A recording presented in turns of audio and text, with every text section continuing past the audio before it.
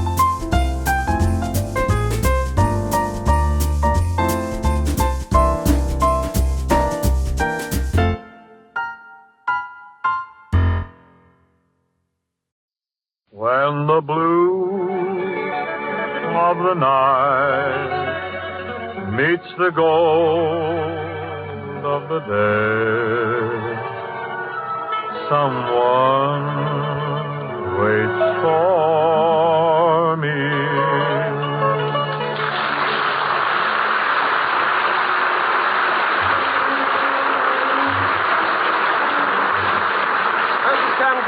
Welcoming you to Philco Radio Time, produced and transcribed in Hollywood, with John Scott Trotter, his chorus and orchestra, the Charioteers, Skitch, Henderson, and starring Bing Crosby.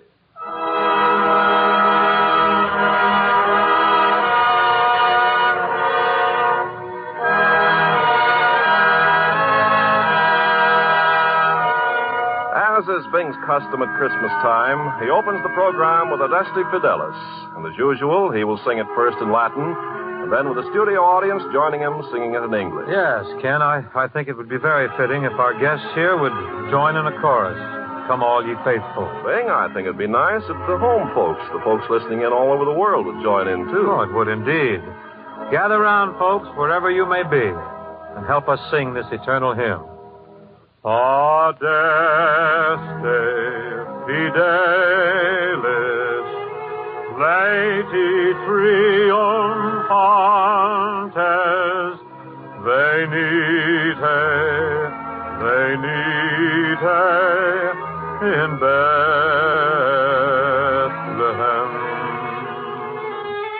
Natum videte,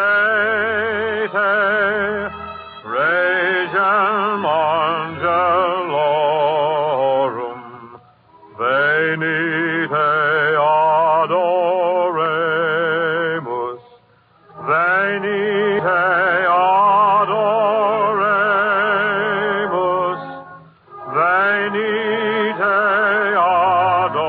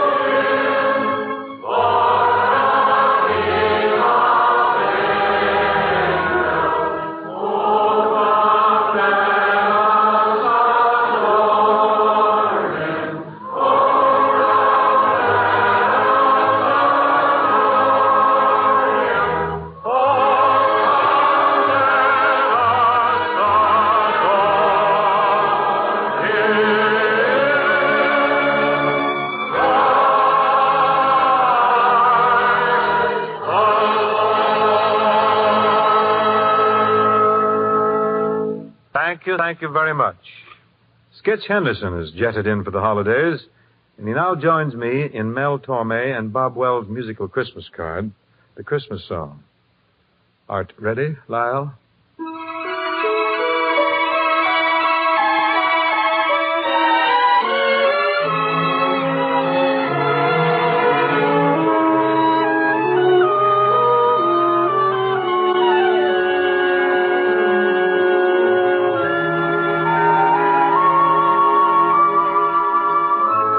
Chestnuts roasting on an open fire, Jack Frost nipping at your nose, Yuletide carols being sung by a choir, and folks dressed up like Eskimos. Everybody knows a turkey and some mistletoe help to make this season bright.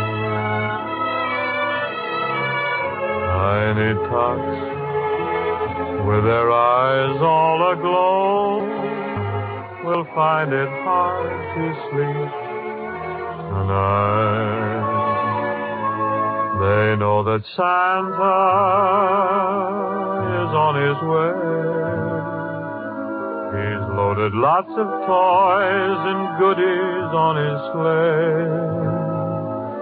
And every mother's child is gonna spy to see if reindeer really know how to fly. And so I'm offering this simple phrase to kids from 1 to 92. Although it's been said many times, many ways, Merry Christmas to you.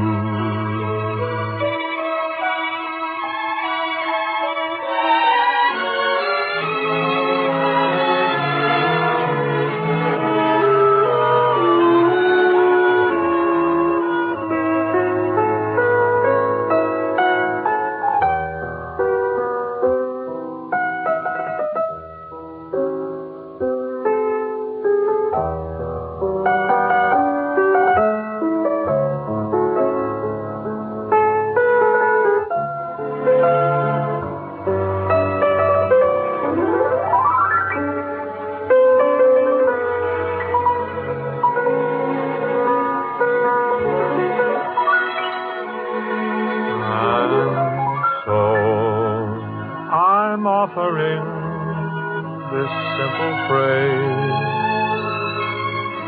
to kids from 1 to 92.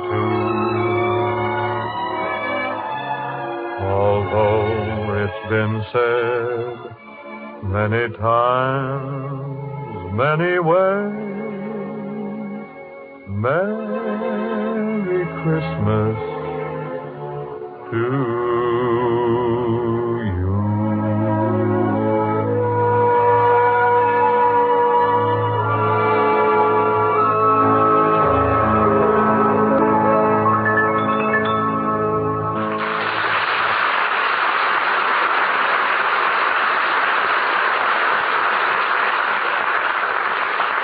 Imagine a Christmas program without jingle bells. It'd be like Christmas without mistletoe or something. We're prepared. We're not going to disappoint you because John Scott Trotter has assembled a bouncy version of this perennial favorite.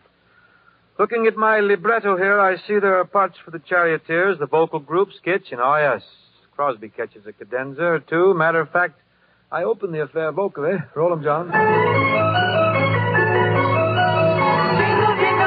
Jingle, jingle, jingle, jingle, jingle. Jingle bells, jingle all the way. Oh, what fun it is to ride in a one-horse open sleigh. Jingle bells, jingle all the way.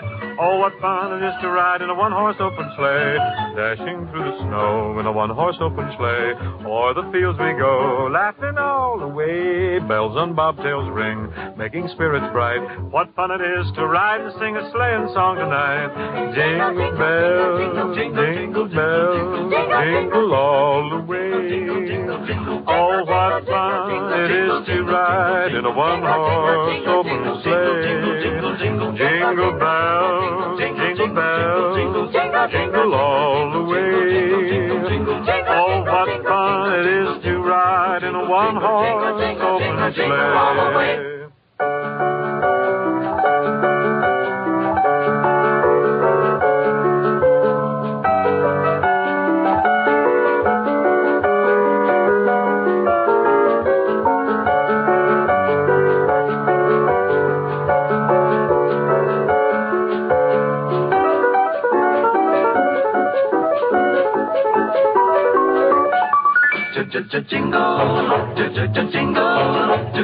Jingle, jingle, jingle all the way. Oh, what fun it is to ride in a one-horse open sleigh. Jingle, jingle, jingle all the way. Oh, what fun it is to ride in a one-horse open sleigh. Jingle bells, jingle bells, jingle all the way. Oh, what fun it is to ride in a one-horse open sleigh. Jingle bells, jingle all the way. Oh, what fun it is to ride in a one-horse open sleigh.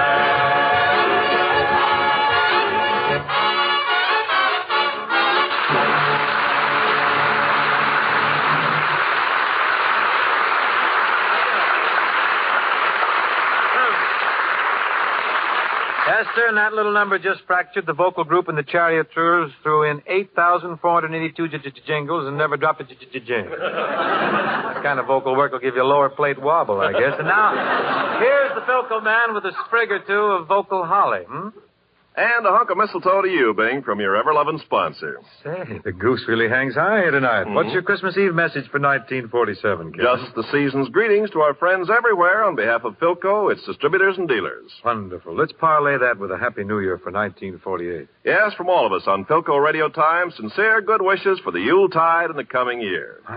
My, we're certainly full of greetings tonight, aren't we? Nothing to sell? Not a thing. Isn't this sensational? Oh, the halcyon days are here on radio, aren't they? Jolly Noel from us all. I guess White Christmas could stand one last delivery before the season ends.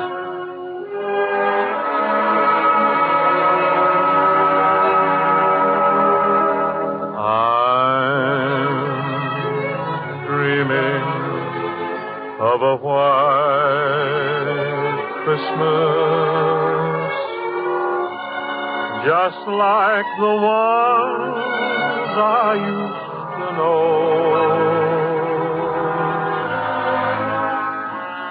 where the treetops glisten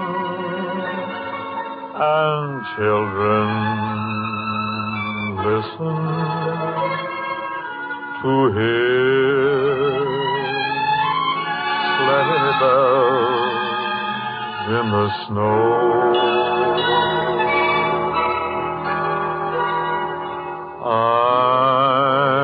I'm dreaming of a white Christmas, with every Christmas card I write.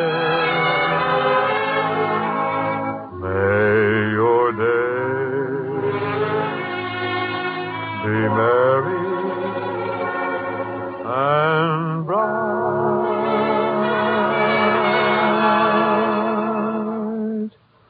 and may all your Christmases be white.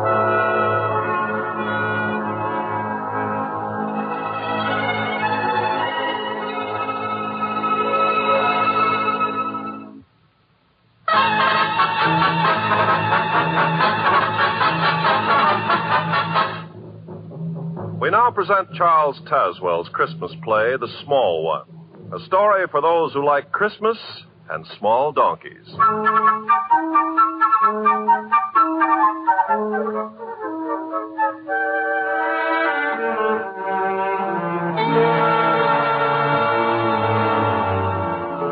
same winter sun that dances on the winter snows up north sprawls indolently at ease in the thick white dust of El Camino del Norte, Old Mexico.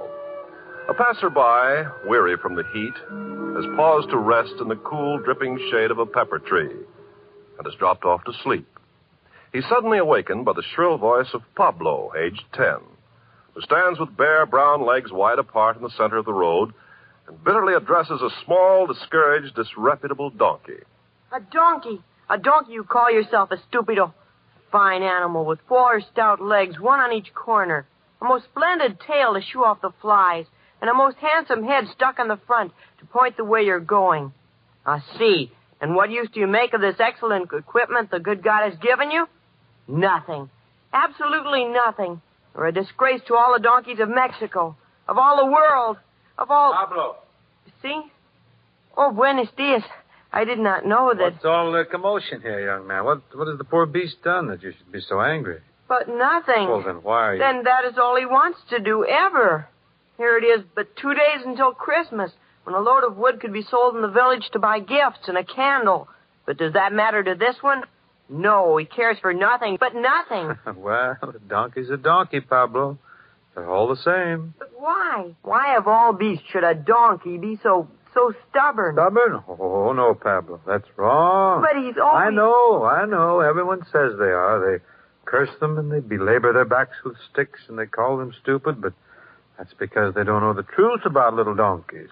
The truth? Yes. It's really not stubbornness, but pride that makes small donkeys so aloof.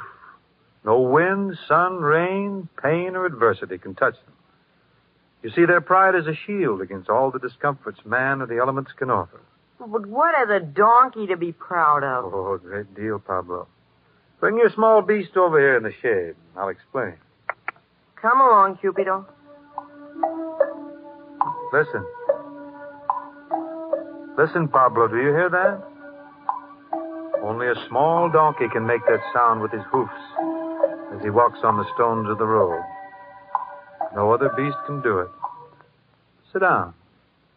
Sit down, my son.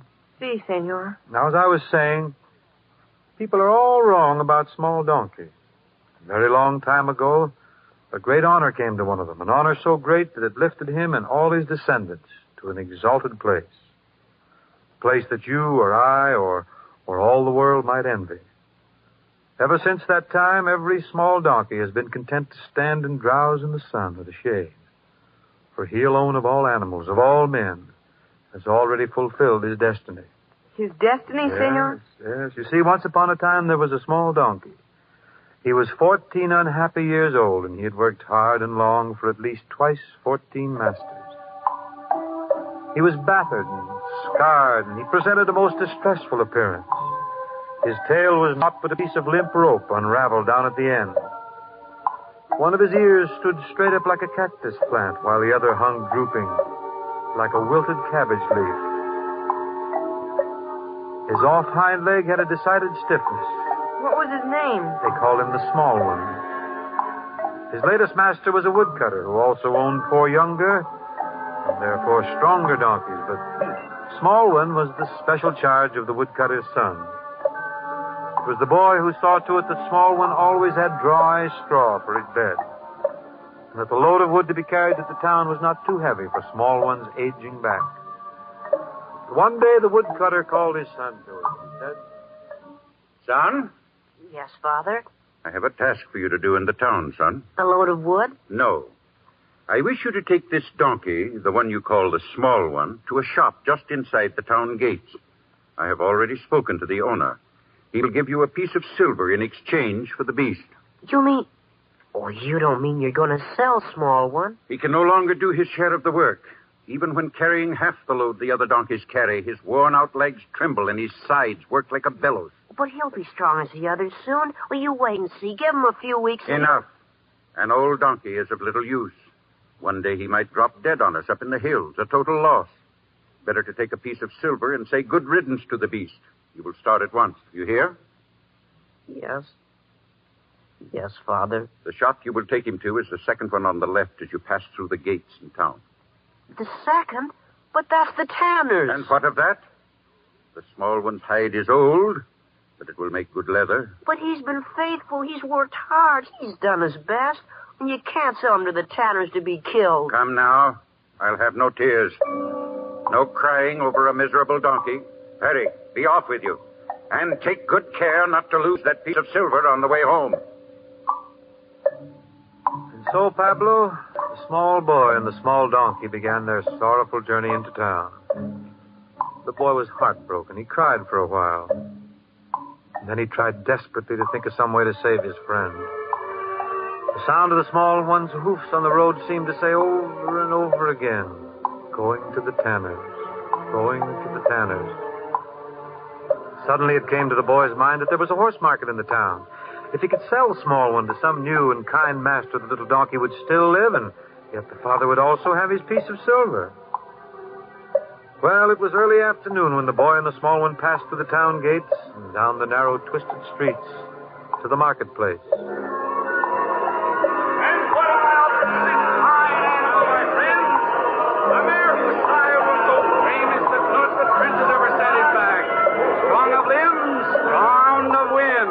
Who'll start the bid at 50? 50! 50 it is! Who'll make it 51? Come, my friends. Are you going to let such an animal go for so paltry a sum? Please, sir, would you like to buy a fine donkey? What? What'd you say, boy? This small donkey, he's for sale. They're strong and willing. The price is very cheap, but one piece... No, I don't want to buy a donkey. Be off with you. 60 is the bid. That's more like it. Do I hear 62? Will someone say 62? Come, my friend. You'll never again get such a fine horse for so little cash. Look at the proud head. See the flowing mane. Excuse me, please. This small donkey's for sale. Would you What like is it you want, boy? This fine animal, he can be bought for only one piece of silver. Isn't that a great saving? They're bidding 60 for the horse, and I know he can't do half the work a small one. Look, he's very... Go away. Don't bother me. But he's... Go away, or I'll take a stick to book you back. And now, my friend, I'm... 83! 83 is the bid! Do I hear more? No! 83 once! 83 twice! Sold for 83 pieces of silver! You've made a fine bargain, my friend. Now, who has the next animal for sale? Step up! Please, sir, would you try to sell this small donkey? Go away, boy. Oh, but he's a very valuable animal. He's not nearly as old as he looks. It's just because he's worked so hard. And the other one that doesn't stand up straight as a donkey should. Well, that was the fault of a careless master, not his own. He eats very little, and he's terribly strong. This is a horse market, boy. We've no time to waste on donkeys. But a small donkey would take such a small time. All right, my boy. If you insist. My friend! A great bargain I have to offer you. The proud owner terms it a donkey, but it appears to me to be an animated pile of shaking bones. It's not. You can see how the moths have been at the hide. And the tail, is it a tail? Or is it the stub of a broom, worn out from sweeping the courtyard? A true museum piece, my friends, moldy with age and loose in the joints. He is not. But it is not seemly to laugh, my friend, because the owner assures me that this animal is fine enough to share a stall with the king's horses. Stop! You shan't make fun of him. Maybe he's not as handsome as your animals, but he's better. He's a lot better. Small one deserves to be in a king's stable. All right, boy. Take your donkey and move along. We've got business to attend to. Hurry up, off with you. Now that we've had our fun and disposed of the king's donkey, my friends, I want to call your attention to these two fine Arabs. And so the boy and the little beast left the marketplace, Pablo. The hours were slipping swiftly by, and the boy knew he must start soon for home, and that he must have the piece of silver to give to his father. He tried stopping people on the street. He inquired from door to door, but no one wanted to buy a small, tired donkey. The sun was sinking fast, and he came at last back to the town gates, and he stood before the tanner's door. The boy's face was tear-streaked, and the small one's head drooped so low that his limp ear almost touched the ground. The boy said goodbye to his small friend, and he asked forgiveness for what he had to do, and there was understanding in the little donkey's eyes. And then, just as the boy was lifting the latch of the tanner's door, a voice spoke to him. My son, Yes? Yes, sir? I have a great favor to ask. Are you the owner of that small donkey? Oh, yes, sir. I have a long journey to make. My wife is not well. I have great need of a strong, gentle animal to carry her safely. Well, small one's very strong and very trustworthy. Yes, I can see. Would you sell him to me? Yes. Oh, yes, sir. But for 1 piece of silver. 1 piece of silver? Is that too much, sir? Too much? Oh, no. A very reasonable price for such a beautiful animal. He's not very beautiful, but he's good. Yes, I can see that. I'll be kind to him. I promise you that. Well, then he'll work so hard to please you. Here's your piece of silver. Come, small one. Do you mind if I come as far as the town gates? You see, the small one and I... Not at all, not at all. You'll want to say goodbye to him, of course. You can do that while I see my wife safely on his back. Here we are. Easy, small one. Goodbye, small one. You must be very faithful, and it isn't forever, you know. When I grow up and earn many pieces of silver, I'll buy you back, and you'll have a fine stable and nothing to do at all but sleep and eat. Won't that be nice, small one? All right, my son. We're ready to go. Wait, traveler. Yes, soldier? I must make out the record before you can pass through the town gates. Who are you? My name is Joseph. And your wife? They call her Mary. Your destination? Bethlehem. Pass. Come, small one. Goodbye, son. Goodbye. Goodbye, small one. Be gentle and sure of foot. And carry her safe to Bethlehem. So Pablo, the small one, traveled the many weary miles to Bethlehem. There in a stable which became a king's stable, he saw a king born.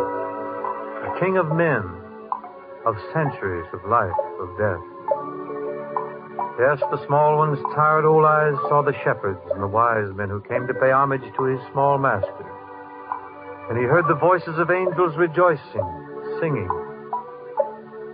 the very same notes his hoofs had rung out on the stones of the road. And then it came to pass that all those who had laughed at his ragged coat, his limping gait, and his drooping ear, they all envied the small one, for he was part of a great miracle. It was a long, long time ago, Pablo, my son, but today all small donkeys stand and they dream, especially at Christmas time. They dream of the small one of Bethlehem.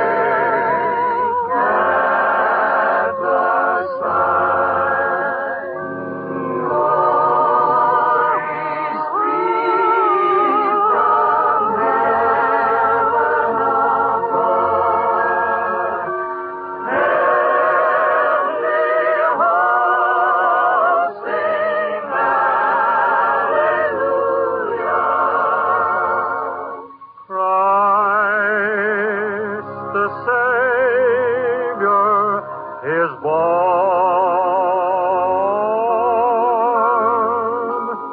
Christ the Savior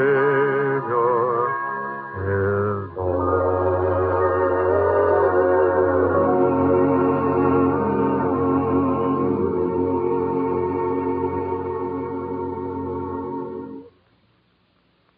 This program is produced and transcribed in Hollywood.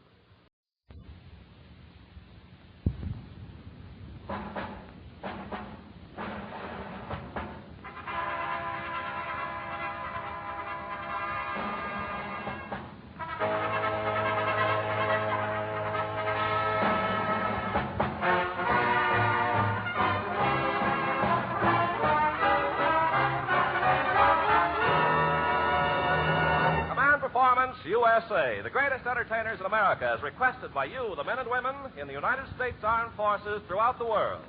Command Performance, presented this week and every week till you're home from the hospitals and back from over there.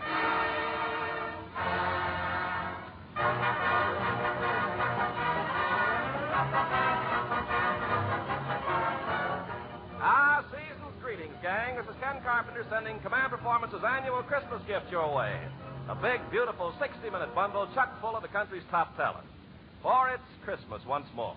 Christmas, the day we forget our petty troubles and sorrows. Christmas, the day we try to act like charitable human beings, to act the way we should act 365 days a year. A time for friendliness, a time for laughter, or for tears. Tears of happiness. And seated before a cheerful fire in a small cottage in North Hollywood, a little girl sits listening to a wise old man. The little girl, Norma Jean Nilsson. The man, our beloved Lionel Barrymore. Lionel is reading to her. Up the chimney he rolled. He sprang to his sleigh, to his team gave a whistle, and away they all flew like the down of a thistle. But I heard him exclaim, ere he drove out of sight, Happy Christmas to all, and to all a good night. Well, that's it. Golly, that was nice, Mr. Barrymore. Yeah. Do you like Christmas poems, Norma Jean? Oh, I like everything about Christmas. Huh. The tree, the presents, Santa Claus coming to visit, and, oh, gee, just everything. Yeah. Well, it's my favorite season, too, Norma Jean. It always has been, ever since I was a little boy. Gee, is Christmas that old? Well, honey, believe it or not, Christmas has been in existence even longer than I've been. Gosh, that must be over 20 years. Thank you, my dear. Thank you.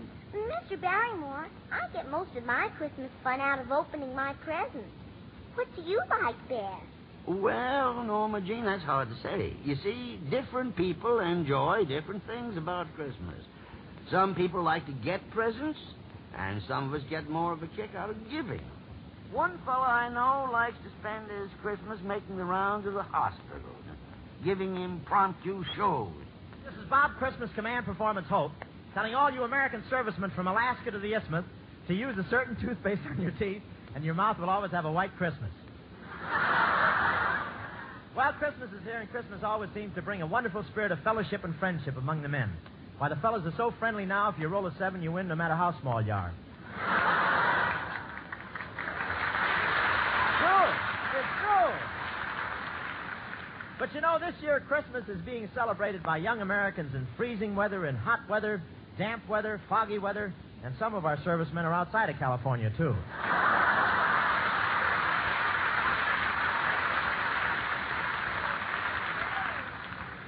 Thank you, you native swimmers. And you know, it's a funny thing, but the men overseas don't like to receive Christmas cards. No, sir, they get suspicious now whenever they see anything that starts with greetings.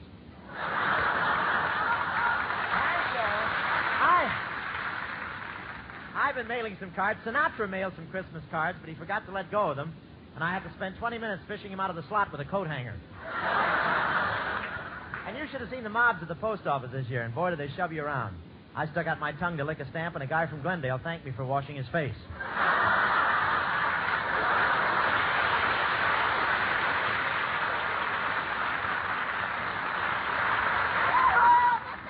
Well, Miss Vera Vague, ladies and gentlemen.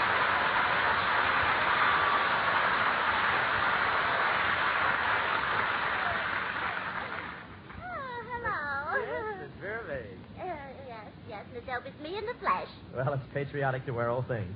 You know, Miss Sills, I think I'm going to be awfully disappointed this Christmas. I'm afraid Santa Claus is going to let me down. Well, what makes you think Santa Claus is going to let you down? Well, I guess nobody ever asked him for a husband before. Are you still looking for a husband, Miss Vase? Well, yes, I am, just up till the end of this week. Well, then what are you going to do? Start dredging, for one. Well,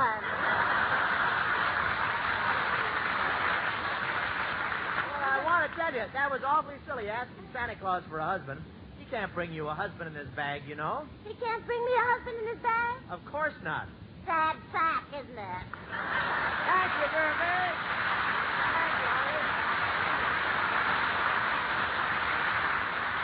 Thank you, darling. Get on your broom and go home. And now I'd like you to meet a man who is the greatest authority in the world on wrapping and mailing packages for Christmas, Professor Colonna.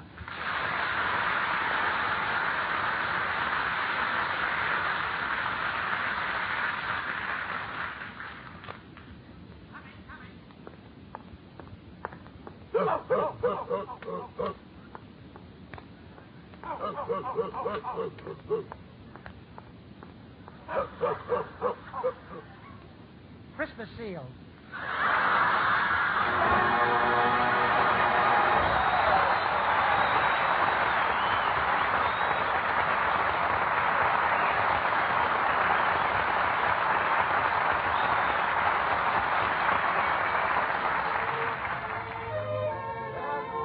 Different people have different ways of enjoying Christmas. And one of the nicest things about the holiday is that it draws old friends together. People sort of get it in them to go visiting. Yeah, now that might be some business right now. Come in. Come in. Well, it's the Andrews sisters.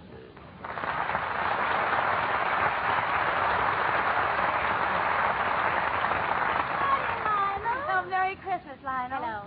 Mr. Barrymore, which one is which? Well, Norma Jean, I'm Patty. And I'm Maxine. I'm Laverne. All right, kids, all right. How about presenting us with a song?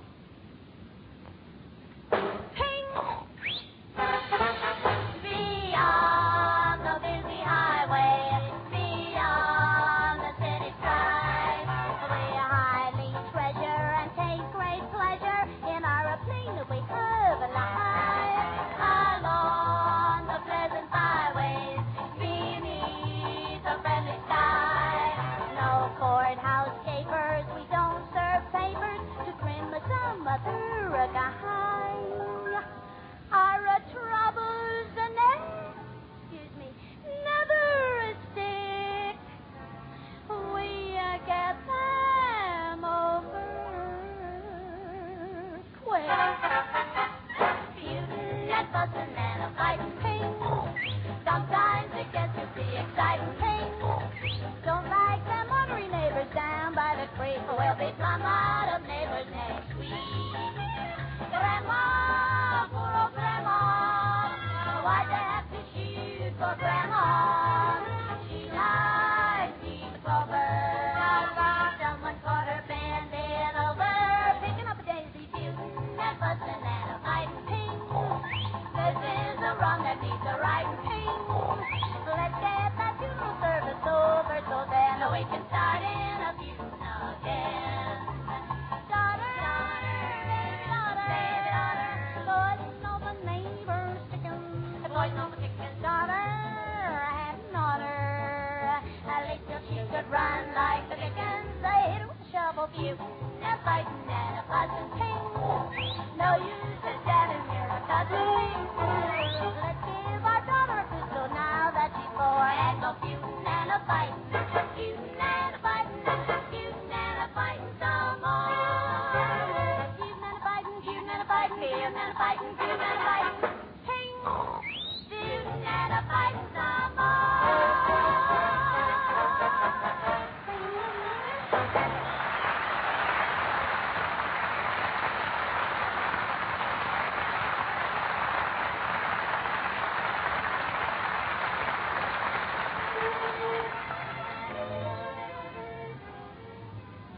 Well, how'd you like that, honey?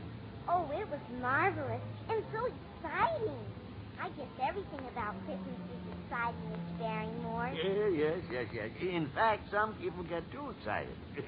They practically go out of their minds. For instance, you take my friends Bert and Gert. Bert and Gert? Yeah, known to some people as Linda, Darnell, and Groucho Marx.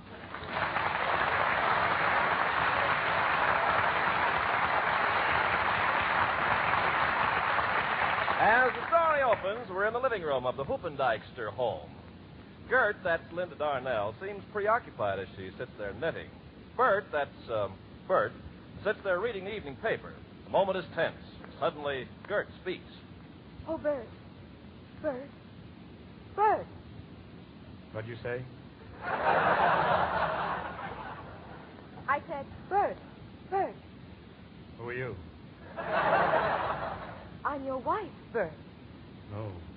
In relation to my wife, Gert? I wonder if you know Bert Hoopendykester. I'm his wife. Well, leave your name and address, and we'll let you know if anything turns up. I know your husband. Great man, Bert. Oh, Bert, you're Bert Hoopendykester, and I'm Gertrude, your wife. Merry Christmas. May I call you Gertrude? Oh, Bert, there's something I must talk to you about. You see, Christmas is almost here, and, well, you haven't bought a present for our daughter. Daughter? Whose daughter? Our daughter. Your daughter, my daughter, our daughter. Things are tight. I can't buy presents for all of them. No, there's only one daughter. Our daughter, yours and mine, Bert and Gert. Then let them get her a present. What's the girl's name? Olive. Olive? Who's Olive? Our daughter, Bert. Thought you said her name was Olive. Oh, Bert, you're going to drive me to distraction. Okay, but you'll have to put some gas in the car.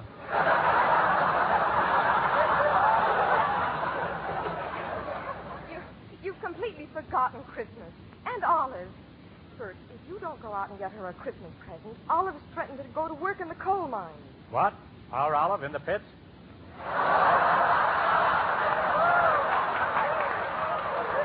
She's been eating her heart out. Oh, Bert, what if our Olive dies? We could have her stuff. Bert, why don't you get her some alligator shoes? Nothing doing. Why should I buy shoes for her pets?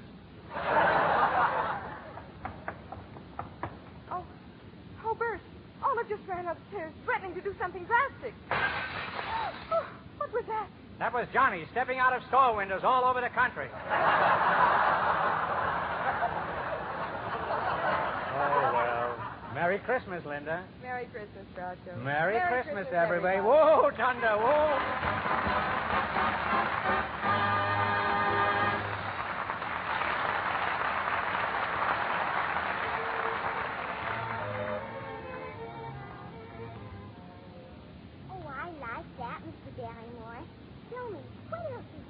Christmas that makes it so wonderful? Well, now there's, Oh, gee, do you think that's Santa Claus? Yeah, I don't think so, no. But we'll soon find out. Come in. Hello. Oh, hello. It's Odrid Totter. Hello, Lionel. Hello, Norma Jean. I just dropped in to say Merry Christmas. I'm on my way over to the big Christmas command performance. Oh, that's nice. Miss Totter, what are you going to do on command performance? Well, a Sergeant Joseph Ames wrote us this letter. Can you read it? I can try. What I'd most like to hear is a poem my mother used to read to me every Christmas Eve. And I'd like to have you do it, especially for my own 2 kids, who are over here with me now. I've forgotten what it's called, but I think it starts out, when the night grows gray and the stars are gold, when bells for Christmas ring. Oh, yeah, I wouldn't mind hearing that poem myself. Well, we did a little hunting for Sergeant Joe, and I hope this is a poem he wants.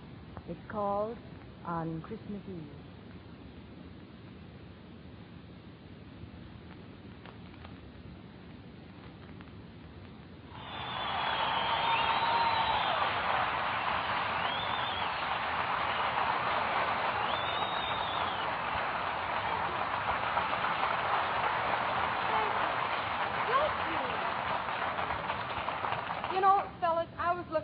things piled under the Command Performance Christmas tree, and I came upon a darling little package.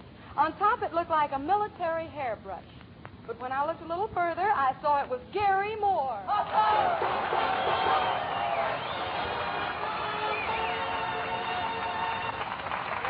Thank you very much, my friends, and greetings, armed forces all over the world. Say, how about me, Gary? Don't I get a greeting, too? Hello, Dinah. Hello, Garrison. Dinah, why don't you fly away with me? Come out into the moonlight where we can be romantic to the beautiful strains of Schubert's Serenade, or the Moonlight Sonata, or the Beer Barrel Polka. Now, well, hold the phone just a minute, Gary. The Beer Barrel Polka doesn't exactly make you feel romantic. It does if you drink the beer first.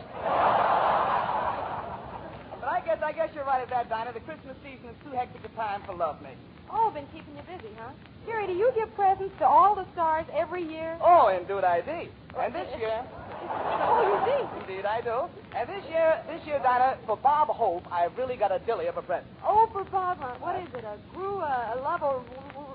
What? Take that again? Is it a grew love or what? Curved to fit the wrist? I got it. No, it's a rocking chair, and it's curved even more.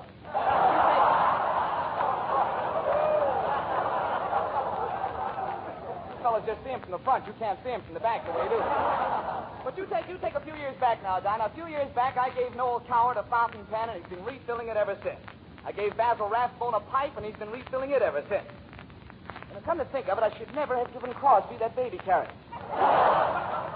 And last but not least, Dinah, I picked out just the thing for Frank Sinatra.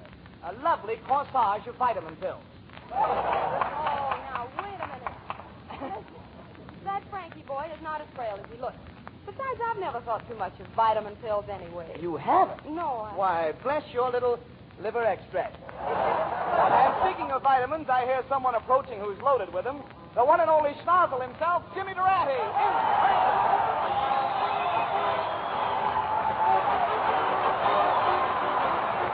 You've got to start off each day with a song. Oh, sing it, Jimmy boy. Now, even when things go wrong, sing it, Christmas. why, you feel better, you even look better.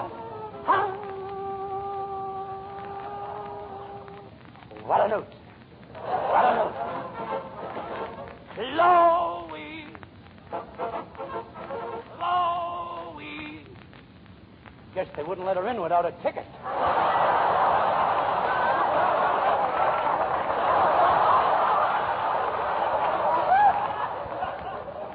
Don't just stand there combing your hair.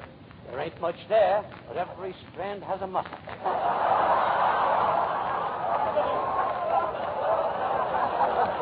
Anyhow, Merry Christmas, Jim. Merry Christmas, Junior. And Snoz, before I go any further, I want to give you your Christmas present.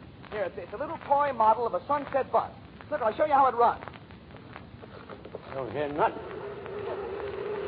There, now, isn't that swell?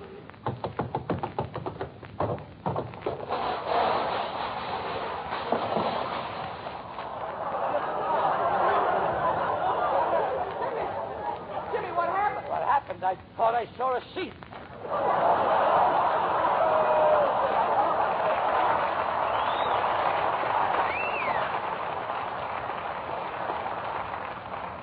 I should stand erect, add a little class to the jump.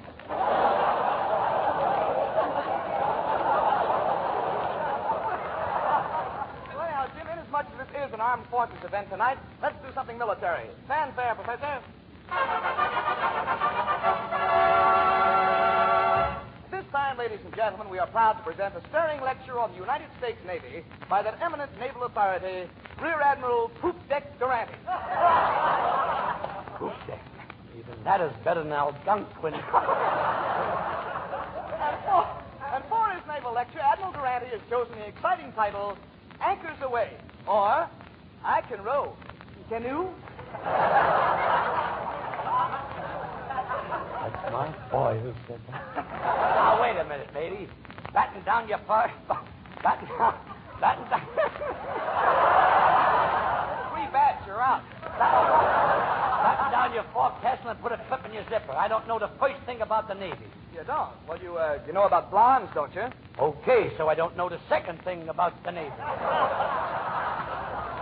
Besides, Junior, if you know so much about the Navy, why don't you give the lecture? Well, I'd love to, Schnoz, but I have to leave. Now, you see, I've taken on a new job, Jimmy. You've taken on a new job, Junior? Yes, I've taken on a new job, Jimmy. Well, tell me, where's your new job located, Junior? Why, my new job is located in a peaceful, placid, and pleasant place called Popular Poplars, Pennsylvania, Jimmy. Your new job is located in a peaceful, placid, and pleasant place called Poplar Falls, Pennsylvania, Junior? Yes, my new job is located in a peaceful, placid, and pleasant place called Popular Poplars, Pennsylvania, Jimmy. Head for the open sea, men. There's a big blower brewing. I can go along with a gag.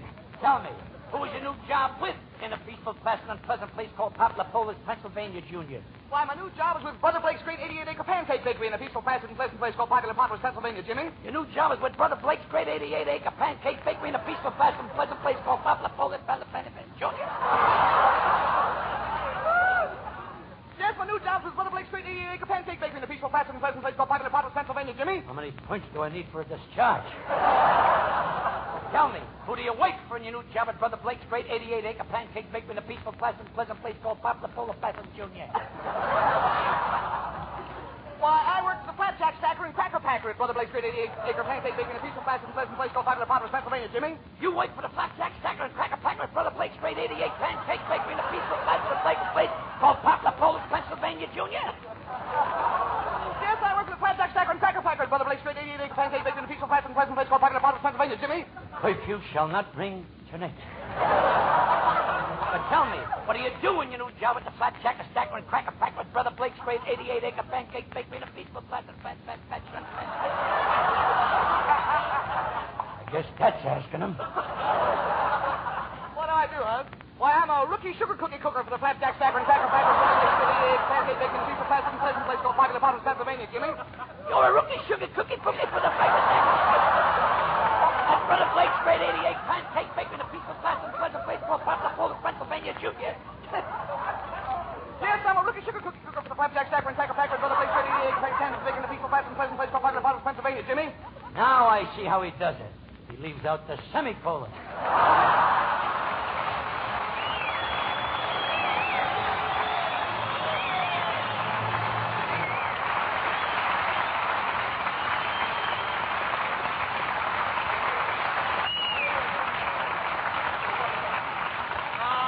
Fine cooking, Gary Moore and Jimmy Ratty. Now we need more decorations around here, so let's bring on a girl who really has the trimming. Come on out, Gloria DeHalen.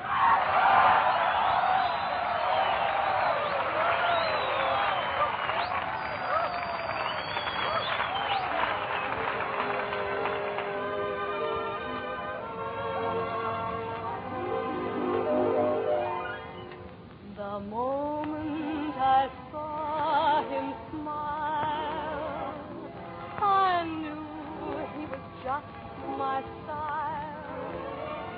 My only regret is we've never met, for I dream of him all the while. But he doesn't know I exist, no matter how I may persist. So it's clear to see there's no hope for me. So I live at 5135 Kensington Avenue, and he lives at 5133. How can I ignore the boy next door? I love him more than I can say. He doesn't try to please me, doesn't even tease me, and he never sees me glance his way. And though I'm heartsore, the boy next door affection for me won't display. I just adore him, so I can't ignore him. The boy next door.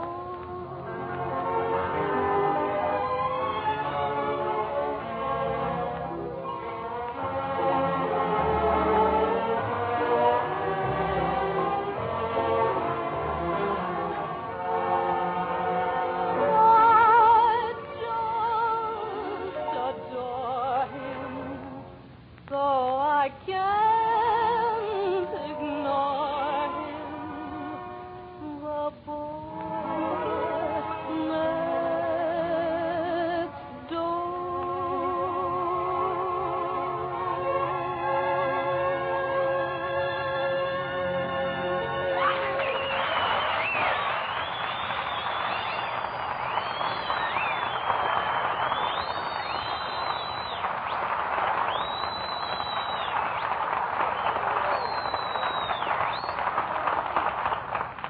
That's in case you can't read out there. Oh, that was wonderful, Gloria.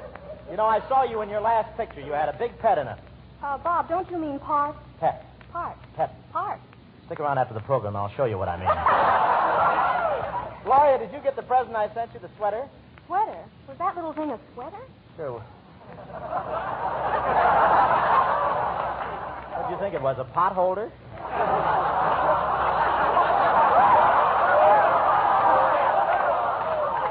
It's all in your mind. Why, yes, and I thought how nice it was of you to give up one of your girdles.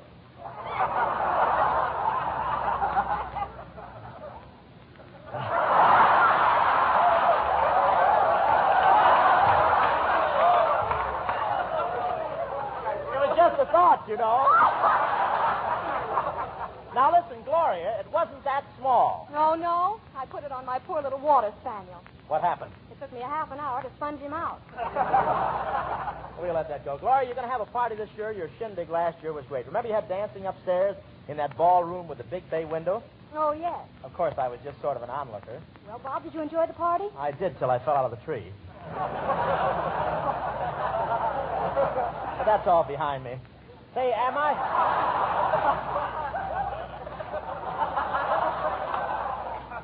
Let's start that other routine again, huh? Am I invited to your party tonight? If you are, Bob, my social secretary better look for a new job. But, Gloria, girl, you should invite me out of sheer gratitude. I sent you a gift. Well, gee whiz, I sent you a gift. A fine gift, paper towels. You think I was too stingy to buy towels? I wouldn't say that, but yours are the only socks I've ever seen marked block, don't rub. Come to think of it, Bob, you might as well come over. You have charm, and you can mingle with the people. True, true. Well, now, let's see. The guests are... Too true. Let's see. The guests arrive around 8. You'd better be there at 7 to meet everybody at the door. Oh, am I the guest of honor? Guest of honor? No, you're going to be the butler.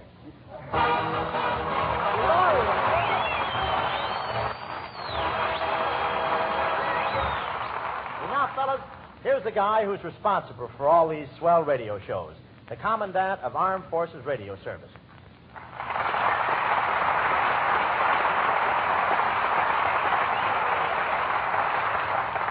Thank you, Bob Hope.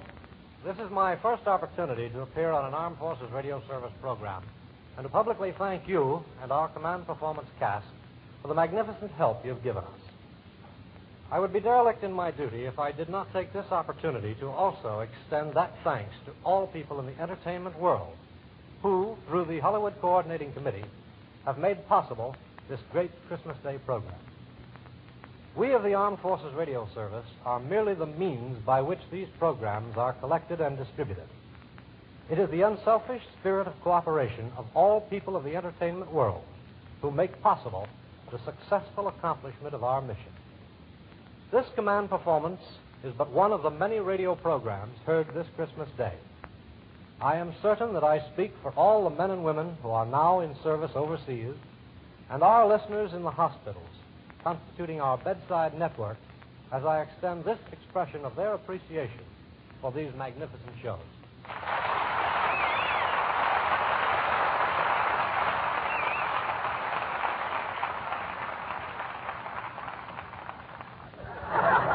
I will now sing a note from Wagner's famous opera, High on Gin.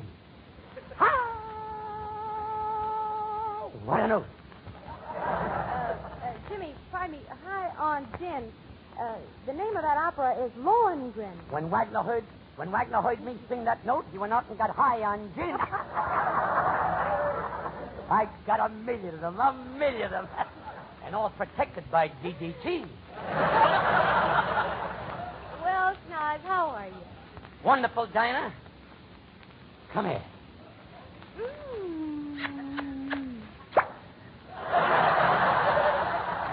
It was a long time with that pop. Oh, Jimmy, you kissed me. It's your own fault you were standing under the mistletoe.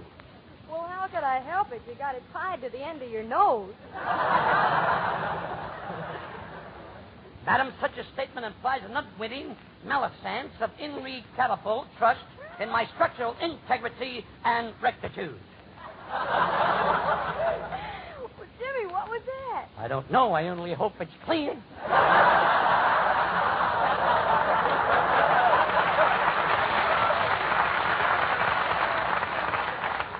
You know, as long as you're here, I might as well give you a Christmas present.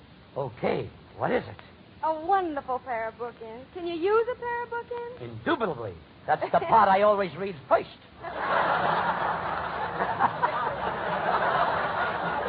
Durana, you mad scholar, you.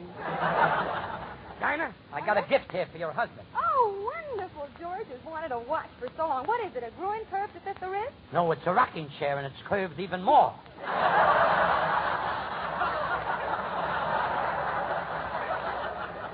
If he wants it custom tailored, I can get him a private sitting. And for you... Yes, James. For me? I offer myself.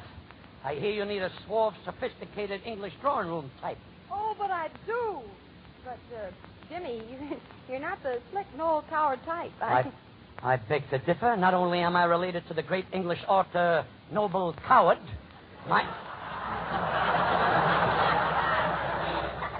musicians are uneducated.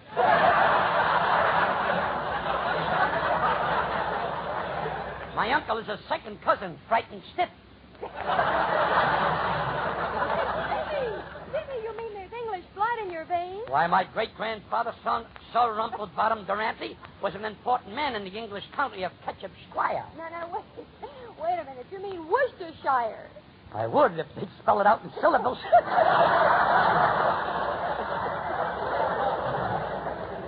You know, in the reign of Henry IV, Dinah, Sir Rumplebottom presided over a big country seat. No kidding.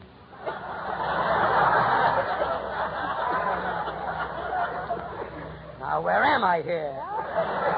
Sir Rumplebottom was presiding. Yeah, over a big country seat. No kidding. But with the event of Henry V, he fell into political disfavor. He was ordered to move the country seat from Ketchupsquire to... No place to go? Right. What a dilemma. There he was with a big seat, no place to put it. I don't know, Schnoz. I guess I'll take a chance and present you as a slick leading man. Howard, will you set the scene? Wait a minute. Who's going to be my leading lady? I got a pass on her talent. Oh, I think you'll like her. It's a lovely girl named Esther Williams.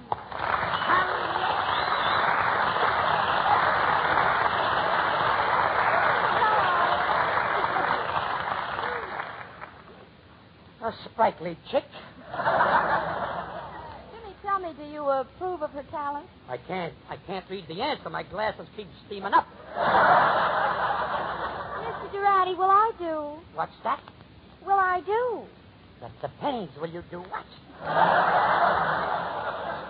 Please, Chris, we got to go ahead with our slick drama. Howard, will you set the scene, please? Gladly, Donna. Our play takes place on the terrace of one of London's swankier hotels. He's beginning to talk like me. Our play takes place on the terrace of one of London's swankier hotels. A man paces back and forth impatiently. Suddenly, a woman steps out onto the terrace. With a start, the man recognizes her. She's his former wife. Angela. How are you, Angela? Oh, fine. Where have you been? I've been down at my coffee plantation. Well, how have you been? Been fine, old girl, been fine. And how's the coffee? Fine bean, old girl. Fine bean. You know, it's funny. I've traveled. I've been to most parts of the world, yet I couldn't bring myself to buy a ticket to India. You didn't buy a ticket to India? No. Why didn't? I don't know. I guess I'm too stingy. I love that kind of carriage. And you? Well, I've been abroad. Well, to get you past.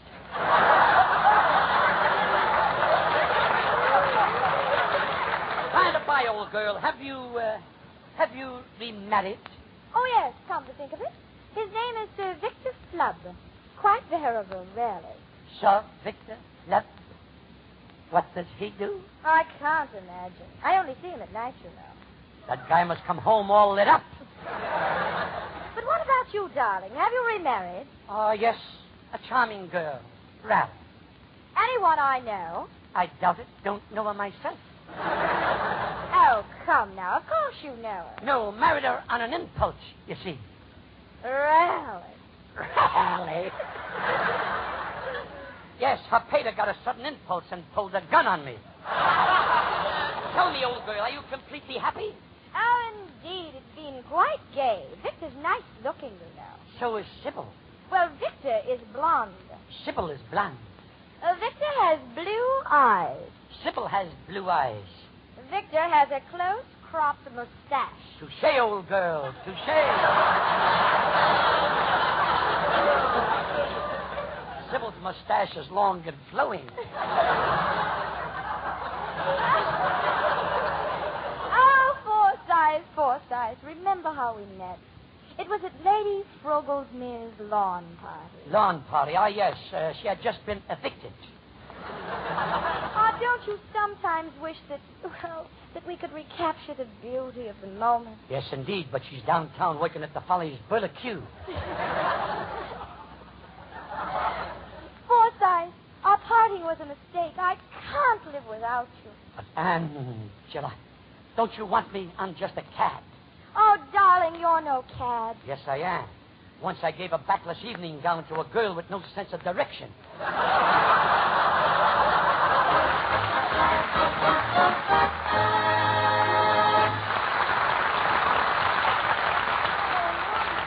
Thanks a million, Esther and Jimmy, for dropping by. Oh, it was fun. Lots of luck, gang, and Merry, Merry Christmas. Yeah, Merry Christmas, kid. Hey, wait a minute, Snazzy. You gotta go. I mean, you can't go. You gotta sing. Try to get me out of here. Oh, come on, Jimmy. You gotta sing a song. Thank you, girls, from the bottom of my heart. And if you hadn't have said those words, that 3 hours of rehearsal would have been a total loss. I never in my lifetime was so delighted. Honest, I'm as happy as a clown.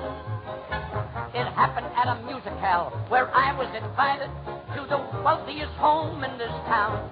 I knew the people were wealthy. When I sat down to dinner, they served nothing but money. What a party. I rubbed elbows with Itervey. I rubbed elbows with Shostakovich. I rubbed elbows with Rubinstein. I had to rub elbows with them. They wouldn't shake hands with me. Anyway, after we dined and had dinner, too, we all sashayed into the music room. Immediately, Itervey sat down and played his latest concerto. Then Shostakovich obliged with his latest etude. And then Rubinstein thrilled the crowd with a Sinatra he composed. After the applause subsided, all eyes turned upon me. And why not? I was sleeping.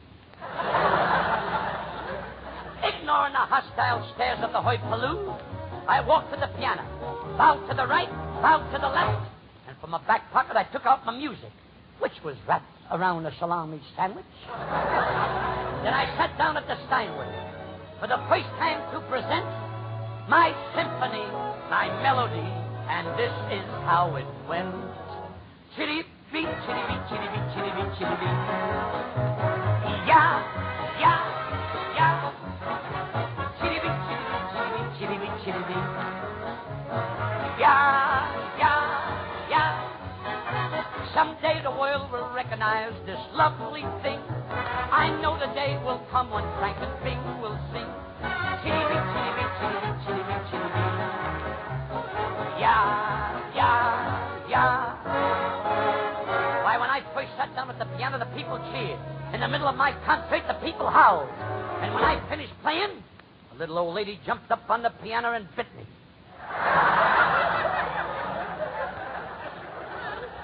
And to add to my humiliation, somebody stole my salami sandwich. But my chagrin was only temporary, because history will be made When I introduce my symphony at the Hollywood Bowl, I can just hear that string section, the brass section, the oboes. Wait a minute. Another outburst like that and your drums go back to Sears and Roebuck. Folks, visualize a symphony orchestra behind me. An audience of 90,000 in front of me. A spotlight hit me, and Durante singing, chitty beat, chitty beat, chitty beat, chitty beat, chitty beat. Yeah. Chitty beat, chitty beat, chitty beat, chitty beat, chitty beat. Yeah. We'll sell 1 million copies, maybe 2. This song is gonna be another Inca-Dinka-Doo. Chitty beat, chitty beat, chitty beat, chitty beat, chitty beat. Yeah.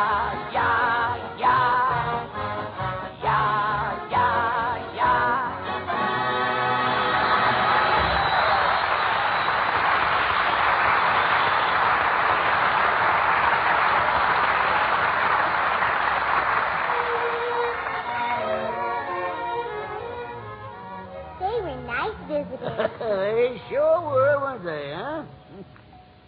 Sounds like there are more. Come in. Merry Christmas, everybody.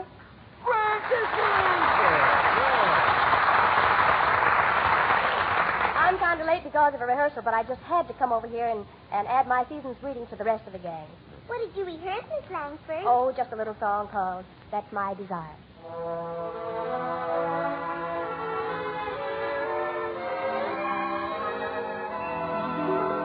To spend one night with you in our old rendezvous and reminisce with you. That's my desire. To meet where gypsies play down in a dim cafe and dance till break of day. That's my desire. We'll sip a little glass of wine. I'll gaze into your eyes divine. I'll feel the touch of your lips pressing on mine. To hear you whisper low, just when it's time to go. Sherry, I love you so.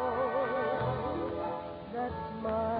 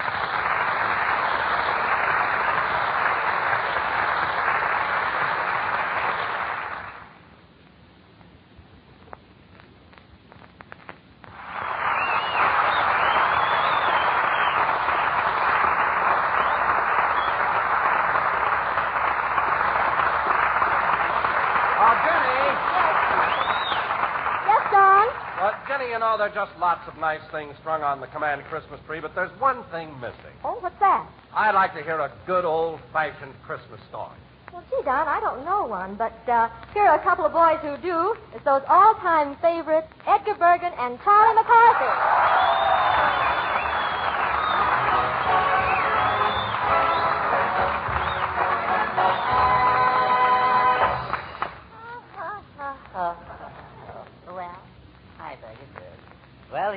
again, Charlie. Yes, so what? I must say that I'm a little shocked at your attitude. Why? Why, at this season of the year, everybody's happy. Uh-huh. Everybody's on their best behavior because it's close to Christmas. Yeah, sure. I was on my best behavior last year. What did I get? Nothing. I was so good. I was... Oh, you fire buzzard, you. Smart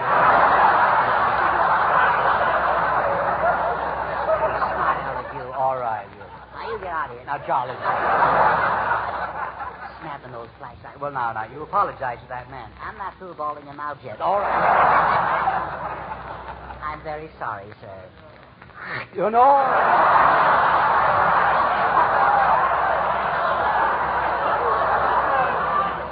Take another one, will you?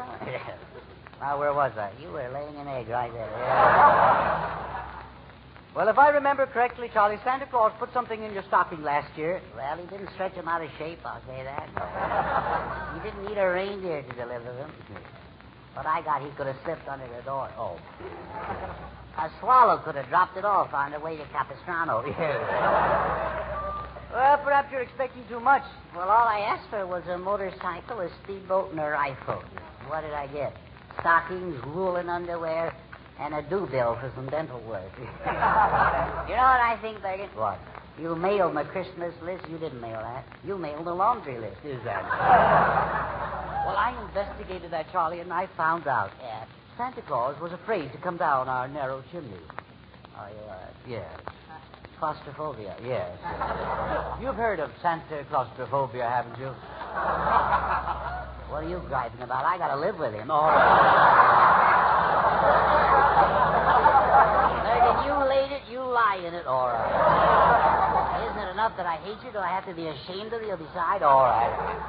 Well, I have a sneaking suspicion that you're going to get some pretty nice presents this year. That is, providing. I knew there was a catch in it. Providing you've memorized your piece the night before Christmas. Yes. Then, of course, I know you have. And so I'm going to introduce you to this audience. Uh-huh. Now, ladies and gentlemen. Oh, you went over there, too, huh? Yeah. Ladies and gentlemen, you're about to hear the famous classic, The Night Before Christmas, by Clement Clark Moore. I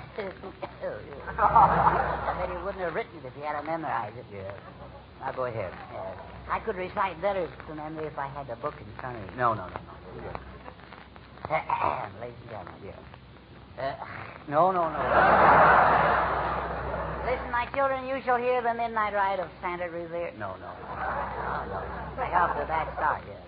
Under the spreading Christmas tree, village Santa's stand. No. Did he go? Yeah. Perhaps I better start you off. It was the night before Christmas and all through the house. Gad, Bergen, you took the words out of my mouth. Yeah. I'm glad to get rid of them. Yeah. Now, what's the next line? Christmas for the house. Christmas all through the house. What's the next line? No. Now, the creature was stirring, not even a louse. No. The stockings were hung where? On a nail? No. By the chimney with care, in hopes the laundry man soon would be there. In hopes that Saint who? St. Vitus. No. St. Bernard. No. St. Paul? No. Minneapolis. No. I'm on the wrong track. Yes. You don't know? No. I hate myself for not knowing. Just hate myself. In hopes that St. Nicholas soon would be there. Semicolon. That's fine. The children were nestled all snug in their bed. Shoot if you must, his old gray head. No. Surely you know the part about Santa Claus as he rides through the skies? Oh, yeah. He flies through the air with the greatest of ease. The jolly fat man in the red DVD. The next line is, when out on the lawn there arose such a clatter. What'd you do? I sprang from my bed to see what was the matter. Oh, yeah. I tore open the shutters and threw up the sash.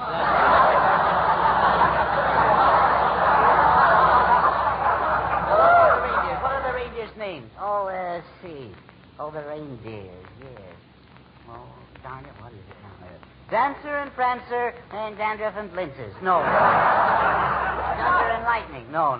Donner. Oh, yeah, Donner and Michi. No. I didn't know he made the team. Now, wait.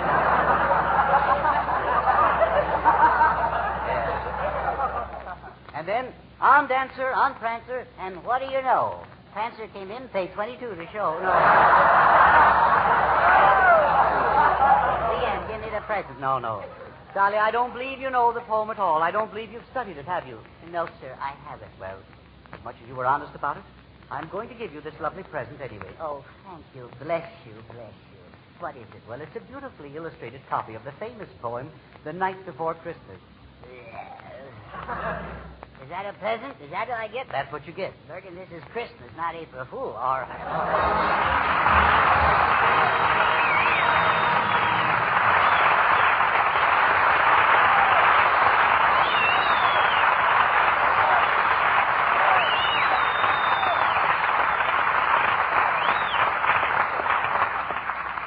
Thanks a lot, Edgar Bergen. Command Performance takes you now to Washington, D.C. for a Christmas message from the Commander-in-Chief. Ladies and gentlemen, the President. To the men and women of our armed forces, I am very grateful for this opportunity to extend to each one of you, wherever you may be, my most sincere Christmas greeting. We are now involved in a great struggle to shape the events of today and tomorrow toward a just and enduring peace for all peoples in all countries.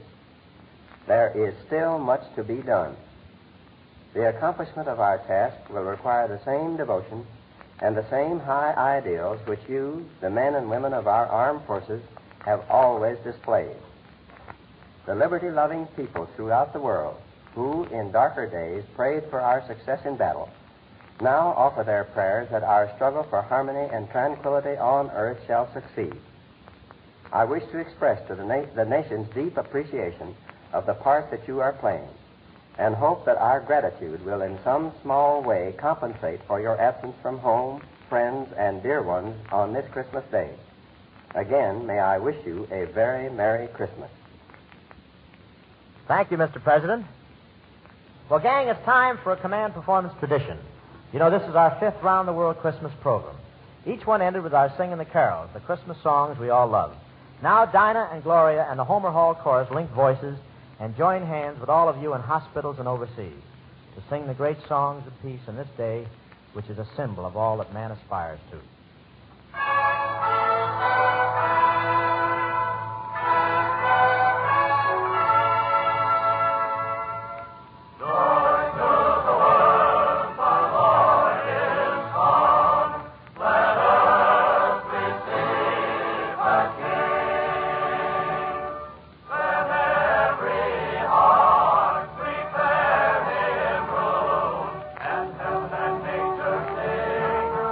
Heaven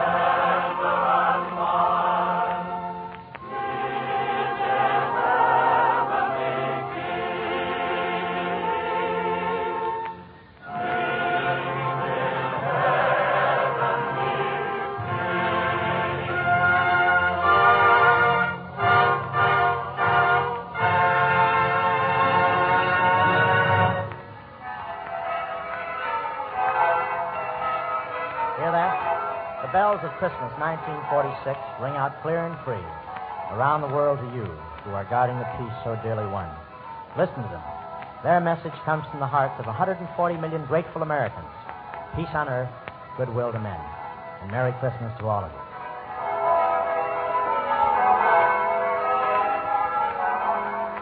This program is arranged with the aid of the Hollywood Coordinating Committee. This is the Armed Forces Radio Service, the voice of information and education.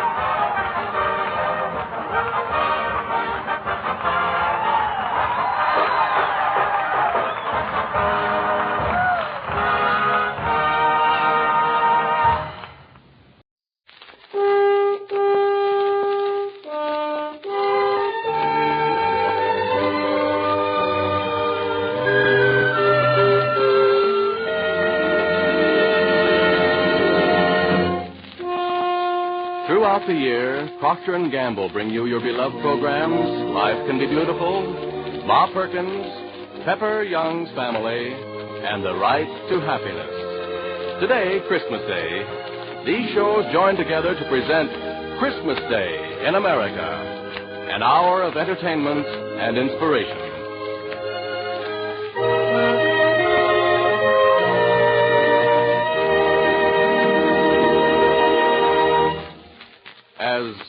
As American as a cake of soap.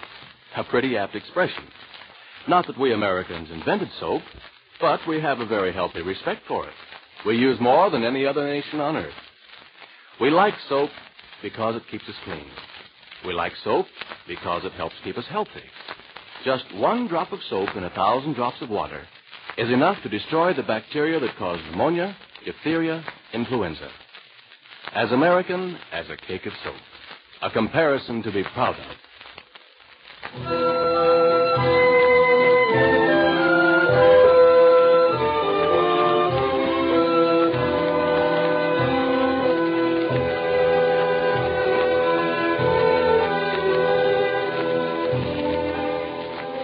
It was a small town, and there was sort of a holiday going on. The people of that locality were required to come to the tax collector and pay according to their income. The hotels were crowded. And even if there had been a room available, it would have been at a price too rich for the small purse of the elderly carpenter and his wife, who searched wearily for any kind of accommodations. The husband, a man named Joseph, walked slowly beside the donkey on which his wife rode. Night was coming on.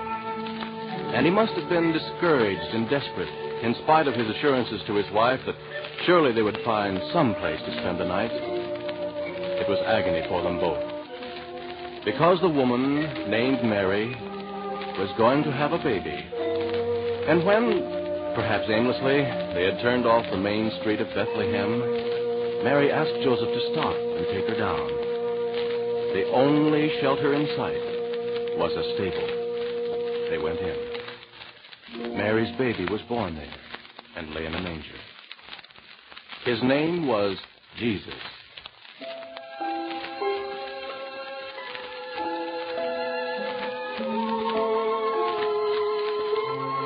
This is his birthday.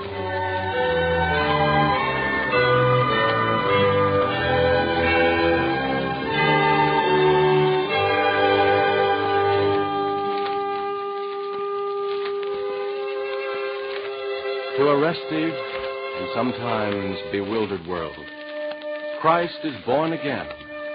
Life is born again. Love and reverence are born again.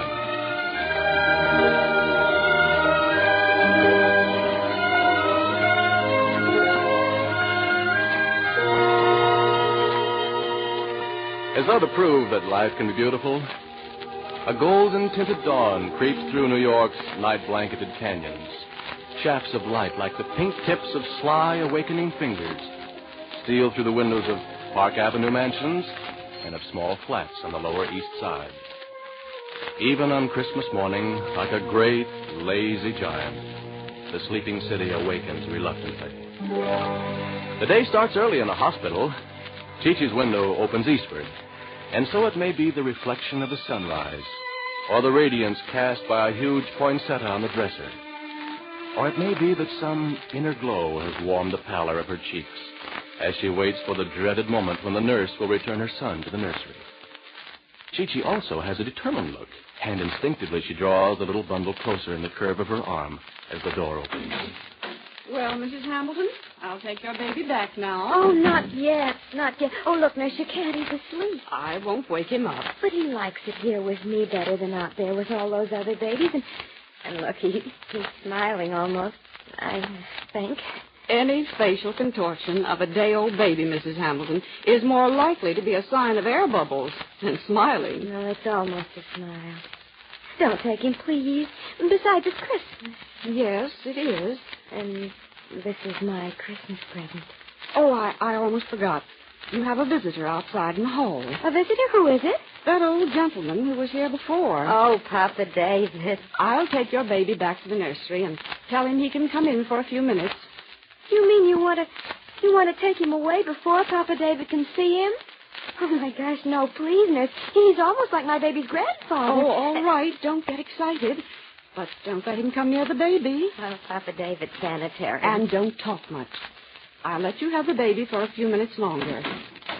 You may come in now. Oh, thank you. Come on in, Papa David. A blessed Merry Christmas to you, Chichi. Merry Christmas to you. Oh, God bless you, Leighton. Well, what do you think of my son? Oh, God has blessed you, Leighton. And me, too, permitting me to live long enough to fill my old eyes up with the picture of you lying there so beautiful with you, baby. You think he looks like Stephen? Oh, what's a more beautiful sight than a mama and her baby? Well, I guess he don't really look like anybody yet. I'll drop in after a little while, Mrs. Hamilton, and I'll have to take the baby to the nursery. I wish Steve could see him. Yeah. I did all right, didn't I? The baby came just when Steve hoped it would. Just in time for Christmas. He used to say he was going to bring it in to me with a big red ribbon tied around it like a Christmas present. But I guess the nurse wouldn't have let him do it anyway. The ribbon might not be sanitary. No. Don't be depressed, Chichi. Today is Christmas. You got to be merry. And, well, anyhow, not depressed. Yeah. Papa David. Uh-huh. Remember right after I first came to the bookshop to live with you how you used to read to me out of the Bible all about how Christ was born? Yeah? I remember how you said I wasn't Jewish, I was a Christian, and I'd have to know all about Christ. Even so, when the angel said, tidings of great joy, he also said, which shall be for all people. You remember? Mm-hmm. I always used to like that part about Mary, his mother.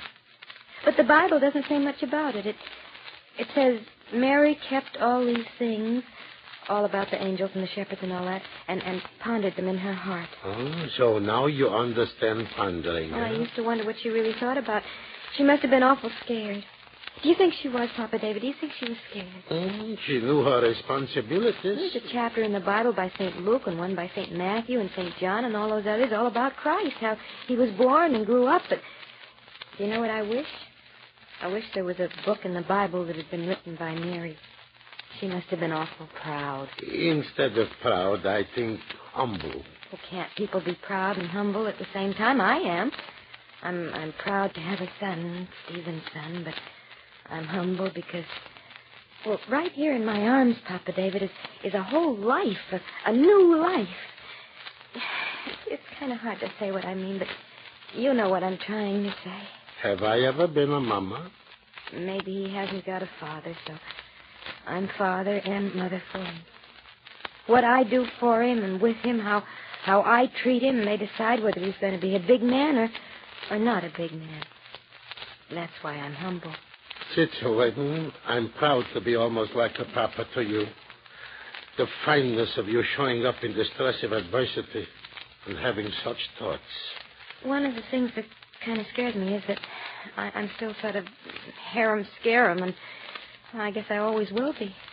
Maybe my son won't like a harem-scarum mother. God, with two such names, Stephen and David, how could he help loving you? If Steve was here, it would be different. I've always been sort of a pop-off, and Steve wasn't. He always thought things out, and so together we made a pretty good team. And now it's all up to me. That's what I'm pondering about. Just love your baby, Chicha. Love him and let him know that you love him. Is that all? Well, anyhow, it's a good start. The nurse says my baby's the best one in the hospital. She did? Well, anyhow, she didn't argue with me when I said it. Well, any mama who's thinking her baby ain't the best, she ain't deserving of having a baby. What I'm really trying to say, Papa David, I know. You do? Mm-hmm. Well, then maybe you can say it for me better than I can. Well, you're glad that Christ was born a baby. Uh-huh. Instead of coming into the world in a chariot with trumpets blowing and acting like a king with ointment. Uh-huh. You're glad that Mary had a baby because you understand Mary now. And you're beginning to understand that everything that's big was once small. That greatness grows like a flower. And that the truest king, the most understandable expression of a kind and loving God, was a baby, a son, who grows to be a fine man, who through all the centuries, all people, like the angel said, all people revere and love. Yeah, that's what I was trying to say. Well, being a mama like Mary was, having a baby like the Christ child was, the story in the Bible ain't just a story, it's real. Mm-hmm. By understanding Mary, you got a better understanding of Christ. Yeah. And you know something else? I'm awful glad my son was born almost right on Christmas for another reason, too. On Christmas from now on for the rest of my life, every year I'll have a Christmas present from Stephen. First, like now, a little baby, and then after a while, a fine boy, and then a man. Every year it'll be almost like Stephen will be giving him to me all over again. Yes, and God grant that his life will be beautiful, Chicha. It really can be, can't it, Papa David? Yeah, God's greatest miracle, Chicha, is life. And he made it beautiful. And it can be beautiful and will be if we let God have his way. Well, I'm going to try to because, oh, my gosh, I hope my son's life can be beautiful.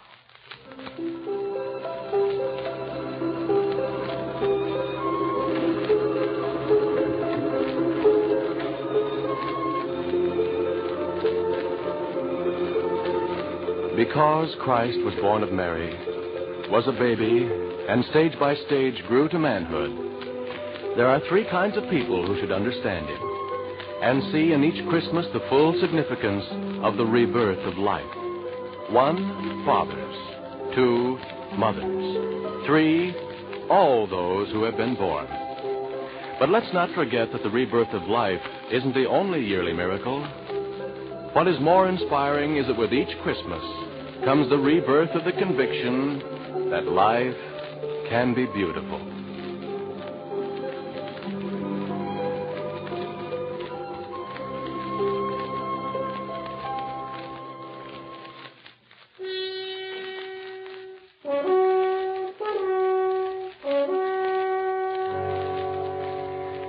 There was considerable farm and grazing land around Bethlehem. Shepherds spent the nights in the fields with their flocks to protect them from wild life and from thieves. They sat around and talked, as men will when there's nothing else to do. Talked about taxes, politics, religion. They grumbled about conditions and probably speculated as to when their promised king might take over.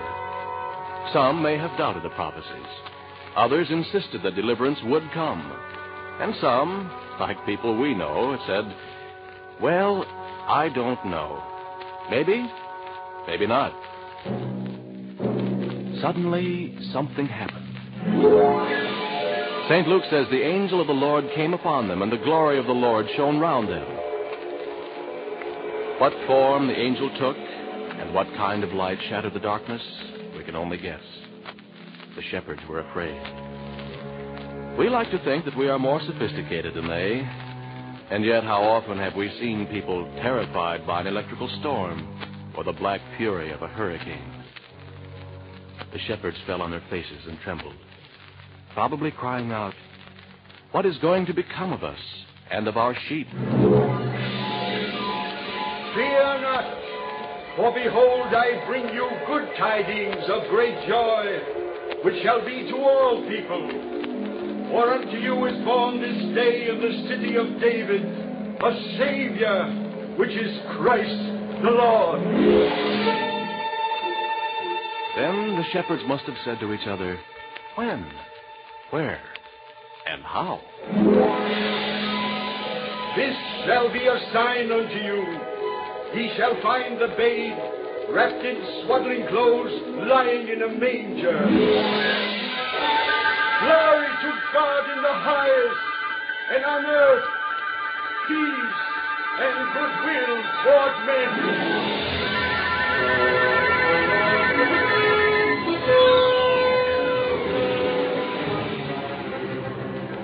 It must have taken the shepherds a little while to collect their wits, and probably there was a great deal of argument.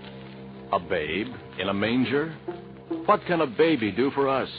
Some said, let's go to Bethlehem, and others chimed in, yes, let's see this thing which has come to pass. Let's see what the Lord has told us is there. Then they hurried. They must have had to search for the place, because there were many stables and mangers in the town. What was in the minds of those men as they stood or knelt and peered into the feeding box of the ox stable and saw a newborn baby? Did they have a glimmering of the truth that a new idea was born? A new conception of men's relationship to God and to each other? Goodwill toward men, the angel had said. Instead of being a stern Jehovah, did God so love the world that he gave his Son? Love was born on that first Christmas. And on every Christmas since then, love has been born again.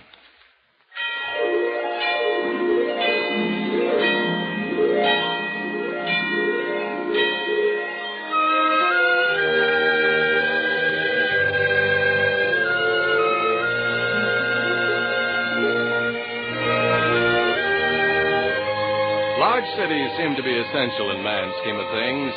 Cities where stones and steel girders are piled to dizzy heights. But look for the real America in smaller places. A city has a heart, but a town has a soul. Rushville Center lies snow-blanketed and sparkling, like a picture on a favorite calendar. Here homes are not stacked story on story, but spread comfortably apart, each a little world of its own. Yet neighborly footprints in the snow link them as though families had joined hands and circled the white-steepled church in the square. There's the nostalgic scent of burning wood as smoke curls from cheery log fires.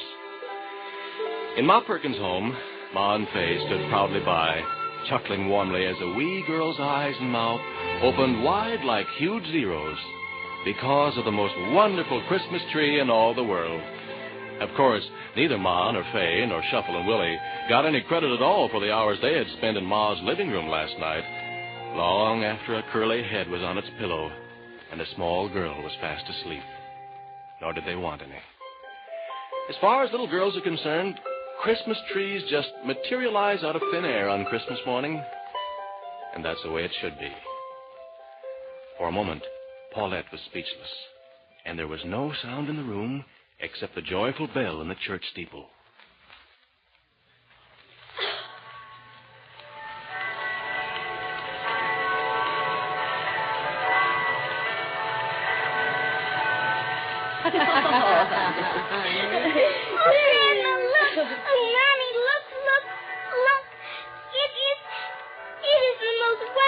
Christmas tree in all the whole wide world. And all the beautiful presents, the beautiful, beautiful presents. Are they for me? All for me? Yes, darling, all of them. Every one of them. Oh, Grandma, Everything. Come, precious, come. Let's see what you have under the tree, shall we? Oh, yes. Here, Grandma. You help me, will you? Oh, of course I'll help you. Oh, of course I will. Oh, you're a wonderful doll. Close your eyes now and sleep. Ah, that's what Christmas means. It means love.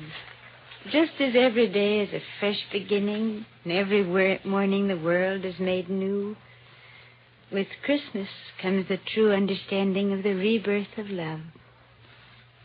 Let's bow our head, child, and say a little Christmas prayer. Oh, God, we thank Thee. We thank Thee for another glorious Christmas. I thank Thee for sparing me, and for sparing those who are near and dear to me, for making it possible for all of us to be together on this, Thy day, the day of the birth of Thy Son, Jesus Christ, the day Thou sent the one nearest and dearest to Thee, to this earth, that He might suffer and die, so that sinners might be saved. For Thou hast said, he that sins must die, and Thou sent Thy Son to die for others, that those of us who sin might be saved, to come into Thy kingdom, and to know the beauties and bounties of Thy love. Oh, God, if only those of us who don't understand can see how simple it is to be saved. Because Thou, in Thy great love, hast prepared the way, made it all so simple, so easy, and so glorious to follow. No longer is it necessary to die because we have sinned. All that's necessary is to kneel down and confess our sins, to repent and become as a little child again, pure-hearted, contrite, and humble. And it is then, and only then, that we can realize the true beauty of Thy divine providence, all that Thou hast done for us, the beauty of Thy love, the love of our fellow man, and our love for Him. Amen. Amen. Thank you, Ma.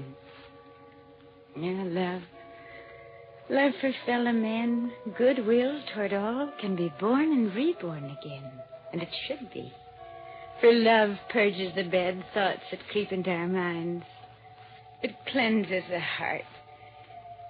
It purifies our lives. And through continuously realizing that there is such a thing as love in the world, love for God and all that He created, it makes us as we should be. Like that precious baby sitting there, pure in mind, pure in thought, and we become as God would have us, as little children again, freed of animosity, hatred, and pettiness. For where there is light, there can be no darkness. Where there is love, love for fellow man, there can be no evil. Oh, Grandma, Mommy, look. She's asleep. Isn't she a pretty doll when she's asleep? Isn't she? With her eyes closed. Oh, she's beautiful. Just beautiful, precious. Oh, and I love her so. I love my new doll so. And I love you, Mommy. I love Grandma. I just love everybody. That's what I mean, Faith. That's what I mean.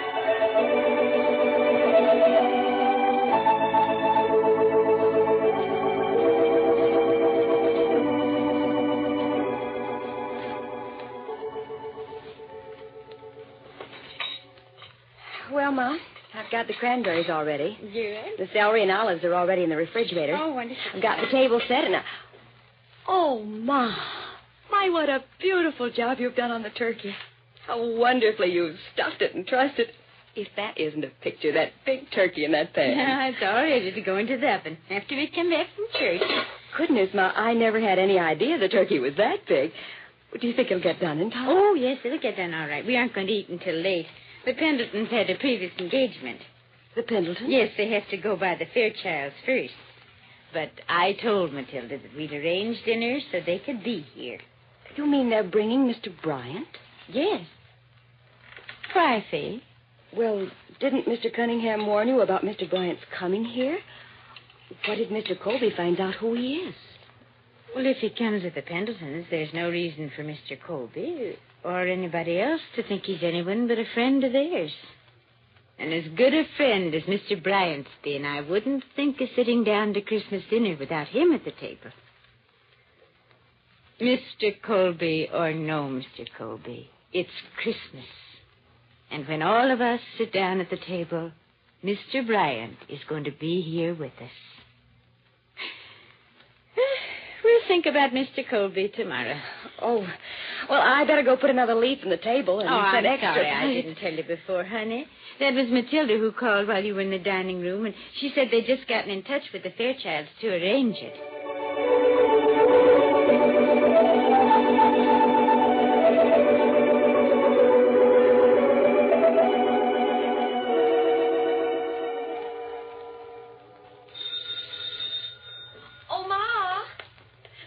Yes, Faye? That's the doorbell, Ma. Are you ready? I haven't got my dress on yet. I'm all ready, Faye. I'll see who it is. It's probably Evie and Willie or Shuffle. Yes, I imagine. Right. I'm coming.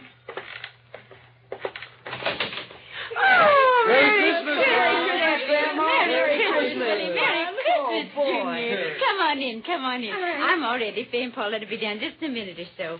Well, did you have a good Christmas, Junior? Oh, I had a swell Christmas, Grandma. Here, I'll get the door, Evie. You want to see all the swell things I got? Oh, I want to. And tonight, after dinner, we go back home with you and see them. Junior, I just can't get over how handsome you look in your military academy uniform. Turn around. Just let me feast my eyes on you. Oh, that ain't the way to do it. Let me help out here. Chin. Now, face. Oh, my, how military. Oh, Willie gets the biggest kick out of drilling him, Ma. Oh, he just looks grand in that, you know. And, Ma, look at his shoes. Look at them. Aren't they polished like the mirror on the wall? Turn around so Ma can see him. I mean, now, face. Oh, Billy. Well, they just shine like a new dollar. And he shines them like that himself, I'll have you know. He never did that before he went to military academy. Boy, I'll say. I'm telling you, we're proud of this soldier of ours, And Ma. you've got good reason to be. And I am, too. Say, I'll bet that Shuffle. I'll get it, Ma. Oh, thank you. Oh, I forgot. At ease, Junior. Thanks, Dad. Oh, here come Aunt Fay and Paulette. Oh, Merry Christmas, Aunt Fay. Merry Christmas, Paula. Merry Christmas,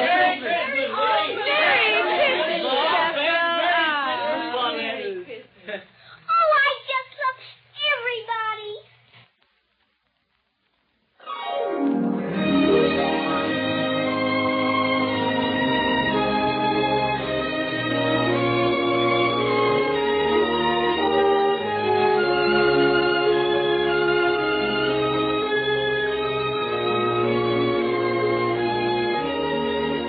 Out of the mouths of babes.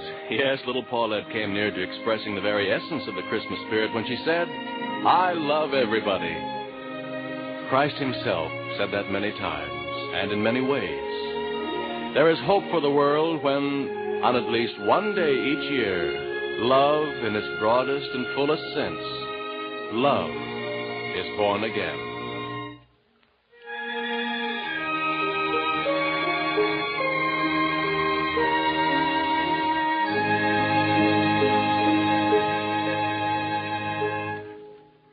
Perhaps as you and your family gather around the Christmas tree today, the conversation will drift back to where you were and what you did on other Christmas days. Well, that's the sort of reminiscing the Proctor & Gamble Company likes to go in for, too. Actually, the company's first Christmas took place far beyond the memory of the oldest employee. It was 110 years ago, in 1837 to be exact, just a few months after William Proctor and James Gamble had joined forces in Cincinnati, Ohio, to start a small soap-making business. In those days, the two young men trundled their wares through the streets in a wheelbarrow, displaying them to women who had always made their own soap. Today, on our 110th Christmas, the picture is greatly changed. Company headquarters remain on the same spot as that first small store, but Procter & Gamble products are known all over the world. Yes, the picture has changed, but our policy through the years has not, that we will continue always making better products for you. This is NBC, the National Broadcasting Company.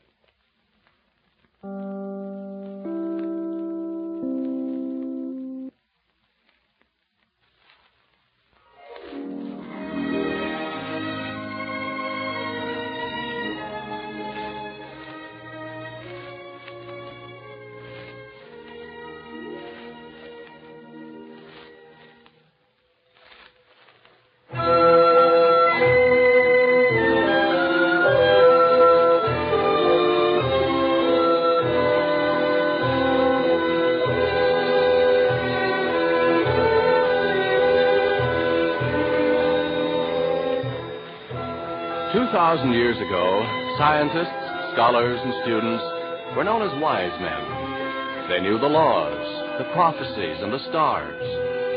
On that night when Jesus was born, the wise men saw a new, strange, and brilliant star. They needed no heavenly hosts singing Alleluia. They knew that Israel had a king. They went to see Herod at Jerusalem. Where is he that is born King of the Jews? King? King of the Jews? We have seen his star in the east. A star? Where is he? We have come to worship him. What makes you think this king is in this region? It is written by the prophet, "And thou, Bethlehem, art not the least among the princes of Judah, for out of thee shall come a governor that shall rule my people Israel." I see. Then go to Bethlehem and search for the young child. And when you have found him, bring me word again, so that I may come and worship him.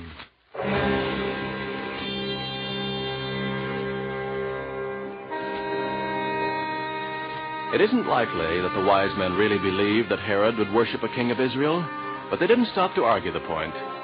They followed the star to Bethlehem, and when it stood over the stable, they went in. We might expect that such learned men would have hedged a little. One might have said, "Now, wait a minute. What proof have you?" Or another could have said, "How do we know this child is our king?" Even the more devout among them might have said, "Let's wait and see what happens before we accept him." But no. They fell down and worshipped him.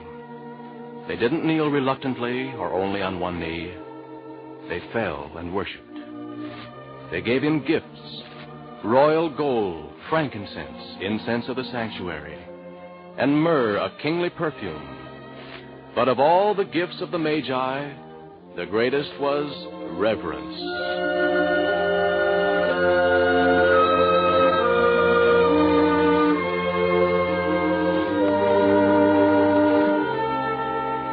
As Christmas comes to us again, it reminds us that with Christ, reverence is born again.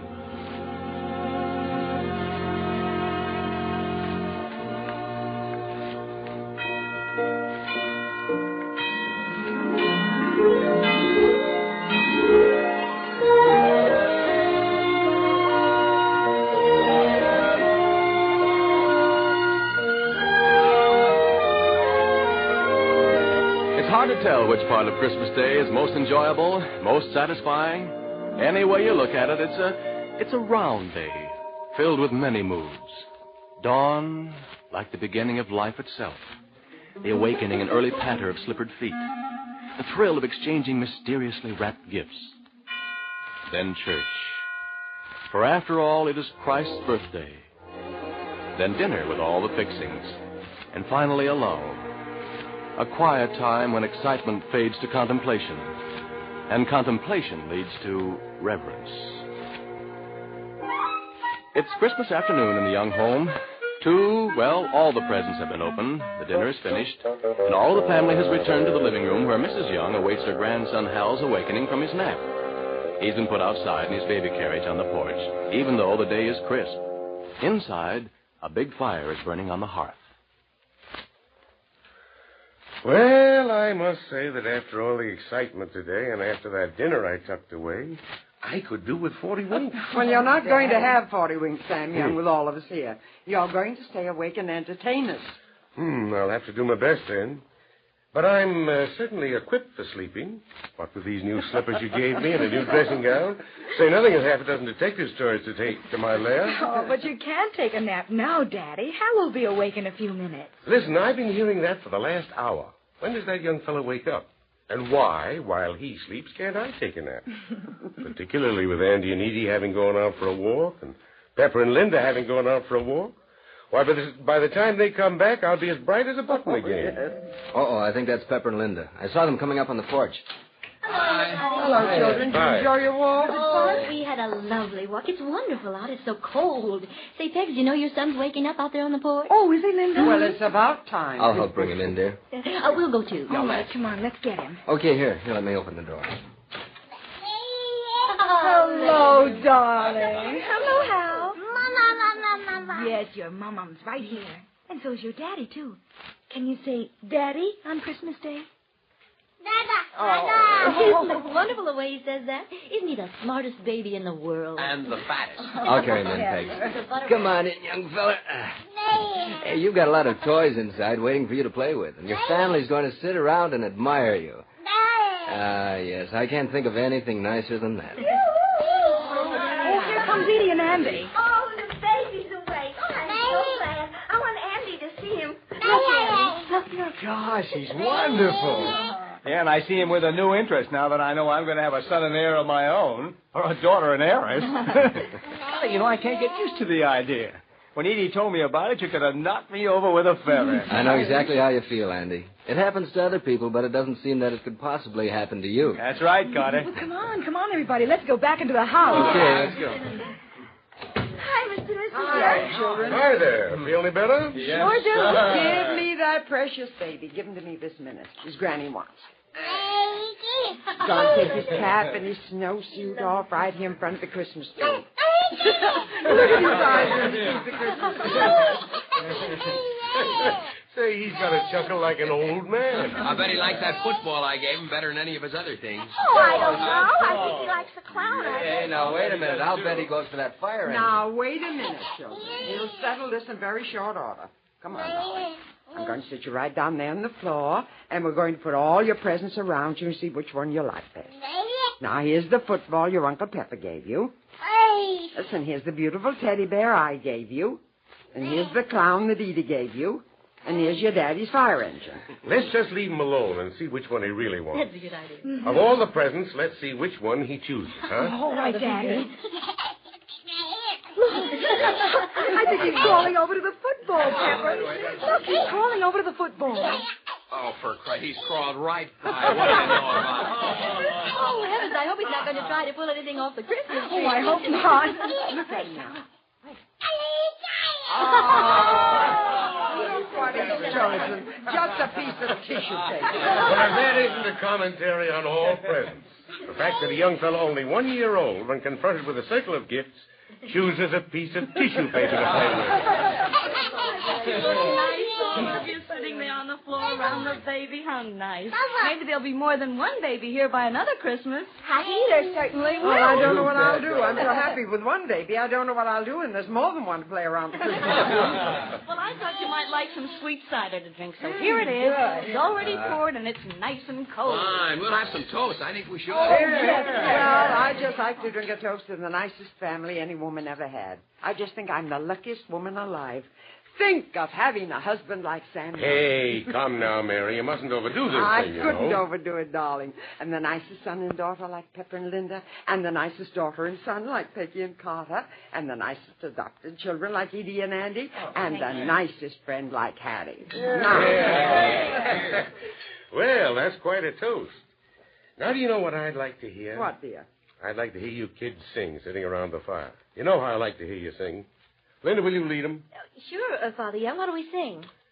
What song did you like best to hear when you were overseas, Andy? And you too, Carter. Well, I'm dreaming of a white Christmas. I'd sort of like to hear that. Yeah, me too. It's the song that meant most to me when I was way off there in the jungles of the South Pacific. All right, that's it. Linda, you start it. All right.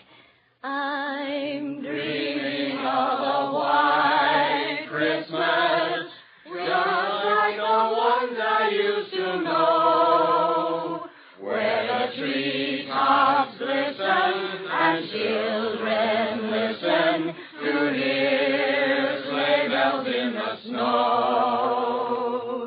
I'm dreaming of a white Christmas, where every Christmas card I write, may your days be merry and bright, and may all your Christmases be white. You know, I know a song I'd like to hear. What song, darling? There's no place like home. Oh, that's a good idea. Let's all sing that. Mid pleasures and palaces, though we may roam, be it ever so humble, there's no place like home. A charm from the skies seems to hallow us there, which see through the world is not met with elsewhere.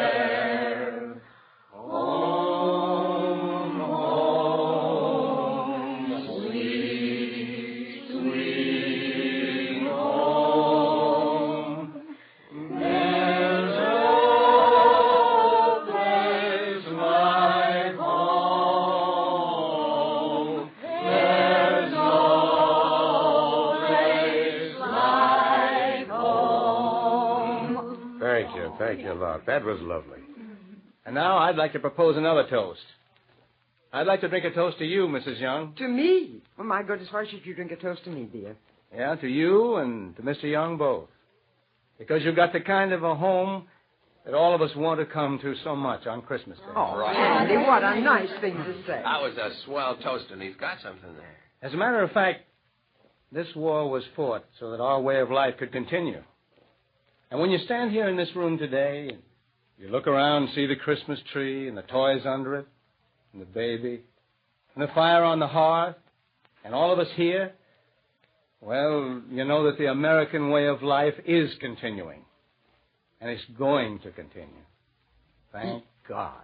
You mean so that those who fought and died for us haven't died in vain? That's just what I mean, Mother Young. Yes, Andy, I know. And because today is Christmas, and Christmas should have a special meaning, I believe, for everybody, we mustn't forget that underneath our gaiety, underneath the fun of opening presents, of getting together in a group of family and friends like this, there lies the deeper meaning of Christmas. In our hearts, we know this, and we should feel the reverence of this day. Yes, Mother Young. I know what you mean. I never used to know. My family never felt that way. Christmas was, well, just a day of parties. But being here, in this house today, I know that it's more. It is a day of reverence. Thank you, Carter. So, I'm not going to propose another toast. Instead, I'd like to say a little prayer just now at this minute. A little prayer for all the families of those boys who gave their lives so that we may continue our lives in the way those boys wanted us to continue it. And so that God will fill their families' hearts with love and pride for the courage those boys had to make the supreme sacrifice so that we may be here today, so that we may have a world which they would have come back to with so much happiness in their hearts, for making their supreme sacrifice worthwhile, for making the American way of life continue, for letting our homes remain standing. and for granting us an opportunity to make this a better world for everyone to live in, so that there need never again be a war, so that there need never again be the terrible loss of life. That's what they've done for us, made all this possible. Bless them, and bless their memories always. Amen.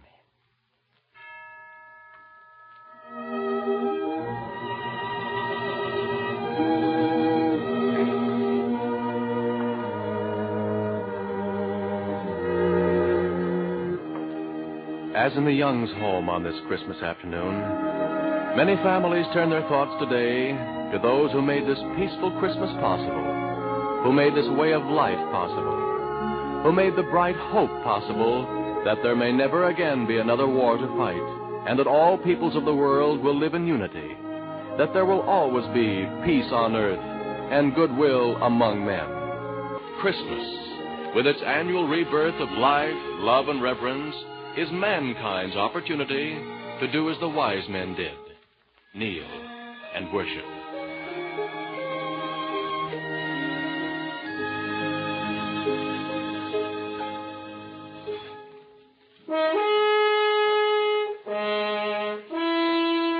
When the angel told the shepherds about the birth of Christ, his first words were, "I bring you tidings of great joy, which shall be to all people."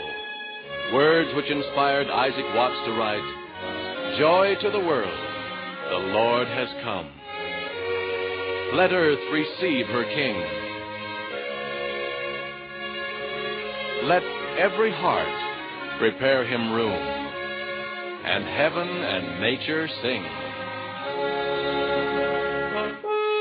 And then something very important happened. The angel said, "Fear not." That was a new idea. Man had always feared what they thought was a vengeful God. Christ said no. God is love, and he proved it. He sanctified birth. He glorified motherhood. He showed us the poverty of riches and the richness of poverty. He scorned pomp and pride. He honored humility. He suffered to show that a stout spirit could overcome pain. And then he died to remove man's fear of death. "In my Father's house," he said, "are many mansions. I go to prepare a place for you." And so the grave lost its victory, and death was without fear. Fear not. Joy to the world.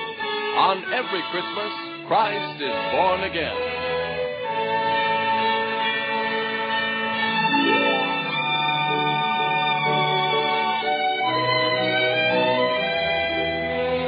The white beauty of a large, imposing building rises above the homes and shops around it. Its lighted windows and the quiet but never-ceasing activity on this Christmas night is a pointed reminder that not all people are blessed with happy, carefree firesides today. A pair of lighted Christmas trees stand outside the main doorway. Holly wreaths hang in many of the windows. The corridors are ablaze with light, bright and festive with greens, ribbons, and mistletoe. Christmas is wherever there are people, and Christ is born again wherever there are aching hearts. Just inside the door is a plaque which reads, "Come unto me, all ye that labor and are heavy laden, and I will give you rest." Well, perhaps it's the reflection from the Christmas tree lights. But tonight it seems to glow with new brilliance, as though to say that Christ's mercy is born again, too.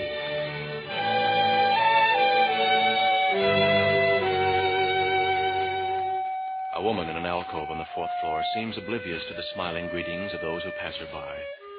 Oblivious to the lighted tree in the corner. Oblivious, too, to Dr. Dick Campbell coming down the corridor.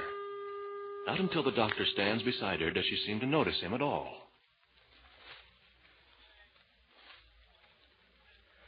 I've been talking with your son and your new daughter-in-law, Mrs. Edwards. Yes, Dr. Campbell. Don told me this was the first Christmas your family's been together for 4 years. Yes, it is. And you should be very happy having him home from Germany now. And just married to a girl like Louise. They're so young and enthusiastic, so very much in love. I know, Doctor. You're quite sure my husband will recover, Doctor? I wouldn't get your hopes up this way unless I were, Mrs. Edwards. Roland was a very sick man. 2 days ago, we'd almost given up hope for him. Almost. Not entirely. And now he's going to get well. Go home. Yes, he's a very strong man. His strength and his will were all that pulled him through. His strength and his will pulled him through. You must forgive me for laughing. That's very funny. I gave him the will to live, Doctor. I believe you did. By going to him the night before last and making him a promise. A promise I would keep if he survived. And now it seems I shall have to keep that promise. It's all very confusing and very funny. Well, Mrs. Edwards, I'm afraid I don't understand. My promise and what led up to it has been our secret. Roland's and mine. Not even our boy Don knows of it. We kept it from him all these years. The truth of the matter is, Doctor, that the same strength and iron, inflexible will that have saved my husband's life have made my life a perfect misery. A kind of purgatory. For more years than I care to remember. We kept our home together only for Don's sake.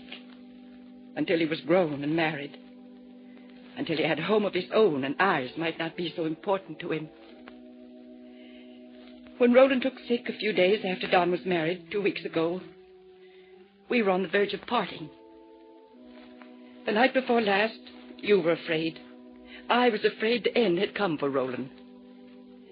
He asked me to promise to stay with him if he should live. I couldn't refuse him then, not then. So I promised. And now you see why I laughed. Yes, perhaps. I wanted him to live, Doctor. Don't misunderstand me there. I wanted him to live. But he drove a hard, cruel bargain, knowing I wouldn't let him die if I could help it. There's no love or misunderstanding in him. There's only selfishness, intolerance, cruelty, and a supreme egotism. He must have been delirious to exact that promise from me. I don't know why he did it.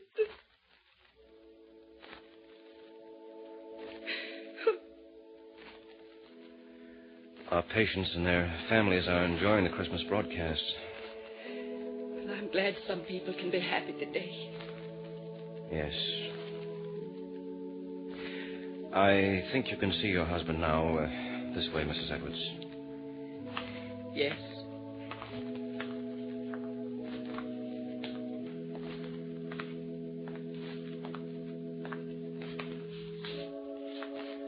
The door's open, Mrs. Edwards.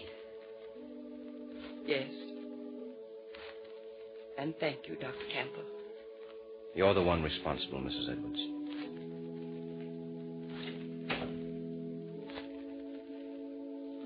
Roland? Martha. They just told me. I know. You're smiling. It's good to know there will be other Christmases, other years, Martha. Yes. Come here. Sit down beside my bed. My voice won't carry. I'm glad you've turned the corner, Roland. I want to tell you something. Here, Martha. Very well. I'm sorry you don't share the children's elation. But I do. You didn't want me to go, I know that. But neither should I have taken advantage in exacting that promise from you. You're still smiling. Yes. I'm releasing you from the promise you made me. You are free to do whatever you choose. Free? Free of me. Free to have a home of your own. I hope it will be a happy home for you, Martha. A home where selfishness and intolerance and cruelty have no place. It's what you have wanted for years. You can call it my Christmas present to you. You knew this was what I wanted. How could I help but know? Yet it isn't what you wanted the other night. Why are you doing it, Roland? I thought I was going to die. I was afraid. Afraid to die. That's why I made you promise. Then I began to think. I knew it was Christmas. I heard the music. I thought more about Christ's death than his birth, because I was dying. He wasn't afraid. Then it came to me that I didn't know how to die, because I had never known how to live. I've been selfish and cruel. I've lost sight of the fact that no one can live happily, dominated by another. And I've dominated you, Martha. My will has been law. My will has been your will. Perhaps it's too late for me to change now. There is no place in Christ's world for anything but generosity, kindness, goodwill to all. Perhaps I can translate that into my life by trying now to understand. I'm sorry for all the unhappy years I've given you, Martha. I hope you will be happier without me. You spoke of the Christmas spirit. You might call it that. A rebirth of that spirit. A reawakening. You've never been a religious man. One doesn't have to be. But when one comes as close to the end as I was, well, you realize it's about time you changed. I'm not asking forgiveness. Forgiveness. That's part of his teachings, too. I... Who can say it's too late? Who can say that? You've changed, Roland. You've changed. I like to think I have. Perhaps there's time for us both to change. Oh, Roland, maybe I've been at fault, too. Perhaps I haven't tried to understand either. Because I've seen something in you just now, today, I'd forgotten was there. It was there once, Roland, many years ago. The understanding, the love. And it's there now, again. If we both try, not only now, but always, can't we both find the spirit we seem to have forgotten? Martha, because that's what I want. I know it now. And so I refuse the present you've tried to give me. I don't want my freedom now, Roland. I don't want it.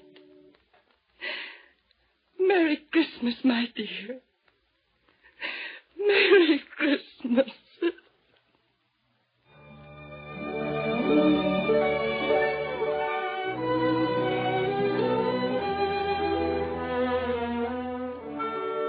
The miracle of Christ's birth was hardly more significant than the annual miracle of his rebirth in man's heart and mind. Fear not. Fear not death. Fear not life. Unto you is born a Savior, which is Christ the Lord.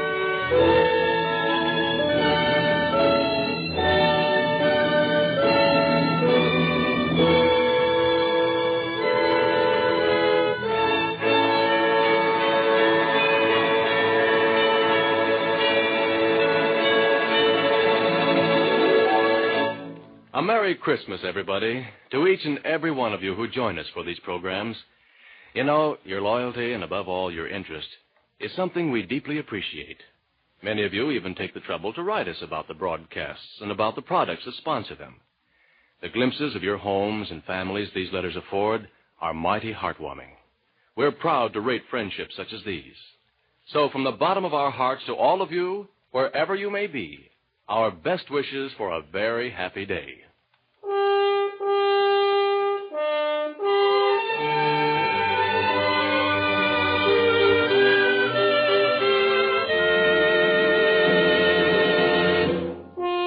The narration on today's Proctor & Gamble Christmas Hour was written by Carl Bixby. Original music composed and conducted by Charles Paul. The overall program was directed by Oliver Barber. And your narrator is Ron Rawson.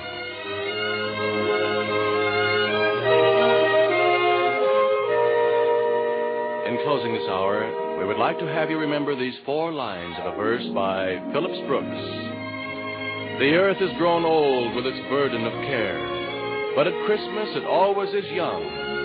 The heart of the jewel burns lustrous and fair, and its soul, full of music, breaks forth on the air when the song of the angels is sung. This is NBC, the National Broadcasting Company.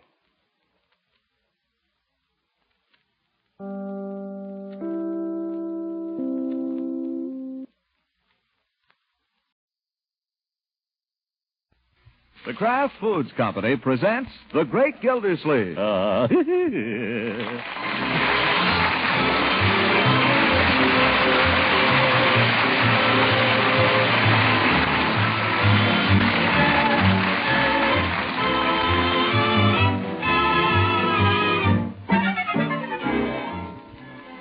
It's The Great Gildersleeve, starring Harold Perry, brought to you by the Kraft Foods Company, makers of a complete line of famous quality food products.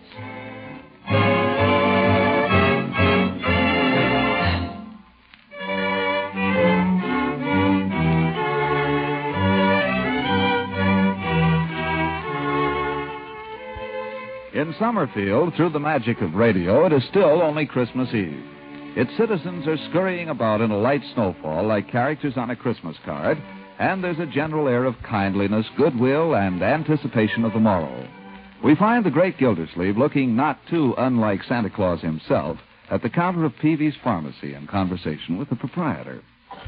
I don't care what you say, Peavy. Christmas comes but once a year, and it's a great old institution.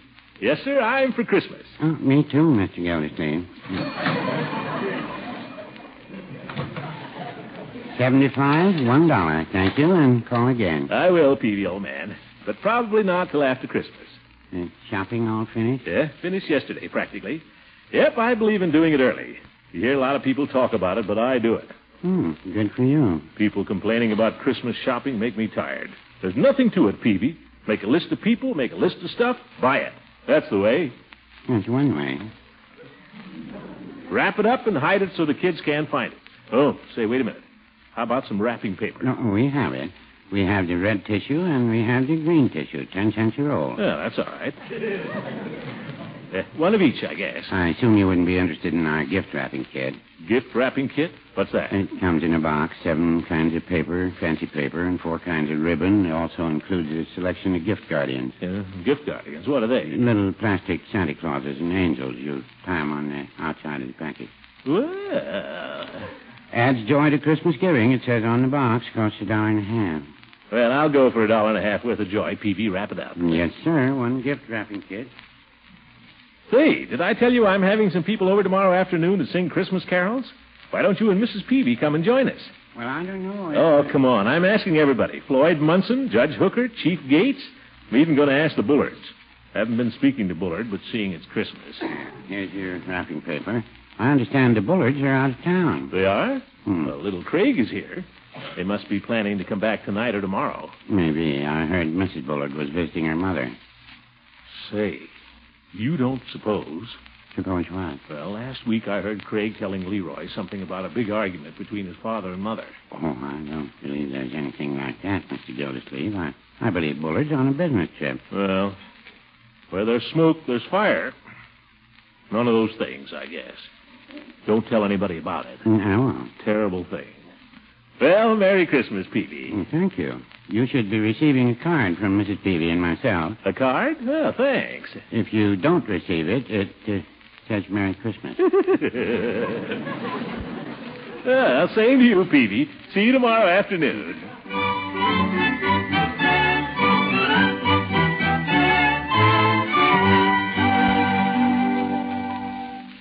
Easy with the clippers, Floyd. Okay, Commissioner, just the back and sides. What's new? Nothing. Well, that takes care of that. I suppose you heard about the Bullards. Bullards, you say? Yeah. You heard about it? No. A little trouble there? Yeah, afraid so. She's gone home to her mother. Oh, that don't mean nothing. If I had $1 for every time Lovey went home to her mother, I wouldn't have to be cutting hair. There's more to it than that. But, sir, I'd be a rich man. Done it again last week. But she always comes back. I imagine Bullard isn't so used to it, Floyd. He's gone away, too. Where'd he go? Home to his dad? This is a serious matter, Floyd. Breaking up a home. I don't break up so easy. There's a lot of stretch in a home. But a guy like Bullard, I can see where a nice woman like her wouldn't... Of course. That's the sad part of it. Let's not spread this around, Floyd, after all. You don't have to worry about me, Commissioner. I'm no talker. No tonic on the hair? No, just comb and dry. Poor Mrs. Bullard. And at Christmas time, too.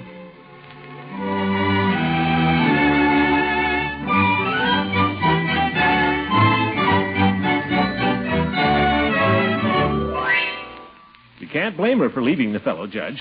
When a man resorts to physical violence... You mean to say Bullard beats her? I won't be at all surprised. I don't believe it. Well, who lives across the street from them, you or me? I don't believe you either. You're just sore because they're getting a divorce and they haven't retained you as their lawyer. I don't handle that type of case. Well, anyway, it's a shame, isn't it? Keep it to yourself, will you, Horace? You're the one that's spreading it, not me. Spreading it? I'm trying to keep it quiet. Well, Merry Christmas, Judge.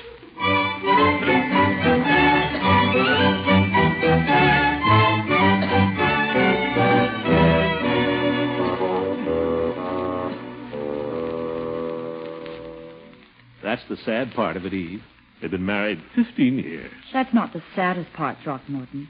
When a wife leaves her husband, you know who suffers. Yeah, it's tough on Bullard. No. It's little Craig I'm thinking of. He's such a little boy. All alone there at home with the governess. Oh, yes, Craig. Broken homes are hardest on the children, Throckmorton. That's something we school teachers know very well. Very terrible. Say, Eve, can you come over tomorrow afternoon? Some people are coming to sing carols. Well, Maybe you could come a little early, huh? Got a present for you. Got a lot of mistletoe hung around, too. Honestly, Throckmorton, you are the strangest combination of people.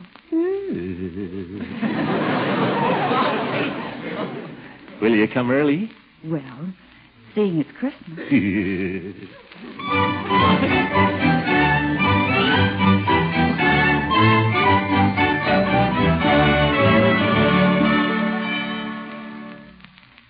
Well, tree all finished, fire in the fireplace. What do we do now? How about each opening one present? That's a good idea. Not till Christmas, children. You know the rule. At Peggy's house, they always open one present each on Christmas Eve. That's not the way we do it here. What would you like to do, Marjorie, besides open a present? Well, I don't know. I guess I'll go over to Francie's and see if anything's cooking. My dear, it's Christmas Eve. Well, so what? Everything's all ready for tomorrow. What's the matter with having a little fun? That's right. Say, why don't we go to the movies? Why not, Unc? At the Majestic, they got the Killers. We will not see the Killers on Christmas Eve. Children, have you no sentiment? All right, Unky. What do you want to do? It isn't what I want. What do we always do on Christmas Eve? What's our family custom?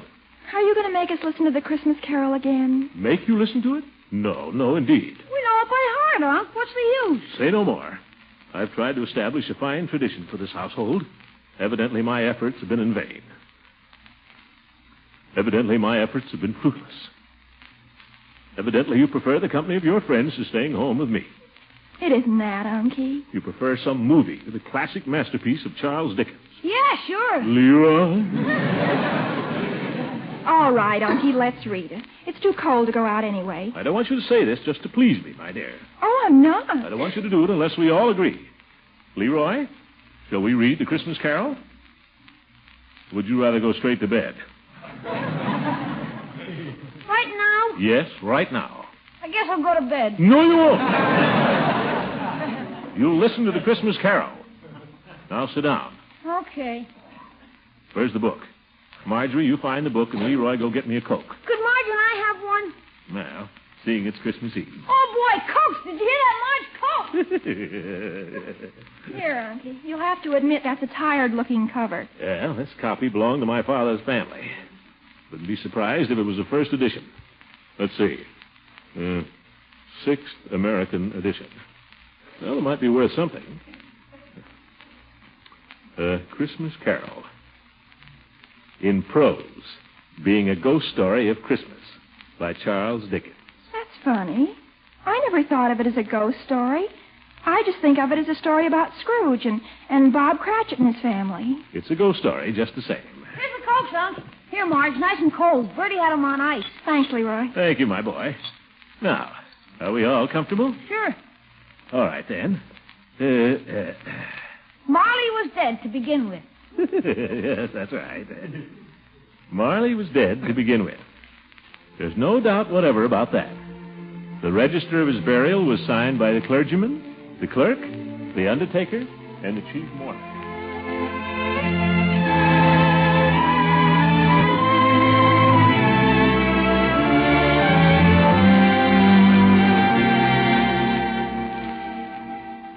Oh, what a wonderful pudding. Bob Cratchit said, and calmly too, that he regarded it as the greatest success achieved by Mrs. Cratchit since their marriage. Mrs. Cratchit said that now the weight was off her mind, she would confess she had had her doubts about the quantity of flour. Everybody had something to say about it, but nobody said or thought it was at all a small pudding for a large family. It would have been flat heresy to do so. Any Cratchit would have blushed to hint at such a thing. At last, the dinner was all done. The cloth was cleared, the hearth swept, and the fire made up.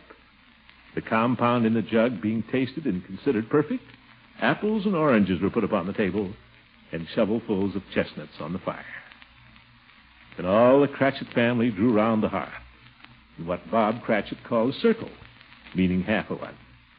At Bob Cratchit's elbow stood the family display of glass, 2 tumblers, and a custard cup without a handle. These two held the hot stuff from the jug, however, as well as golden goblets would have done. And Bob served it out with beaming looks, while the chestnuts on the fire sputtered and crackled noisily. Then Bob proposed. A Merry Christmas to us all, my dears. God bless us. Which all the family re-echoed. God bless us, every one, said Tiny Tim. The last of all. He sat very close to his father's side, upon his little stool. Bob held his withered little hand in his, as if he loved the child, and dreaded that he might be taken from him. Little Leroy. Unc, what's the matter? I hope you children realize how lucky you are to have a family, even if it's only your old uncle. I think you make a wonderful family, Unky. Sure, you're okay. Think of poor little Craig Bullard over there, all alone, with a governess. Is that any way to spend Christmas? Where's his father and mother? I don't know. Poor kid. Leroy, it looks as if Craig is going to have a pretty thin time of it. What would you think of sharing some of your Christmas presents with him? My presents? Oh, Craig's such a louse. My boy, is that a Christmas thought? But he is. Besides, his father's going to give him all kinds of stuff for Christmas. His father may not get back for Christmas. His mother either. Now, don't you think it would be nice if we all devoted ourselves to giving little Craig a nice Christmas tomorrow? I think we should. Well, if they aren't back by tomorrow. Yeah, that's the boy. I knew your heart was in the right place. Yes, sir, I'll dig out my old Santa Claus suit and go over there and give little Craig the surprise of his life. If you can get into that Santa Claus suit, you'll surprise everybody. Well, it may be a little tight, but what's the difference? Where were we?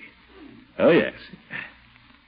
Spirit, said Scrooge, with an interest he had never felt before, tell me if Tiny Tim will live. I see a vacant seat, replied the ghost, in the poor chimney corner, and a crutch without an owner carefully preserved. Stay close to me, Leroy.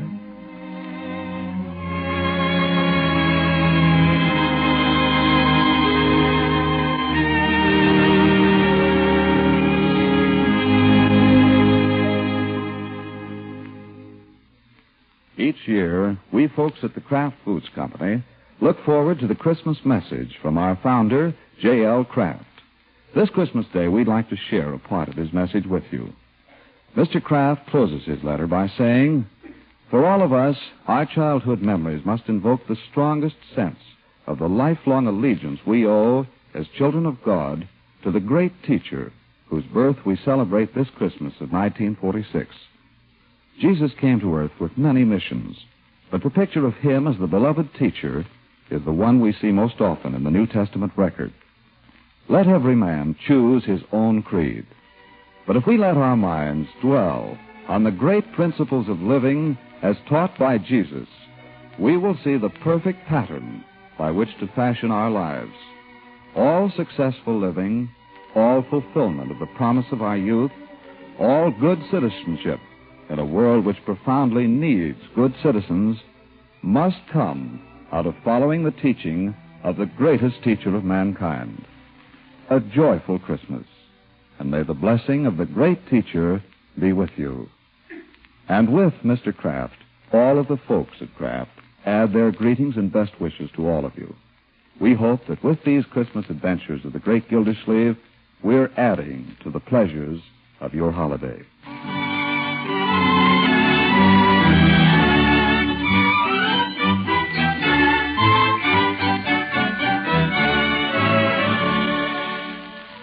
Now let's get back to the great Gildersleeve. It's Christmas morning. Stockings have been emptied, so there are apples and oranges in all the chairs. Everyone's presents have been opened, so there's paper and ribbon all over the floor. Comes now the lull when the children don't know what to do, so they call up their friends. Hiya, Peggy. What'd you get? Sounds like Peggy did all right. Gosh. Well, I got a chemistry set and 2 magic tricks and a flashlight and a knife and an atomic pen and a basketball. Sure, it's official. Nah, I never expected a scooter. Hey, can I come over, Pig? Leroy, that's no way. Shall I ask him over here? No. I'll be right over, Pig. So long. Well, what about Craig Bullard? Why don't you go over and play with him? He's sick. They won't let me. Who won't let you? His governess. I'll be over, Piggy. Come here, my boy. Now what? Which of your presents do you want me to take over to little Craig? Oh. We agreed, Leroy. That's right, we did. Why don't you let him have that sand toy Aunt Hattie sent you? That's a good present. I can have a lot of fun with it. You had one of those 4 years ago. Aunt Hattie must think you're still 9 years old. But gosh, it picks up the sand and dumps it. Little Craig is just the right age for it, my boy. Oh, okay. But you tell him I get to play with it whenever I want. I'm sure Craig will be very generous with it. Now, what else? How about one of those books? Oh, nobody wants a book. Yeah, but I got stuck with 2. Here's one. He might like it. Got pictures. Yeah, well, I'll take it. Have you anything you can contribute, Marjorie? Yeah, how about her? Pick out anything I got that he might like. You're pretty safe. Underwear, stockings, jewelry. Who'd want any of that? I like it. Hey, what about that box of candy from Ben? Oh, no. Well, why not, my dear? We've got tons of candy around the place. Well, what if Ben comes over? He'll want me to give him some. Tell him I ate it. Who knows, maybe he'll believe it.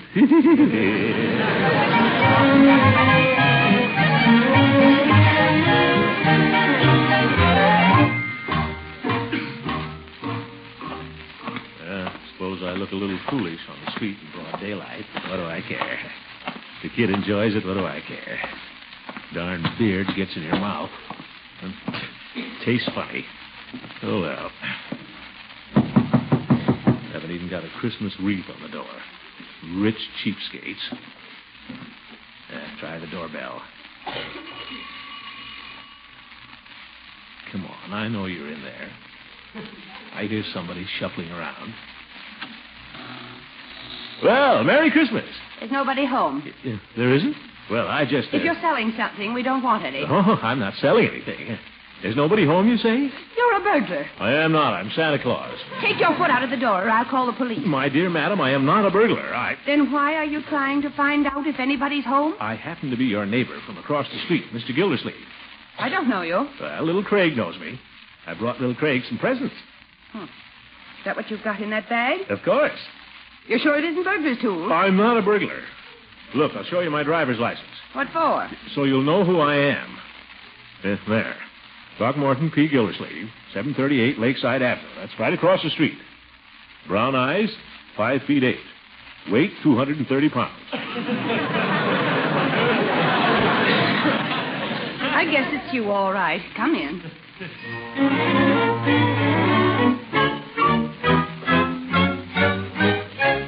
Right in here. There's someone to see you, Craig. Who is it? Surprise, Craig. Santa Claus. I've come to see if you've been a good boy. You're not Santa Claus. You're my father. No, I'm not. I'm old Kris Kringle himself. I thought you said you were Santa Claus. It's the same thing. Now, have you been behaving yourself lately? Sure. I've been in bed all the time. What have you got in the bag? I got to check up on your record first. Let's see what it says about you in my little book here. Craig Bullard. I've got quite a few bad marks down here for you. Let's see. Yes, sir. Quite a few bad marks. Let me see the book. No, Sonny. Santa's book is confidential. Santa's quit grabbing. Craig, get back under the covers. Have you got a handkerchief, Craig? Use your own.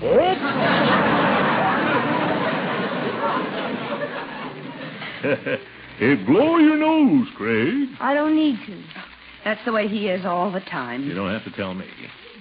You have to be patient with him. Poor little father. No father and mother here for Christmas. I think your record is good enough, Craig. Let's see what Santa's got in his bag. There. Nuts, a book. It's got pictures in it, Craig. Maybe you'll like it. Nah. There. The Child's History of England. Might be exciting. What else have you got? By George, if he was my kid. See what we have here. Here's something. Feels like a toothbrush. Yeah, it is. A toothbrush for a Christmas present? Well, it's useful. See what else Santa has in his pack here. Another book? Nope. Yes again. I'll open it. Oh, boy, candy. What's that, candy? Just chocolates, miss. He's not allowed to have it. On Christmas? She stinks. Craig. I can't do anything with him. Now, we must be patient. Remember, the little fellow doesn't feel well. Think I've got something here that'll cheer him up. There. What is it? Take the paper off. You'll see. Like it? The sand toy. That's for kids. You listen to me, you spoiled little brat. Miss Dover, don't let him touch me. Go right ahead, Santa Claus. Do anything you want. Hi, George, for 2 cents, I'd whale the living daylights out of him. Shut up. I haven't even touched you. Shut up. Shut up and you can have a piece of candy. Here. Hey. Merry Christmas. Oh, someone just came in downstairs. Oh, Craig. Mommy. Well. Here we are, Craig. Daddy. Now, what's the matter? If he's my daddy, who are you? Craig, what on earth? Well, Mrs. Bullard, Merry Christmas. Merry Christmas, Bullard. Gildersleeve. Yes. Craig, darling, I'm so sorry we couldn't get here last night. Are you all right? Sure. Bring me any presents? I certainly did. Well, I wasn't sure you'd get here, and I dropped over to see if Craig was all right. Brought him a few little things. I hope Craig thanked you. Yeah. Craig was his usual charming self. Well, I'll be running along. Why don't you all come over after a while and sing some Christmas carols? Well, it'll depend on how Craig's feeling. Bring him along. Glad to have him. Merry Christmas, Craig.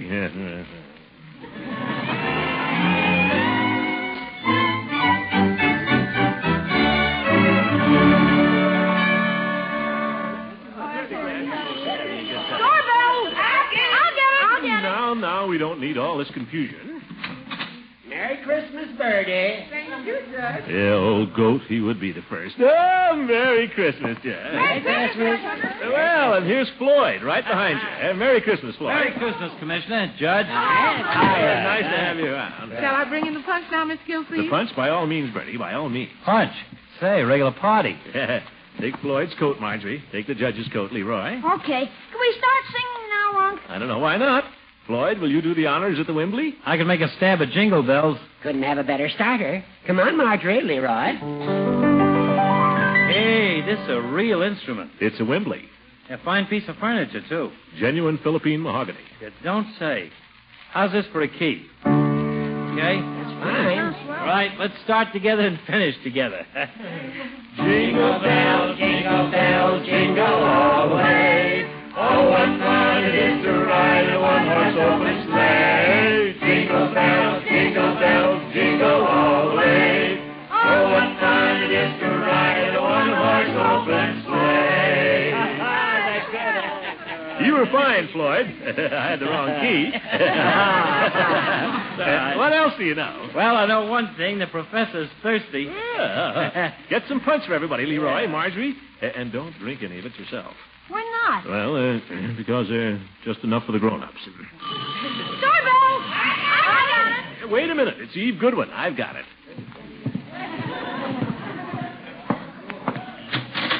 Merry Christmas, Throckmorton. Merry Christmas, Eve. Come in. Well, aren't we going inside? Why should we? The mistletoe's out here.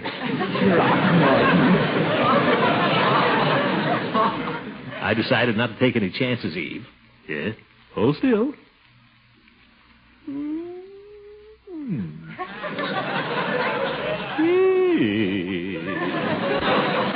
Throckmorton, I think you're stretching the meaning of the mistletoe. Well, Christmas comes but once a year. Come in and sing some carols, Eve. All right, move over, Floyd. We got a real piano player now. Now, Throckmorton, I'm not so wonderful. Anybody that can read notes is better than Floyd. You can't hurt my feelings. Hi, Miss Goodwin. Hello. Hey, it's quite an outfit. Thank you. Merry Christmas, everybody. Merry Christmas, Miss Goodwin. Say something, Miss Goodwin. Well, How about Joy to the World? All right, fine. Joy to the world. Wait a minute, folks. I'll see who that is, and we can start over. We'll wait for you, Gildersleeve. Yeah, compliments of the season, Mr. Gildersleeve. Peavy. Merry Christmas, Commissioner. Merry Christmas to you, Chief. Come on in, fellas. Throw your coats on the hall table there. Hi, Peter. Greetings, Merry Christmas, everybody. We were just about to start Joy to the World, and now that the Chief's here, the bass is taken care of. Yeah, besides whatever Peavy sings. Don't worry about me. I just float around. You're all right, Peavy. Go ahead, Eve. Joy to the world, the Lord is come. Let earth receive her King. Let every heart prepare his rule. And heaven and nature sing, and heaven and nature sing, and heaven and nature sing. Keep going, everybody. I'll go to the door.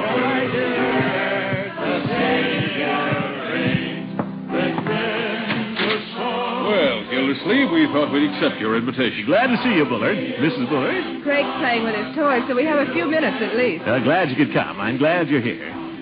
Listen to that wonderful singing. Now, aren't you just a little bit ashamed of yourselves? What do you mean? I know all about it. Going off and talking to lawyers about a separation.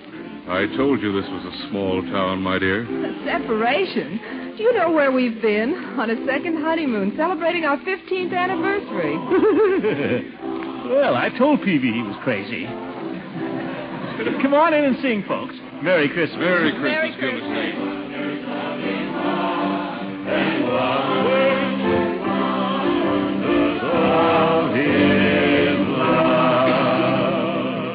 Oh, Unky, Bertie wants to see you. Bertie? I think she's ready to go out now. Oh, well, tell her to go ahead. Oh, no, I'll tell her myself. Excuse me, Mr. Gildersleeve. Can I go now? Yes, Bertie, and thanks for everything. And a Merry Christmas to you. Thank you. Bertie, before you go, wouldn't you like to come in and sing that carol? The one you sang at your church last year? Isn't that with all those people? Oh, they'll love it. Come on, Bertie. Well, if you say so. Come on, come on. All right. Attention, ladies and gentlemen. Bertie here has an old English Christmas carol she sings every year at her church.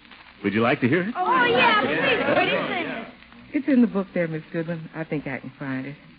Oh, here it is. Oh, yes, it's lovely.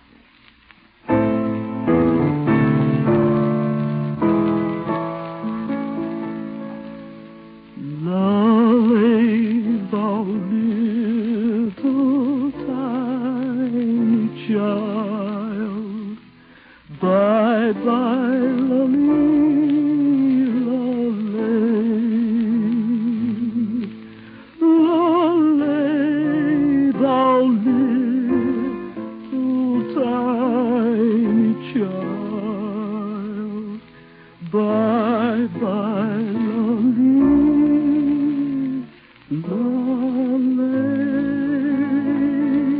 That's wonderful, Bertie.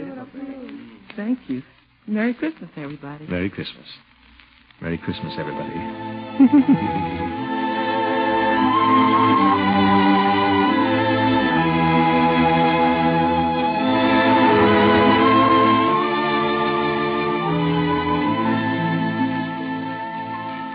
This program was brought to you with the good wishes of the Kraft Foods Company.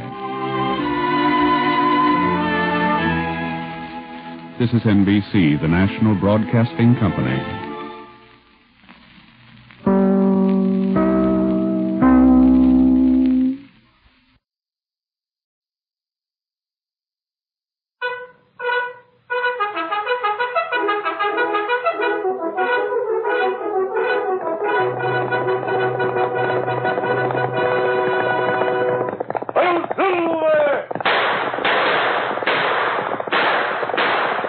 Fiery horse with the speed of light, a cloud of dust, and a hearty hi-yo silver, the Lone Ranger.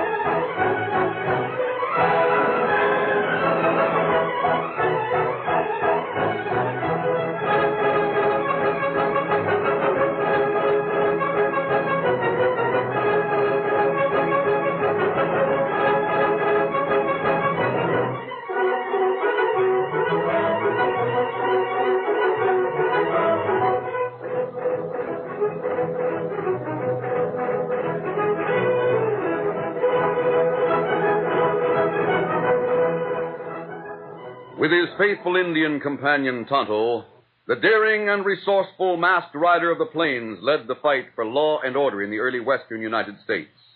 Nowhere in the pages of history can one find a greater champion of justice.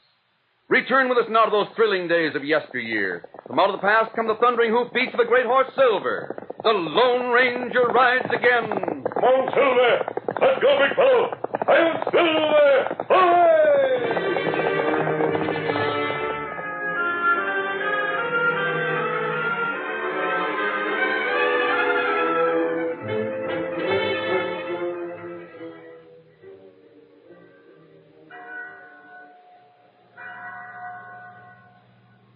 There was a bell in the chapel at San Pedro.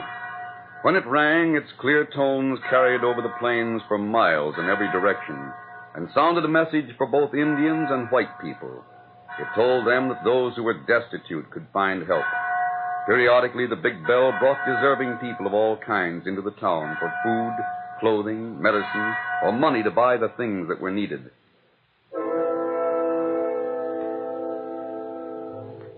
And then the bell went silent and stayed that way for 2 long years, despite a flood and then a drought that seared the crops. There was no help at the chapel in San Pedro. The Indians in the valleys and the pioneers in the hills found their position increasingly desperate.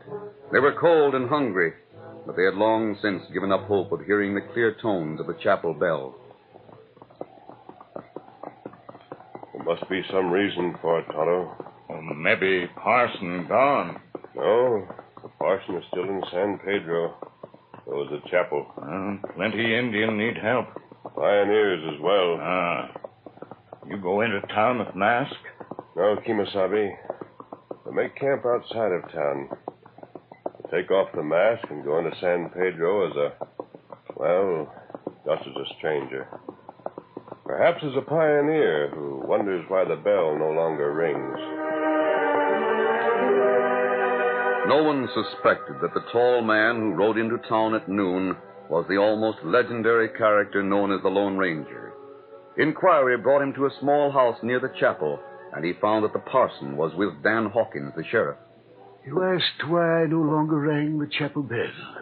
There's a great deal more need now than there was 2 years ago. Yes, I know there is. But unfortunately, the syndicate that bought the Esmeralda mine is not as generous as Martin Jessup. Martin Jessup? He used to own the Esmeralda, but he sold out to the syndicate 2 years ago. Yes, Sheriff. When he owned the mine, he saw to it that there were funds to help the needy. Periodically, he brought me money so I could ring the bell. I see. Doggone it, a man like Jessup don't deserve the hard luck that's hit him. Hard luck? Yeah. Lost his gold mine, then lost his son, and he's about to lose his wife. I was just about to go and call on Jessup when you came, Sheriff. Now I must go. But stay here. I'll be back in a little while. You got no advice for me, eh, Parson? No. You'll have to do as you think best. I'll not be long. Tell me, stranger. Yes? Have you been traveling around much in this part of the country? Quite a bit. Have you heard about an outlaw that's known as the Scarlet Horseman? The Scarlet Horseman? Yes, I have. But not recently. He was downright active up to a year ago. There was a new robbery every 3 or 4 days. Then he just sort of dropped out of sight. How did he get the name, the Scarlet Horseman? Oh, he wore a bright red mask and a red silk neckerchief and a red shirt. He was just about your size, too. Is that so?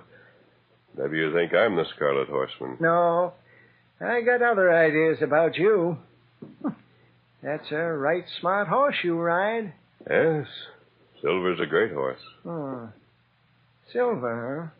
What makes you so sure I'm not the Scarlet Horseman? Because your name's not Bob Jessup. Jessup?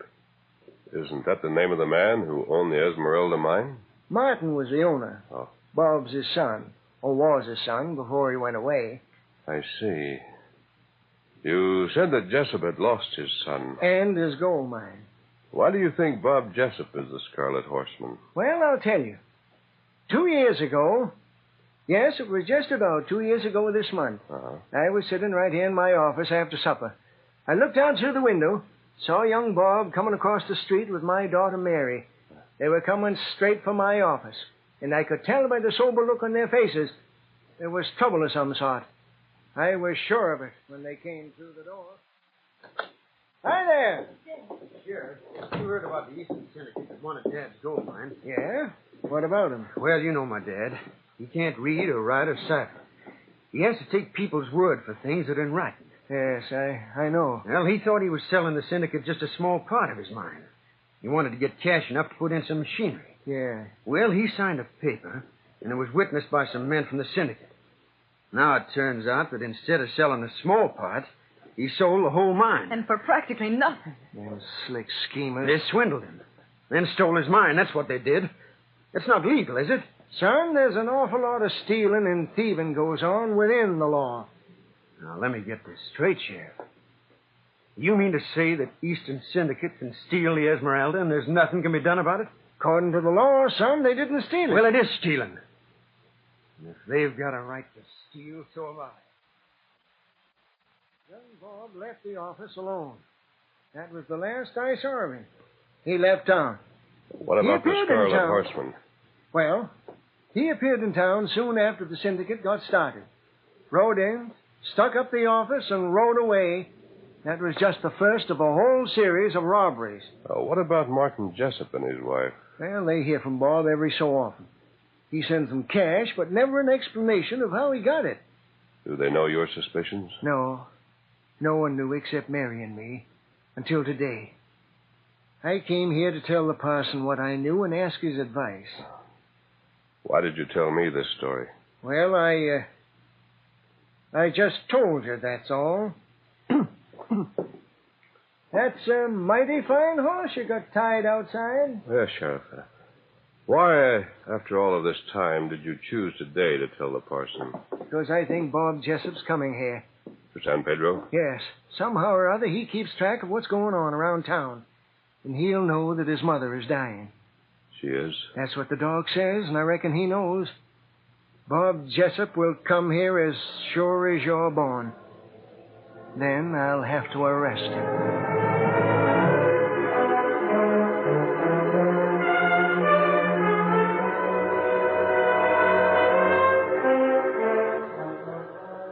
The Lone Ranger left town and joined his Indian companion Tonto in a small camp nearby.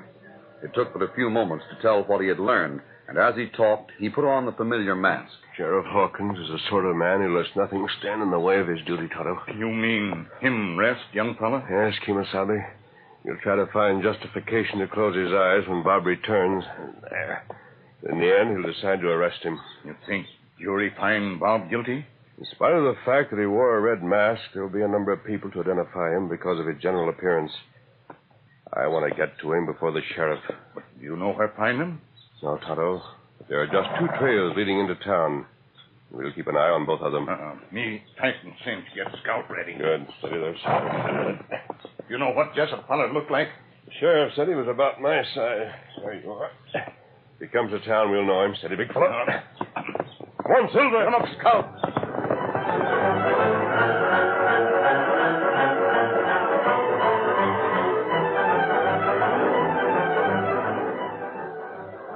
The Lone Ranger and Tonto found a small hill from which they could watch the approaches to town. On the second day, Bob Jessup appeared. Both he and his horse were tired, and he rode slowly. His face was caked with the sweat and dust of travel. At first, he was barely aware of the 2 horsemen who came down the hill on his right. But as they drew near at an angle, he reined up and rested one hand on his gun. Oh, boy, oh. Oh, Silver, fella. We want to talk to you. Masked, huh? Hit the ground, Jessup. How do you know who I am? The sheriff's expecting you. Now, get off that horse. Who are you? If I wanted to be known, I wouldn't wear a mask. Steady, Silver, easy. Now, dismount before I have to back my request. Now, look. I'm in no mood to argue a gunfight, and I want to shove on as fast as I can. What cash I've got is in my pocket. Take it and clear out. I don't want your cash. Look in the saddlebag, Tonto. I'll leave those bags alone. Hold it. Gosh, I thought I had a fast draw. Now, leave your gun alone and get this through your head. I'm on your side. Go on, Tonto. See what you can find. Me look. You're on my side? The sheriff knows you're the Scarlet Horseman. I wondered about that. You don't deny it? What's the use? Look what the Redskins found. Yeah, that's right. Careless of you, wasn't it, Bob? What's it to you? Here, neckerchief, mask. You haven't used that outfit in over a year. Why did you keep it? I had a reason, and it's none of your business. Now, what are you going to do? Take me in so you can collect the reward? I'm after a lot more than the reward. Oh. So you got a price, huh? Yes. I want your confidence. Huh? I think the sheriff suspected who I am when he found out my horse is named Silver. Silver? That mask, huh? Does a silver bullet mean anything to you? Here. Why, you... Great Scott, the Lone Ranger. The sheriff's daughter's still waiting for you. Mary, but... And your mother. Well, your father's hoping you'll get home in time. Then it's true about Ma? I'll let you go on in just a minute, Bob. But first, I want to know what you did when the Scarlet Horseman disappeared about a year ago. I went straight. You can believe that or not. Your parents got money from you. I want to get home. I'll give you the facts in a few words, and I've got to go. Pa taught me all there was to know about gold mining. About a year ago, I located pay dirt up north. I've been working that mine ever since. I heard that Wells Fargo received some cash from the Scarlet Horseman. They did, and so did everyone else that I robbed. I sent home enough to take care of Pa and Ma, and every other cent went to pay back what I'd stolen. But that won't square you with the law. It squared me with myself. I see. We'll keep your scarlet shirt and mask. But I don't see why... Were you planning to use them again? Yes. I aimed at calling that skinflint Jim Curry and have a showdown. The least that skunk could do after stealing Dad's mine is to help out the old parson. Go ahead, Bob. We'll see how things work out. Steady, boy. Get up! Maybe sheriff not arrest him. We'll keep in touch with things, Tonto. In the meantime, keep the things that identify him as a Scarlet Horseman. Perhaps we can use them.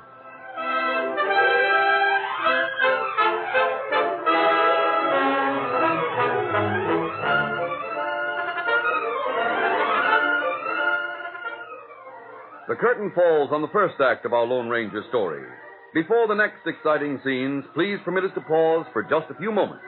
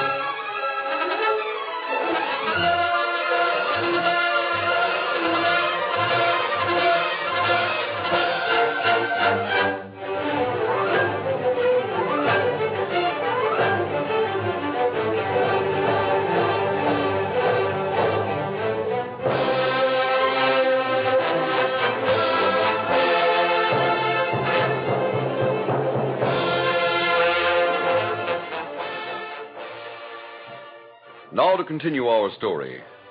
After Bob Jessup had left them, the Lone Ranger and Tonto held a short conference. Then the masked man returned to camp while Tonto headed for town at top speed by a roundabout route to reach San Pedro ahead of the Scarlet Horseman without being seen by him. Bob made slow time on his exhausted horse, and it was nearly dark when he came within full view of the familiar buildings and the tower of the little chapel that held the silenced bell. The first person he saw was Mary, the daughter of the sheriff, who ran up to meet him. Oh, there, boy. Oh, steady. Oh, Mary, you. Gosh. You did come back, but Bob, Dad says they're sure to find you guilty. Mr. Curtis, syndicate man, will identify you. That ornery polecat. Oh, here comes Dad now. Yeah, so I see. I got to take you into custody, Bob. I reckon you know why. Sheriff, does Ma know about your suspicions? No. And I'm willing to meet you halfway to keep it from her for the little time she has left. I appreciate that. The doctor figures it won't be long. I'm willing to let you go home on your word of honor that you'll come back into my office no later than noon the day after tomorrow and give yourself up. You think that by noon on Thursday, Ma will be... I talked to the doctor just before I come here. That's why I said Thursday. I'll be there.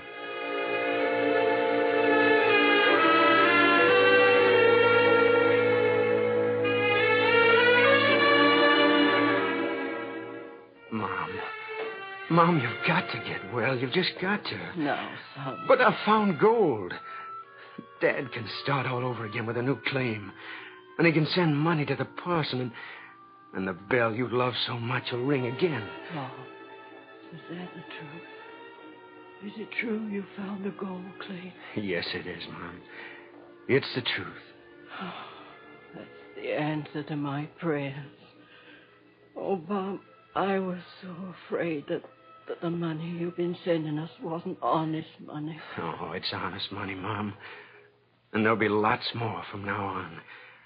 We'll help the parson, and the bell will ring again.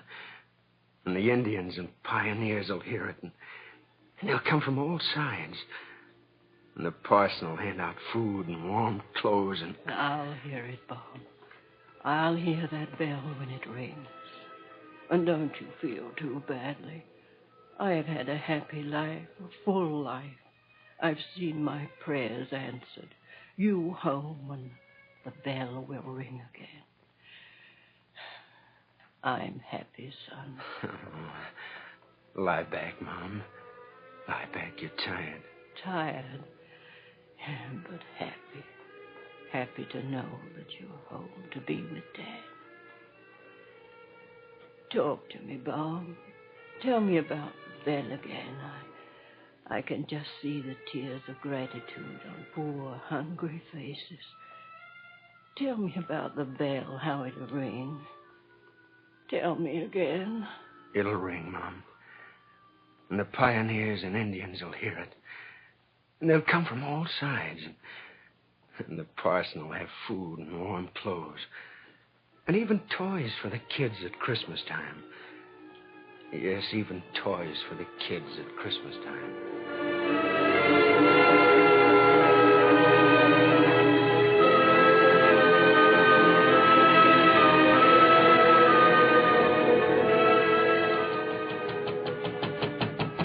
Mary, Sheriff, open the door. I've got to speak to you. Bob! What's the matter, son? What's all the excitement? Mary, Sheriff, what do you think? Ma's not going to die. She's going to get well. I wanted you to be the first to know. Oh, Bob. Are you sure about that, son? Yes, I'm sure. She fell asleep while I was talking to her. The doc was there. He told us a lot of things about the desire to live and all that, but the main thing is she's going to get well. She slept for an hour, and then when she woke up, she was hungry. Oh, that's a good sign, isn't it? Oh, yeah, the doc says that was the best sign in the world. He said it wouldn't surprise him if she was able to get out of bed in a few days. Oh, it's having you home, Bob. That's what did it. Oh, you have no idea how she missed you. Oh, doggone. Dad, what's the matter? I wonder how she'll take it when Bob surrenders day after tomorrow. Sheriff, Gosh, I forgot all about that. It's going to be tough, son. Bob, isn't there something you can do, Dad? If I don't act, someone else will. Curry will call in the United States Marshal. Yeah, I'll keep my word. But you get this, Sheriff. And get it straight. Curry offered a reward for the capture of the Scarlet Horseman, didn't he? Yes, he did. Well, if I surrender voluntarily, I'm going to have that reward. Ma's going to hear that chapel bell ring once more if it's the last thing I do. Get him out.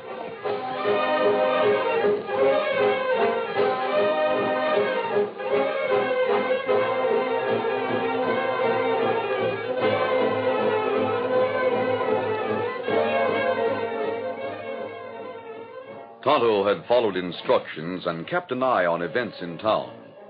A few minutes after leaving his point of vantage near the sheriff's home, he dashed into the Lone Ranger's camp, reined up sharply, and told what he had learned. It means a woman's life, Tonto. That's right. She'll never survive the shock of learning that her son is a Scarlet Horseman. Maybe we do something, huh? I wonder if Maybe we go deal with Curry. Oh, I know that syndicate man. Maybe tell him facts. Maybe him not press charge if him know Bob pay back all stolen money. He knows it, Tonto. At least he knows the syndicate's money was returned. Oh, that's right. In spite of that, he's determined to send the Scarlet Horseman to jail. Got to think of some way to give Bob Jessup another chance.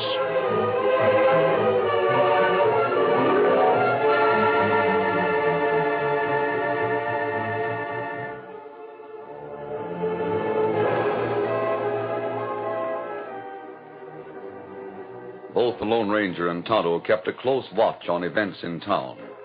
They learned that Curry, the syndicate man, sent word to men in nearby towns telling them to be on hand to identify Bob Jessup as the Scarlet Horseman.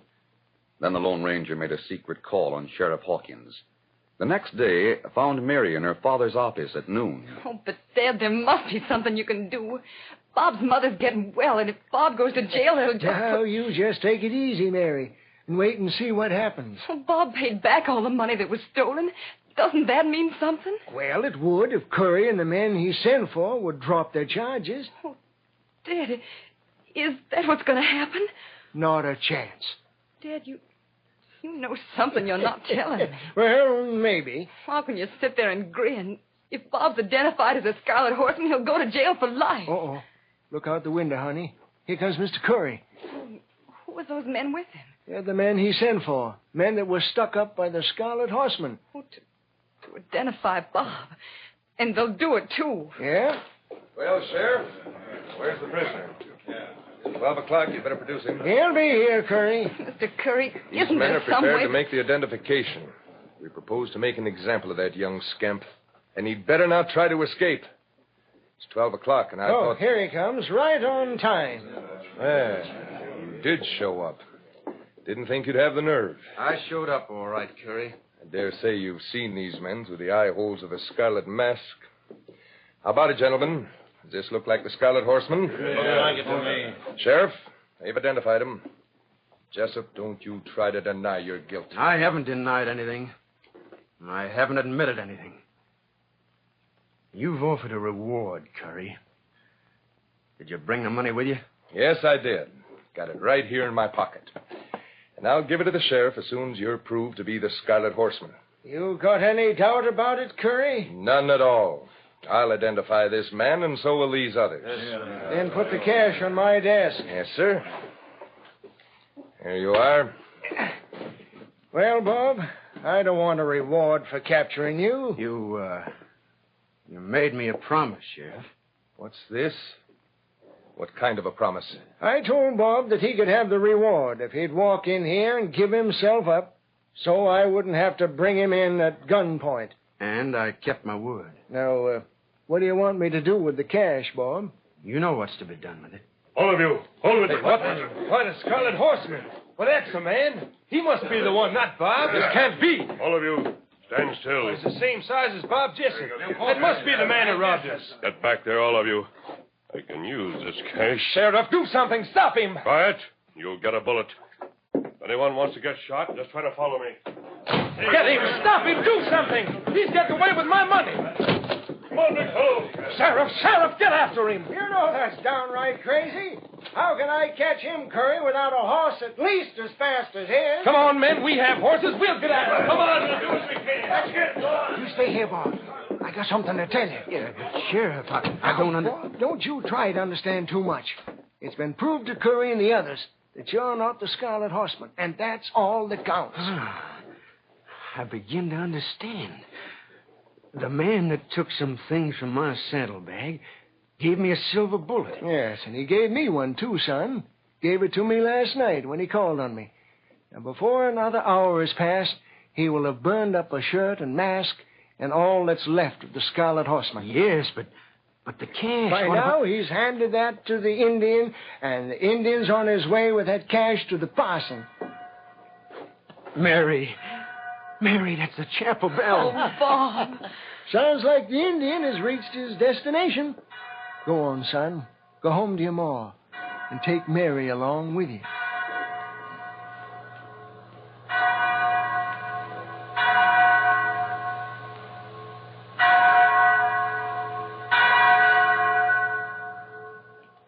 And after this, Ma, when Dad helps me work that gold mine, we'll keep that bell ringing like never before. Won't we, Dad? We sure will, son. Like never before. I can just see the tears of gratitude on poor, hungry faces. The pioneers and Indians are coming from all sides. Yeah. And the parson will have food and warm clothes and even toys for the kids at Christmas time. Thanks to the Lone Ranger.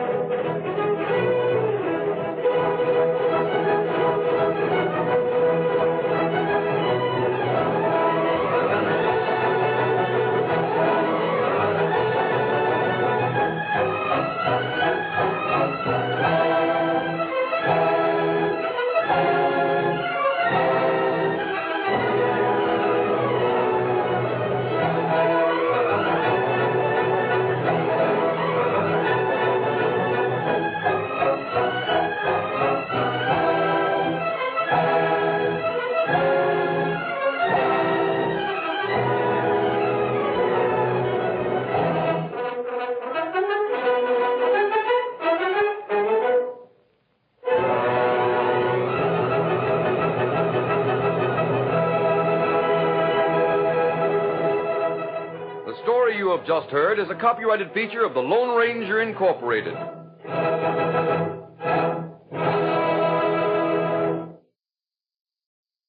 1946 in review.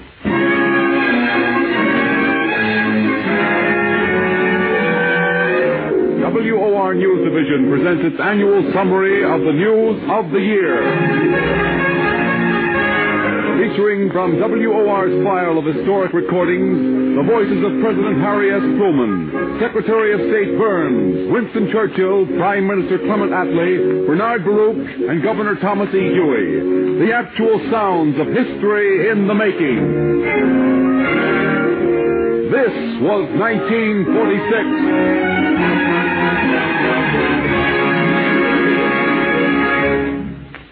Tonight, your narrator is Martin Wolfson. When you begin by saying, this is the story of 1946, nobody feels anything. No one is proud. No one is ashamed. No one is joyful. And no one weeps. The numbers 1946 mean a year, that's all. 365 days, each marked off attractively by the pinup girls on the Esquire calendar. 1946, it was the year Sally fell in love with the Air Force's lieutenant. And Joe hung out his doctor's shingle, rubbing a rabbit's foot for luck while he waited for his first patient. Okay, next Tuesday night we'll have a party. And then it'll be 1947. The story of 1946 has a few other elements in it, though.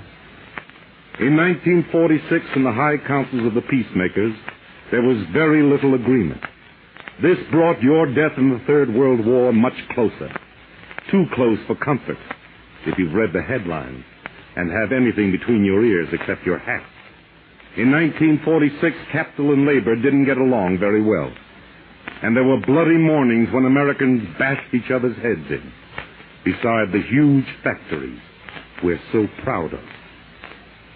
The winds of the Pacific, being gentle, have hardly erased the names on the crosses at Tarawa, and the rains of France fall lightly and with due respect on the soil of the graves at Neufchâteau. But the dead are nevertheless very dead, being therefore unable to remind us that there was a purpose in this dying. Maybe after you hear the story of 1946, you'll want to do something about it. And maybe not. Maybe that's our trouble. You begin by saying, this is the story of such and such a year. But nobody feels anything. No one is proud. No one is ashamed. No one is joyful. And no one weeps.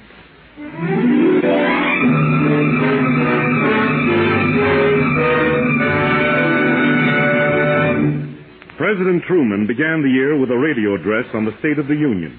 The President said, 1946 is our year of decision. This year we lay the foundation of our economic structure, which will have to serve for generations. This year we must decide whether or not we shall devote our strength to reaching the goal of full production and full employment. This year we shall have to make our decisions, which will determine whether or not we gain that great future at home and abroad, which we fought so valiantly to achieve. 1946, our year of decision, turned out to be a year of black markets, shortages, inflation, famine, strikes, race hatred, and civil war.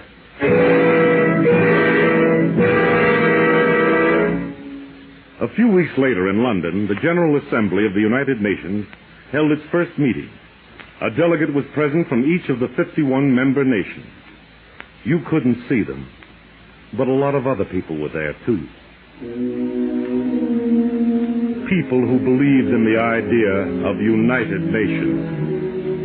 Wendell Willkie was there. And Ernie Pyle. And Vinegar Joe Stillwell. 4 chaplains were there, named John Washington, George Fox, Alex Good, and Clark Poling. Remember them? The rabbi, 2 ministers, and a priest, who when their ship was torpedoed gave their life belts to American soldiers and died on that ship together with their arms around each other singing. They knew what United Nations means.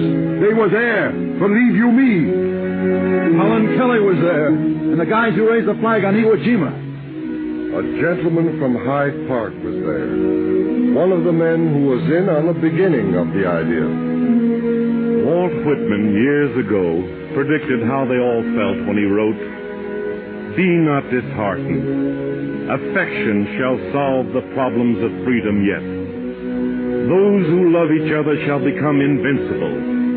One from Massachusetts shall be a Missourian's comrade. From Maine and from hot Carolina, and another an Oregonese shall be friends, shall yet be victorious."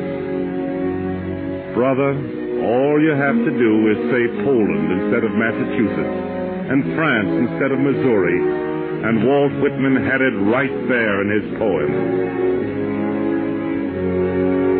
The peoples of the earth were getting together in London town.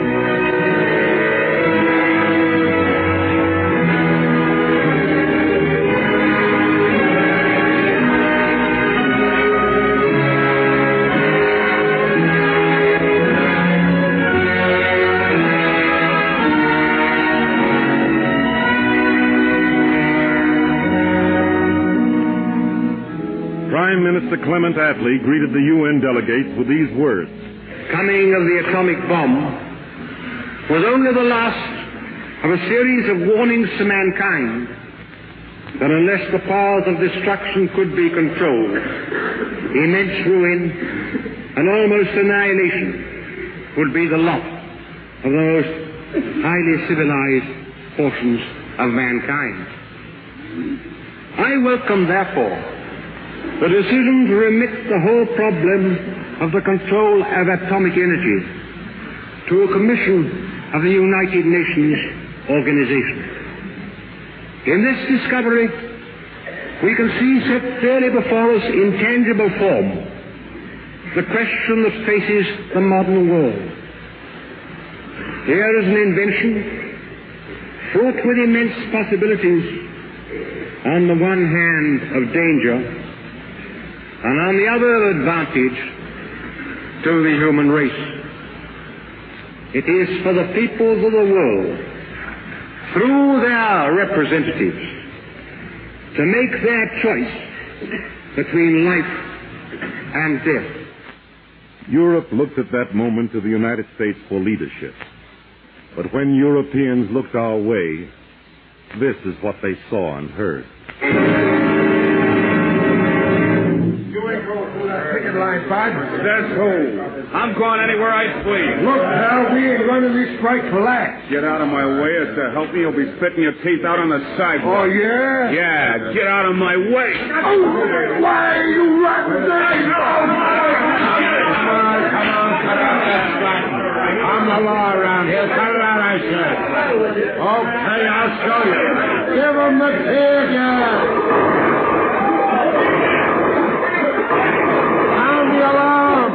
Send for more men!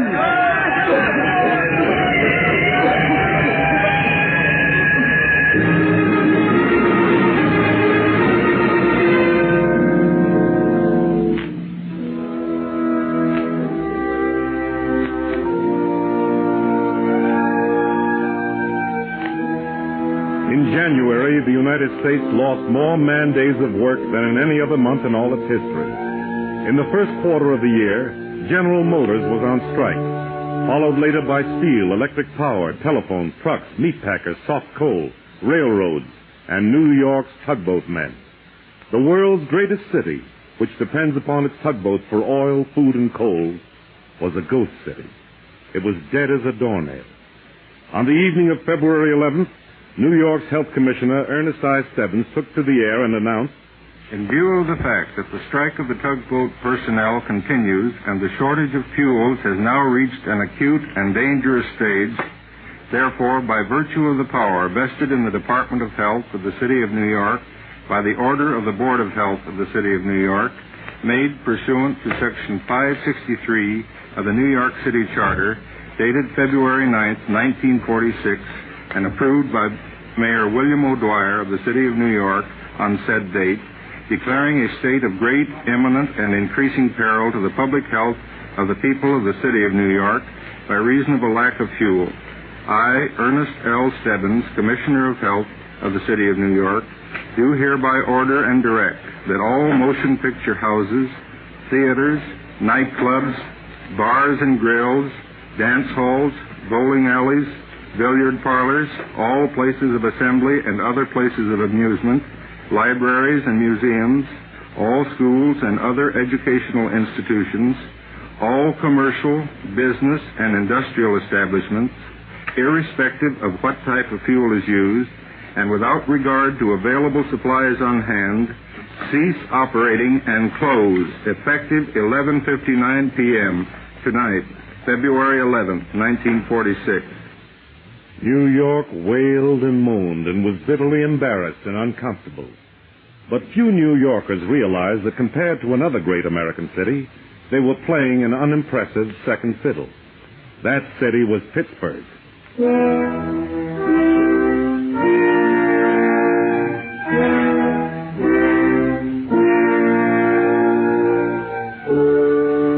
Pittsburgh had a lovely year. A steel strike that lasted 26 days. A power strike that lasted a month. A 115-day strike at Westinghouse. A hotel strike. Let's see now. There's been just one day in 1946 when Pittsburgh didn't have a strike. Pittsburgh had a lovely year.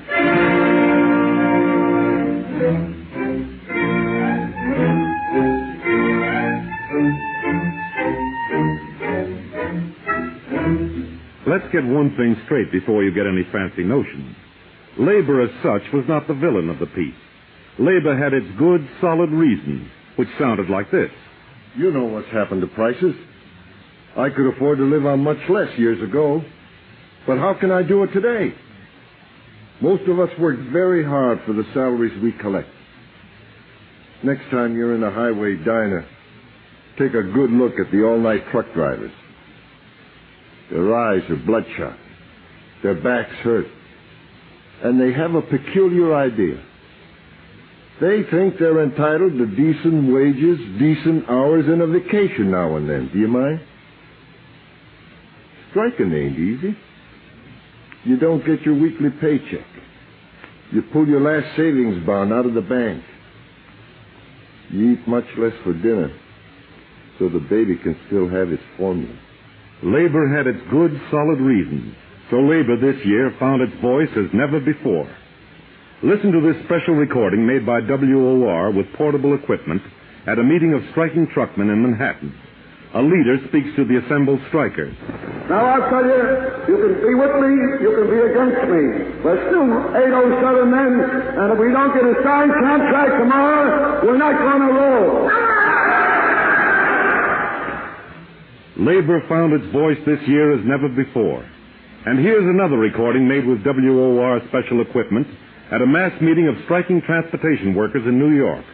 Mr. McMahon, Secretary of the Union, speaks. Well, brothers and sisters, let's take a look at the situation, see what we got here. We got a victory tonight of $18,500,000, the biggest victory that the transit workers ever won in the history of the system. The biggest victory that the Transport Workers Union ever won. And it wasn't so easy to win it, because we literally had to pull it out of the hands of the Wall Street wolves and the real estate sharks to get it. They had the $6 million tied up. They had it tied up tight in the court, and Riegelman was prepared to appeal and appeal and appeal and appeal some more. And we wouldn't have got the retroactive pay, not this Christmas, maybe not next Christmas, maybe not ever at all. But the Transport Workers Union deserves the sole and complete credit for putting this $200 to $300 in back pay into the pockets of the 33,000 men. Labor had its good, solid reasons, and so did capital. A great many of the unions have strangled our economy and made the public suffer because of jurisdictional disputes. This simply means that a squabble between two unions, an issue over which we have no control, causes a loss to the owners of struck plants running into millions of dollars. It also means that because the unions cannot settle their problems, some of which have been picayune and ridiculous, the public must go without basic necessities. Besides the jurisdictional disputes, the actual question of dealing with union leaders has often been difficult, if not impossible. Certain union leaders have been arrogant and unreasoning. In their desire to get while the getting is good, these men have called strikes and then walked out on conciliation meetings. Sometimes because their power went to their heads and they were over-anxious to impress the union members and so keep their jobs. Add to this burden on capital the fact that often we could not meet union demands simply because we couldn't possibly afford it. We have refused to meet other demands because they were utterly fantastic.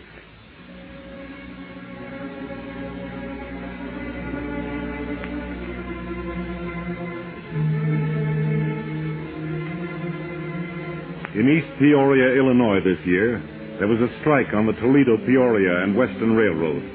The language in which capital and labor spoke to each other sounded like this. Irwin Pashon, a striking timekeeper, and Arthur Brown, a striking engineer, was shot and killed by men guarding a train at which pickets had supposedly thrown rocks. The differences between capital and labor had reached a point where Americans were murdering each other, simply because they couldn't settle those differences together as human beings. This was 1946.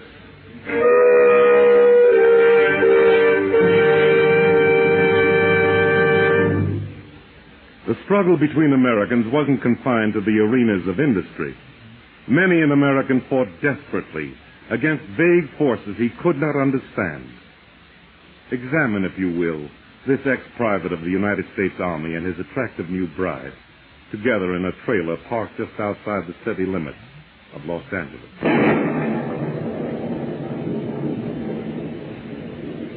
How did you make out, darling? Get any leads? No, nothing at all. But that man in the drugstore said he knew a real estate agent. I told you I didn't find anything, didn't I? I told you 100 times I walked my feet off all day and I didn't find anything. You ask about apartments, people laugh in your face. Now leave me alone, will you? Easy, darling, easy. We'll find something. When? In 5 years? How long do you think we can go on living in this stinking trailer? This is a fine deal, this is.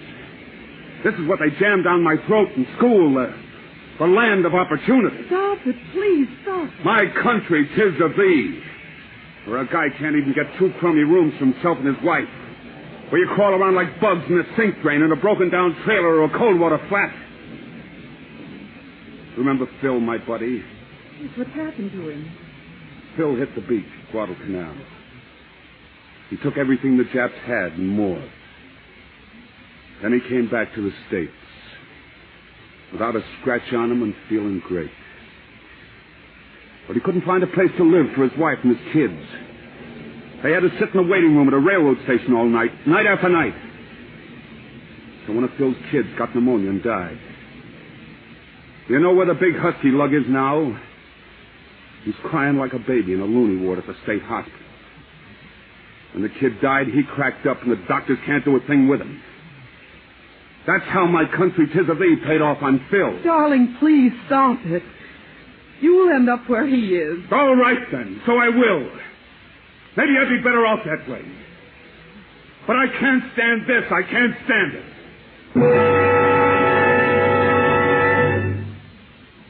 The atomic bomb cost $2 billion. For a very small fraction of that amount, we could build adequate housing for every veteran in the United States. This country, which came from scratch and built 50,000 planes in 1 year, was millions of housing units short when 1946 began, and millions of housing units short when it ended. Wilson Wyatt, the federal housing expediter, had a plan to build houses for veterans. He asked the Reconstruction Finance Corporation for the money to do it. The RFC, which has already loaned $7 million to revive German business, refused the request. Mr. Wyatt had resigned. This, too, was 1946.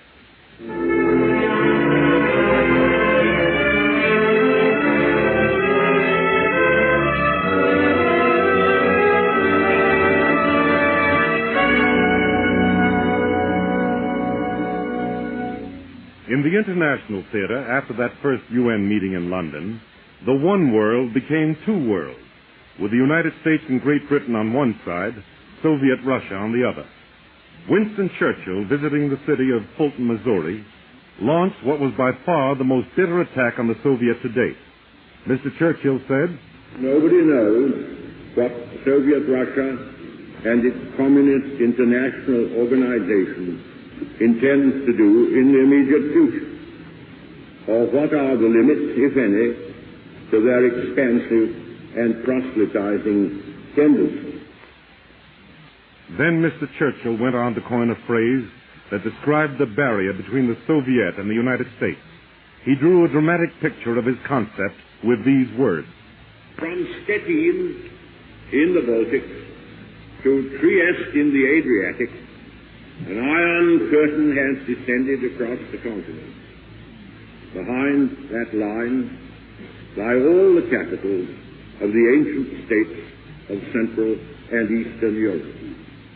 Warsaw, Berlin, Prague, Vienna, Budapest, Belgrade, Bucharest, and Sofia.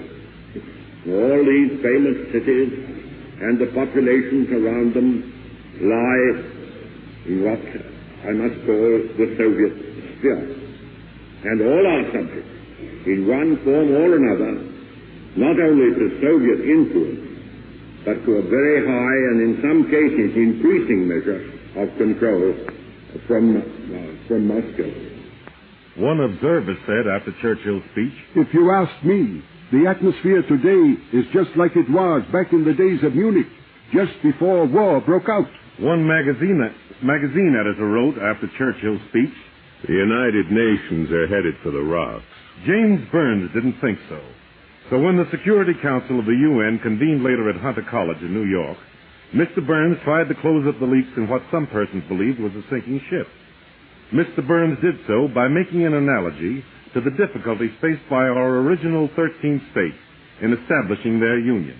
It is less than 160 years ago that our 13 sovereign states entered into a union for their common defense, to promote the general welfare, and to secure the blessings of liberty for themselves and their posterity. That was then an untried experiment, and many doubted whether such a union of free states could long endure. Today it is fitting to recall that that union also chose as its temporary abode the city of New York. Although it was later to go through dark days of trial, that union did survive. It grew in strength, and it has played its part in preserving the blessings of liberty for all mankind.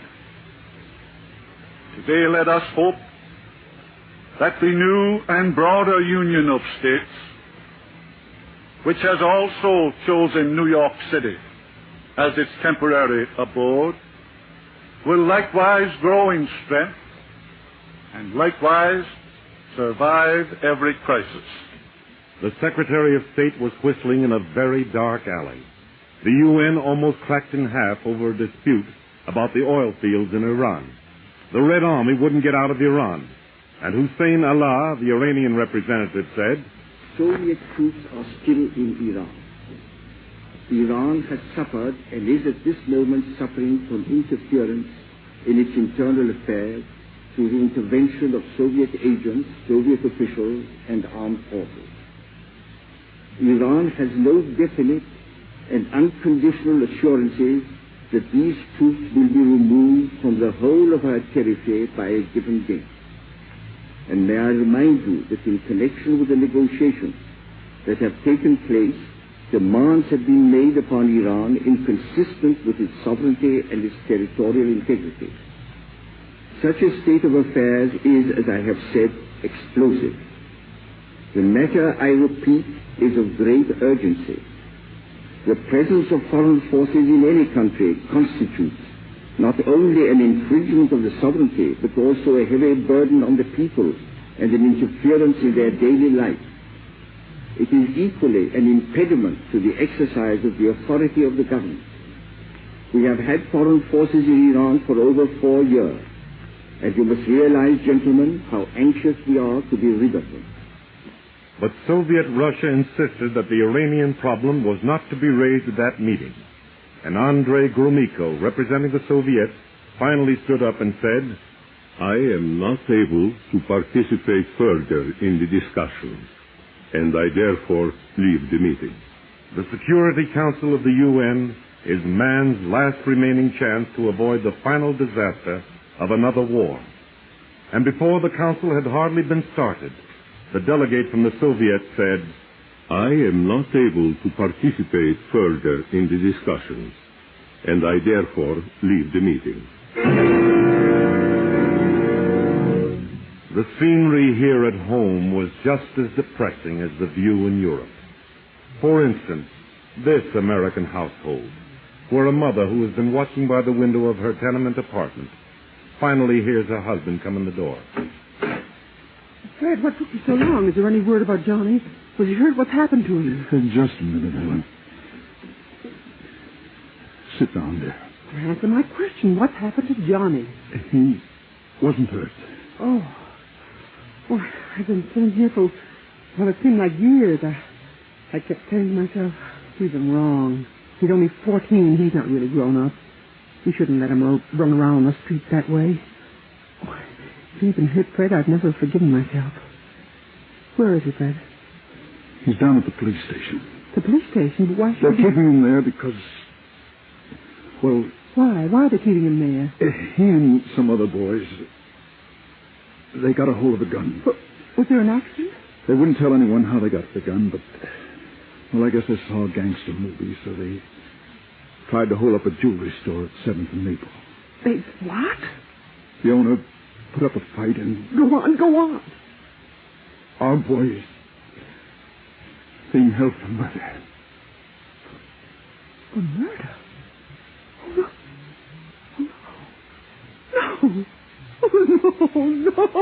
Oh, no.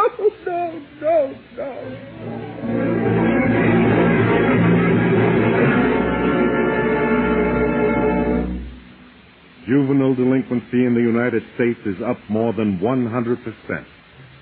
Arrests of boys under 18 for homicide are up 50%. Theories about the cause are plentiful, but 2 factors are obvious. There is a disgraceful shortage of teachers, largely because the teaching profession is miserably underpaid. Beyond that, many a sociologist points an accusing finger at parents. Instability in the home is a prime factor in causing delinquency. And the American home this year was more unstable than ever. For the divorce rate is up, too. It's at an all-time high.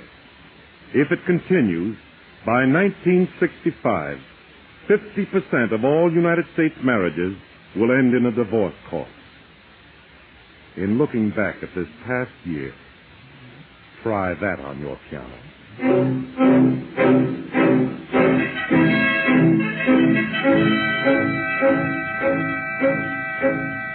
In July and August, we conducted 2 experiments, Operation Crossroads and Operation Baker, the explosion of 2 atomic bombs at Bikini Atoll in the Pacific. The tests may have answered many questions about the bombs, but there was no doubt that they had failed to answer the question hanging over the head of every citizen like the sword of Damocles. How shall mankind control the use of the bomb?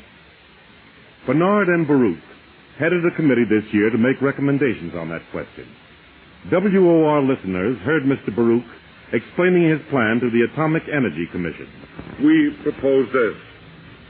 1, manufacture of atomic bombs shall stop. 2, existing bombs shall be disposed of pursuant to the terms of the treaty. And 3, the authorities shall be in possession of full information as to the know-how for the production of atomic knowledge. Having listed his proposals, Mr. Baruch continued with a plea aimed at the Soviet Union, a suggestion that was a key point in the outline. Mr. Baruch said, there must be no veto to protect those who violate their solemn agreement not to develop or use atomic energy for destructive purposes. The bomb does not wait upon debate. To delay may be to die. Mr. Baruch was willing for the United States to surrender its atomic secrets if and when a reasonable foundation for world security had been established. He continued, as the successive stages of international control are reached, the United States will be prepared to yield, to the extent required by each stage, national control of activities in this field for the authorities. But the Soviet has repeatedly rejected Mr. Baruch's plan because the Soviet will not surrender its veto rights. So there isn't any signed agreement for controlling the bomb. And there's very little time. We have been given the facts. An atomic bomb containing 100 kilograms of U-235 would be 10 times as powerful as the bomb dropped on Hiroshima. Such bombs could cripple the United States in a matter of minutes. The American people knew all this, and the American people responded to the challenge. Realizing they were in mortal danger, the American people spoke. Hey, get your fresh atom bomb burgers here. The most delicious little sandwich on the Midway. They're just 15 cents. Get your fresh atom bomb burgers here. The American people spoke.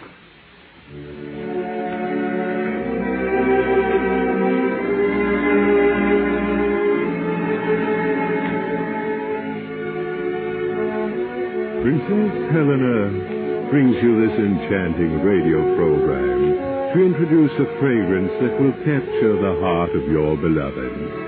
It's Princess Helena's Atomic Parfum. A perfume with the same exciting, different quality as the swirl of Mother Nature's atoms in the blue Pacific. The American people spoke.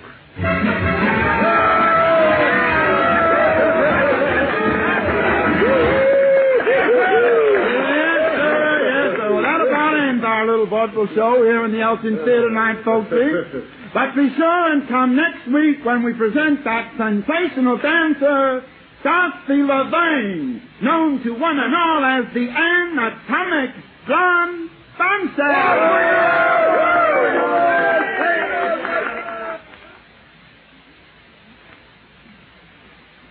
We have as yet no signed agreement for controlling the atomic bomb. And there are bombs available now which can destroy not only every human being, but every living thing on the 6 continents. Having wiped himself off the face of the earth, man would not have left a single bird, a flower, or a blade of grass to point out to the vast silence of the cosmos that there had once been life, if not wisdom, on this planet. Get your atom bomb burgers here. Get your red-hot, fresh atom bomb burgers.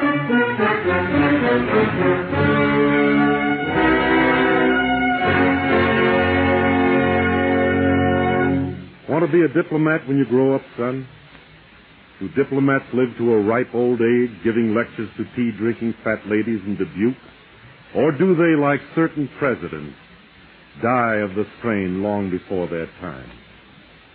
Remember, the historians of tomorrow can be cruel, and they wait with their pens poised and their ears keyed to the words coming from behind the open doors of the conference room. To establish the peace, Americans this year had a sturdy gentleman on the job named James F. Burns. Mr. Burns attended a conference in Paris early this year, a conference attended also by Bevan, Bideau, and Molotov. Although Mr. Burns worked tirelessly, the Paris Peace Conference was not successful. Mr. Burns explained his difficulties. I do not believe that the Soviets fully realize the doubts and suspicions which they have raised in the minds of those in other countries who want to be their friends by the aloofness, coolness, and hostility with which they have received America's offer to guarantee jointly the continued disarmament of Germany. Had America been a party to such a guarantee after World War I, World War II would never have occurred, and the Soviet Union would never have been attacked and devastated. Is German militarism going to be used as a pawn in a struggle between the East and the West? And is German militarism again to be given the chance to divide and conquer? To that question there must be an unequivocal answer, for equivocation will increase unbearably, which men of goodwill everywhere are trying to relieve. Then Mr. Burns visited Germany after the conference to report on our occupation, which had not been going well at all. In Stuttgart, Mr. Burns said, "The principal purposes of the military occupation were and are to demilitarize and denatify Germany, but not to raise artificial barriers so the habits of the German people to resume their peacetime economic life. The Nazi war criminals were to be punished for the suffering they brought to the world. The policy of reparations and industrial disarmament prescribed in the Potsdam Agreement was to be carried out.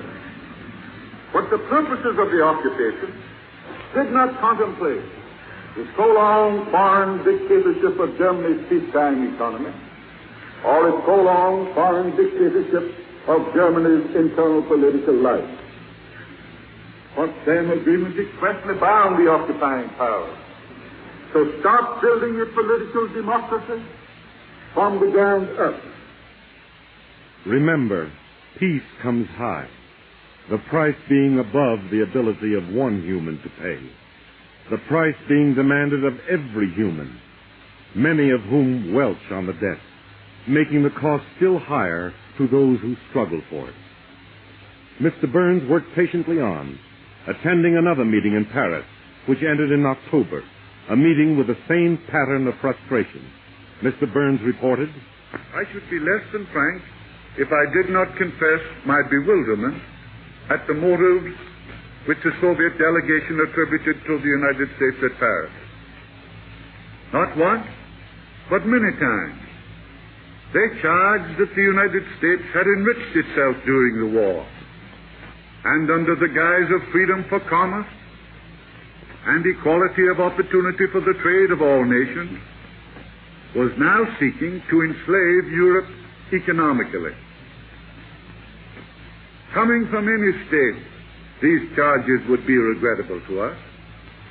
They are particularly regrettable when they are made by the Soviet government, to whom we advanced more than $10 billion of land lease during the war, and with whom we want to be friendly in time of peace." Remember, peace is made with the elements of time and patience and fraternity, commodities not available at your local grocer. But they were commodities Mr. Burns still prayed might be found in abundance, as he said, "But if the temple of peace is to be built, The idea of the inevitability of conflict must not be allowed to dominate the minds of men and tear asunder a world which God made one. It is that idea of the inevitability of conflict that is threatening the economic recovery of Europe. It is that idea that is causing artificial tensions between states and within states. The United States stands for freedom for all nations and for friendship among all nations. We shall continue to reject the idea of exclusive alliances. We shall refuse to gang up against any state. We stand with all peace-loving, law-abiding states in defense of the principles of the Charter of the United Nations.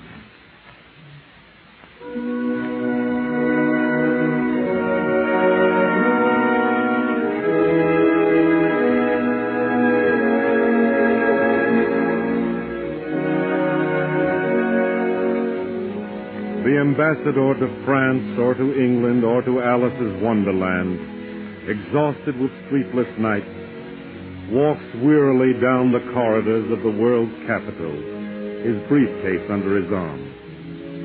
He glances at the huge clock. It is 1 a.m., the only time that such and such a meeting could be held. The ambassador sets his jaw grimly, hopes this time the formula will be understood. This time it will work. This time the treaty will be signed. He walks down the lonely corridor, conscious that outside the open door of the meeting room, the historians of tomorrow, a rueful smile on their faces, are waiting, with their ears keyed to each word and their pens poised. Want to be a diplomat when you grow up, son?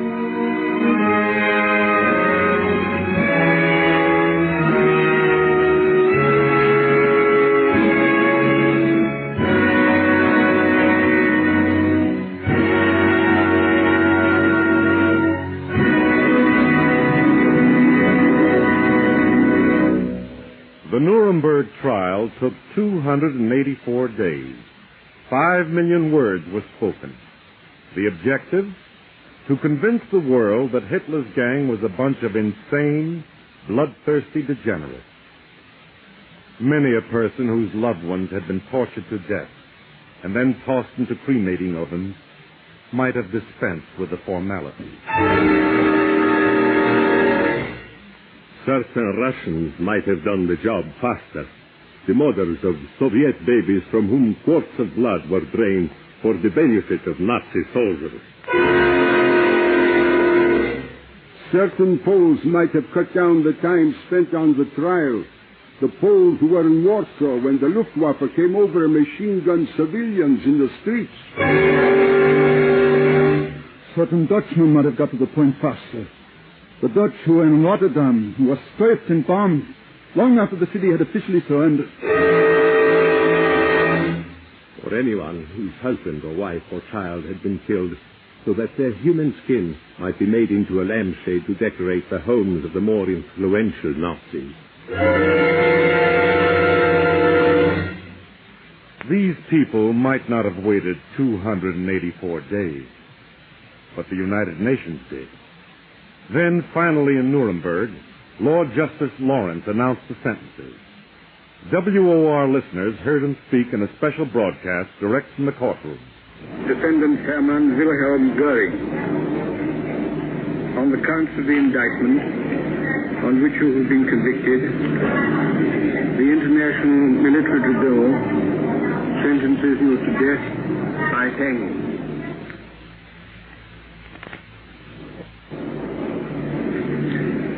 Defendant Rudolf Hess, on the counts of the indictment on which you have been convicted, the tribunal sentences you to imprisonment for life.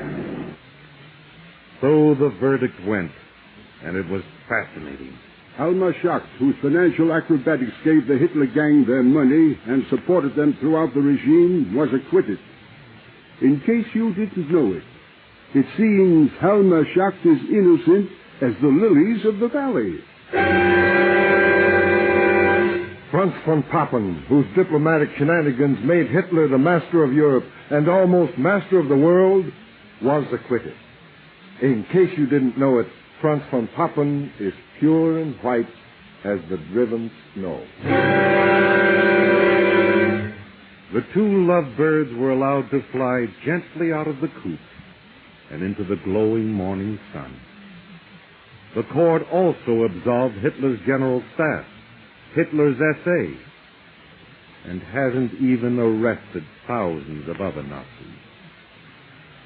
11 of the defendants were sentenced to be hanged, though Arthur Gates, a Mutual radio reporter, attended the hanging. From Nuremberg, Mr. Gates described it.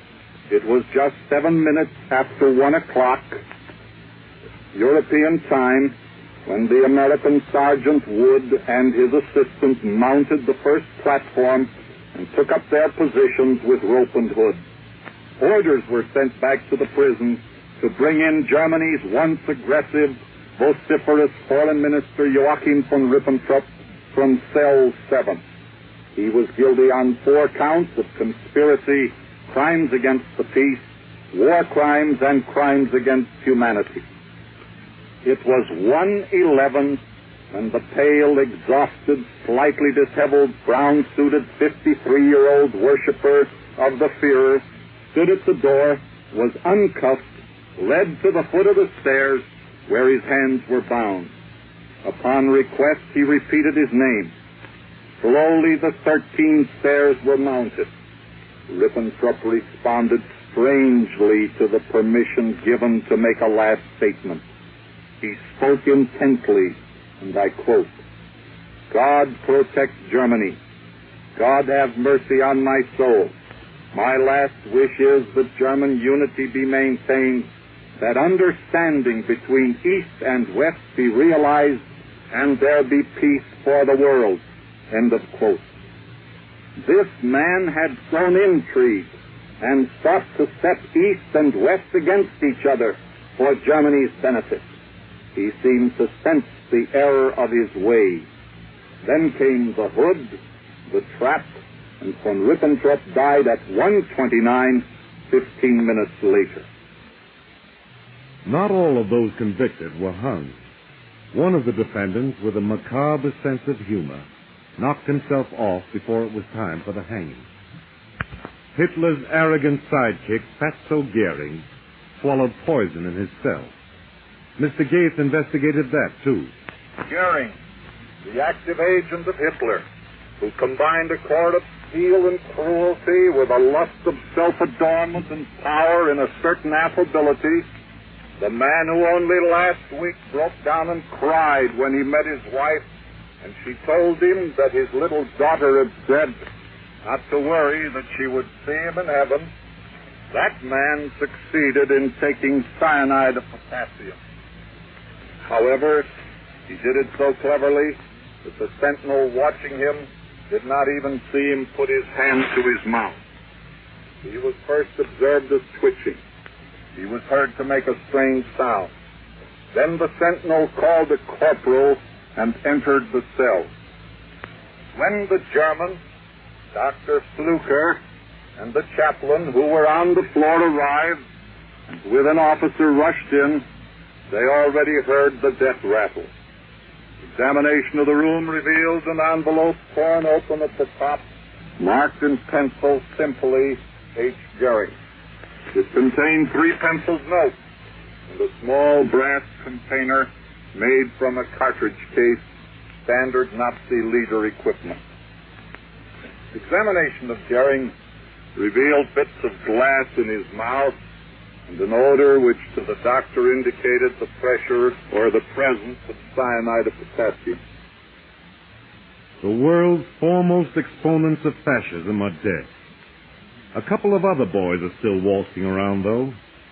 Perón in Argentina, Franco in Spain, the Grand Mufti in Jerusalem, all of whom believe actively in Adolf's way of doing business. And listen to these voices. at a midnight mass meeting. Yeah, sure. That's the thing. Of course it is. Yeah. We're going to get dynamite. And guns. And someday we'll march on the Capitol. We'll run the country.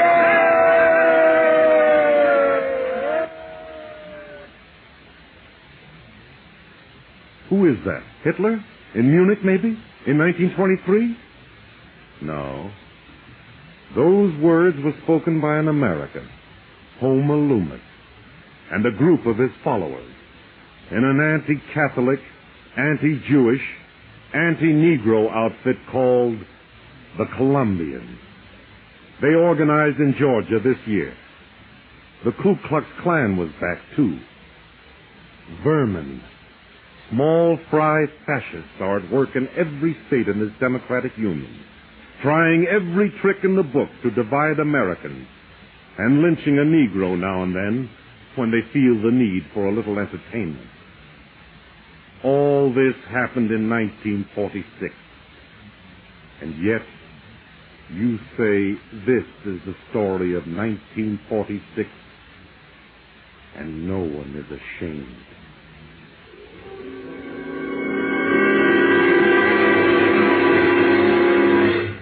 For anyone who relaxed after the Nuremberg hanging, feeling that fascism was dead, here is a thought to kick around in your brain sometimes. It's a lot easier to kill a man than it is to kill an idea.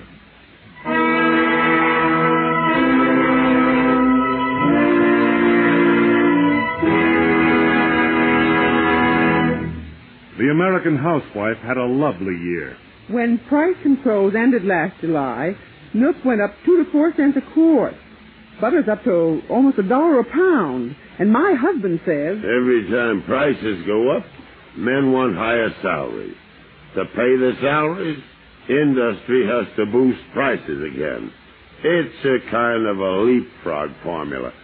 I wonder how much longer we can play leapfrog this way before we trip and break our necks. President Truman wanted the same thing, so he tried to keep price controls on meat and livestock, even though the OPA had collapsed. It was the second time the president got his finger caught in the machinery of public opinion.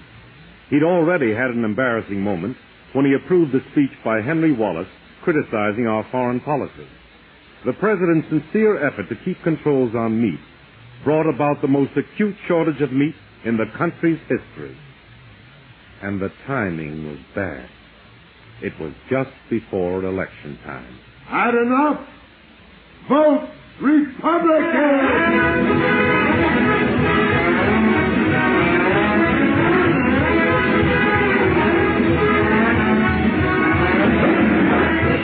As usual, Americans had a rip-roaring time with their election. There were the jokes.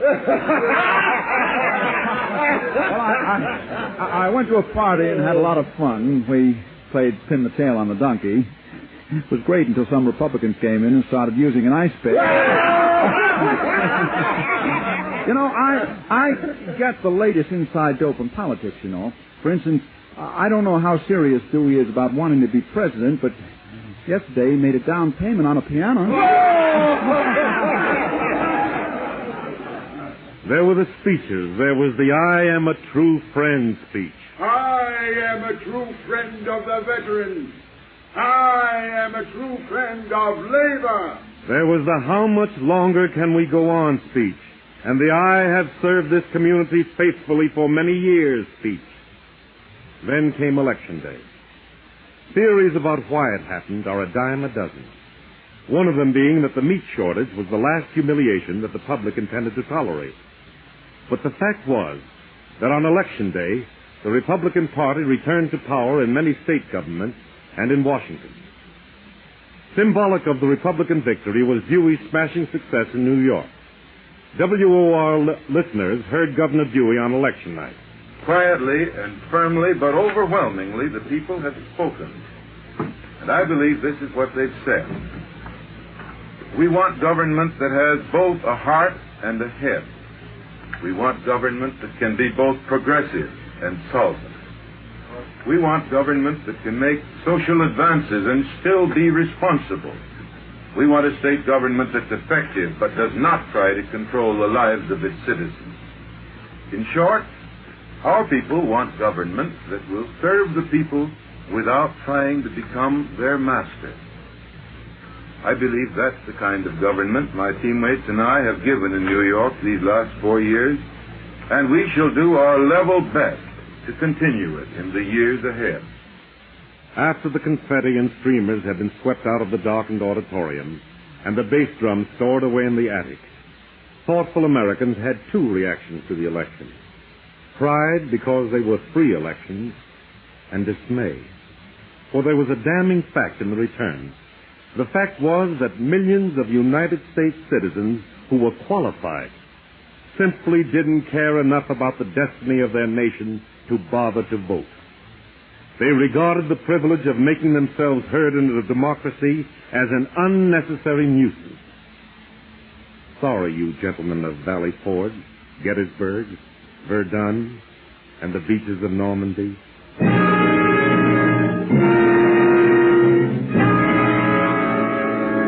A gentleman whose name you will recognize said this: Prosecute me? For what? We're exercising our right to strike. That breaks no law. Let them seize the mines. That won't produce any coal. We accuse by the record that the management and stockholders of the bituminous coal industry in a period of 14 years have, through mismanagement and cupidity and wanton neglect, made dead 28,000 mine workers and shattered the bodies of 1,004,000 miners. John L. Lewis didn't say that recently. He said it last May when he pulled his miners out for a period of 2 months, while United States industry almost stopped entirely. This had happened 8 times in the past 5 years, and each time the miners have stood behind the man with the world's most famous eyebrows. They did this because the great John L. had managed to get their salaries up from 50 cents an hour in 1933 to $1.47 an hour this past summer, making him definitely their boy. As 1946 drew to a close, John L. demanded a 40-hour week instead of a 54-hour week with no reduction in pay. When he didn't get it, he pulled the miners out again. The public, which had nothing but compassion for the miners themselves, felt this way about John L. Every couple of months, that guy Lewis has the miners working in the mines and then not working. First they do, then they don't. What's he think this is, a gag or something? Who's running this country? Lewis or the government? On behalf of the government which operates the mines, Federal Judge Allen Goldsboro gave John L. an order to keep the mines open. But the mighty man didn't do it. So he was hauled into court on contempt charges. While the trial was on, these things were taking place. The United States came close to going out of business. Auto factories were closed. Steel foundries closed. Train service was cut. 21 states enforced a wartime brownout. Hospitals faced a terrifying fuel shortage. And United States labor, fearing a setback for all unions, threatened a general strike. Europe and Asia, which depend heavily on our coal, had serious doubts again about how well American capitalism could function. In a Washington courtroom, Judge Goldsboro found Lewis guilty of contempt and ordered that the Mine Workers Union be fined $3.5 million. In the courtroom, Mr. Lewis's attorney, Welly Hopkins, popped up to denounce the judge for taking money away from the miners. Mr. Hopkins said, "Shame upon a government representative that would undertake to perpetuate such an outrage. I denounce it as a day in infamy when you come to this court and ask that a crown of thorns be placed upon a man merely to satisfy the political program of an administration. Shame upon you. Double shame. Lewis, with the love of one ham actor for another, rose dramatically from his seat and said, Mr. Hopkins, may I shake your hand? I associate myself with every word you have uttered. It was from my heart, sir. Judge Goldsboro wasn't impressed. He not only stuck to his guns, but fired a blast. The judge said, This is not the act of a low lawbreaker. It is an evil, demoniac, monstrous thing that means hunger and cold and unemployment and destitution and disorganization of the social fabric.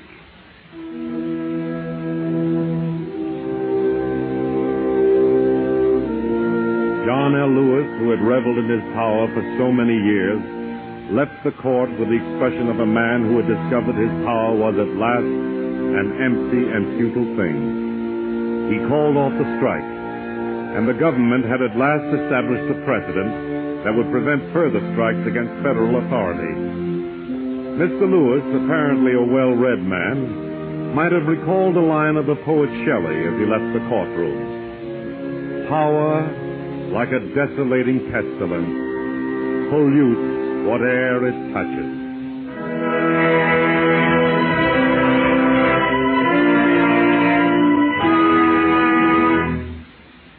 The victory over John L. Lewis, coming as it did in a year of futility and defeat, brought a tide of optimism that flowed high as the Christmas spirit reached into the somber cloisters of the UN. Closing its most recent series of meetings in New York, the United Nations accepted a gift from John D. Rockefeller, Jr., of an $8.5 million site in Midtown Manhattan that would be the UN's permanent home. The UN had also reached certain agreements in regard to disarmament and the colonial trusteeship system. When he sailed for Moscow, the next meeting place of the UN, Representative Molotov seemed in a more conciliatory mood. So, as the year ended, men could see hope ahead, even though there was still bitterness and destruction in the Far East and Palestine, even though revolution had broken out in French Indochina, even though they were shocked to learn today of the worst aviation disaster in history, when 62 persons died in airplane accidents over Shanghai.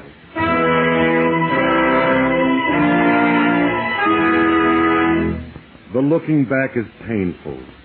The wounds have been made, and they never quite heal, time being a clumsy surgeon. So when you look back upon the story of 1946, there isn't really anything to do about it. What counts is how Americans moved to the attack in 47. Theirs being a faith in themselves and their land that is too vast to articulate in these last few words. But the faith is there, and the strength, and the vision. If only we will use it. To 1947, then. To a joyful new year, fellow Americans, and pray God each of us may be worthy of the name. 1946 in Review was written by Howard Merrill and directed by Roger Bauer. The program was produced under the supervision of Dave Driscoll, director of WOR's News and Special Features Division, assisted by Edith Mezeran. This is the Mutual Broadcasting System.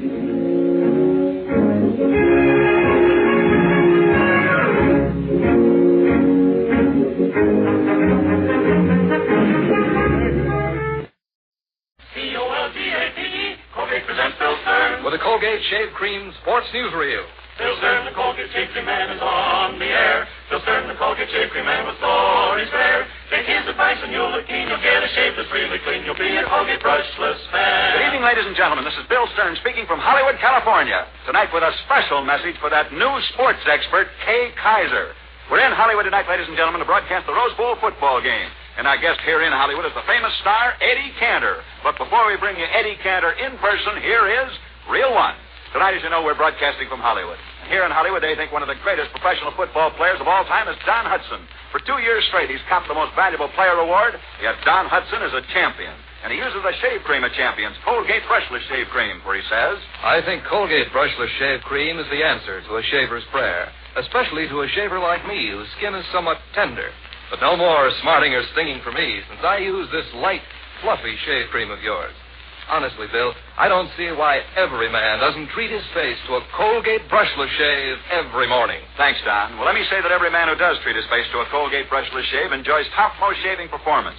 For Colgate brushless is specially made for you men with tough beards and tender skin. This light, fluffy cream softens those wiry whiskers in seconds, conditions your skin for a fast, smooth shave without snagging or pulling. And as Don Hudson puts it, no stinging or smarting. Then, because Colgate brushless is not gummy, greasy, or gooey, rinses off your face and your razor in a flash. Buy a tube or jar tonight and enjoy a champion shave tomorrow. I'll back Colgate brushless this way. If it doesn't completely satisfy you in every way, just send the top of the carton back to me, Bill Stern, care of Colgate, Jersey City, Zone 2, New Jersey, and you'll get double your money back. Ask for Colgate brushless, the shave cream of champions. Tonight, it's light and it's right. Reel 2, Portrait of a Great Man. Tonight we're broadcasting from Hollywood, California. Hollywood's the fantastic city where dreams come true. Yet this dream began many years ago on New York's Lower East Side. For many years ago on New York's Lower East Side, there lived a youngster. His name was Izzy Iskowitz. Izzy was like thousands of other poor boys in New York City. His parents were gone. He roamed the streets taking care of himself as best he could. One cold winter day, he was playing basketball with some neighboring boys when he noticed a little crippled youngster watching them play. This little crippled youngster was watching Izzy with such interest that finally Izzy walked over to the youngster and began to talk to the little crippled boy. Izzy felt sorry for that youngster. From that day on, whenever he could, Izzy'd always stop and talk to the little boy until they became friends. Izzy liked his new little crippled friend. They went everywhere together. That is, they went everywhere together until the week before Christmas, when the little crippled youngster disappeared. Izzy looked everywhere for his little friend, but he couldn't find him, and he didn't find him until the night before Christmas, when he accidentally found him hiding in a basement. Izzy immediately asked the youngster why he was hiding. The little crippled boy didn't speak for a moment, and then he said, I came down here because when I see everybody else getting Christmas presents, it makes me sad, because I never had a Christmas present in my life. So I sort of figured I'd just stay out of everybody's way until Christmas was over.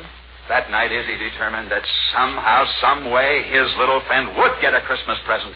True, Izzy didn't have any money, but somehow he'd get him a present, even if he had to steal it. That's why the next day, Izzy did try to steal a little toy for the boy. But just as he stole that toy, he was caught. Because Izzy was only a little boy himself, they took him before a children's counselor. This children's counselor was an older man, and he asked Izzy why he'd stolen that toy. Izzy told the children's counselor that he'd stolen that toy so that his little crippled friend might have his first Christmas present. The children's counselor thought for a moment, and then he said, Izzy, if you continue to steal, you'll wind up in jail. Will you promise me you'll never steal again? I promise you. All right, Izzy. I believe you. Now, because you gave me your promise, I'll tell you what I'm going to do. You get your little friend, and both of you be my guests on Christmas. I'll see that he gets a present. You just leave that. The children's counselor did keep his word. He gave little Izzy and his friend a wonderful Christmas party. There was a tree and presents and lots of good things to eat. And as little Izzy saw those presents, he made a vow. Someday, if I can, so help me, I'll see that others are taken care of at Christmas time. Well, that all happened many, many years ago. Yet Izzy never forgot what that children's counselor had told him. Maybe you'd like to know who that children's counselor was. He later became famous as one of the greatest men in the state of New York, for his name was Al Smith. As for little Izzy too grew up to be a famous man. Today, the whole nation knows him as Eddie Cantor. And here is Eddie Cantor in person. Star of stage, screen, and radio, the world-famous Eddie Cantor. Well, thank you, Bill. Eddie, do you still remember that vow that you made that first Christmas? I most certainly do. I swore that someday, if I could, so help me, I'd see that others were taken care of at Christmas time. Eddie, how you made that vow come true. Ladies and gentlemen, do you know that Eddie Cantor is the head of the great idea called Give a Gift to a Yank Who Gave? Well, never mind what I did, Bill, but I am proud of what our campaign did. Well, you should be, Eddie. You and your associates were responsible for 5 million Christmas gifts. 5 million gifts that were distributed to our veterans. But, Bill, don't forget to give credit to the American Legion, the National Retail Dry Goods Association, and all the department stores, to newspapers, to the radio audience, because they're the ones who made my dream come true. Eddie, are you going to continue each year seeing that our veterans do go on to get these presents? Bill, my aim is to do each Christmas what we've just done this Christmas, and the Christmas before, and the Christmas before that. Provide gifts to every wounded, sick, and disabled serviceman and woman in government, veterans, Navy, and military hospitals in the United States and overseas. And with God's help, it will be done. Thank you so much. Good luck and good night, Eddie Cantor. Reel 3. Since we're broadcasting from Hollywood, here is Hollywood's best, Don Stanley. Brother, it's high time you introduced those wiry whiskers of yours to Colgate Brushless Shave Cream. I'm telling you, it's a pleasure to shave with this light, fluffy cream, because it stays moist clear through your shave, doesn't dry out, doesn't draw your skin. With a fresh, cooling touch, Colgate Brushless softens your whiskers so your razor fairly skims them off, leaving your face smooth, your skin refreshed, and your morning disposition marvelous. What's more, Colgate Brushless rinses off your razor in almost nothing flat because it's not greasy or gummy. Treat your face to a real championship shave. Get Colgate Brushless, the shave cream of champions, tonight. And now back to Bill Stern. Reel 4. Portrait of 1946. This is our final broadcast of this year. And yet, somehow we can't let this year pass without going back and retelling the best stories that we've told this past year.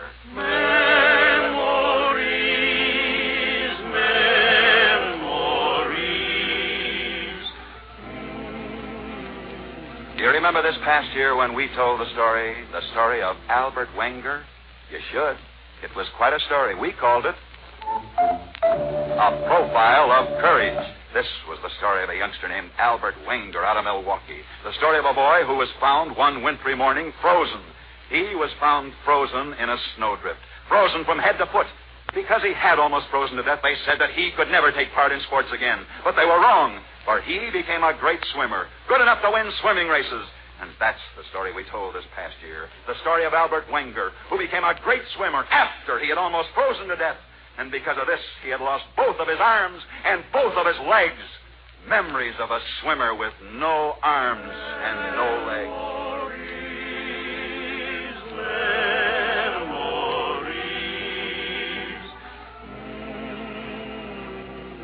You remember that story now? You should. But there were other great stories, too. Surely no review of this past year would be complete without a story that we called The Profile of a Rivalry. This was a story of two great bicycle racers. One was named Harry Decker. The other was Billy Jerome. Finally, these two bike racers met for the championship of the United States, and neither man won that race, for they crashed into each other and they wound up in a hospital. As these two bike riders lay side by side in that hospital, they became friends. And after becoming friends, they found that they had one interest in common. A common interest in music. And in that hospital, these two bike riders collaborated on a song. Strange, isn't it? The two bike riders should be bitter rivals. And yet that these two, who were bitter rivals, should write a song together.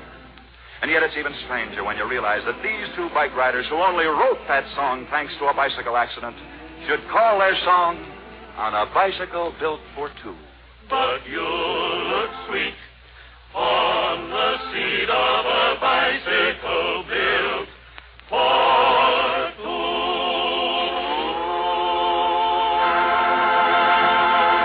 Profile of one of last year's best stories.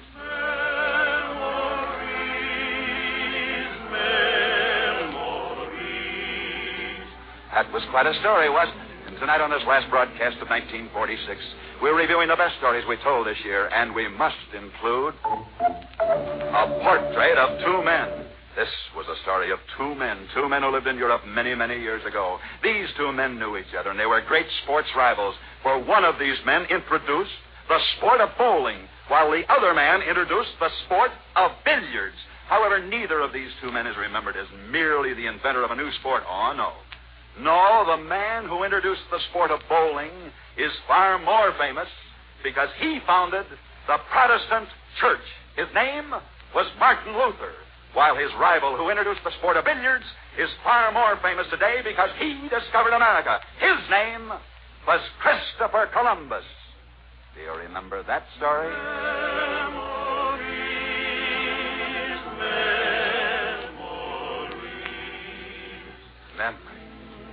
Memories of the great stories we told this year. But there's one more story we'd like to get into this year-end review. A story we call The Portrait of an Athlete. This is the story of a great athlete from Minneapolis. An athlete named Dan Patch. Dan Patch was a runner, the fastest runner in the United States. And Dan Patch became so famous as a runner that they officially named a railroad after him. Yeah, they named a railroad after Dan Patch, even though Dan Patch was a horse, a racehorse. But that's not quite the end of the story. No, this story ends with a song for the man who raced that great horse, Dan Patch. This man was named Harry Carroll. And Harry Carroll took the money he made by racing this horse and used this money for a musical education. A musical education that enabled him to write the never-to-be-forgotten song, a song that's lived down through the years, a song that he called, I'm Always Chasing Rainbows.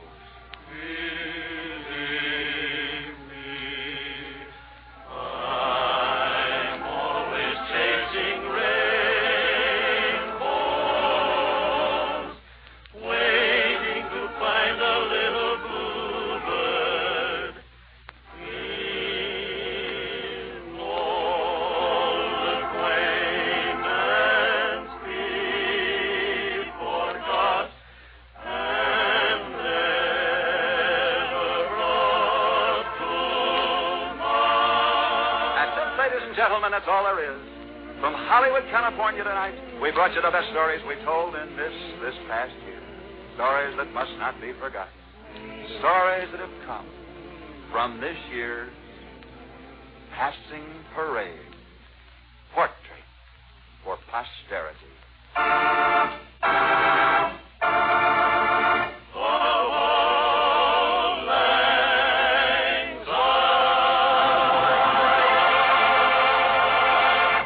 That's the 3-0 mark for tonight. Wait a minute. Last Wednesday night on his College of Musical Knowledge, I heard that great sports expert, Mr. K. Kaiser, say that North Carolina was going to beat Georgia in the Sugar Bowl. If he was wrong, he'd push a football with his nose up Vine Street here in Hollywood. Well, this is to tell K. Kaiser that North Carolina is going to win. That's right, Kay. North Carolina is going to win the toss of the coin before the game, but Georgia's going to win the game. I'll be on K. Kaiser's show next Wednesday night right after the game to make him eat his words, or I'll eat the paper his words are written on. Sports expert K. Kaiser. Ha ha, it's a joke, son. This is the 3-0 mark for tonight. We've been broadcasting tonight from Hollywood, California. And speaking of Mr. Kaiser, 2 weeks from tonight at our usual time, we'll again be broadcasting from Hollywood, where our guest will be that famous sports expert K. Kaiser. Be sure and be with us then. See you then. Till then, I'll be seeing you on the screen in the news of the day, Newsreel at your favorite Lowe's or Associated Theaters. Now, until next Friday night at the same time, it's Bill Stern wishing you all a good night from Hollywood. Bill Stern, the Colgate Shaving Man, is on his way. Bill Stern, the Colgate Shaving Man, has lots to say. He told you tales of sport heroes, the inside dope he really knows. So listen in next Friday night. Colgate. Eddie Cantor appeared in this program tonight, courtesy of his radio sponsors, Pabst Blue Ribbon Beer. This program came to you from Hollywood's Radio City. This is NBC, the National Broadcasting Company. From the Johnson's Wax people and from Fibber, McGee, and Molly, a sincere good wish for your new year, expressed in music by Fred Waring and his Pennsylvanians. We're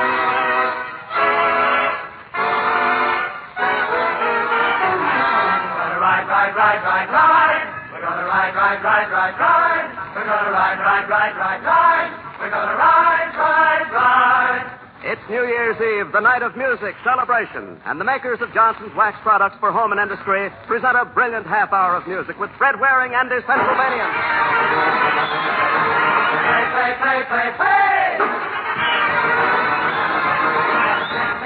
Sing.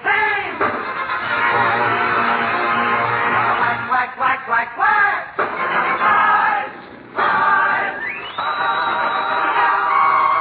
And here's your host, ready, riding, and shining for Johnson's Wax, Fred Waring. Hello, everybody. Hello, and thanks for coming. That was Bill Bivens who greeted you, and this is Fred Waring with 67 Pennsylvania noisemakers and music we hope you'll all enjoy. We're proud that the Johnson's Wax Company invited us to pinch hit for Fibber, McGee, and Molly and bring this special New Year's greeting to their vast family of friends across the nation. This is a happy reunion for the Pennsylvanians, having been with you and the Johnson's Wax people all last summer. So come to the party, everybody. It's a night of reservations and resolutions. Fun without reservations, and so far as resolutions are concerned, bring your own so you can break them early. Our own resolution, tonight anyway, is just a plain, complicated zippity-doo-dah.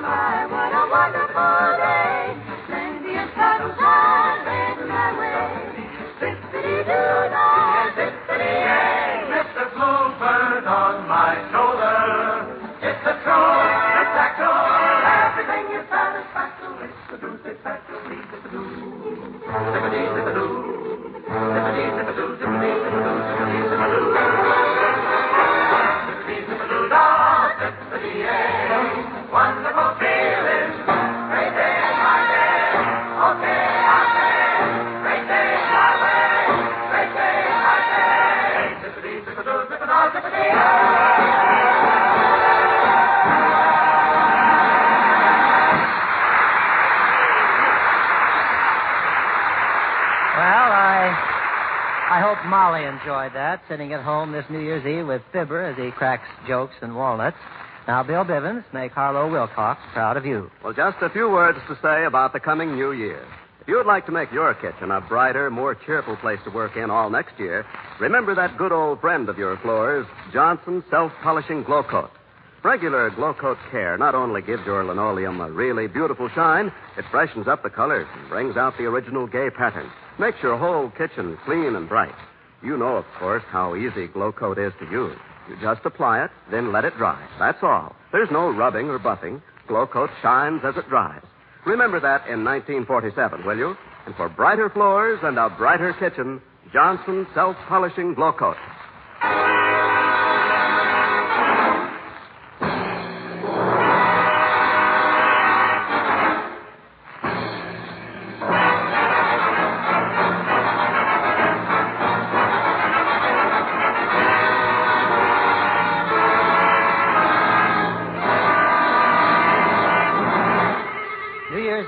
Broadway's birthday.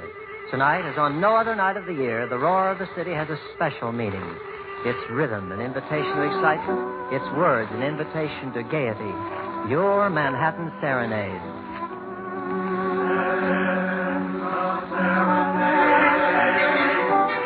From Manhattan, the roll and rumble of the subway, a million lights are all aglaze. The rush of traffic dim and clamor, the crowds of people in Times Square. A happy New Year's in the air.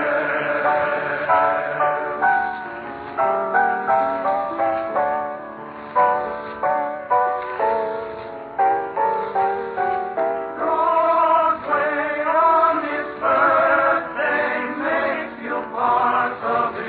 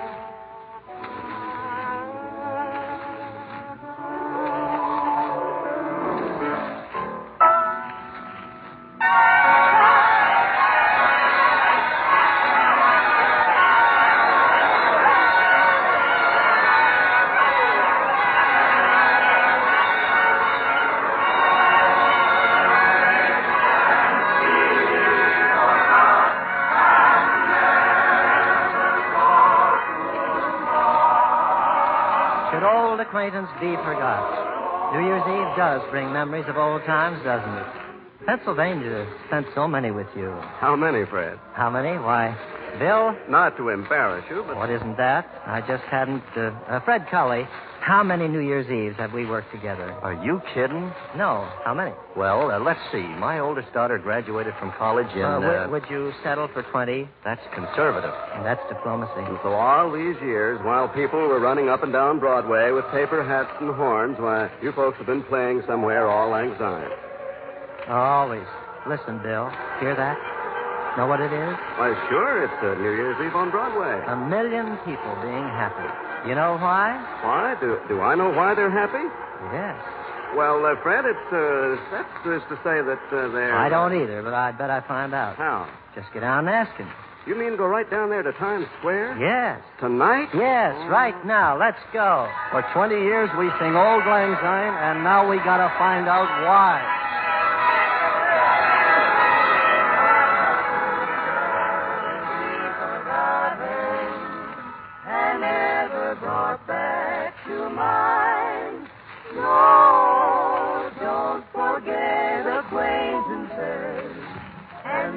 Forget the days of Old Lang Syne. Oh, Bill, here's some youngsters harmonizing. Let's ask them. Well, why not? Hey, kids, you singing. We're Fred Waring, and we, Yeah? So? Well, we were enjoying your traditional Scottish air. Our what? Your application of the modern harmonic idiom to traditional balladry. Well, I'll tell you, mister. In the early Carapace over Thoropon, the best minds hold the tenor felling on a France St. Perrine on the Fifth Rochelle Line. Now can we sing? Sing.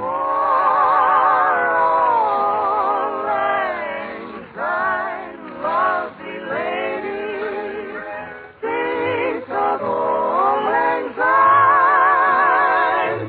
We'll take a cup or two of kindness, brimming over yet for Old Lang Syne. We'll think of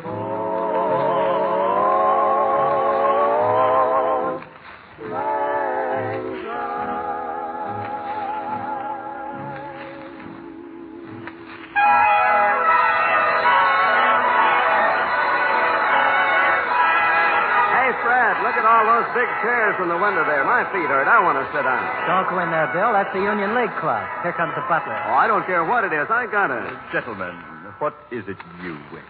Well, we're Fred Waring, and we want to know how you're celebrating New Year's Eve. Personally, I have a small red horn, which I sound at 30-minute intervals. The gentlemen, however, are listening to a musicale of 2 pianos.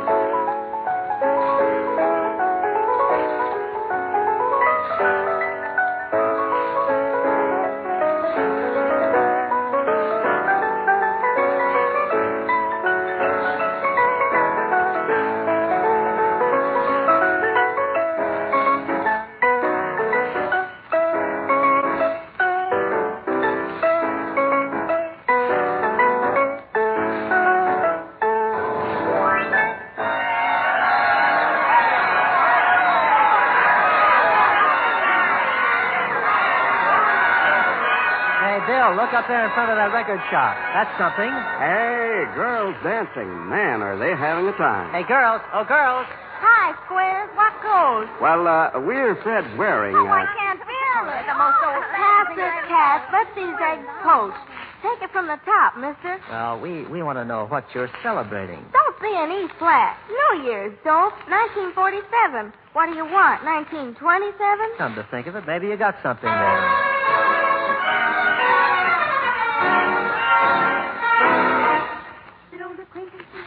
Never cross the line. You know the greatest people got to live the whole time. Old Lang Syne, but just for Old Lang Syne. The greatest of the time is just for Old Lang Syne. Old Lang Syne. Good old acquaintance, he forgot, and never brought to mind.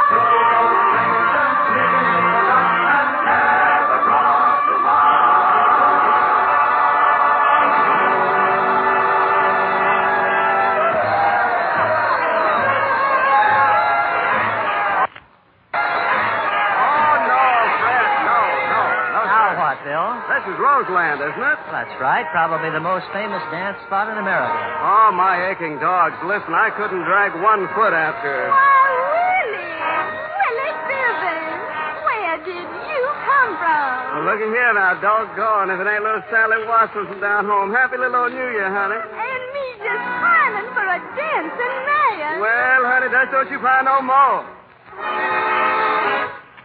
Should old acquaintance be forgot?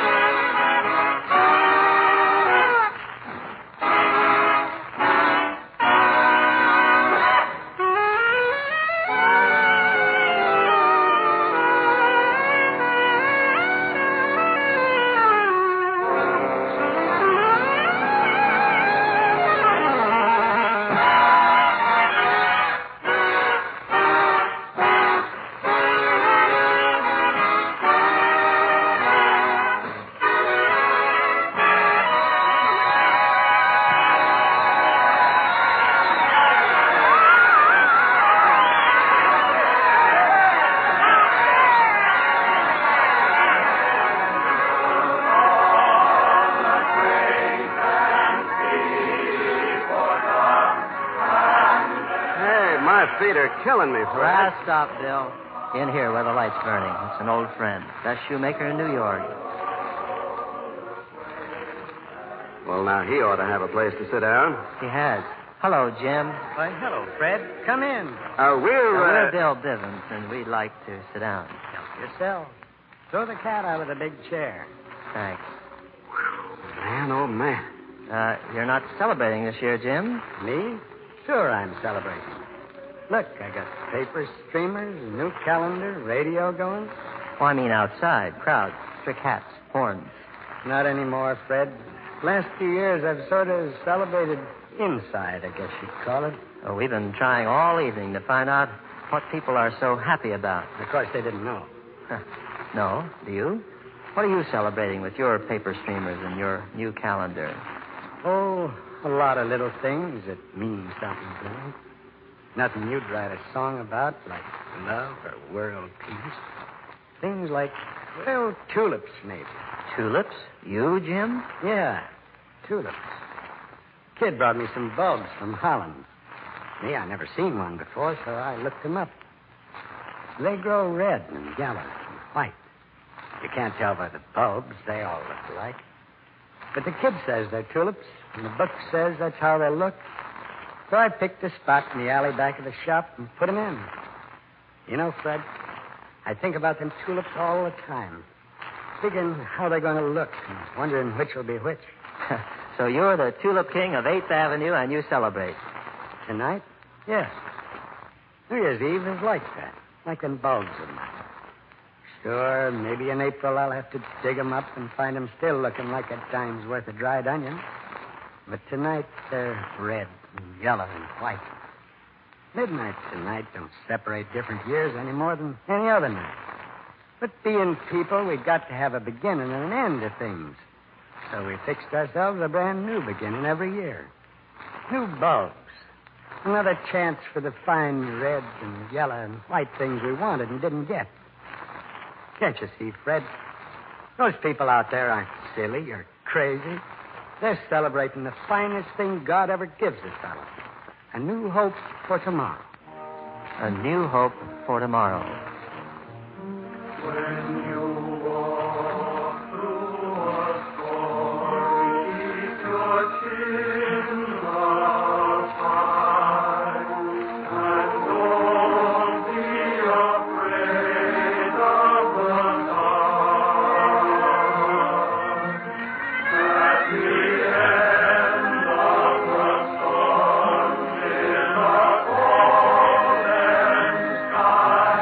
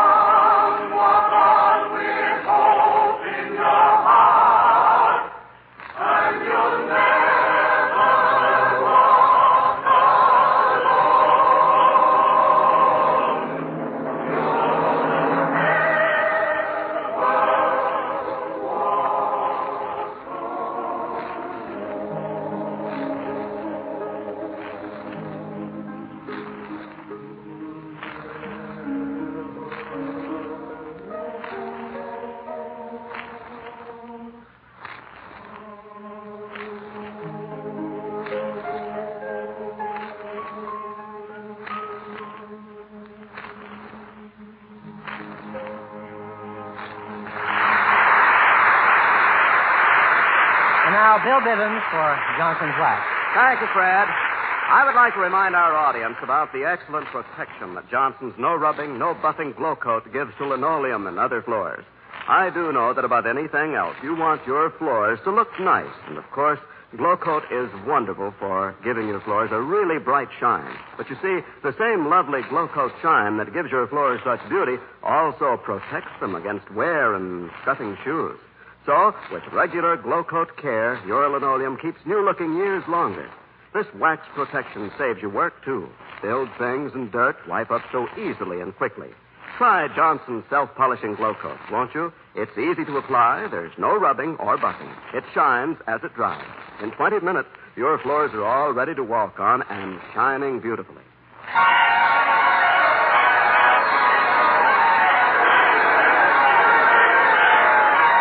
So to all of us with our paper hats and horns or up here singing Auld Lang Syne, 2 years does mean a new hope for, as Jim would put it, the fine red and yellow and white things we've wanted and haven't had.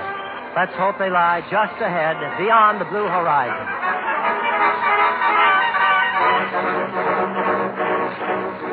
Beyond the blue horizon waits a beautiful day. Goodbye to things that hold me.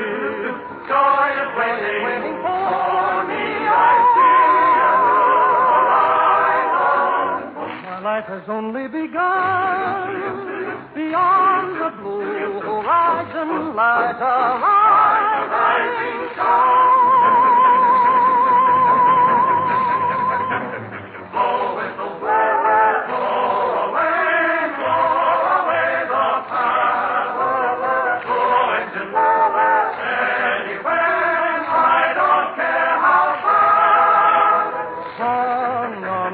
Darkness into dawn, from the rain to the rainbow, fly with me.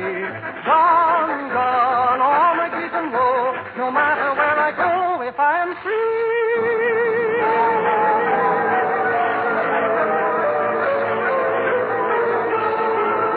Beyond the blue horizon waits a beautiful day.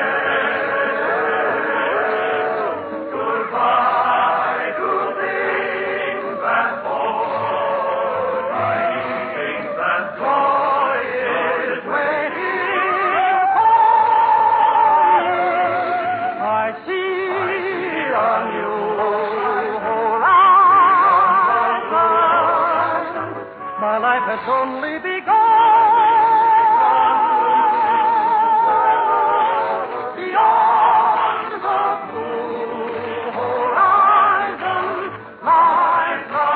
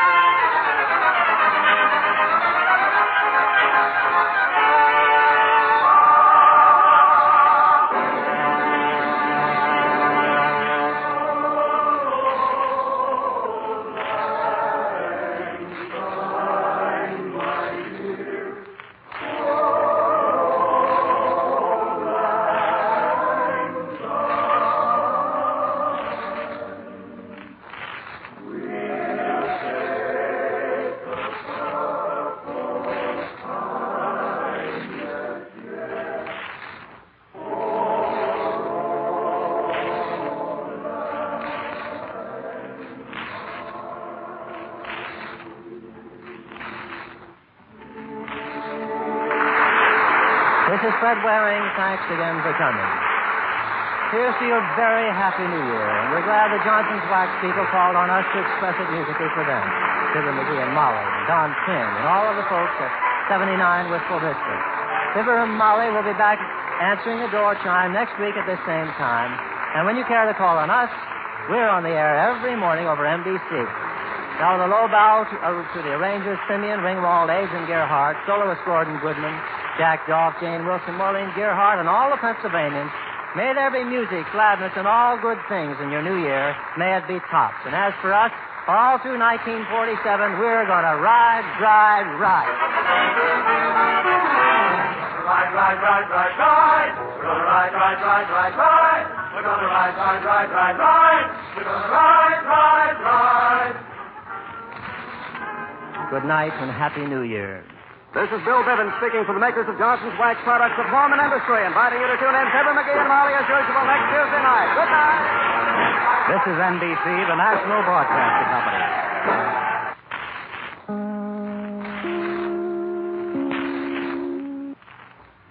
Chicago, WMAQ.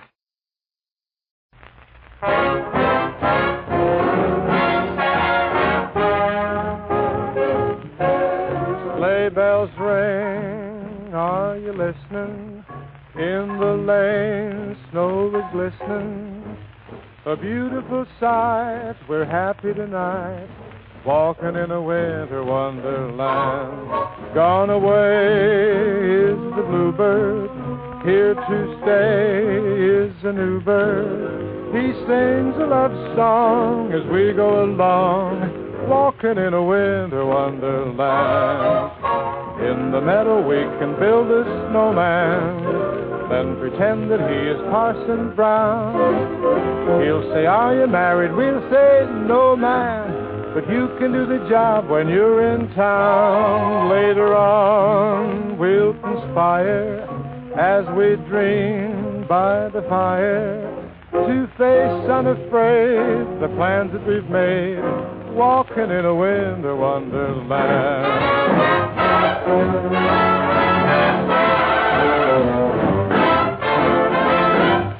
Sleigh bells ring, are you listening? In the lane, snow is glistening.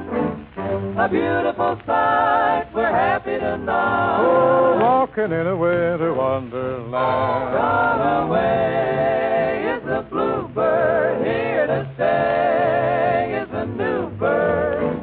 He sings a love song as we go along, walking in a winter wonderland. In the meadow we can build a snowman, then pretend that he is Parson Brown. He'll say, are you married? We'll say, no, man, but you can do the job when you're in town. Later on we'll conspire as we dream by the fire, to face unafraid the plans that we've made, walking in a winter wonderland. We'll be happy in love as two turtle doves, living in a fairyland. Oh, we'll be walking in a winter wonderland.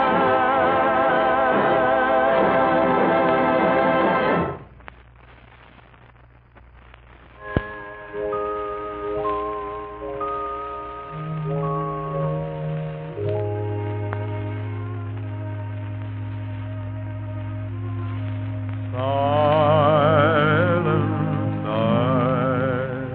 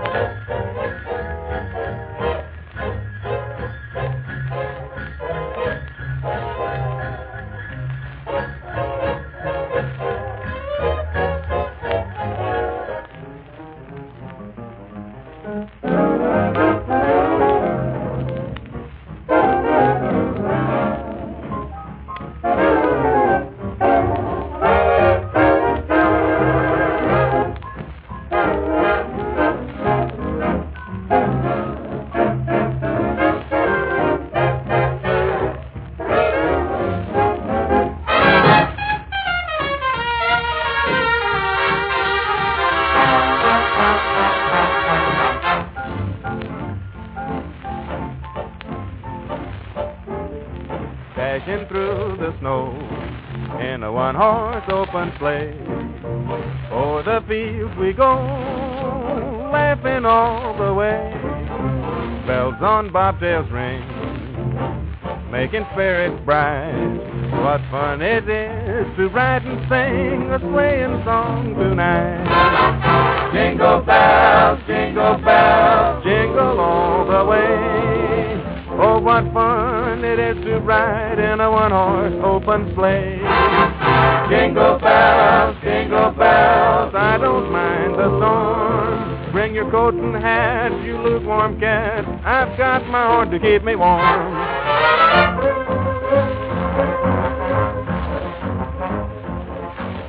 Down in Mexico, we have got no snow.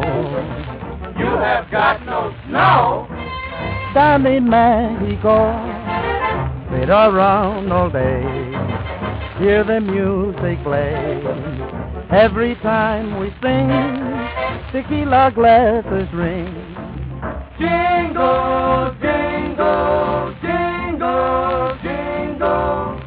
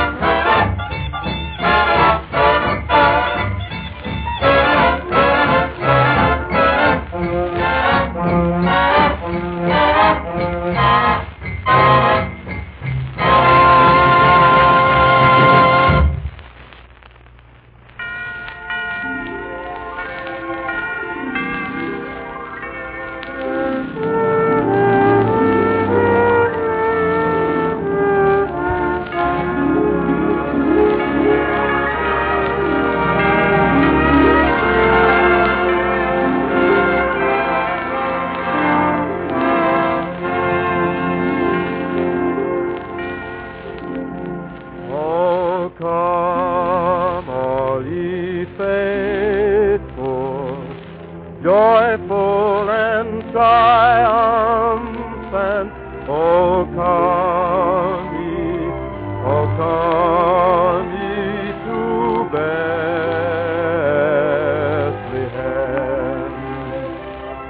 Come and behold him, born the King of angels. Oh come, let us adore him. Oh, come, let us adore him. Oh, come, let us adore him. Christ the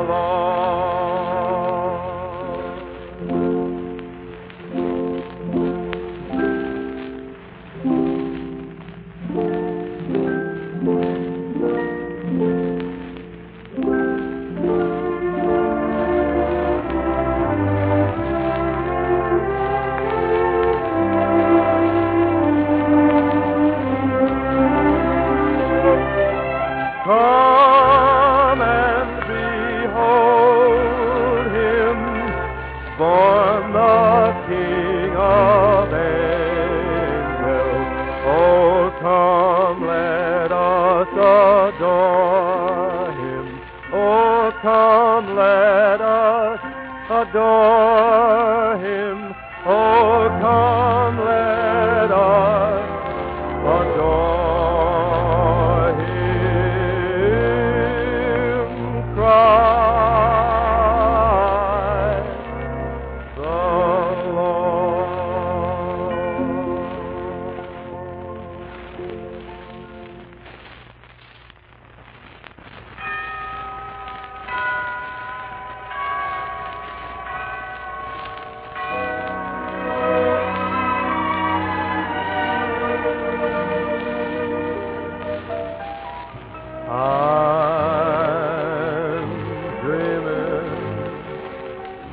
of a white Christmas,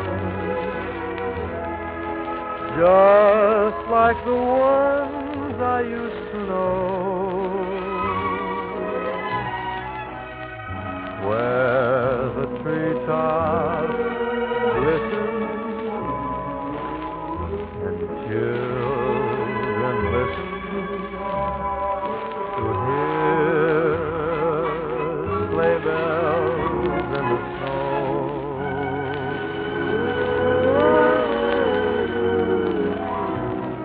I'm dreaming of a white Christmas,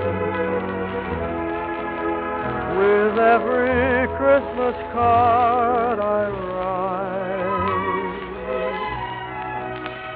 May your days be merry and bright,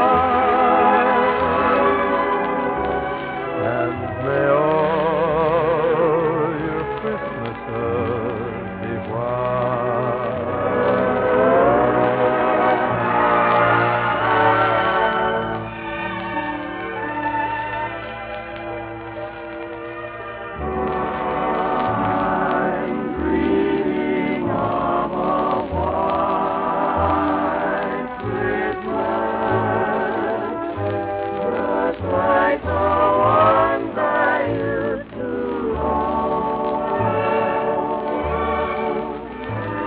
where the treetops glisten, children listen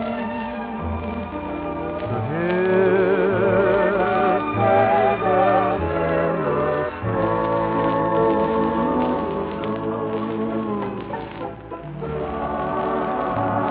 I'm dreaming of a white Christmas, with every Christmas card I write. May your days be merry and bright, and may all your Christmases be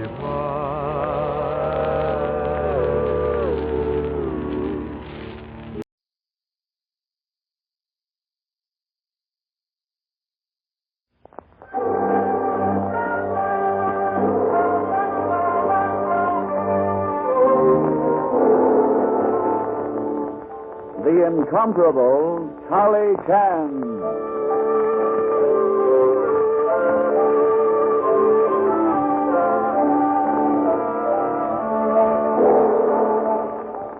We proudly present the incomparable Charlie Chan in a new and exciting series.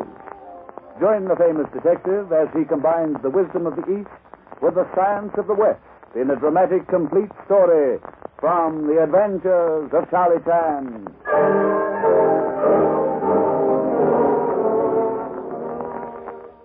Charlie Chan humbly bids you good evening and extends warm welcome.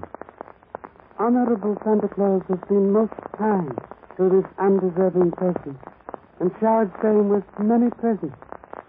But tonight, Santa Claus brought highly questionable gifts to Charlie Chan. Gifts of murder. Listen, please. Thank you.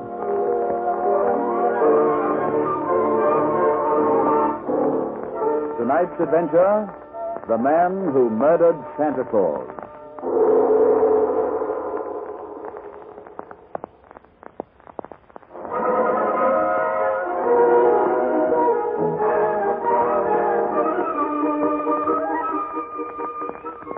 On top of Cherry Hill, one of San Francisco's wealthiest suburbs, stands the mansion of Cyrus Granger, famous art collector and philanthropist. Charlie Chan and his number one son are visiting Granger to help him arrange his annual Christmas party given for the police orphanage.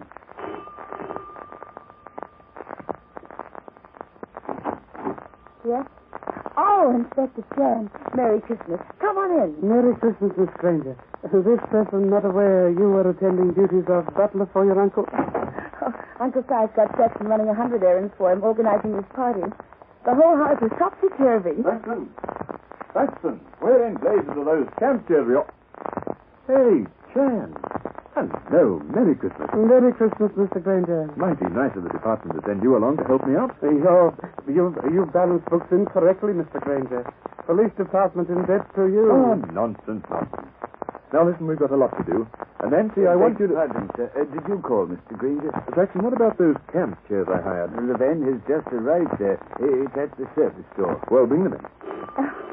There's the door. I tell you, this place is a madhouse. I'll take a taxi. Thank you, Miss Nancy. Get those chairs in section and then get back here. We've got to wrap the toys up. Yes? Mr. Granger visiting? Pop, it's a fellow dressed in Santa Claus costume. No, bring him in, Nancy. That'll be the actor I hired from the talent agency. Mr. Granger, I presume? I am Rodney Temple. How do you do? This is Inspector Chan and his son. And number one. How do you do? And my niece, Nancy Granger. How do you do? How do you do? Charmed, I'm sure. I sincerely trust this costume I'm wearing is satisfactory, Mr. Granger. I wore it when I played the lead in Welwyn's Chris Kringle at the Lyceum. We ran 200 Sure, it's fine. Suppose we go into the ballroom now and talk over your part of the show. Nancy, you get busy. Run through the Christmas carols with Inspector Chapman. All right, Uncle Si. I told you, Inspector. It's a madhouse. I've got the music here on the piano, Inspector. What do you think the children would like to sing? We'll leave that up to you, Miss Granger. Well, let's try something simple. Good King Wenceslas.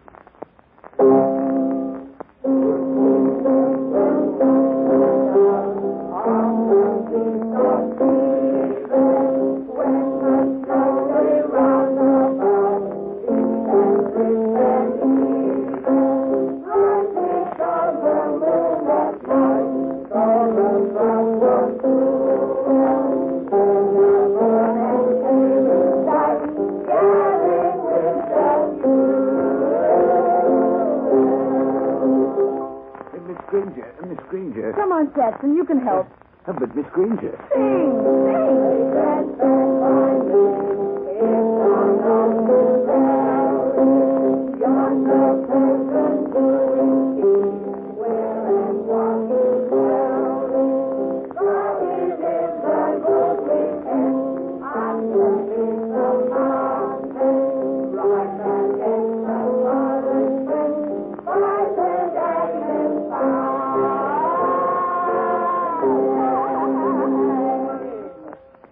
Now, Saxon, what's the trouble? The van didn't bring the chairs, Miss Granger. It was empty when I went back to it, and the driver was gone. I couldn't find him. Well, it looks like he's found himself all right. I can see the van going down the drive now.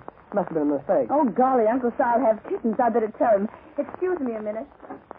Uncle Si, that van is... Inspector Chan! Miss Granger, what is trouble? Come quick! Look at the ballroom! What is it? Holy smoke! What's happened to this place? It's been turned upside down. Where is Mr. Granger and Santa Claus? Inspector Chan, just behind that overturned couch. I think it's Santa Claus. He's been stabbed, Pop. Most unhappy Christmas present to Santa Claus. Very unkind person has presented him with murder. Oh, Inspector Chan. Oh, the poor man. And at Christmas. This is terrible. I'd better find Uncle Si at once. I feel it best if you would go to own room and stay there a while. This has been great shock to you, Miss Nancy. This person used to dealing with unpleasant situations of this nature. Oh, but really, I feel I... Please do as I ask, Miss Nancy. This person assures you we'll call this meeting here. Very well. If you say so, I'll go to my room. Is there anything I can do, sir? Perhaps I could look for Mr. Granger. Should be obliged if you would phone police department while some self-examined body of unfortunate actor. Very well, sir. I don't get this, Pop. Why was the room turned upside down? Pictures switched around, furniture turned over? How come we didn't hear it then? Noise of singing-covered sounds. Well, where's Mr. Granger? You think he killed Santa Claus? Is that why you sent Nancy away? No. It's so for another reason, son. Observe how oddly costume rests on dead man's body. All gathered up at back as though he held in sitting position when costume put on. Now, let us remove false beard and mustache. Pop, it's Mr. Granger. Oh, golly. Yes. Obvious that costume hastily placed on body after death. By that actor, Rodney Tempest? But why? Why did he stab Mr. Granger? Why did he turn this room upside? Let us answer question by mentally rearranging room. Let us imagine furniture back in proper position. All right. Those pictures hanging on the curtains go back on the walls. I can see the hooks where they belong. Overturned couch near door goes against wall. Can see 4 marks in rug left by legs. Yes, but those 2 chairs are in the way. Let us look for smaller indentations in rug corresponding to their feet. Here. On either side of the screen against the opposite wall. So where does the screen go? Screen belongs... Hey, this no stars. What is it, Pop? Look behind screen. Mantelpiece is gone from fireplace. White inverted U on plaster proves was recently removed. Golly, that's right. Pop, the moving van. Yes, father thought so. Had to check to make sure. Criminals turned room around for just this purpose, to delay us. So he could drive off with the mantelpiece. But why? Why murder a man and steal a mantelpiece? Your father faced with unhappy task of answering bewildering questions. Must first get description of van from butler, then go to police headquarters and send out call for sale. Only hope my stupidity has not delayed us too long.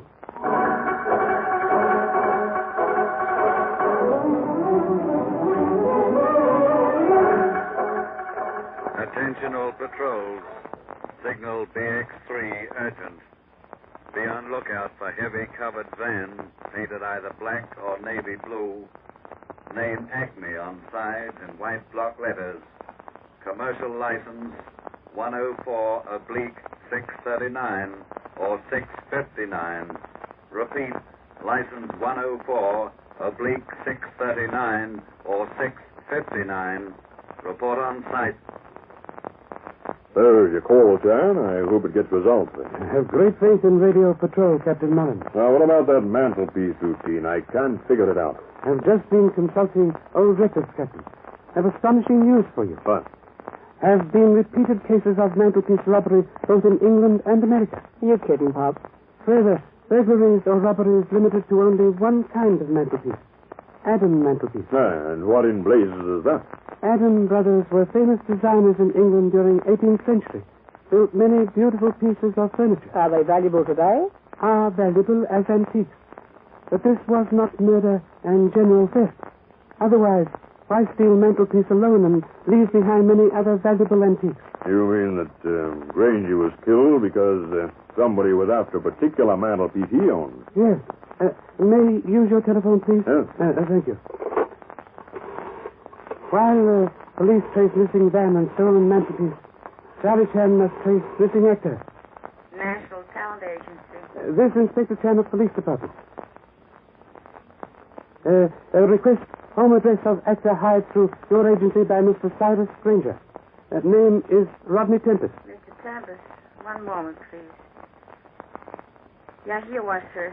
Holland's boarding house, 1243 Wingate Avenue.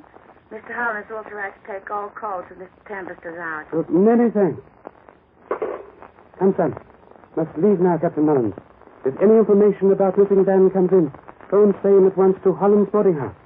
If this person out, number 1 son authorized to take all messages.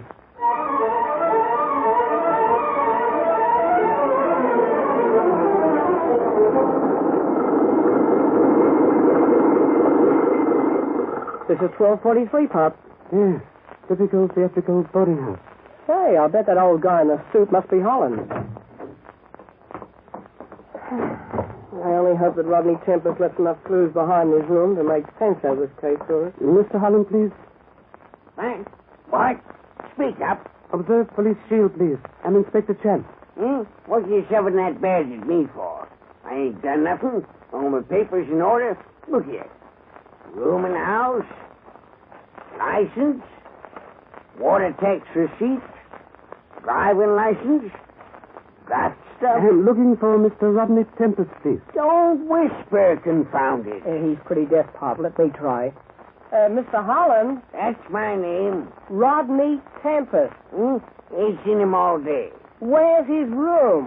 Sure I can rent you a room. Place is empty except for Tempest. Where is Tempest's room?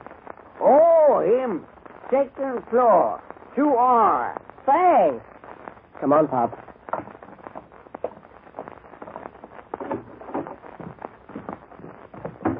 Number 1 son gave sterling performance. Proved wisdom of singing teacher who said, if you cannot be good, be loud. Golly, it's musty on these stairs. Say, Pop, what do you think we'll find in Tempest's room? Hope to find... Wait, listen. Sounds like a door buzzer upstairs. Pop, someone else must be trying to get into Tempest's room. Person is pressing button most persistently. Well, Pop, there's Tempest's door. No one's there. Oh, very odd. But how can the buzzer be sounding? Observe.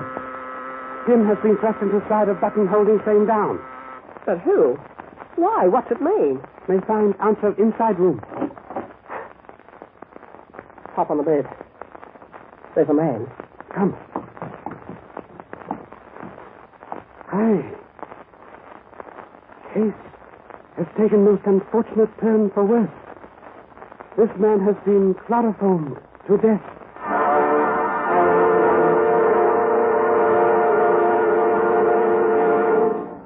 In a few moments, we will resume The Man Who Murdered Santa Claus. Meanwhile, here is your announcer. And now, back to the incomparable Charlie Chan.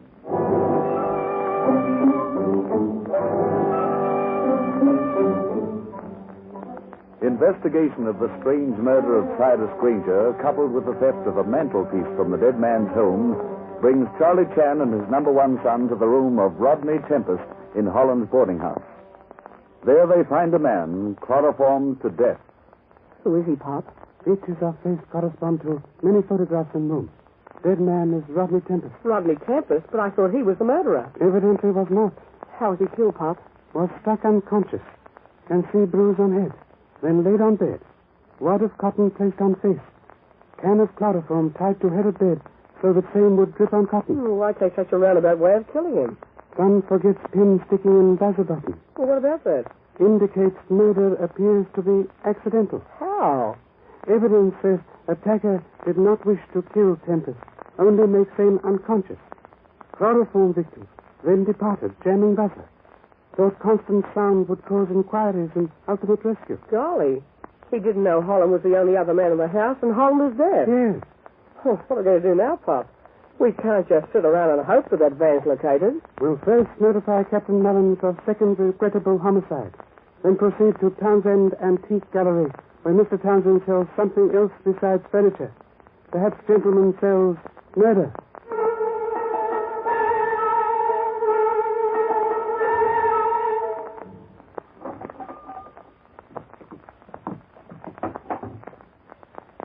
Sorry, gentlemen. Forgot to lock the outside door and close for the day. This person is Inspector Charlie Chan. Outside is number 1 son. Oh, well, come in. Why are you here? Wish to question you about mantelpiece you sold Mr. Granger. One in ballroom. Oh, yeah, that's the Adam. Pop, at a mantelpiece. That's the same kind that... son. What do you know about mantelpiece, Mr. Townsend? Well, it's an authentic Adam, of course. I've got a series of sale receipts dating right back to 1780. Most of the history on this particular mantelpiece can be found in a book I published just a few years ago. Oh, most interesting. It's funny you should ask about it, Inspector. Someone came in asking the same questions just a few weeks ago. Oh, yes? Who? An old actor. Called himself Richard Tempest or something. Why, Rodney Tempest was, can I tell them, Pop? Now, hold it a moment, please. Hello? Yeah, he's here. It's for you, Inspector. Thank you. Yes, please. This is Mullins. I got a report on that missing van. Oh, good. It was spotted about 2 hours ago by a patrolman up on the main intersection on Vineyard Terrace. Didn't know about the alarm until he reported back to the precinct. Main intersection on Vineyard Terrace. There's old dirt road up there, Chan, under repair. The heavy van couldn't go far. It ought to be somewhere around there now. What do you think? We slowly detectives think it's very possible to find them on Vineyard Terrace. Only hope when we open same do not find it contains murder.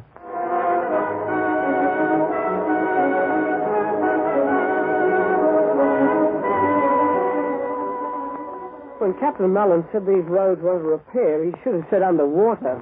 Right on ground, please. Well, there are half a dozen tire tracks here, Pop. You'll never know which is which. Number one done wrong as usual. Science of identifying tire marks almost exact as science of fingerprints. This is only heavy tire on road. Manhattan heavy-duty pattern A5/4.2. Must be missing van. Let us follow same. Come. Keep light on tread marks, son. We don't have to, Pop. Look, they turn off the road and run up to that storage warehouse back there. Oh, yes. No doubt van hidden inside same. Quick now. But remember it is written. Always balance one portion of speed with 3 of caution. Should we go to the double doors where the van went in? No. Same heavily chained and padlocked. Try small side door. Believe your father has skeleton key which will open same. Wait.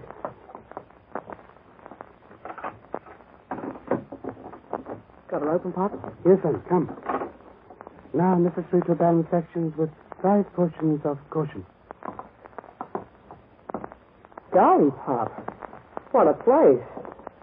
Full of furniture and all kinds of junk. Observe. Van behind double doors over there. Come on, Pop. Let's see if that mantelpiece is inside. Son, must insist on greater care. Wise man does not run across ice before testing safe. It's empty. The mantelpiece has been unloaded. Must be someplace in warehouse. Let us look around for same. Right. Say, Pop, this door here. Maybe it leads to a special room. Maybe the mantelpiece is in there. A funny kind of door. Opens in. Built like a refrigerator door. Pop, look in here. Come on in. Yes. This is cold storage room where furs are stored. No mantelpiece in here. Nothing but winter. Pop, the door. It's closed. Son, try to pull it open. It's bolted on the outside. Pop, we're trapped in here. Most unfortunate. Did not realize murderer would follow us here. Listen, what's that? Refrigeration motor. Turned up to high speed. Well, this isn't so good for us, Pop. Son, master of understatement.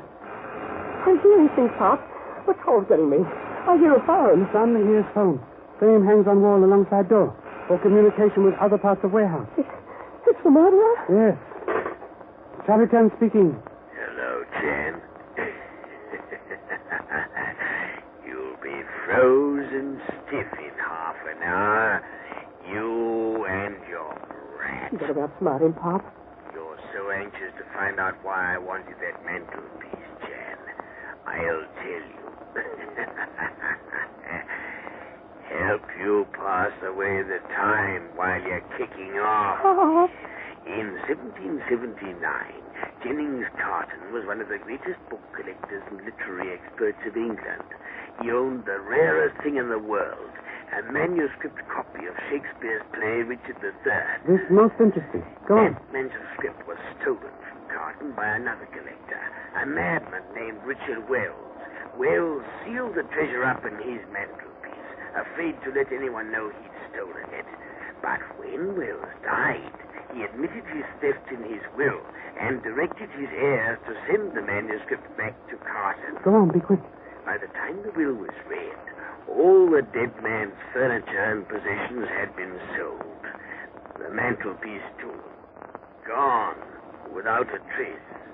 For 150 years, collectors have been searching for that mantelpiece, and I found it, Jan. I found it. Think that over while you die. You are wrong, my friend. This person will not remain inside to die. Quick, son. Give Father the flashlight. Well, what are you going to do, Pop? Refrigerator door opens in. Toward us. Remember? I don't understand, Pop. Oh, foolish one. Means inches are on inside. Simple to knock pins out of hinges with flashlight and force door open. Quick now. Right, Pop. Here goes. That's done it. Now pull it open. Come on, Pop. Watch out, son. Myrtle may be here yet. Anne, how did you get out of there? Oh, no, you don't, pal. You don't get 2 chances at murder. Stop, son. No. worry about me, Pop. Oh, you would you? Worry about this guy. Lay still, mister. Come get his gun, Pop. Ah, son, why does youth run headlong into danger? Has not aged father's trials taught you lessons?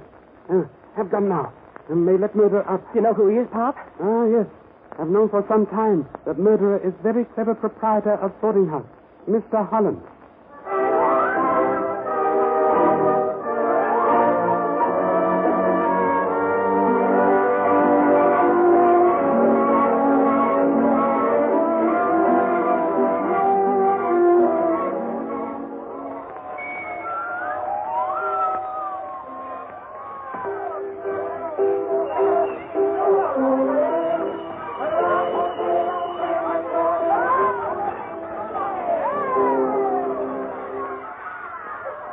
Very generous of the stranger to give Christmas party, despite unfortunate death of uncle. Eh, son? Yeah, Pop. Listen, come into the next room, then, will you, Pop? I want to see you. Now, come on, this way. Come on. Why has son abducted father? Well, you haven't explained the murder case to me yet. Thought number one son understood all facts. Holland was ex-actor, already acquainted with Shakespeare, studied facts about fame, and came across odd items about lost manuscripts. Yes, I understand that. He tried to frame Tempest for all that stuff. When Tempest got job with late Cyrus Granger, Holland thought this was golden opportunity to steal mantelpiece, which he believed contained missing manuscripts. Fame worth millions of dollars. Easily worth murder. So he killed Tempest and tried to divert attention from himself by planning that buzzer routine and playing dead. Yes. Then drove Van up to house and met Butler as driver. When Butler left him alone, quickly changed to Santa Claus disguise. Ran around to front of house and entered as Rodney Tempest. The rest you understand? Yes, except one thing, Pop. When did you get onto him? Became suspicious because talent agency girls said Holland authorized to accept calls for Tempest. But how accept fame if he could not hear them? Suspicions confirmed when he displayed driver's license. In this state, this man cannot obtain driver's license. Golly, that's right. And what about the Shakespeare manuscript, Pop? Did the police find it in the mantelpiece? I'm afraid not, son. I'm very much afraid theft of mantelpieces will continue for another 150 years until manuscript is found or legend disproved.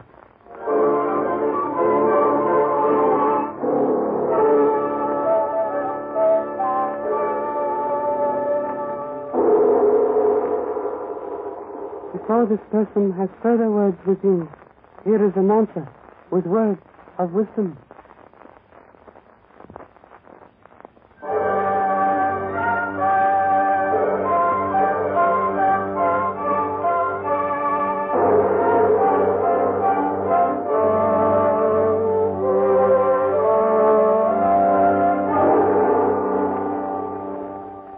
Before saying good night, Charlie Chan wishes to leave with you words of a great philosopher who said, Christmas is the time for giving, and the more we give to others, the more we are increased.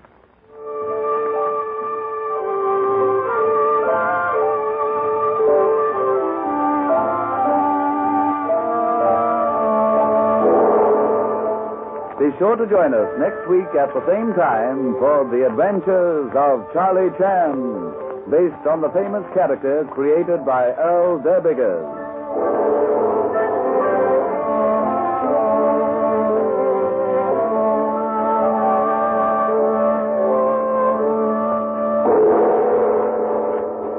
This is a Grace Gibson radio production directed by Lawrence H. Cecil.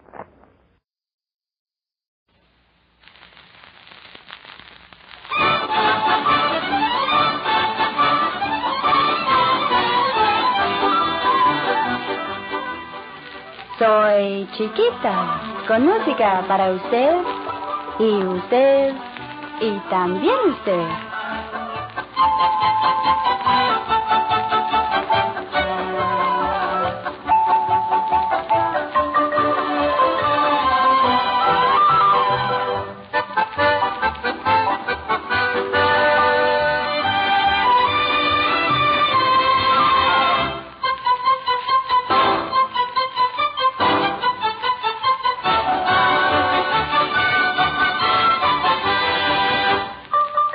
Saludos, amigos.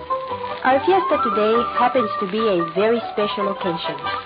Our musicantes seem to be in a especially fine humor, and also there is a different tone in our música.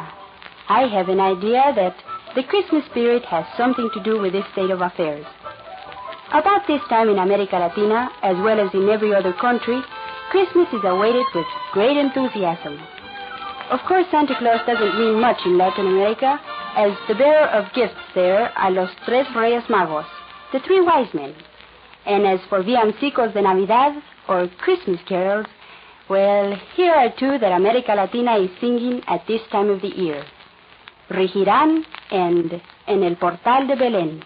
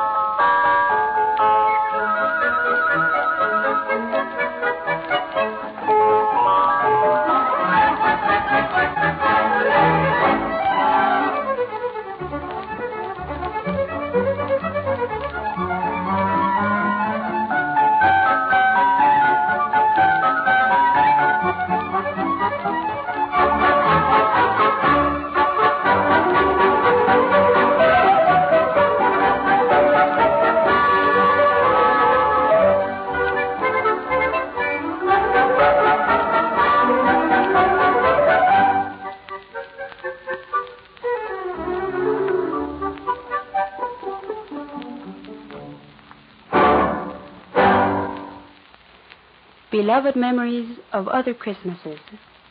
Often a song succeeds in evoking such memories, a song like the one Juan Arvizu sings for us now.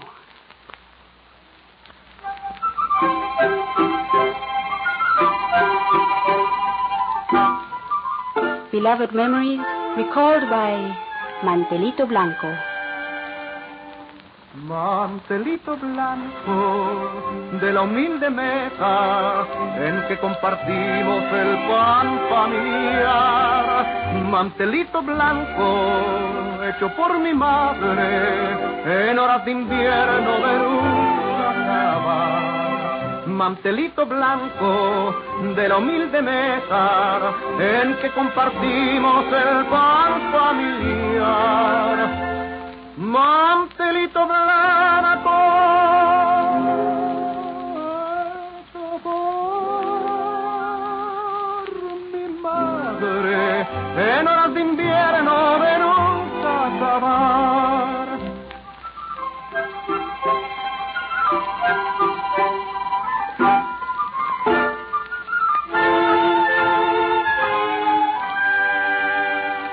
Tienen tus dibujos figuras pequeñas, avecitas locas que quieren volar. Las bordó mi madre en aquellas noches que junto a mi cuna me enseñó a rezar. Tienen tus dibujos figuras pequeñas, avecitas locas que quieren volar. Las bordó mi madre en aquellas noches que junto a mi cuna me enseñó a rezar.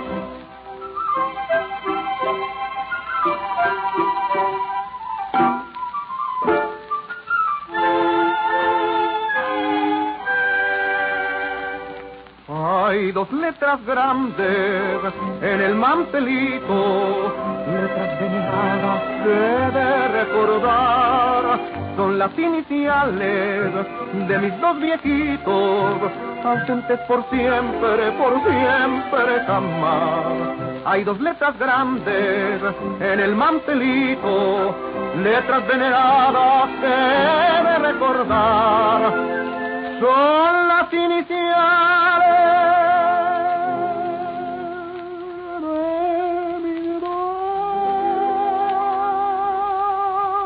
viejitos, ausentes por siempre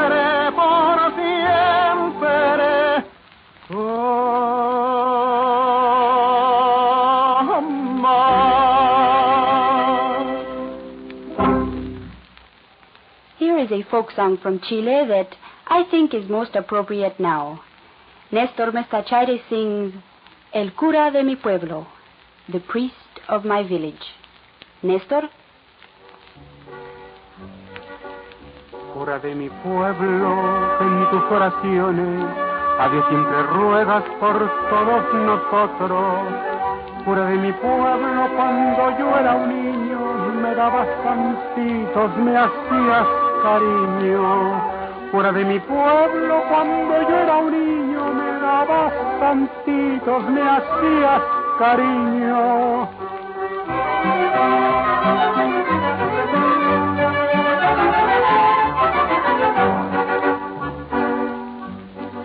Cura de mi aldea, de mi pueblecito, donde ahora descansan mis seres queridos. Cura de mi pueblo, amable y sencillo, siempre te recuerdo como un buen amigo. Cura de mi pueblo, amable y sencillo, siempre te recuerdo como un buen amigo.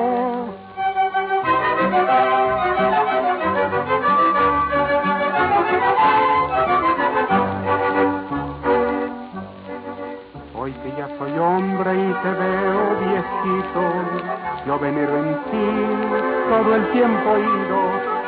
Dime mi buen cura, mi buen padrecito, tú que sabes tanto y tanto oído. Dime mi buen cura, mi buen padrecito, dime si es pecado, si amar es delito. Tú que sabes tanto y tanto oír.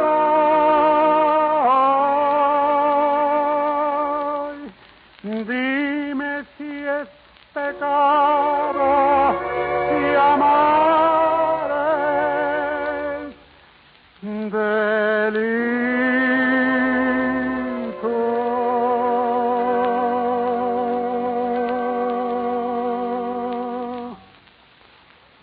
To bring our Christmas fiesta to a close, the orchestra of Alfredo Antonini plays a medley of 3 little Mexican songs. Songs that are played and sung by wandering troubadours during the holiday season and gay fiestas. First, in typical Mexican spirit, it's the melodic gaiety of Jesucita en Chihuahua.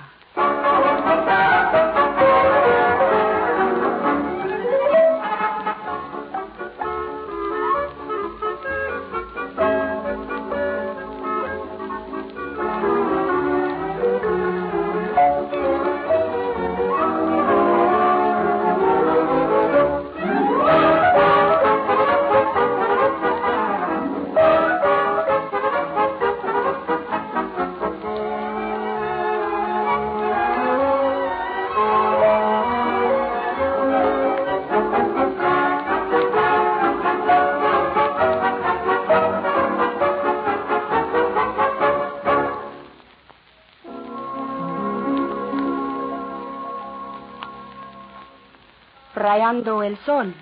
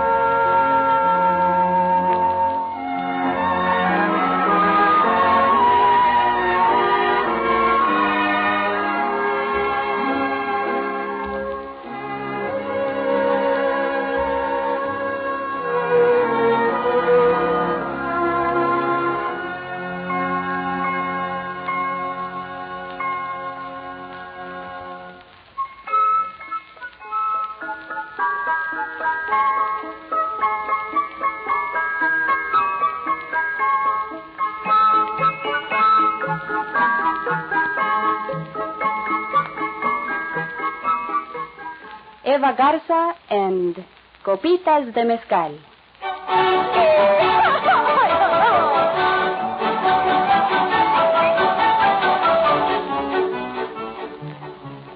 Yo he venido de tierras lejanas, he venido para demostrar que aunque pobre me sobran las ganas, por eso hoy mismo me quiero emborrachar.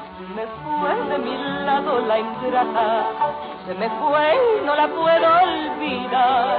Su recuerdo a momentos me mata, pero soy hombre y me tengo que aguantar. Que sirvan las otras copitas de mezcal, que al fin nada ganamos con ponernos a llorar. Que sirvan las otras copitas de mezcal, que al fin nada ganamos con ponernos a llorar.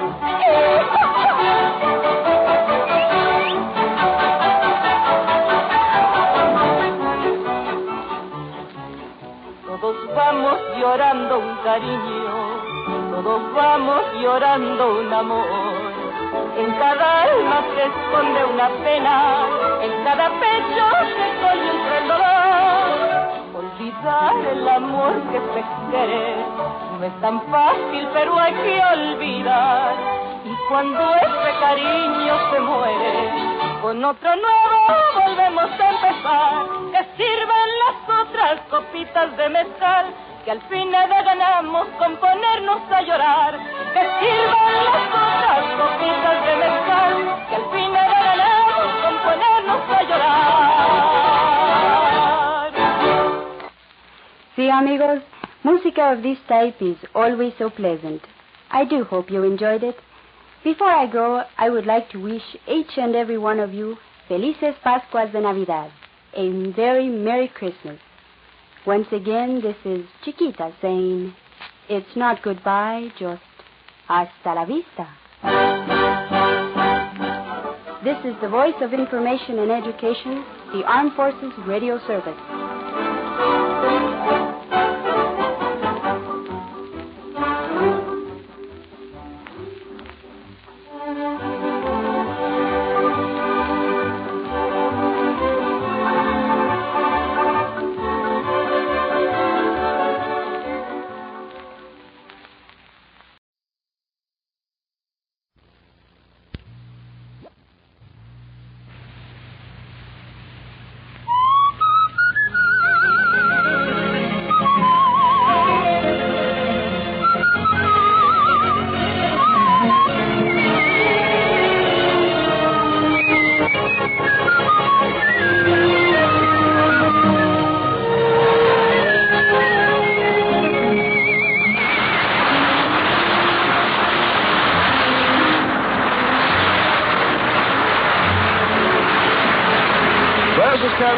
Welcoming you to Philco Radio Time, produced and transcribed in Hollywood with John Scott Trotter, his orchestra and chorus, the Charioteers, Skitch Henderson, Peggy Lee, and Bing's guest, the man who refuses to let vaudeville die, Joe Frisco. And here's Bing. Happy New Year, Ken. Happy New Year, Bing. Happy New Year, John Scott. Happy New Year, Bing. Happy New Year, John. Happy New Year, Ken. Happy New Year, Skitch. Happy New Year, Bing. Happy New Year, Ken. Happy New Year, Skitch. Happy New Year, Peggy. Happy New Year, Bing. Such gay, sparkling dialogue can only lead to music. Here I am, surrounded at this point by various singers and singing groups preparatory for launching into our opening number. You know, a current film that's around now called The Time, Place, and the Girl has what songwriters would call a well-balanced musical score. They're all hits. They have a ballad called Oh, But I Do, a rhythm song called Gal and Calico, and a novelty song, which we was about to lay on you, called A Rainy Night in Rio.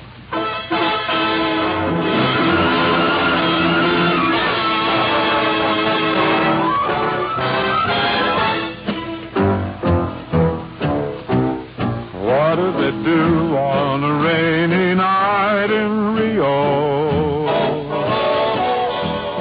What do they do when there is no starry sky? Where do they go when they can't go for a walk? Do they stay home and talk? Or do they sit and sigh?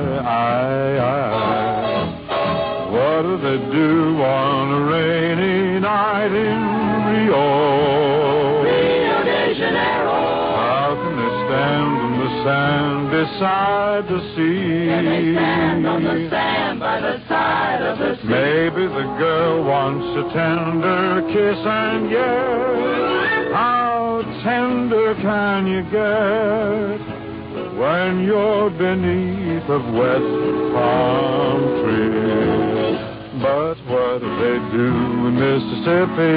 And Mississippi. When skies are dripping? And what do they do when it's murky? What's your rhyme with murky? Stand by Albuquerque. What do they do in old Altoona when the moon above ain't bright? Well, that's what they do in Rio on a rainy night.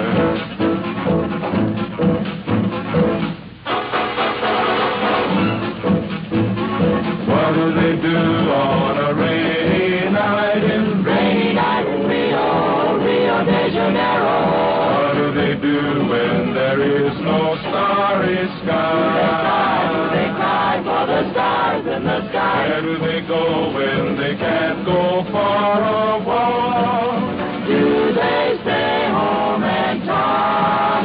Or do they sit and sigh? What do they do on a rainy night in Rio de Janeiro? How can a guy meet a sweetheart by the sea? Maybe the girl wants a tender kiss, and yet how tender can you get when you're beneath a wet palm tree? And what do they do out here on Pico? Vermont and Pico. They Tico.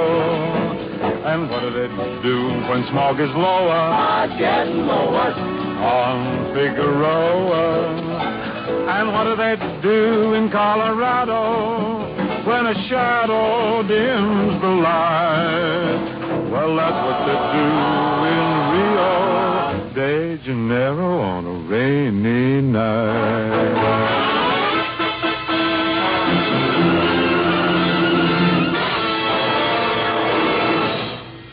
That's a great tune, Bing, but the lyrics aren't quite complete. We threw in everything we could think of, Ken, gave it the full treatment. What was missing? What you left out, a very important thing they do on rainy nights in Rio. What else happens, Carl? Why, folks listen to Philco radios, of course. Think of that. You mean every time it rains in Rio, people turn on Philco radios instead of putting up umbrellas? Not just when it rains, Bing. I listen to Philcos all the time. Now, let's stay with the rain. Don't tell me Philco makes a set that plays underwater.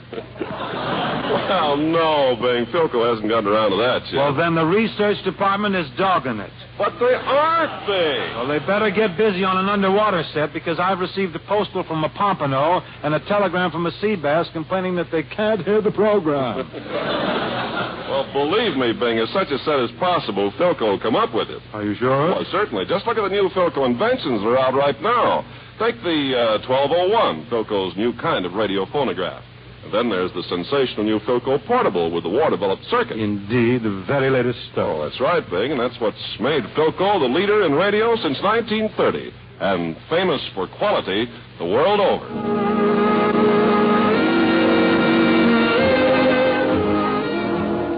And then it's heaven, with a very pleasant assist from the vocal group. A dream is just a dream until I dream of you. And then it's heaven.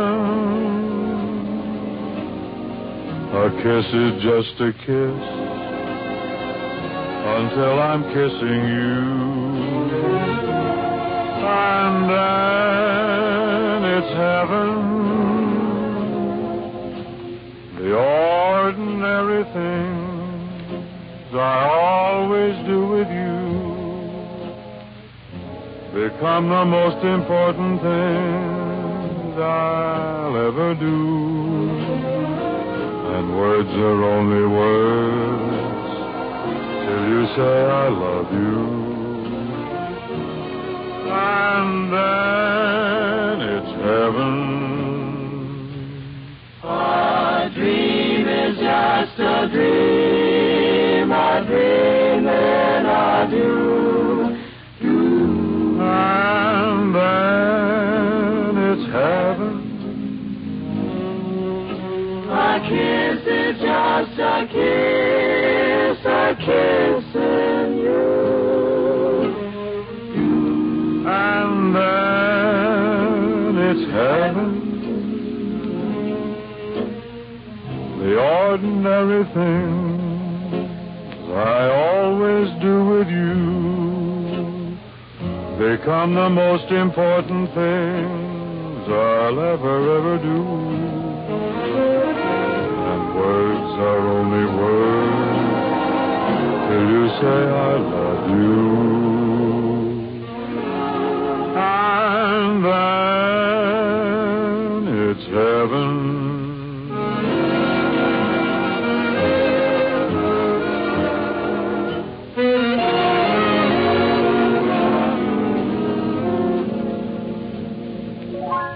Time now for a pleasant interlude. Do I go on in the now, Big? No, not yet, Frisco. You come in just a little bit later. But the people will be all out of the theater by the time Oh, no. Fear not, friend Frisco. We got the doors locked. Just take it easy, Joe.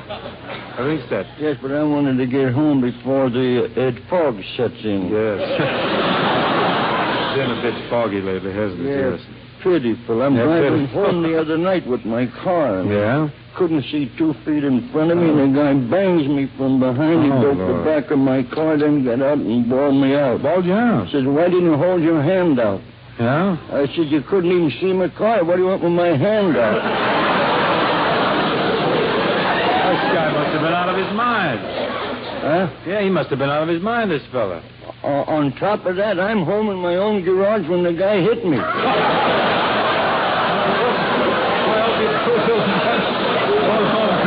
Joe. Don't run away now. Stick around, because seated over at the Steinway, carving away with the Boy Scout knife I gave him for Christmas, we find a handsome, blonde, curly-headed youth hacking out Henderson was here into the bench. If he will snap the blade shut without losing some digits, I'm sure we're all going to enjoy his piano solo, which is going to be Clap Your Hands.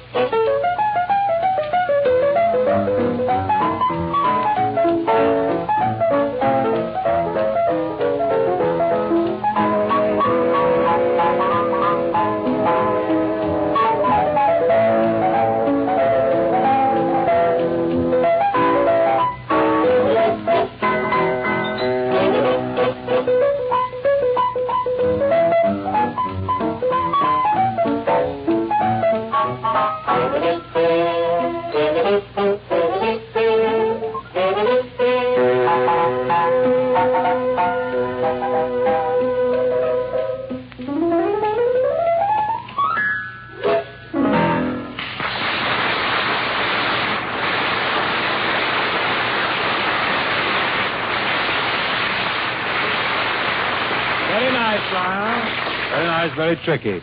Incidentally, Skitch Henderson and his all-boy orchestra will be at the USC prom next week. That's a fact. They're playing for the USC prom. It doesn't mean a thing to you folks back in the East, but locally, I must tell you, it's an item of considerable social dimensions.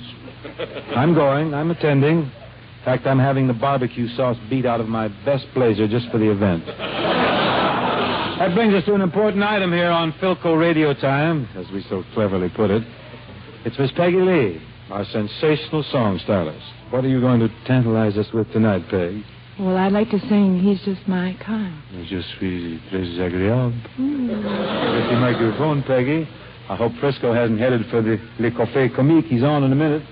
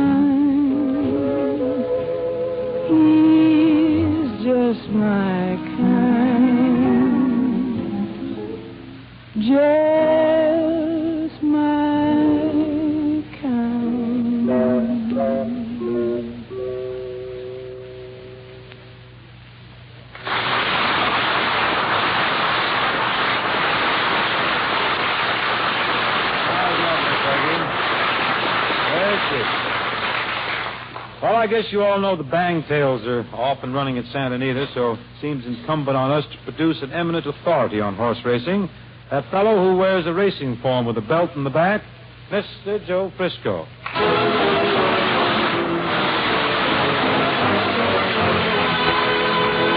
Welcome to Philco Radio Time, Joe Frisco. You are appearing, I imagine, to the courtesy of the racetrack? No, I'm here through the courtesy of my creditors. I thought you were a good horse player. I was a good horse player till I started to play your horses. What happened? I lost my wife, home, and family, and everything. Well, your trouble's over now, Joe. I sold my horses. Your trouble's over. My trouble just started. I got the habit now. Yeah? What are you doing about it? You got the habit? What are you doing for? I'm going to a doctor now. You're taking a cure? You from the races, yeah. A cure? I never heard of such a thing. I'd like to go to him, too. Where's his office? His office is about 1.8 miles from here. Couldn't you make that about 1 3/16? No, the doctor's a pretty old man. I don't think he can go that far. What does the doctor do for you? Well, he asks your earning capacity, who you support, how many in your family. Okay. He don't take you off the horses right away. No, he doesn't use any medicine? No, he don't use no medicine. No medicine? No, he What only does he works on the mind. Oh. He's what they call a... psychiatrist. No, this guy's a Swede, a tall Swede.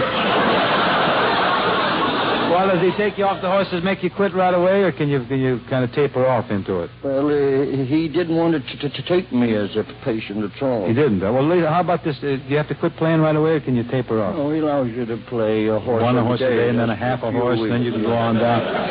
Split a $1 ticket with somebody. I see.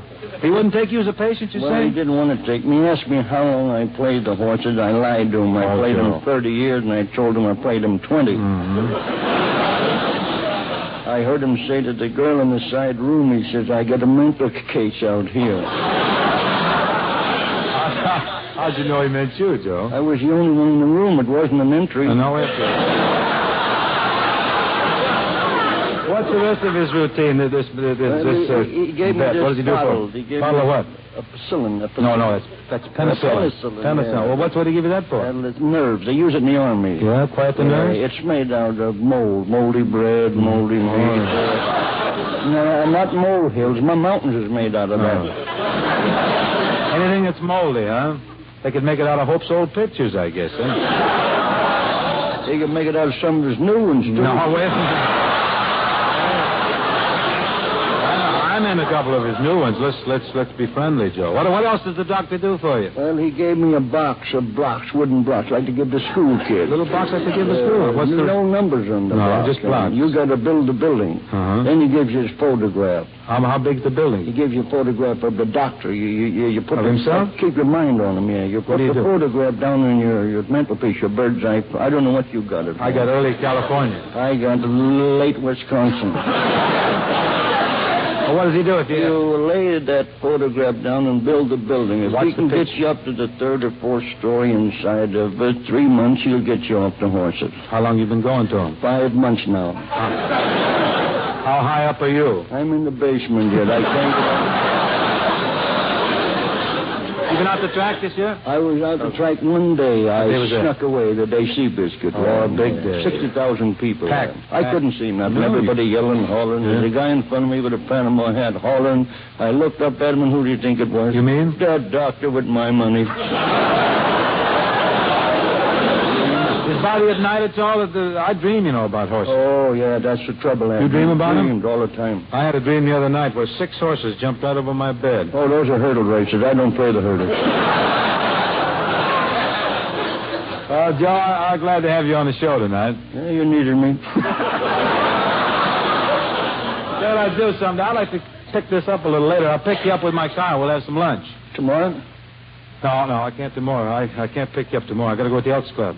Friday? No, Friday I can't pick you up. I have to go to the studio. Oh, I ain't doing nothing Tuesday. No, Tuesday I got a golf date. I can't pick you up. Well, you figure it out yourself. I'm around. Goodbye. Goodbye, Joe. Good luck. Look out for that first step when you go out now. Don't worry about me. You all right, Frisco? You can pick me up now, Big. Okay.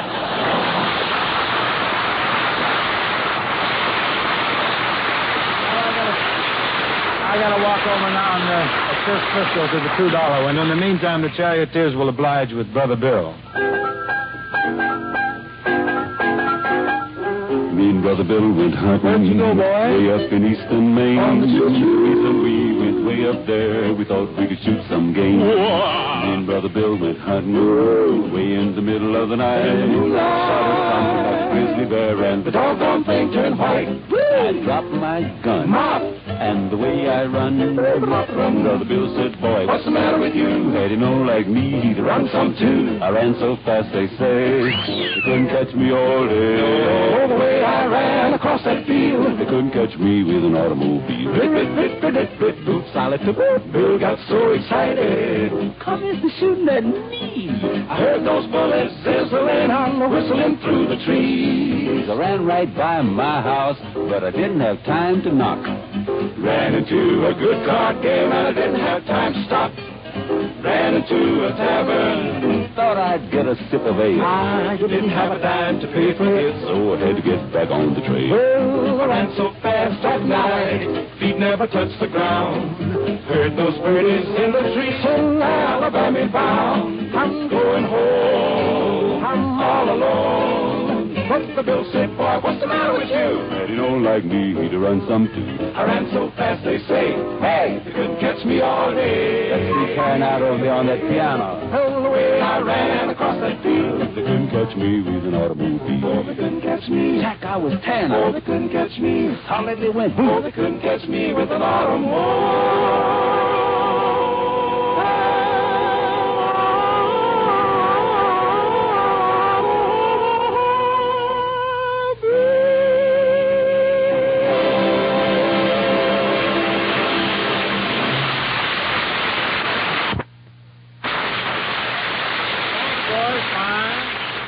Charlie. Now, it's encore time for Peggy Lee. She's going to sing one of her current record successes, Baby, You Can Count on Me. Oh, I thought you were going to sing Baby with me, baby. Of course. What am I thinking of? I'm packing a small New Year's Day neurosis around here, I guess.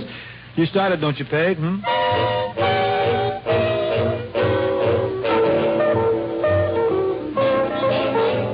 Whenever there is trouble brewing, whenever you are lost at sea, si yo te digo que te amo, means, baby, you can count on me. And if I need an inspiration, when I'm as blue can be, si yo te digo te amo, means, baby, you can count on me. I'm sure that you would agree if you saw my point of view. You'd make it easy for me and better for you. I guess I'll have to think it over.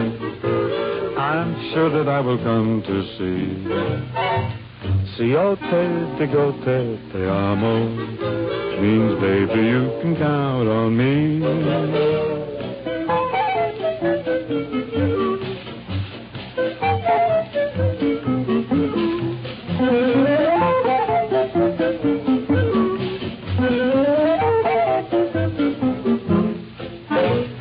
Whenever there is trouble brewing, whenever you are lost at sea, si yo te digo que te amo, means, baby, you can count on me.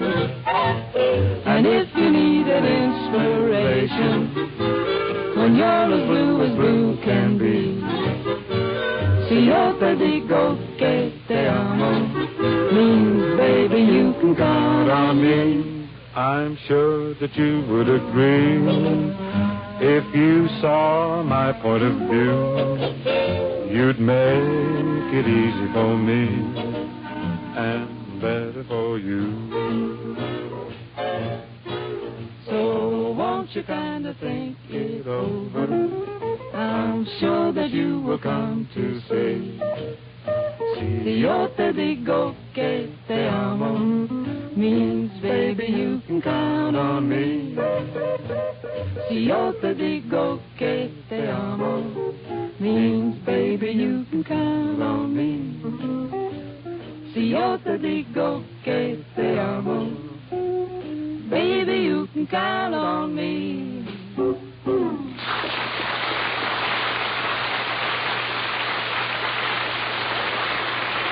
Thank you, Peg.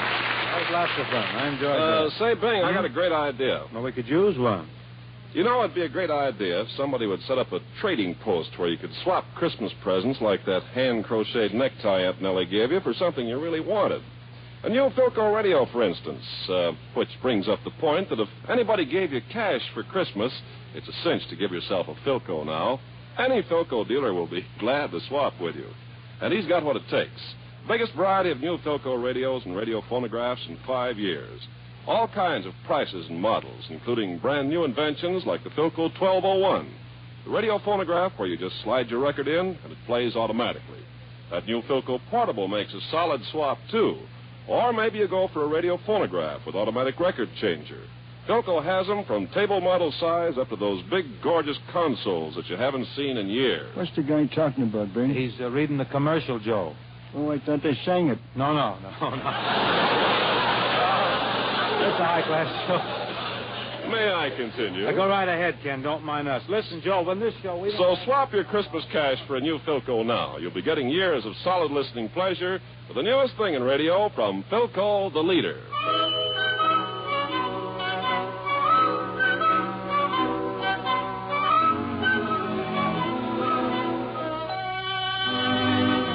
He made the night a little brighter wherever he would go. The old lamplighter of long, long ago, his snowy hair was so much whiter beneath the candle glow. The old lamplighter of long, long ago. You'd hear the patter of his feet as he came toddling down the street. His smile would hide a lonely heart, you see. If there were sweethearts in the park, he'd pass a lamp and leave it dark, remembering the days that used to be. For he recalls when dreams were new, he loved someone who loved him too, who walked with him alone in memory. He made the night a little brighter wherever he would go. The old lamplighter of long, long ago.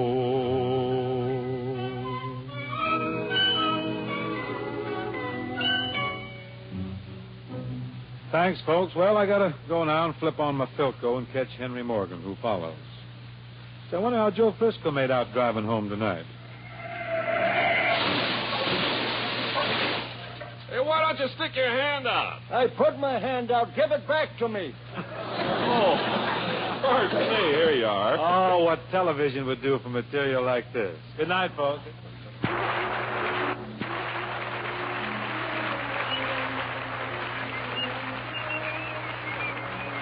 Tune in to Philco Radio Time next week and hear Bing Crosby, John Scott Trotter, his orchestra and chorus, the Charioteers, Skitch Henderson, and...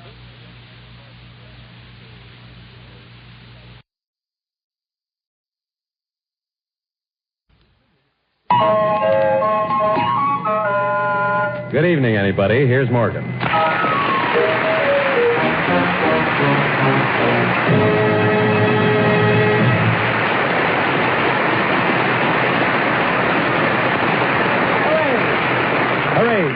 Thank you very much. And a Happy New Year.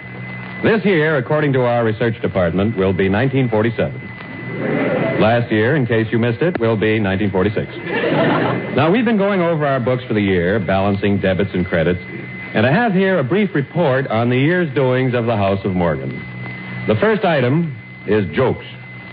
We find that in this program in 1946, we used 918 jokes. Not counting several hundred we thought were jokes. Of these 918, 818 got laughs. The other 100 jokes we carry over to this year, and we'll give you another chance at them. Well, let's see, 818 laughs, but in radio there are many different kinds of laughs, so we have to break that figure down. We got 124 yucks, 68 bops, if this is new to you, a yuck is when everyone laughs loud enough so we can count all the gold inlays in the audience. That's the trade name. A buff, or belly laugh, is when we can count all the belt buckles. Now, a buff yuck, or gold belt buckle, that's when the sponsor laughs. According to the report, no buff yucks. But we did get 214 freeps. A freep is when everybody laughs because the person next to him is laughing. Unless, of course, it's an empty seat. Well, we got 88 orcs. An orc is when the orchestra laughs. Now, when the orchestra laughs, it's because a guy in the orchestra is laughing because the trombone player whispered something funny. But we count them. They add up. We also got 88 Bernies. A Bernie is when Bernie Green laughs. He laughs because somebody told him what the trombone player said. And we got 100 yachts, which is when nobody laughs at the joke, but the comedian gets it by wiggling his ears. That makes 672 laughs. 672 from 818 leaves 146. We got 146 laughs in rehearsal. Well, you'll just have to take my word for it, that's all. So much for laughs. Now, let's see. Here's our report on the mail. Every morning about 11, the mail clerk staggers in with my fan mail. Don't know why that boy should stagger with 3 letters, but it's not my business to report him. Incidentally, I'd like to thank Fred Allen for his encouraging letter. I wish he'd put the next one in writing. Those tea leaves are so hard to read. We had a letter from Bing Crosby which said, boo-boo-boo-boo. And, altogether, are you people just smirking? Altogether, during the past year, our mail totaled 118 pounds. Tonight, I've selected a few ounces. The first letter reads, Dear Mr. Morgan, gosh, we must have a never-sharp chick radio. Because whenever you come on the air, my father changes stations automatically. And here's a rather interesting letter from an ardent fan. Dear Mr. Morgan, I find your program very hard to turn off and will continue to do so. So much for the report in the fan mail. According to the report on script, we have lots of material left over from last year, and we have to use it up tonight if we want to start the new year even. Let's see now. We had 4 sound effects left over from last year. First, a cash register. Next, a ship dropping anchor.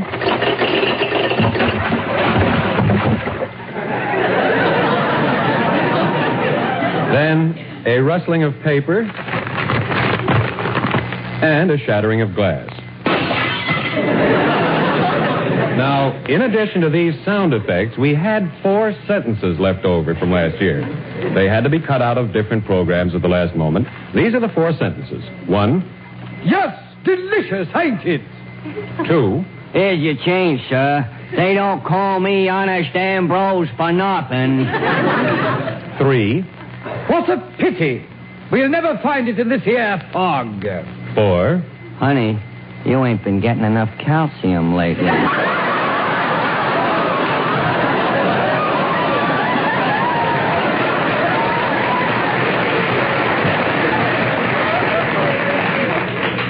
Just leftovers. Now, we also had a bit of music that was left. Bernie?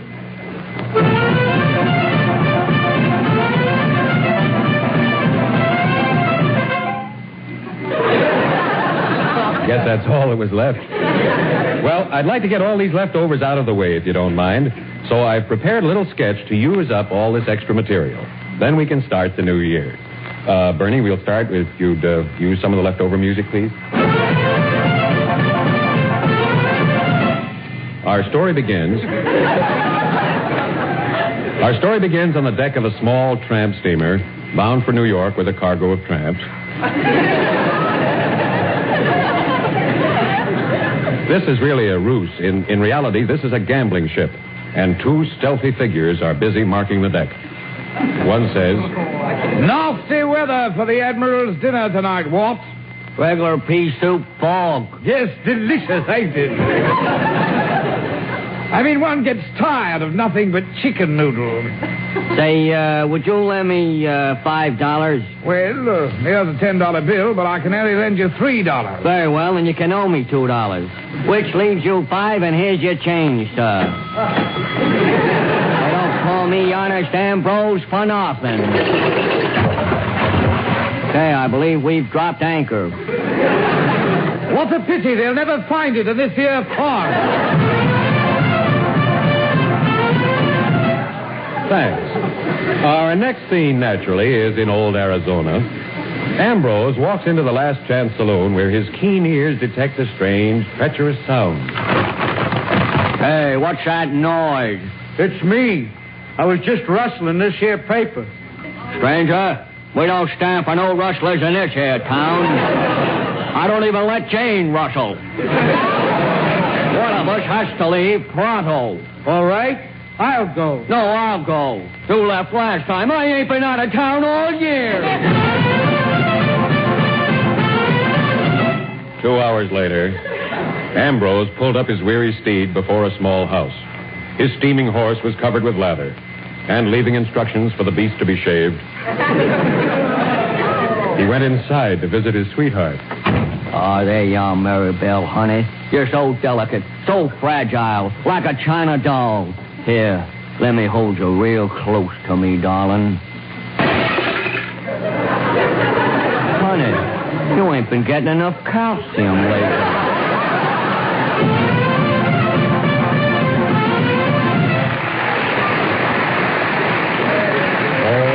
Don't worry about it, because now we're even for last year.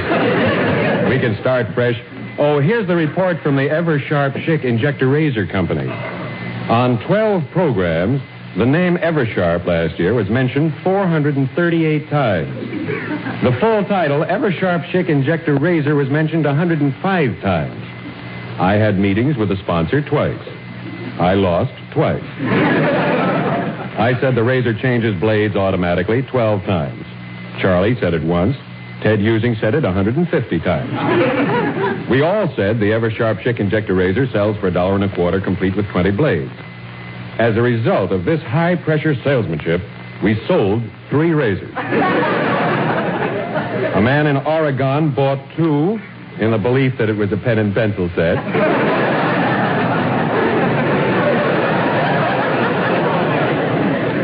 My father bought the other one, thinking that what I said was blazers. End of report.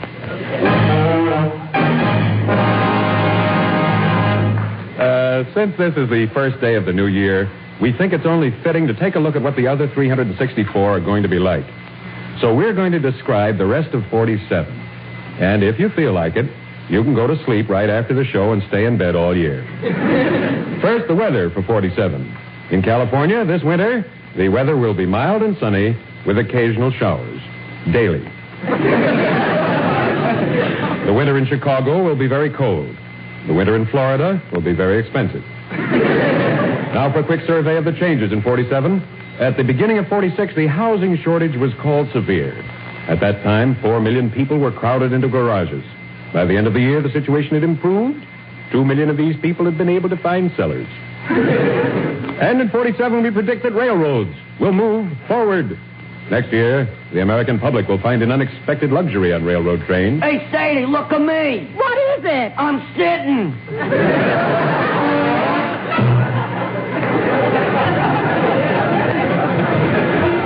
We come now to soap, which expects a banner year in 47. We've invited Mr. Homer Clunk, manufacturer of one of our better-known soaps, Broken Heart Soap, the soap with a message, to discuss the future of his business. Mr. Clunk, we're delighted to have you with us this evening. Of course you are. I get it. Do you have any plans for any new kinds of soap? Of course I do. Today our designers are working on a new soap bar. Rather expensive. It'll cost you $2 a bar, but it's well worth it. Well, why will it cost so much? This soap bar will have nuts on the inside. Nuts on the inside? Of course it will, in case you get hungry during your bath. Any other questions? Of course I do. I mean, I have, yes, I do. Then there's the new soap I forgot to mention. Now, you know the soap that floats? Yes. Well, we have a new soap that chases you around the tub. Thank you very much, Mr. Homer Clark. I got a feeling that's going to be left over next year, that whole thing. In 47, unions will go in for more collective bargaining. They'll go in for more. They may come out with less. But in many instances, there'll be a better understanding between employer and employee, as in this one. Come in, come in. I wanted to talk to you about a raise. Well, sit down. Well, you see, prices are way up and my expenses are high, and I thought maybe I if understand your position perfectly, my boy. Yeah, you mean you give me a raise? Certainly. $25 a week raise. $25 a week raise? Oh, boy. Thanks, Father.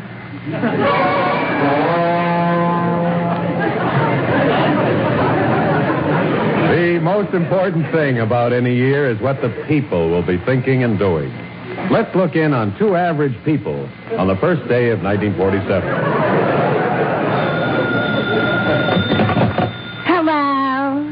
Hello, Hortense. This is Gerard. Hello, Gerard. This is Hortense. I want to express my deepest gratitude and appreciation for the hot time you showed me New Year's Eve. Likewise. Gee, didn't we have a good time to Evelyn's house? Is that where we were? Yeah, don't you recollect? First we were at Evelyn's house. Then I took you to my friend Katie's house. Then I took you to my friend Gloria's house. Then I took you to my friend Ruthie's house. Gee, Hortense, and you didn't even drop me once. Anyway, Hortense, I'm glad it's a new year. My boss says that this year we're going to have great achievements and accomplishments in a field of pickles. I'm glad for you, boy. We're putting out a completely different pickle this year. Is that so? What's it gonna be? We're calling it the New Dill.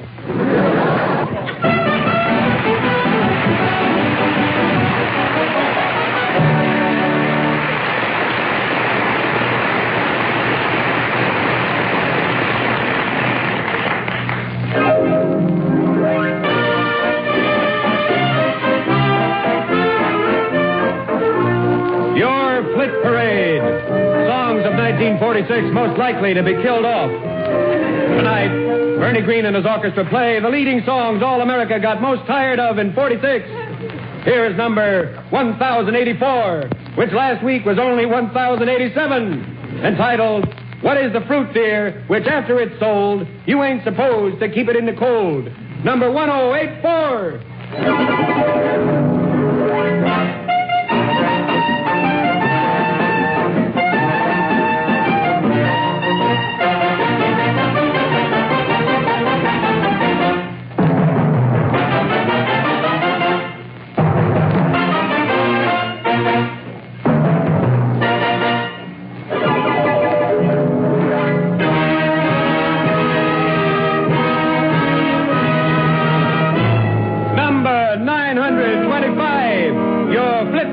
Presents the beautiful love song, Soap Gets in Your Eyes.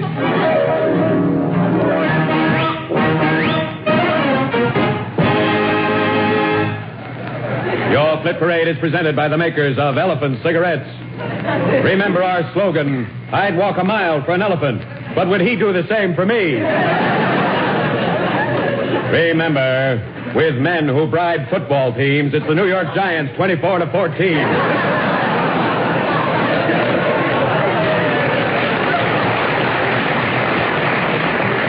And here is a song in 89th place, but destined to go nowhere. A song which hit the all-time medium. The song that taught people that a nickel is easily worth 5 cents.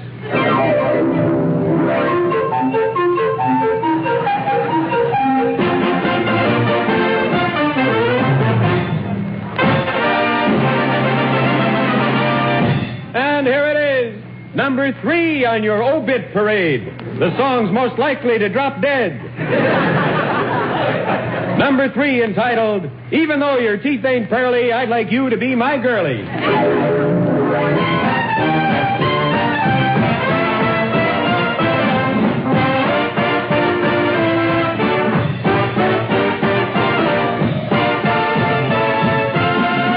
And finally,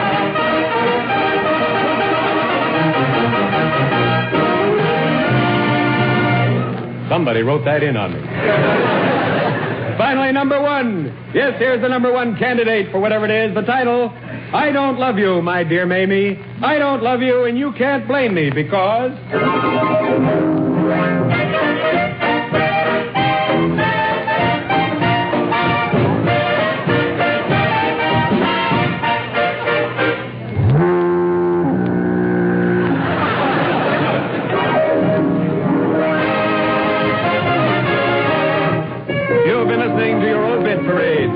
should have buried, and to the strains of our theme, You're Driving Me Crazy, we say farewell. This program is sponsored by the makers of Elephant Cigarettes. Remember our slogan, I'd walk a mile for an elephant, but I'd rather he'd run his own errands.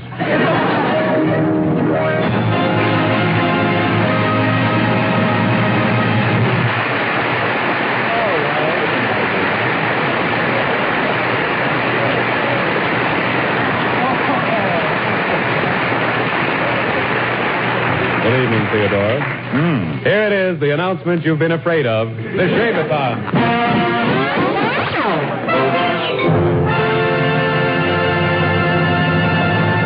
Oh, well, the Shave-a-thon isn't so bad.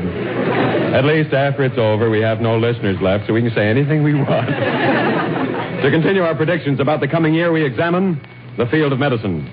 Medicine has made tremendous advances during the past few years, especially in fees. In 1947, a lot of important things are going to happen in the medical profession. For instance, more and more doctors are becoming specialists, and this trend is going to continue. First, we meet Dr. Bradley. Doctor, you're an ear, nose, and throat man, aren't you? That was last year. And this year? I treat only the right nostril.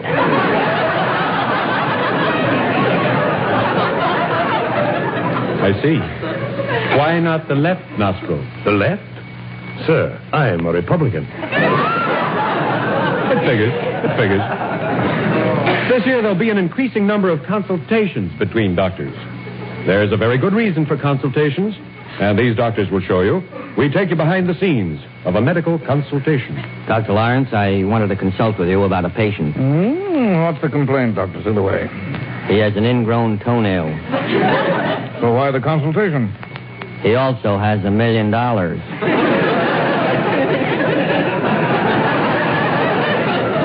Ah, yes, you were wise to call me in, Doctor. How's it look?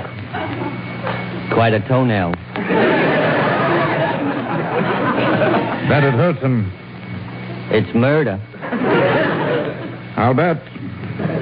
Those things hurt, you know. I read that someplace. You, ever have one? Yeah. I'll bet it hurts. And how? But what can you do? That's what I say. What can you do? How about using hot water, Doctor? I don't know. Why not? That stuff can get awful hot. Well, thanks a lot, Doctor. Glad to help. I'll send your fee to your office. No. Send it to my home. Oh, expect to be home long? Oh, a couple of weeks till my ingrown toenail gets better.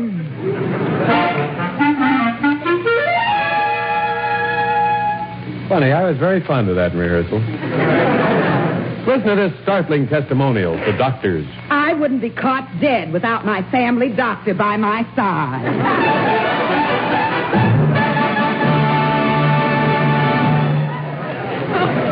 Another thing that's going to happen this year, doctors are very likely going to start to advertise on the radio.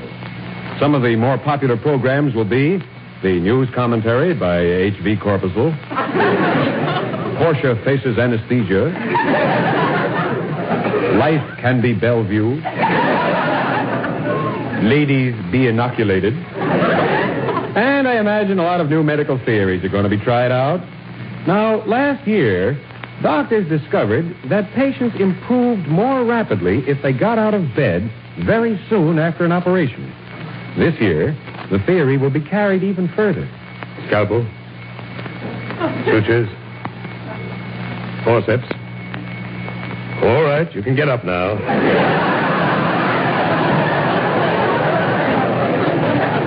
But, Doctor, did you finish my operation already? Start walking. I'll finish it on the way to your room.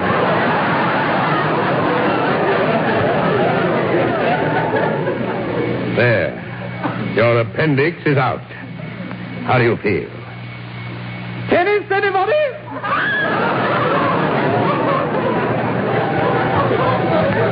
Another advance in medicine has been the theory that many physical illnesses result from a state of mind. We take you now for a visit to the office of the famous Viennese specialist on this subject, Dr. Heinrich Morgan. Dr. Morgan, we'd like very much to visit your office and see how you work. Is that all right? I acquiesce. Oh, I see you have two powerful microscopes on your desk. Oh, yeah, I couldn't see a thing without them. Now, Doctor, we're particularly interested in your method of treating patients who suffer from mental aberrations. Oh, yeah, what? I mean, people who imagine themselves to be sick. Oh, sure, why you didn't said so. I show you. Phil, he isn't. Doctor, I'm in a terrible condition. This I could see.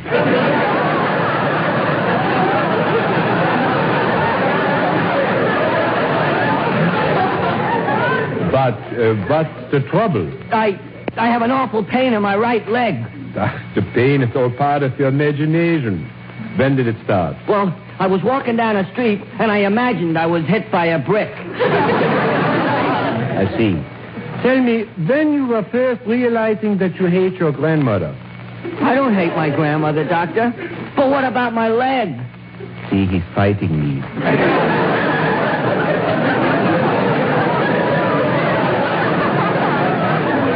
I tell you something. You just forget your grandmother and the pain would go away. It will? Sure. Gee, you know, my leg feels better already. That's fine. Sure, my leg feels great. Only, now I hate my grandmother.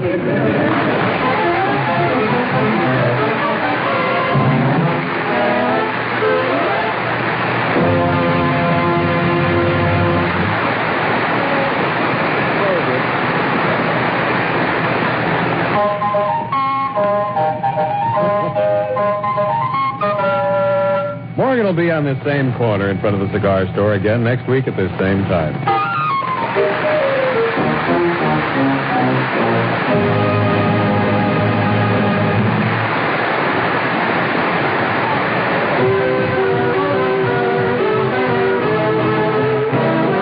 Eversharp, manufacturers of Eversharp Shake, Injector, Razors, and Blades, invite you to tune in same time, same station next week when Eversharp will again bring you the Henry Morgan Show.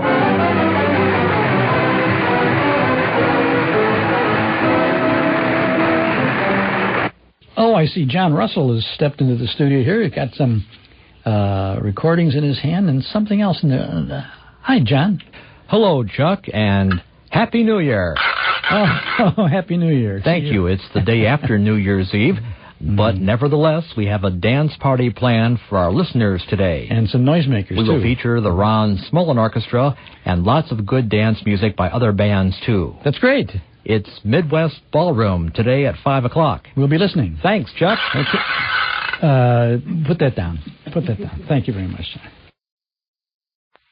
The Kraft Foods Company presents The Great Gildersleeve.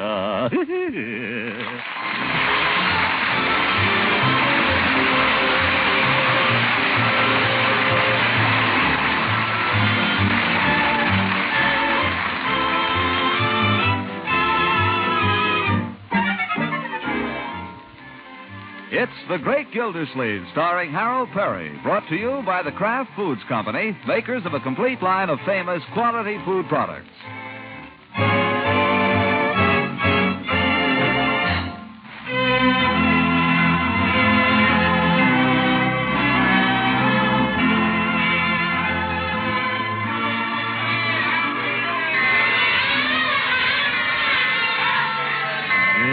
Happy New Year.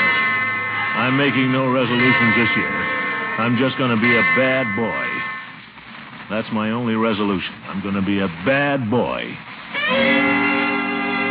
What a terrible way to start the new year. But before we condemn our hero, let us review the tragic events which have put him in this desperate frame of mind. It all started with Gildersleeve's plans for Summerfield's annual costume ball. When he got his costume, he naturally wanted to tell somebody about it. Well, I won't actually tell her. That would be against the rules. I'll just let her guess. She'll never guess in a million years. Avast there, me proud beauty. Open the hatch before I blow it in. 15 men on a dead man's chest. Yo-ho, and a bottle of hello, Eve. Why, Throckmorton. Got my costume for tomorrow night, Eve. Right here under my arm. Oh, no, you mustn't tell me what it is, Throckmorton. That would spoil all the fun. No one's supposed to know who anyone is till the time comes for the unmasking. Well, I wasn't going to tell you, Eve. But wouldn't you like to guess? Well, come in anyway. Thanks. I'll take my coat off. I got to be getting right along home. Well, go ahead and guess, Eve. Oh, I don't think that would be fair, Throckmorton. You might start hinting. Oh, go on. Guess what I'm going to be. Humpty Dumpty. Why do you guess that? I don't know. He's kind of roly-poly, and you asked me to guess. Guess again. Henry VIII? Well, I get mixed up on those kings. Which one is he? The fat one. The one with all the wives. You know, he... Why do you guess only fat people? I've guessed only 2. And you insisted on my guessing, you know. All right, I'll give you a little help. 15 men... Oh, no, you don't. Now, be fair, Throckmorton. I want it to be a surprise. But, Eve, the whole thing's a lot of nonsense. As soon as I call for you tomorrow evening, that'll give the whole thing away. By the way, what time do you want me to call for you? You were planning to call for me? Oh, of course. Oh, I wish I'd known that before. Of course I'm going to call for you if I'm taking you to the ball. I didn't know you were taking me to the ball. Oh, I'm afraid it's too late now. What? You never asked me, Throckmorton. You never did. Well, gosh, Eve. I waited, and you never asked me. Gosh, I took it for granted that you and I... And I took it for granted since I never heard from you that you'd invited someone else. So I accepted another invitation. Listen, you sold me the tickets to this thing. I had a right to assume you were going with me. Well, I sold over 50 tickets, Throckmorton. I couldn't go with all of them. Nuts.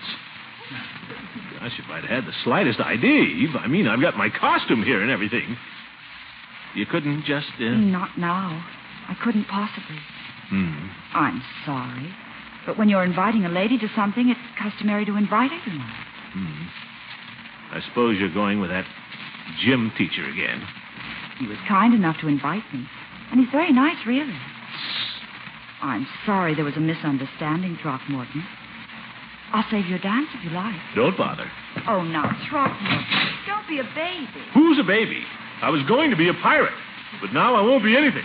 Won't even be there.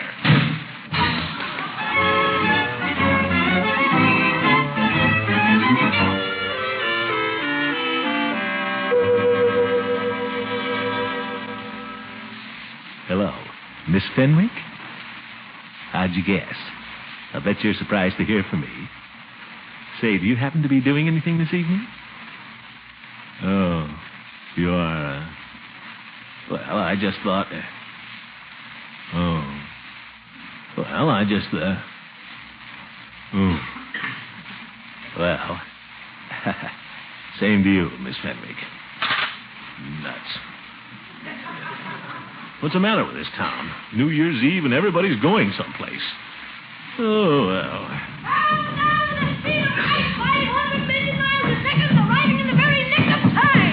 Leroy, will you tell me what you're doing running around in my long underwear? That's not underwear. I'm Captain Marvel. And that bath towel. That's my cape. Look here, young man. You want to see one of my mighty feats of strength? I can make this whole house disintegrate. All I have to do is say, Shazam! Leroy? Ooh, I said it. Lucky thing the house didn't hear me. Calm down, will you? What are you getting dressed up for, anyway? You're not going anyplace. I know, but everybody else is. Gosh, I want to have some fun. I'll be here with you, my boy, the whole evening. That's no fun. What? I mean, I thought you were going to the ball. Ball? I'm doing nothing of the kind. But I thought... I decided the whole thing was silly. Childish. I didn't want to go in the first place. Marge is going. Oh, no, she's not. She is, too. She's going with Jerry Walsh. Now, look here. I had this whole thing out 2 days ago. Don't holler at me. I'm not the one. Go upstairs and tell your sister to come down here. Hey, Marge! Oh. Come down here! I said go up and tell her. She heard me. What do you want? I want you! I don't know what I have to do to get obedience around here. Marjorie, what's this I hear? About what? About your planning to go to the ball this evening with that Walsh boy? Leroy. I didn't say anything. I mean, I didn't mean to make any trouble, Marge. I just said what you said. Never mind that. The point is, I told you 2 days ago, my dear, you were not going to that ball. But, Unky, it's the first thing Jerry's ever invited me to. He's one of the stars of the basketball team. If I turn him down at the last minute, he'll You never could have... have turned him down 2 days ago. I told you then. You said you'd think it over. You said you'd see. I said no. Besides, I've thought it over. The ball is no place for a girl your age. It's apt to turn out to be a very rowdy affair. That's why I'm not going myself.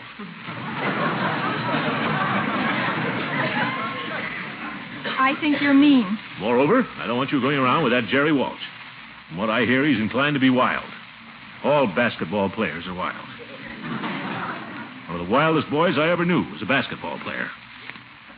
Oh, why don't you let her go? Listen, who's running this house, you or me? I didn't know anybody was running it. You go upstairs. To bed now? Well, go away anyway. This is just between your sister and me.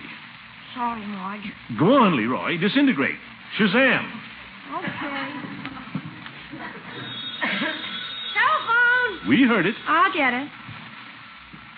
Hello? Hey, Unc, you want to play me checkers? Quiet, Leroy. I can't hear. Not now, Leroy. Later, huh? Later, will you play me checkers? Leroy. We'll see, Leroy. I'll set up the checkerboard just in case. Will everybody kindly, for heaven's sake, be quiet? Francie? I can't go. My uncle. Yes, yes. I know, and what do I tell Jerry? The first thing he's ever invited me to.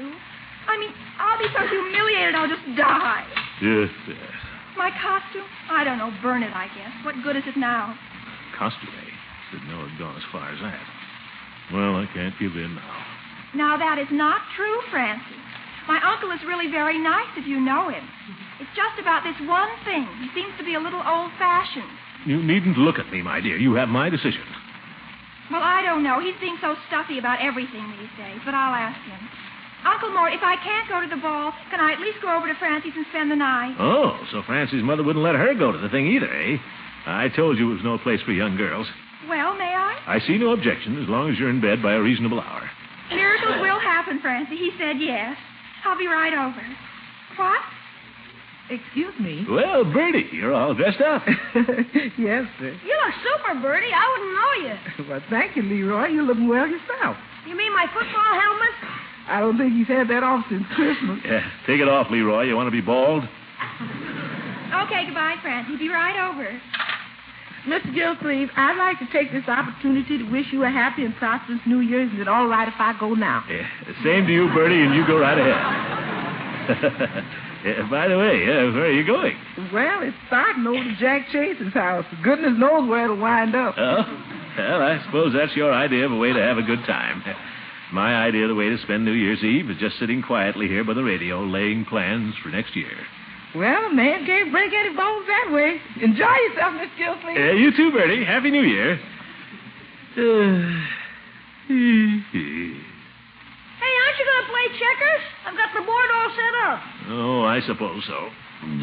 Just when I'm sitting down. I'll let you have the first move. Oh? Well, there. I expected that. I suppose she's leaving by now with that gym teacher. Your move, Unc. Oh? They'll all be there. Eve, Floyd, Peavy, Hooker. All of them. Everybody but me.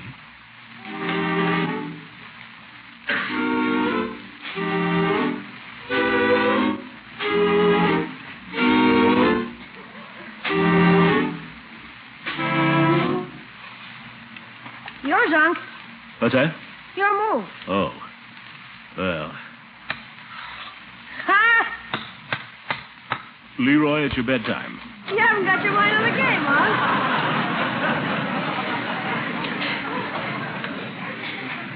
I'll admit I haven't got my mind on the game, but you go to bed anyway. Do I have to? Yes, it's 11:15. Okay, gosh. Good night, Unc. Good night, my boy. Happy New Year. Happy New Year. What's happy about it? Marjorie out, Bertie out, Leroy in bed. Well, I suppose I could listen to the radio. I've missed date with Judy, though, and Fibber McGee. Here, all milling about in the street down here below us. As I say, the crowd is milling about in the street about 1 minute to midnight. The crowd waits, milling about in the street here below us for the new year to come in. Let's listen to him for a moment. Gosh, it's midnight there already. That means it's 11 here. Clock's slow. Well, it's just about time. It's the moment we've all been waiting for here. So now let's see how they're taking the new year in the near old South. Taking away Atlanta. Atlanta? Leela could be there.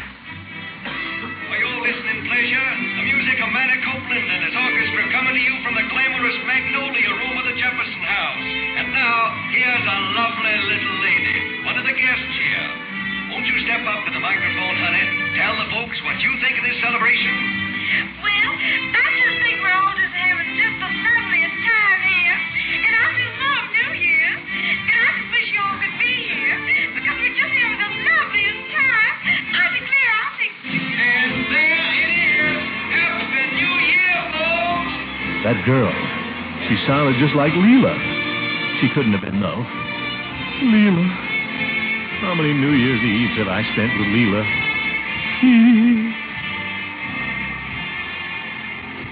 Oh, lang syne, my dear. Oh, lang syne. We will take a cup of kindness yet. Like fun, we will. Leela, where is she now? Married to somebody else. And Eve stood me up for a gym teacher. Yeah, that's what you get for being a gentleman. After all the nice things you do for them all year. And the chips are really down when it's New Year's Eve, what do you get? Left at home twiddling your thumbs while they're off cutting up with somebody else. Oh, shut up. Yeah, Happy New Year. I'm making no resolutions this year. I'm just going to be a bad boy. That's my only resolution. I'm going to be a bad boy. And by George, I'm going to that ball, too. If nobody wants to go with me, all right. I'll be a lone wolf. Yes, sir. I'll get into my pirate suit and I'll go down there, and if anybody thinks I'm fooling, she'll find out.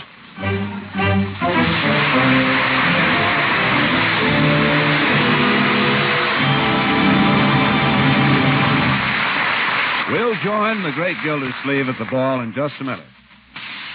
Tonight, the folks at Kraft extend their very best wishes for a happy, healthy New Year.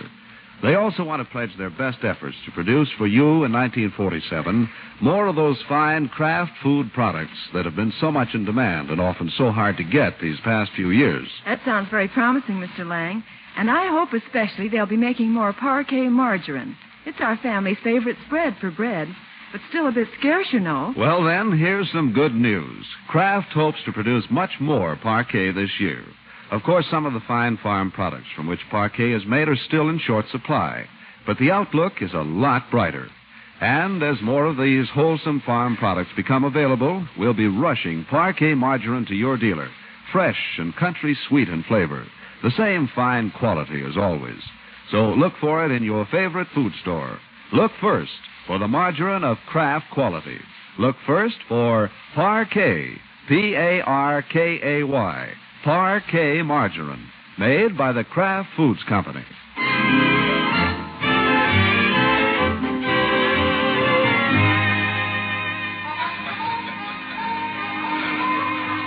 Pardon me. Pardon me. Hey, look where you're going. Oop. Floor slippery. Better pull for the shore, mate. Join the stag line over by the punch bowl. Pardon me. Pardon me. Well, a fellow pirate. Shiver my timbers and a yo-ho-ho. Yo-ho-ho yourself. Peavy, is that you? I never would have known you. Yeah, it's me, all right. I'll bet you don't know who I am. Well, no, I wouldn't say that. Happy New Year, Mr. Gildersleeve. Somebody must have told you. Say, Peavy, I'm looking for the stag line. You know where it is? Sure, this is it right here. You mean you're the stag line? Where's Mrs. Peavy? She's dancing with George Washington. As soon as I can cut him out, we're going home. George Washington? Judge Hooker. There they go now. Oh, hello, dear. Hooker, the old goat. In knee breeches and silk stockings. Well, there's no use standing here moping, Peavy. We're pirates. Let's be pirates. grab ourselves a couple. Say, how about that lady bareback rider? I noticed her myself. Interesting costume. You said it. Come on, let's grab some girls, Peavy. You grab one. I'll watch. Huh? Have to wait till the band starts again anyway. Now what? Ladies and gentlemen, your kind attention, please. Chief Gates. Is that who it is, Peavy? That's right. He's the Grand Marshal. Must be going to say something. Your attention, please. It's been called to my attention that some of the gentlemen have been smoking here in the auditorium. Smoking in the auditorium is against the fire regulations. Gentlemen who wish to smoke will kindly go outside, or they can smoke in the boys' locker room in the southwest corner of the building. I thank you. Boo. Well, Mr. Gildersleeve, going to try for the bareback rider? You bet. What's more, I'm going to get her. Well, go ahead. Here she comes. Don't worry, I see her. If I can... Hi, Commissioner. Happy New Year. Happy New Year, Peavy. Happy New Year. For heaven's sake, another pirate? Is that you, Floyd? It ain't Captain Kidd. Well, I'll see you later. I got my eye on that lady bareback rider. Oh, no, you don't. I got my eye on her. So what? It's a free country. You're a married man, Floyd. Isn't your wife here? Sure she's here, but there's no law says I gotta dance with her all night. Well, you lay off that lady bareback rider. You better get this settled, gentlemen. Here she comes. Yeah, she's mine. Don't move, Floyd. Pardon me, fair maiden. May I cut in? Hey, beat it, will you? I just got her a minute ago myself. That doesn't make any difference. You're supposed... Nuts. What happened, Mr. Gildersleeve? Well, a fella just got her. I decided to give him a break. Horse feathers. She's just choosy, that's all. I tried her a couple of times myself. Oh, is that so? Wait till next time around. I'll show you. Here comes something, Mr. Gildersleeve. In the hula skirt there. Looks pretty good. For you, I mean. Hula skirts? Say. Listen, Commissioner, I don't need any advice or help from you, Floyd. Okay. Pardon me, fair maiden. May I cut in? You sure may. See you later, pirates. I'll be darned. He got her. Yeah, he got her all right. I tried to warn him, but he wouldn't listen. What do you mean? That's the wife. Well, serves him right for being such a bullhead. I remember when I was first going with Floydie, Mr. Gildersleeve. He used to take me to dances all the time. Yeah. He used to be nice and light on his feet, but he's terrible now. I suppose it's from standing around that barber chair all day. That'd give anybody fallen arches. And then he's put on so much weight. Yes. Whatever it is, I'm crazy about dancing, but he don't seem to care for it. Would you like some punch or something, Mrs. Munson? Oh, no, I'm not thirsty. I'd rather just dance, Mr. Gildersleeve.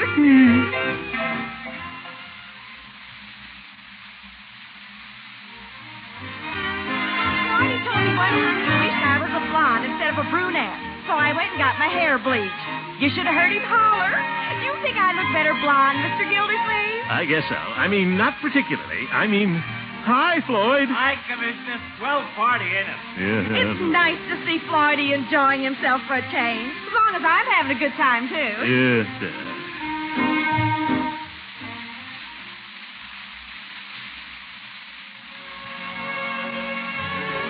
Floydie and I had a terrible argument about my costume. He said he thought a hula skirt was too undignified, but I know what he meant. Yeah. He meant he thought I was too old for it. Oh? But I guess I showed him. What I say is a girl isn't too old unless she feels too old. Yeah. Do you think I'm too old for a hula skirt, Mr. Gildersleeve? Mrs. Munson, will you excuse me for a minute? I have to go to the boys' locker room.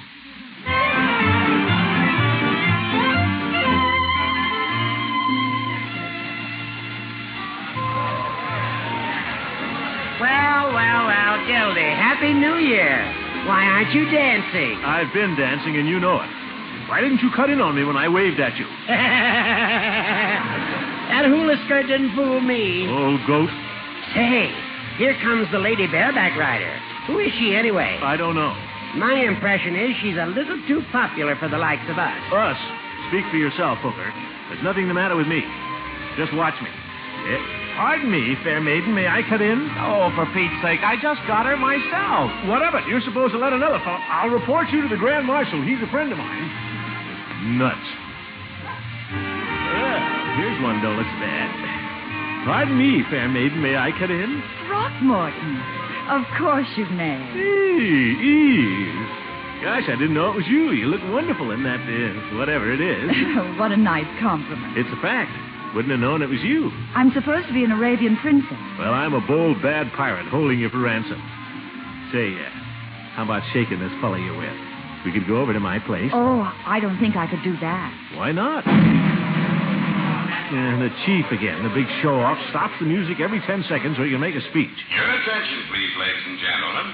In a few moments, we'll have the main event of the evening, the Gentleman's Foot Race, followed by the unmasking, the Grand March, and supper. A foot race on this floor? The regulations, as agreed on by the Arrangements Committee, are as follows. The ladies will line up at the east end of the auditorium, and the gentlemen at the opposite or west end. Yes. At the signal, the men will race to claim their partners. First come, first served. That is, whoever you catch is your partner for the Grand March and for supper, which will follow immediately. I thank you. Shall we dance some more, Eve? If you like. Say, Eve, I've got an idea. Let's have supper together. Tell this gym teacher you promised me the supper dance. But Throckmorton, you just heard the announcement. Everyone is supposed to race for supper partners. Well, we could get around it. We could sneak out right now and come back after the race is over. Why, Throckmorton, that would be cheating. But if you win the race fair and square, I'd love to have supper with you. Race on this floor? Against a professional athlete? Well, if you don't care enough to try. Pardon me, may I cut in? What the... Oh, him. Oh, hello, Arthur. Thank you so much, Throckmorton. You're welcome. My George, I'd like to show her. And that muscle man, too. Lionel Strongport. I could figure out a way to win that race. Oh, why don't you look where you're going?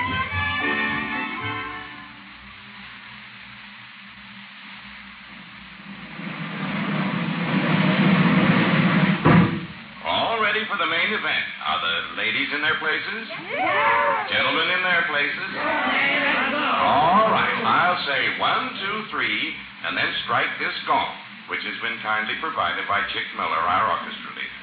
Ready? 1, 2, 3.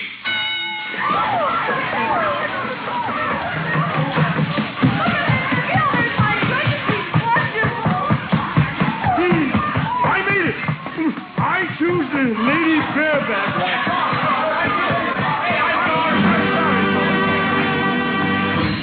Throckmorton P. Gildersleeve is the fastest man in the crowd. Let's give him a hand.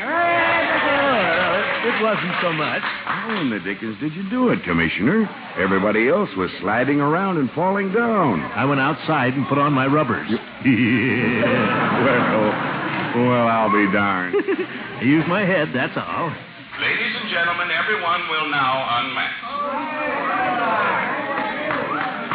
Well, here I am, fair maiden, Throckmorton P. Gildersleeve, at your service. Come on, you have to take yours off, too. He? Marjorie! I forbade you to... That costume, why, it's disgraceful. And now I'm stuck with you for supper. You're stuck. I wanted to eat with Jerry, and now he's got somebody else. By George, I've got a mind to spank you. Happy New Year, Marjorie. Same to you, Miss Goodwin. Oh, I think it was sweet of you to choose Marjorie as your partner, Throckmorton. After all, New Year's Eve is a time for families to be together. Oh, what's the use?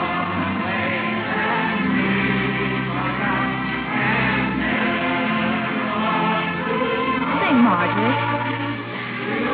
Old acquaintance be forgot, and days of old lang syne. Sing, Unky. Nuts. Old lang syne, my dear. Old lang syne.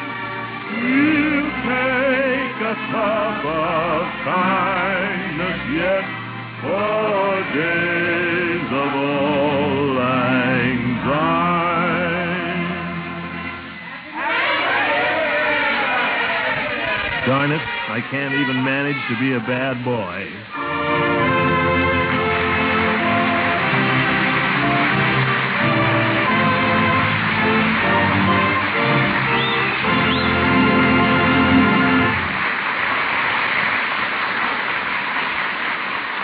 The great Gildersleeve will be with us again shortly. I suppose every one of us would like to know what's ahead in 1947. Well, at the Kraft Foods Company, we have high hopes that delicious country sweet parquet margarine will be available in larger quantities this coming year. More parquet will be produced just as quickly as more fine, wholesome farm products are available. And perhaps the time isn't far off when there'll be plenty of parquet margarine for everyone. And here's one thing you can be sure of. Every single pound of parquet you buy in 1947 will be the same fine quality as always. Rich in good flavor, high in food energy. Every pound reliably fortified with 15,000 units of vitamin A. So look first for this The Jack Benny Program.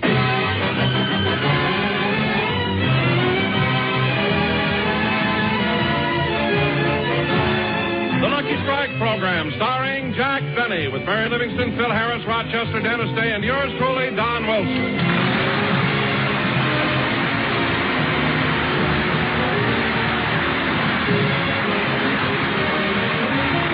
Ladies and gentlemen, as you all know, in the Rose Bowl game on New Year's Day, Illinois upset the Dope. And here he is, and he's still upset, Jack Benny.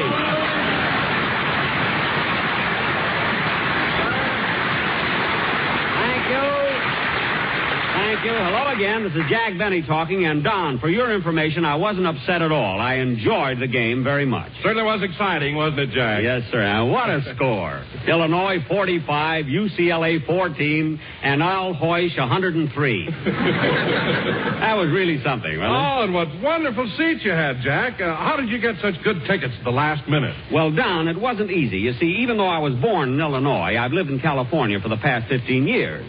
So in order to get 2 tickets, I called Governor Warren. You called the governor of California? Yes. He couldn't do anything for me, so he called Governor Green of Illinois. Governor Green called President George Stoddard of the Illinois University. President Stoddard got in touch with Ray Elliott, the coach. Elliott got in touch with Buddy Young. And fortunately, Buddy Young happens to be a very good friend of Rochester.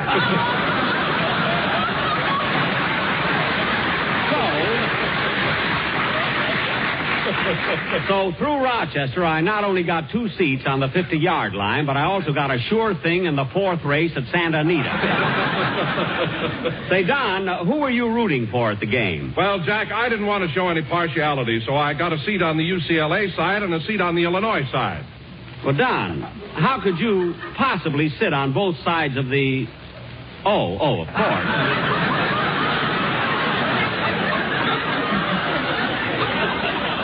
And, Don, weren't you disappointed when you weren't picked as the winning float? Huh?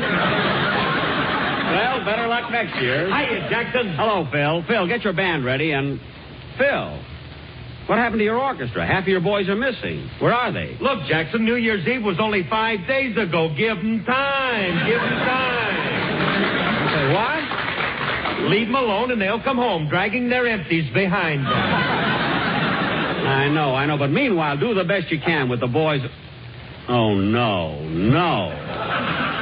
What's the matter, Jackson? Sammy, the bass fiddle player. Well, what about him? He's the best bass player in the country. I know, but look at his bass fiddle. It has 6 silver handles on it. Well, that's Sammy for you. If anything happens to him, you don't want us to go to no expense. Oh, fine. Look what he has carved on the bottom of it. R.I.P. What's that? Rest and Petrillo. Now cut that out!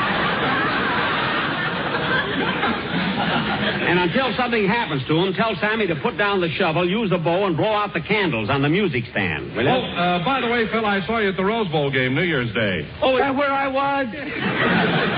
Phil, you know where you were. That was a great game, wasn't it? What about that 103-yard run that Hoysh made? Confidentially, Jackson, it was longer than that, but it won't go on record. What do you mean? He picked up the ball behind his old goal line, started down the field, ran up into the stands, asked me for my autograph, told me how to spell Harris, and then went on to make the touchdown. What? If he'd have waited for me to dot the I, they'd have nailed him on the 10-yard line. Well, that just shows you how fast that boy is. Oh, hello, Mary. Hello, Jack. Well, everybody's here now except Dennis. Where is he? I don't know. He hasn't come in yet. Well, how can we go on with the show if the cast doesn't get here on time? Oh, Jack, don't be mad at Dennis. I happen to know something that you don't know. Don't tell me he has 3 shows. No, Jack, it isn't that. It's something you won't believe. What is it? Well, all of a sudden, Dennis got a big crush on me. A crush on you? How come? I don't know. Someone must have told him I was a girl. Oh, Oh, Mary, stop kidding. Has Dennis really got a crush on you? Yes, Jack, and he's so cute. Ever since last week when I danced with him in that nightclub, he's been sending me notes and little gifts. Gifts? What did he give you? Oh, lots of things. His Boy Scout knife, a bag of marbles, 3 Coca-Cola bottle caps filled with mud, a ball of tin foil, a fish hook, and a stick of bubble gum. No. Yes, and I'm worried. Why? If you see me wearing his bicycle clip, you'll know we're engaged. Well, how do you like that? And, Jack, you should see the note he sent me yesterday. Dennis sent you a note? Yeah, wait a minute. I'll read it to you. Oh, it's so sweet. My darling Mary, I hope you won't think I'm silly, but I keep your picture on the wall of my bedroom. I didn't want my mother to know who I'm in love with, so I took a pencil and drew a mustache and a derby hat on you. I think I fooled my mother because now she's in love with you, too. Well, I'll be darned. And look how he finishes. I love you madly and passionately, and will never forget the kiss you gave me when I took you home. Thanking you in advance for your next shipment, I remain... I remain yours truly, Dennis Day. Well, that's the cutest letter I've ever heard. Let's see that. Mary, why has Dennis got the stamp pinned on the envelope? Oh, that. He says that ever since he fell in love with me, he won't let anything else touch his lips. Well, gee, he must be hungry by this time, huh? That's certain. Shh. Quiet. Here he comes now. Hello, everybody. Hello, Mr. Benny. Hello, Dennis. Hello, Dennis. Hello, Don. Hiya, kid. Hello, Phil. Hello, Dennis. Dennis, I said hello. Mary, don't make it so obvious.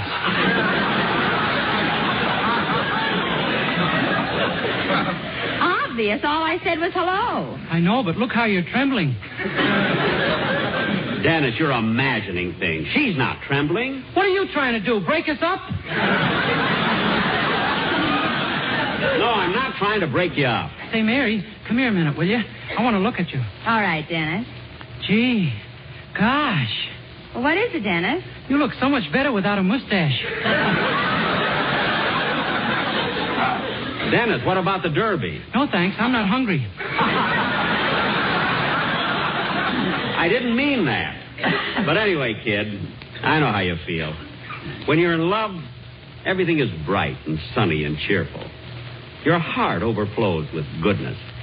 You feel nice towards everybody. Say, Jackson, did you hear about Fred Allen being voted the best comedian on the air?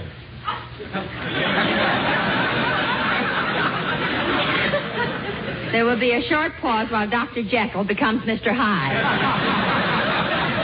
Mary, it doesn't bother me at all. Anyway, I read about Fame magazine selecting Allen as the greatest comedian on radio. What a choice. What's the matter with you, Jackson? Every time Fred Allen gets an award, you get mad about it. 2 years ago, you got mad because they put his picture on the cover of Time. Bill, Fred's face was on the cover of Look. It was on the cover of Time. It was on the cover of Look. His face represented Time.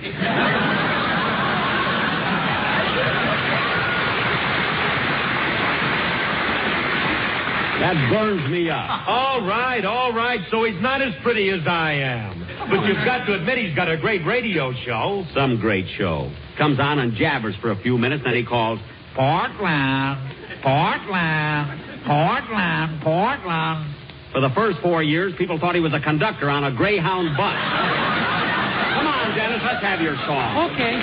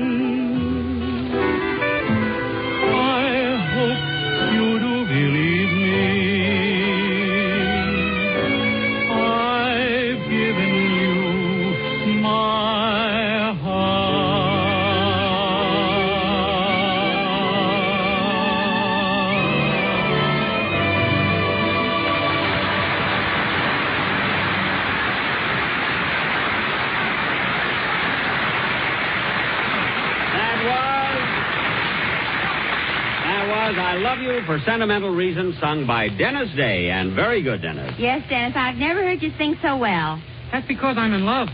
With me? It ain't your sister, Babe.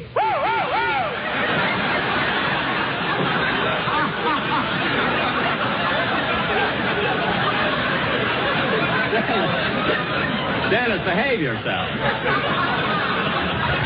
And now, ladies and gentlemen, for our feature attraction tonight, we are going to present... Now, excuse me. Come in. Well, Mr. Kitzel, what are you doing here? Pardon the intrusion, Mr. Benny, but I came over to thank you for the Christmas present you sent me and to wish you a Happy New Year. Well, the same to you, Mr. Kitzel. So you like the sweater I sent you, eh? I have never in my life owned such a beautiful slopover. No, Mr. Kitzel, you mean slipover. Slopover, on me it's too big. Oh, I'm sorry. Well, why didn't you return it? Well, I like it that way because it makes me look like a hep cat. A hep cat? Hey, Baba Riba, zipa-de-doo, yeah. Hey, Baba Riba. Hey, Baba Riba. I know. Do you also know the song about the cement mix master? Yes. And Mr. Kitzel, I'm glad my present suited you so well. Yes, I liked it so much I started needing a pair of stockings to match the sweater. You did? Yes. But a funny thing happened. While I was sitting in the rocking chair, my wife came in and saw me knitting. Uh-huh. She got all excited and thought we was going to have another baby.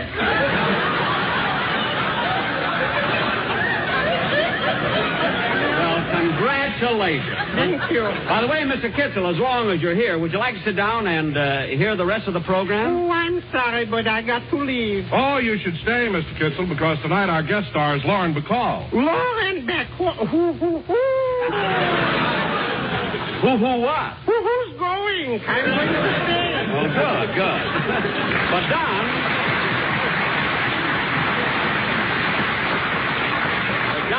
Don, you're mistaken about Lauren Bacall. She won't be here tonight. Oh, why not? Never mind. We haven't got time to discuss it.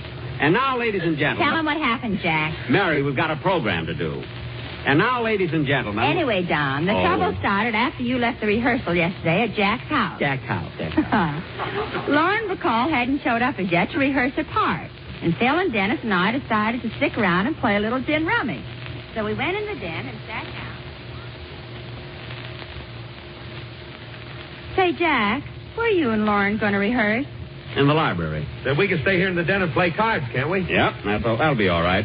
Rochester, will you bring in a deck of cards, please? Yes, sir. What kind shall I bring? The red backs or the blue backs? Oh, it doesn't make any difference. Yes, it does. The reds are 40 cents, the blues 50.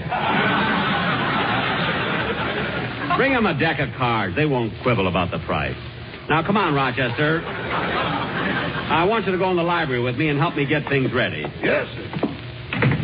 Now, Rochester, I want to make a good impression on Miss Bacall, so see that there's a nice fire burning in the fireplace. Move the divan so it'll be nice and cozy in front of the fire. Turn the lights down low, turn on the phonograph, and put on some nice, soft, romantic music.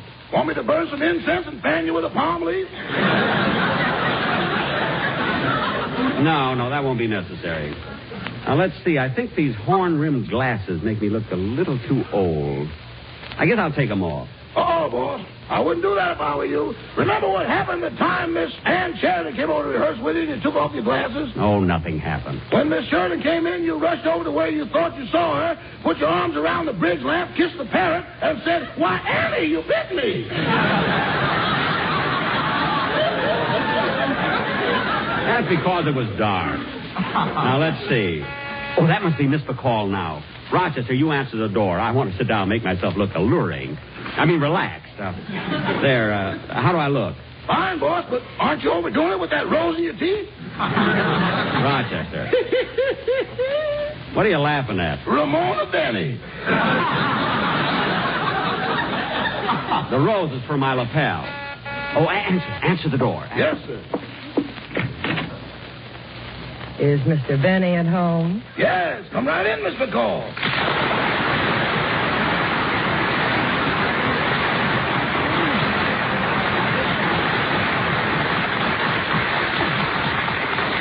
Oh, Rochester. Who is it? Miss Lauren Bacall. Well, Lauren Bacall. You were expecting maybe Mrs. Nussbaum? Rochester, you can get lost now. Yes. Well, come in, Lauren. This is in flesh, indeed a pleasure. Make yourself comfortable. Sit down. No, thanks. I'll just lean here against the door. Gosh, Lauren, seeing you there reminds me of your first picture, The Have and Have Not. You were leaning against the door, just like that. And then you said your famous line. You mean, if you want anything, just whistle. Yes.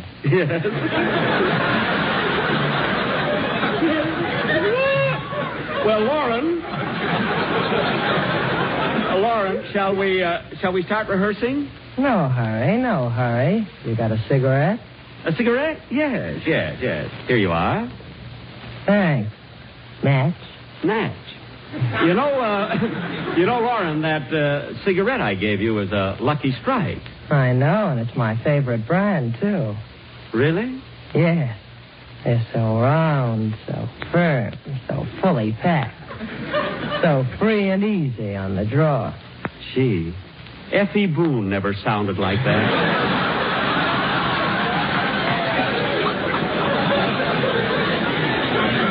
Gosh, Lauren, I can just picture you in a bathing suit holding up that big tobacco leaf. And you know, Lauren, Lucky Strikes are made of that fine, that light, that naturally mild tobacco. Well, what do you know? And I thought Mother told me everything.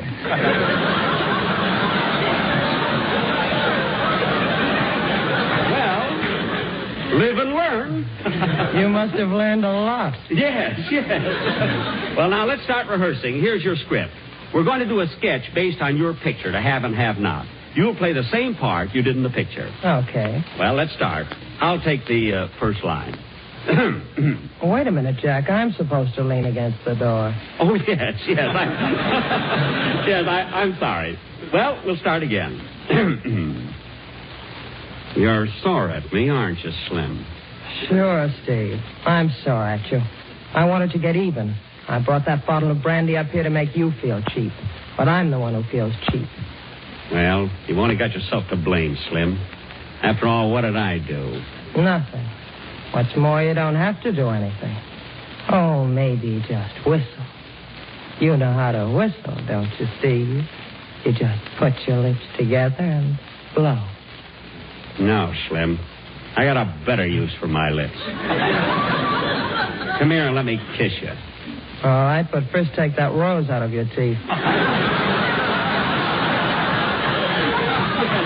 I'm so sorry. You know, I meant to put that in my lapel, in my lapel. Now let's start the scene over again. You're sore at me, aren't you, Slim? Sure, Steve. I'm sore at you. I wanted to get even. I brought that bottle up here to make. Brought what bottle up where? Hello, Curly. Well, St. Peter must have left the gate open, and look who fell out. Oh, leave a lamp burning in the window, Mother. I may be a little late. Yes, there's good news tonight. Well, introduce me, Jackson. Introduce me. All right. This is Miss Lauren Bacall. Lauren, this is my colleague, Phil Harris. Well, hoity-toity. I'm a colleague now. Yeah. And now go already. Okay. Now, come on, Lauren. Let's take that kissing scene again. We'll take that kissing scene again. Let's start where who can that be? I left strict orders not to be disturbed. Mr. Benny, Mr. Humphrey Bogart's at the door. Humphrey Bogart? Oh, Jack, I forgot to tell you. Bogey said he dropped by here and picked me up. You know, he and I are married. I know. Who do you think played the violin at your wedding? Anyway, he can wait outside. We got a scene to rehearse, and we're going to do it. Hello, baby. Hiya, Jack.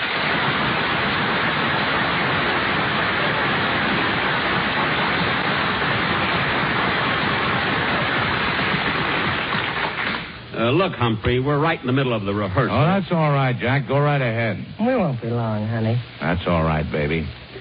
You know, Jack, I'm glad to see you again. You're my favorite comedian. I am? Well, that's good. Now, Lauren, I mean Miss Bacall. Oh, by the way, what should I call you, Lauren or Miss Bacall? Mrs. Bogart. Now, let's get on with the rehearsal, Mrs. Bogart. Starting with your last speech. Okay. You know how to whistle, don't you, Steve? You just put your lips together and blow. No, Slim. I got a better use for my lips. Come here and let me kiss you. What a comedian. What a comedian.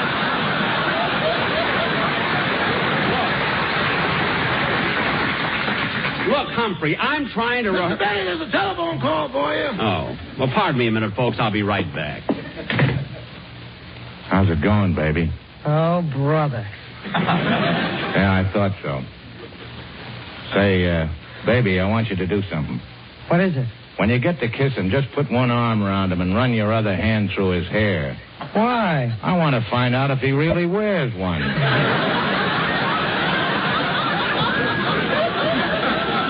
Hey, what does Benny want to be a great lover for, anyway? Well, why shouldn't he? After all, he played a romantic lead in The Horn Blows at Midnight. You saw that, didn't you? Yeah, and they called our last picture The Big Sleep.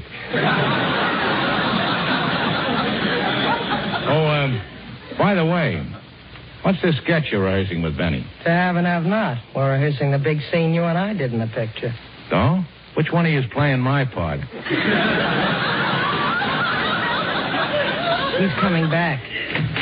Oh, I'm sorry. I had to answer the phone, but, well, that's the price of fame. Who was it? Wrong number. I mean, my sponsor called because he sent me the wrong number of tickets to the broadcast. Now, let's get on with the rehearsal, Lauren. We'll start with my line. Well, you've only got yourself to blame, Slim. After all, what did I do? Nothing. What's more, you don't have to do anything. Oh, maybe just whistle. You know how to whistle, don't you, Steve? You just put your lips together and blow. No, Slim. I got a better use for my lips. Come here and let me kiss you. Now, wait a minute, Jack. Hold it. You're doing it all wrong. Wrong? Yeah. When you get ready to kiss a girl, you put your arms around her gently, tenderly. What? Yeah, you're not supposed to grab her by the earlobes and pull yourself up.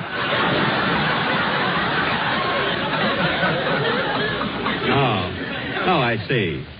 And now watch me. Come here, baby. Read that line again. Okay.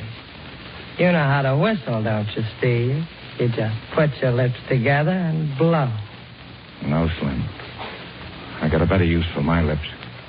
Come here and let me kiss you. Like this. I see. I get the idea. That's enough, Humphrey. Look, you can do that at home. Look. Humphrey, I'm paying her by the hour. Stop! I'm supposed to do that. I get the idea now, Bogey. Let you and I take it again, Lauren. Say, Jack, our gin rummy game's over, so I thought I'd come in here and watch you rehearse. All right, but be quiet. Now, come on, Lauren. Start with your line again. Okay. You know how to whistle, don't you, Steve? You just put your lips together and blow. Ah, Slim. I got a better use. Come here and let me kiss you. Like this. No, Jack. No, you're doing it all wrong. Here, let me show you again. What? I'll do it with Mary this time. Are you ready, Mary?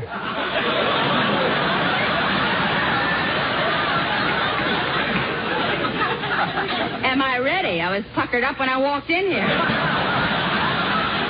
But look, Mary isn't even... Come on, Mary. You take baby's line. Okay. You know how to whistle, don't you, Steve? You just put your lips together and blow. Oh, no. I've got a better use for my lips. Come here and let me kiss you. Like this.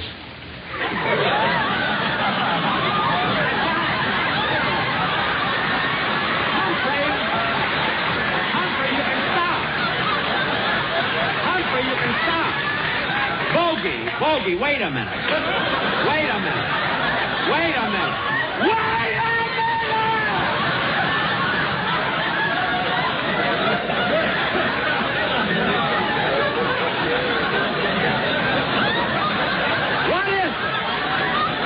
What is this anyway? Step aside, Mary. I want to talk to Mr. Bogart. Yeah, and I want to talk to him, too. Dennis. Say, he's cute. You haven't got a chance, sister. I send all my Coca-Cola tops to Mary. Dennis.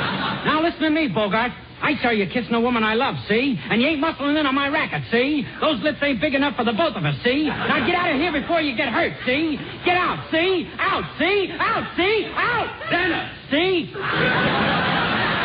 Come on, baby, let's get out of here. This guy's tough. Bogart, Lauren, come back. Dennis, I can't believe it. You know what you did? You frightened Humphrey Bogart. Sure. Dennis, what's that you got in your hand? A picture of my mother. Oh, no wonder. God, now Lauren will never be on my program. Ladies and gentlemen, I want to thank Lauren Bacall and Humphrey Bogart for appearing on my program tonight. They can currently be seen in their Warner Brothers picture, The Big Sleep. Well, I better rush home now. Oh, taxi, taxi. Oh, taxi.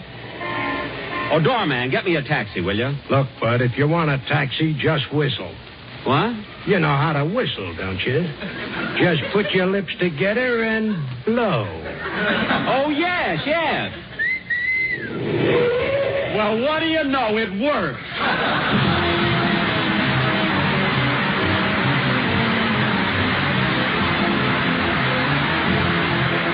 This is NBC, the National Broadcasting Company.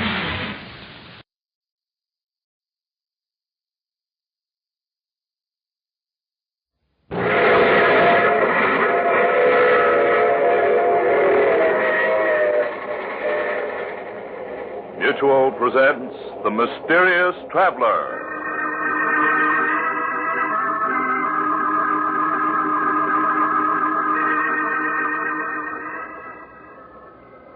This is The Mysterious Traveler, inviting you to join me on another journey into the realm of the strange and the terrifying. I hope you will enjoy the trip, that it will thrill you a little and chill you a little. So settle back and get a good grip on your nerves, if you can. Where are we going? Well, let us say for the moment we're taking a little trip into time and a story I call New Year's Nightmare.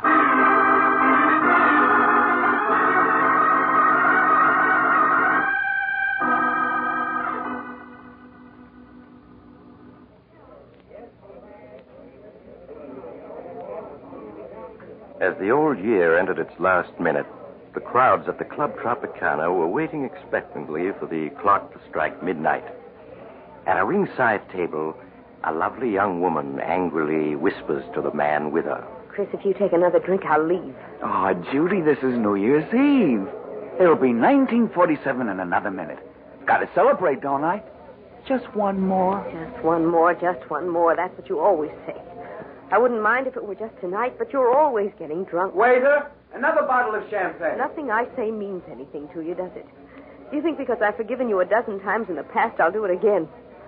But you're wrong, Chris.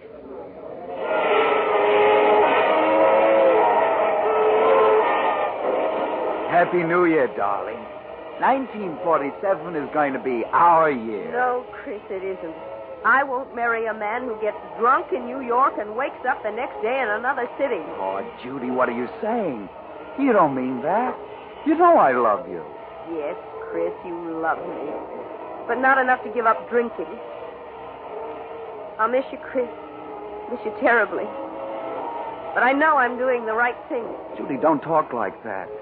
I couldn't live without you. You know that. Won't you? Sorry, Chris. Here's your ring. Will you please take me home? You don't have to leave. If the sight of my drinking is too much for you, I'll go someplace else and do it. Martin will take you home. Happy New Year, and goodbye.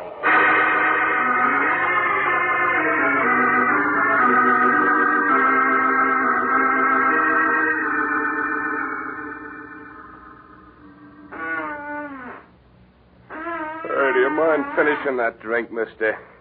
It's 5 o'clock in the morning and I'm dead on my feet. Sure. Sure, I'll drink up. No matter what she says. That's right. Now, you better go home and sleep it off. Good night, and a happy 1947 to you. Thanks. And the same to you. Cold.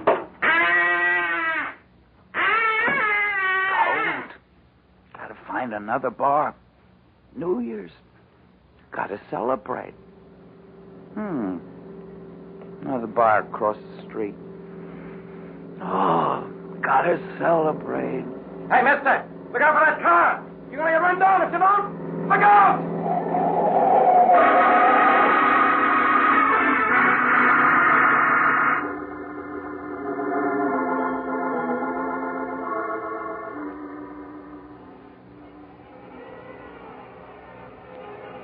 Oh, my head. Oh, it feels so funny. What's that noise? Those horns. Well, darling, it's midnight. New Year's. Oh, my head, it's throbbing so. Where am I? How did I get here? Why, darling, you live here. Live here? What are you talking about? Charles, I'd better call Dr. Smith. You look so strange. Hello? Connect me with Dr. Smith's apartment, please. Never seen this place before. Hello, Doctor? This is Blanche Arnold. Yes, it's Charles. He isn't well. Could you come to our apartment at once? Oh, thank you. Goodbye. What do you mean, I live here? Who are you? Where am I? I'm your wife, Charles. This is our home, don't you remember? You're my wife. You can't be. I'm not married. What am I doing here? What's your game? Charles, can't you remember anything about us? What are you talking about? I never saw you before. And why do you keep calling me Charles? My name is Chris. Chris Andrews. Chris Andrews. So that's what the initial CA stood for. Oh, that noise out there. What are they making such a racket for? Because it's midnight, New Year's Eve. Midnight? New Year's Eve? But it was midnight hours ago when I left the Club Tropicana. What are you talking about? Oh, that must be Dr. Smith. I'll answer it. Dr. Smith? I don't know any Dr. Smith. Oh, come in, Doctor. I'm so glad you're here. I think it's the amnesia. It seems to have left him all of a sudden. Charles? It's Dr. Smith. I don't know him, and I don't know you. And please stop calling me Charles. I told you my name is Chris Andrews. Mm-hmm. Won't you sit down, Mr. Andrews? I'd like to talk with you for a few minutes. What about? Tell me, Mr. Andrews, what's the last thing you remember before finding yourself in this apartment? Why, Judy. She and I were at the Club Tropicana, celebrating New Year's Eve. I see. I remember we quarreled about my drinking. I walked out on her and had a few drinks someplace else. Mm-hmm. That's all I can recall. Oh, my head. I've had hangovers, but I've never felt like this before. What time is it? It's just 4 minutes after 12. But it can't be 4 minutes after 12 New Year's Eve. That was hours ago when I left the Tropicana. Mr. Andrews, that was New Year's Eve, 1947. What do you mean, that was New Year's Eve, 1947? This is New Year's Eve, 1948. 1948? What are you talking about? It's 1947. Well, here's the morning paper. You can see the date for yourself. Thursday, January 1st, 1948. No, it can't be. It can't be. A year gone? Just like that? Well, where did it go? I haven't lived it yet. Perhaps you'd better let me clear up a few things for you. 1948. My name is Smith. I was a resident physician until recently at the Park Hospital. While I was on duty last New Year's Day, 1947, you were brought into the hospital seriously injured, having been run over by a car. When you recovered consciousness 5 days later, you didn't know who you were. You were a victim of amnesia. Amnesia? Yes, and we didn't know who you were as you had no identification papers. But my wallet, letters... They were gone. The only clue to your identity was a belt buckle with the initials CA on it. We didn't know your real name, so I called you Charles for the C. Blanche was your nurse. I've always liked the name Charles. And as for your last name, we thought Arnold was as good as any, so you became Charles Arnold. But what have I been doing since the day I recovered consciousness? Well, you weren't discharged from the hospital until May. Then you went to work as an insurance clerk. As an insurance clerk? But I don't know anything about being a clerk. I'm a reporter. Well, there was no way of learning what your occupation had been. So when Blanche learned of this opening in an insurance office, you applied for the position. And that's where I've been working? Up to now? Yes. And then after you got your job, we were married. Married? Charles, Chris. Don't you remember? I'm afraid, Blanche, you really can't. Married? But Judy... Oh, it's like a dream. My head keeps throbbing. I keep expecting to wake up. There's that date in the paper. January 1st, 1948. Doctor, you said he might never get over his amnesia. Well, that was a strong possibility, but apparently the sounds of New Year's brought back his memory. You're gone just like that. Judy, my friends, job, all gone. Doctor, where am I? What's the address of this apartment house? You're at 5718 North 13th Street, Philadelphia. Philadelphia? But how did I get to Philadelphia? That we don't know. All that I can tell you is that your accident occurred just a few blocks from here. Darling, I know what a shock it must be. Strange. You must have called me darling many times in the past. And yet this is the first time I've ever heard you call me that. Yes, I know. What did you say your name was?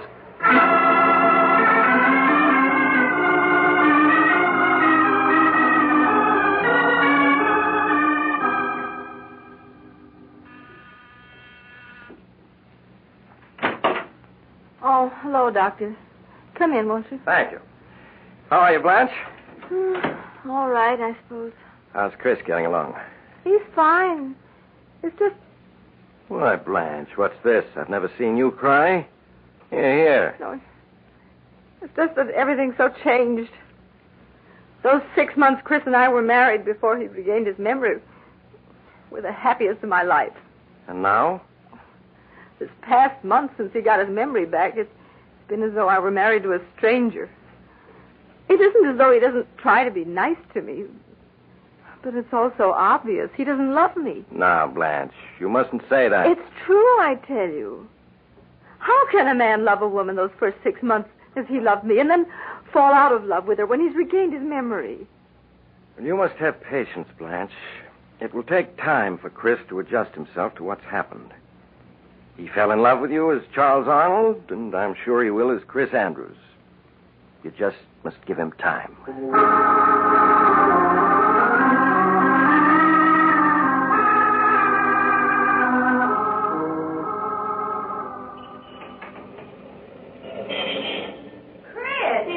Chris Andrews.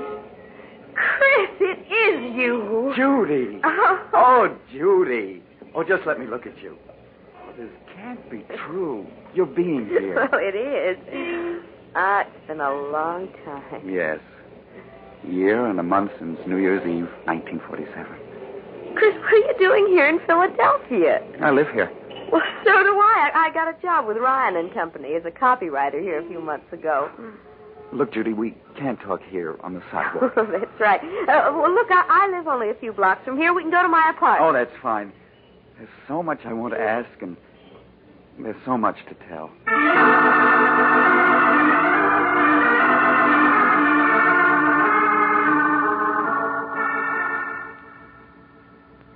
Here, let me have your hat and coat. Thank you. Would you like something to drink? No, I don't drink anymore. Oh? Chris, you have changed. You look so much older. Well, you don't. You're as lovely as that night I saw you last. Thank you, Chris. Judy, you'll have to let me explain what happened after I left you that night at the Tropicana. If you find it difficult to believe, I won't blame you. It still seems like a nightmare to me. That night, after I left you...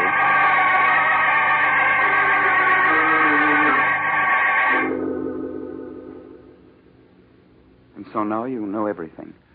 From the moment I last saw you to this one. Oh, no wonder you look different after having gone through an experience like that.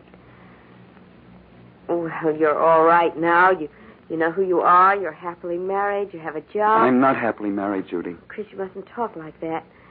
Surely you must have loved your wife if you married her, and she hasn't changed. Judy, there's never been anyone for me but you. You know that. And you still feel that way about me. No, I don't. When we met tonight, that old look was still in your eyes. You do care. You know you do. Please, Chris, no matter how I feel about you, it's over now. You're married, and that's all there is to it. I wish you'd go, and I don't want to see you again.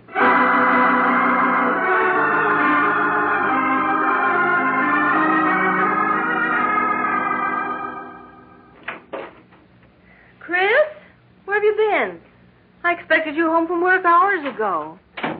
I met a friend. Oh, you look so tired. Do you feel well? Blanche, this past month I tried my best to be a good husband, haven't I? Well, you have been, darling. No, there's something missing, and you know it. Oh, it isn't your fault, it's mine. And as a result, we're both unhappy. You mustn't say that, Chris. I feel that in time, things will be as they were when we were first married. When you were Charles Arnold. No, but they won't be, Blanche. It's no use, I tell you. Chris, who is the friend you met tonight? The girl I was once engaged to. I see. Blanche, you've got to give me a divorce. No, Chris. I'll never do that. But why? You know I don't love you. What's the sense in going on like this? Chris, when you were Charles Arnold, you did love me, and we were happy together. I had your love once, and I mean to win it back. I won't give you a divorce.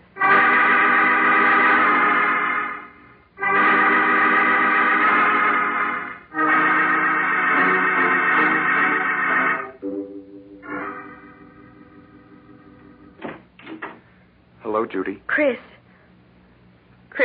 I asked you not to call on me again. Judy, I've got to talk to you. May I come in? Well, all right. But just for a few minutes. Thank you.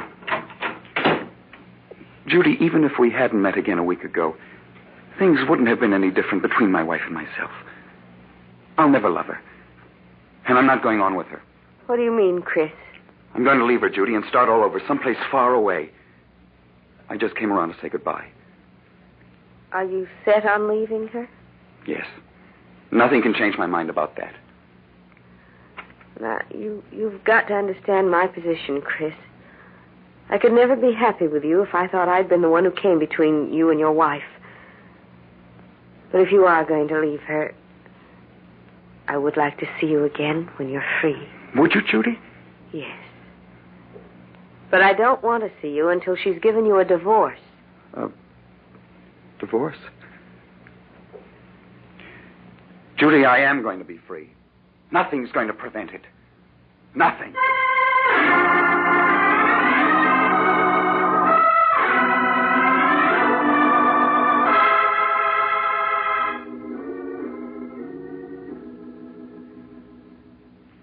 Blanche, how would you like to go out tonight? Go out? Yeah, we might take in a show or go dancing. Didn't I ever take you out when I was Charles Arnold? Why, yes. We used to have wonderful evenings together then. Well, why not now? Unless you don't want to. Oh, Chris, there's nothing in the world I'd rather do. Hey, why the tears? Oh, it's just that I'm so happy. Oh, come here. Did this Mr. Arnold ever put his arms around you like this? Oh, yes, often. Oh, Chris, stop squeezing me so tight. Chris! Sorry, darling.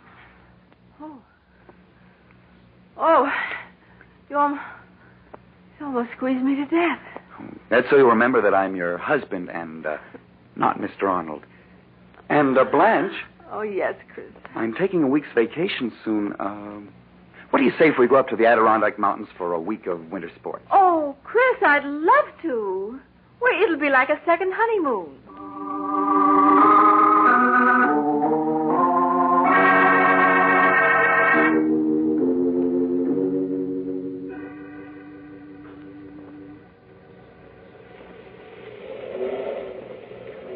Blanche, you all right?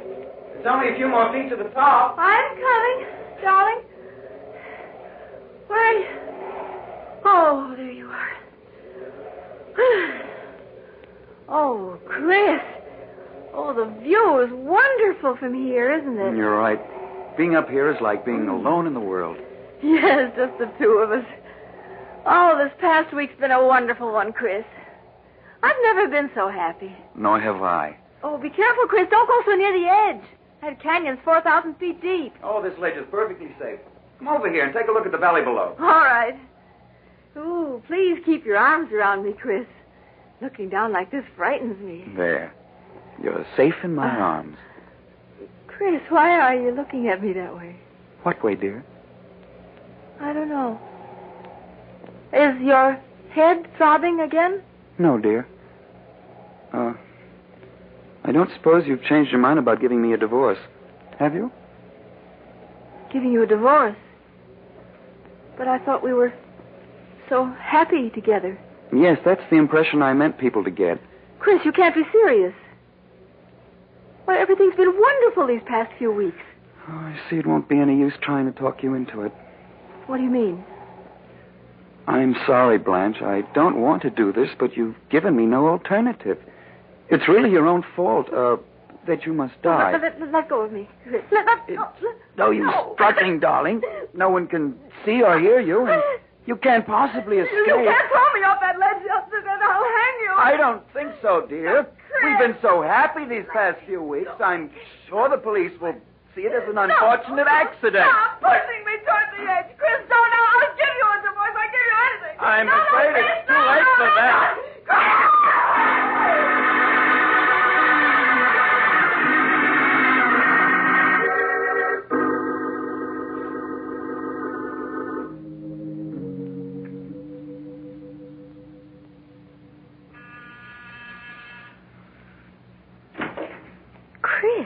Good evening, Judy.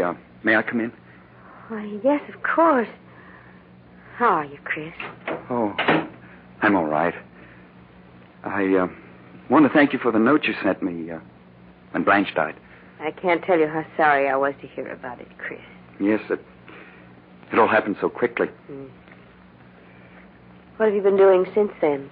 Oh, just working. Trying to straighten myself out. Yes. Judy, perhaps I shouldn't talk about it now, seeing that Blanche has only been gone a month, but I've been thinking of leaving town.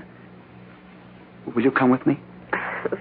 Please sit down, Chris. You make me nervous walking back and forth like that. All right.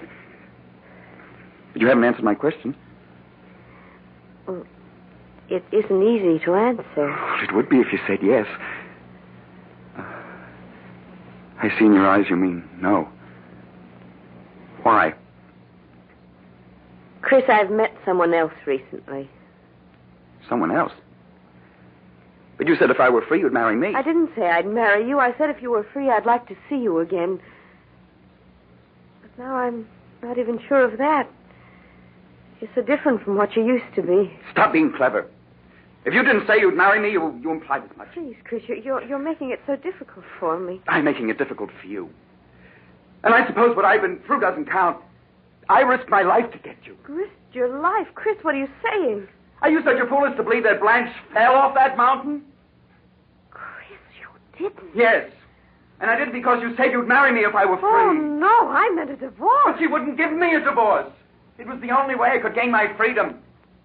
And now you tell me there's someone else. Oh, Chris. I did it for you. And you're going to marry me. No, I won't. If I can't have you, no one else will. Chris, what's the matter with you? Chris! We were meant for each other, darling. In life and in death. Chris, if you come any closer, I'll scream for help. No, don't. Chris, no! You won't marry me. You'll never marry anyone else. There. He'll never have you. Open up in there. Miss Winters, are you all right? Call the police. I didn't want to do it, darling, but you forced me to. Oh, my head, it throbs so.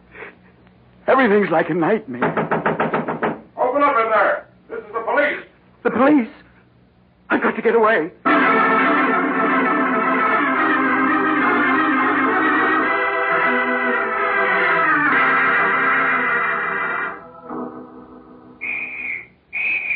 Oh, they're closing in on me. There's no escape from this room. Let's work our way down from this end of the rope to the other. They'll never take me alive. Never. I've got 5 bullets. 4 for them and the last for myself. Take it easy now, Joe. You maybe had me hand one of those chimneys. Oh, my head. It keeps throbbing so. If I could only think. All this can't be real. It's like a horrible dream. They're coming for me. Hey, there's someone behind that chimney over there. Get under cover. They'll never take me alive, never. I'll show them. Keep down, Mike. Why don't you come and get me? If I shoot it out with me, huh? I'll show you. Come on, Mike. His gun is empty. Oh, empty. You'll never take me alive. Never! He's climbing up on the ledge. It's 15 stories down. I'm coming, Judy. I'm coming. He's going to jump. I'm falling. Falling!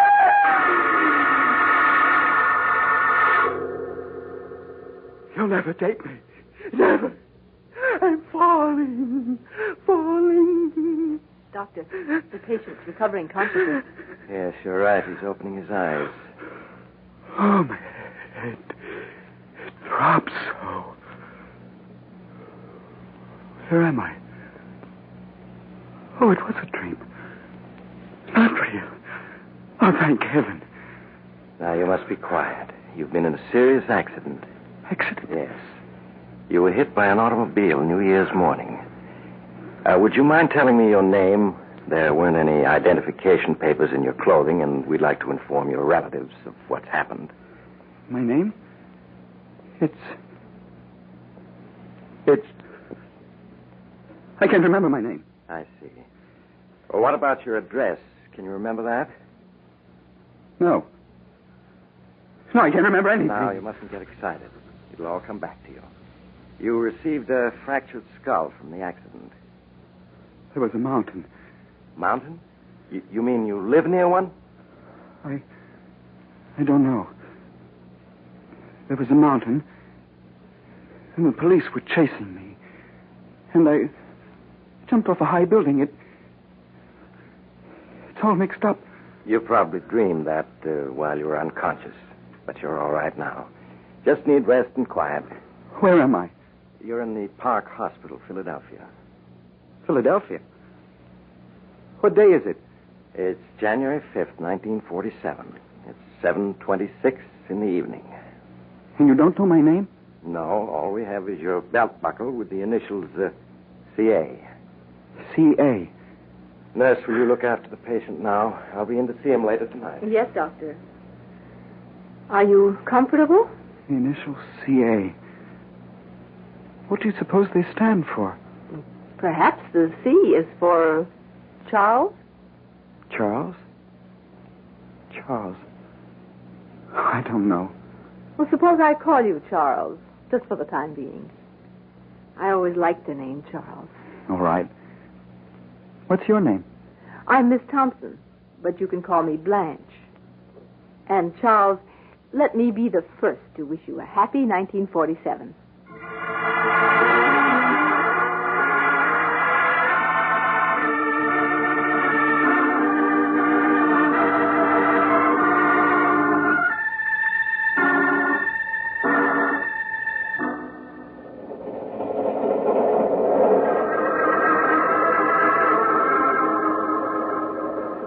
This is the mysterious traveler again.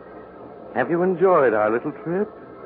Oh, by the way, I want to wish you all a very happy New Year.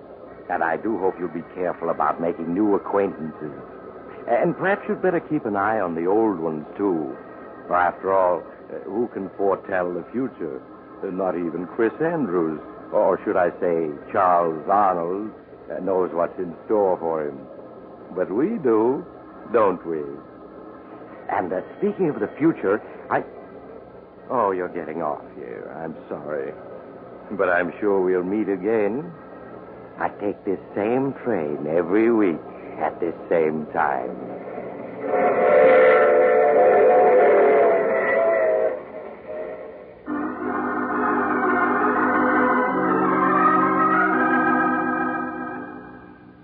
You have just heard The Mysterious Traveler, a series of dramas of the strange and terrifying. In tonight's cast were Maurice Tarplin, Stewart Brody, Louise Fitch, Hester Sondergaard, and Mort Lawrence. Original music was played by Doc Whipple. The Mysterious Traveler is written and directed by Bob Arthur and David Cogan. Listen next week over most of these stations to a tale titled No Grave Can Hold Me. Another Tale of the Mysterious Traveler.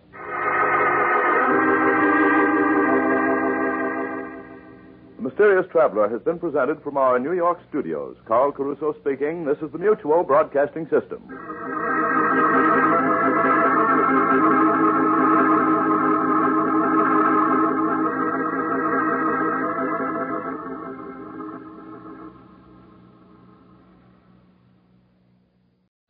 Lux presents Hollywood.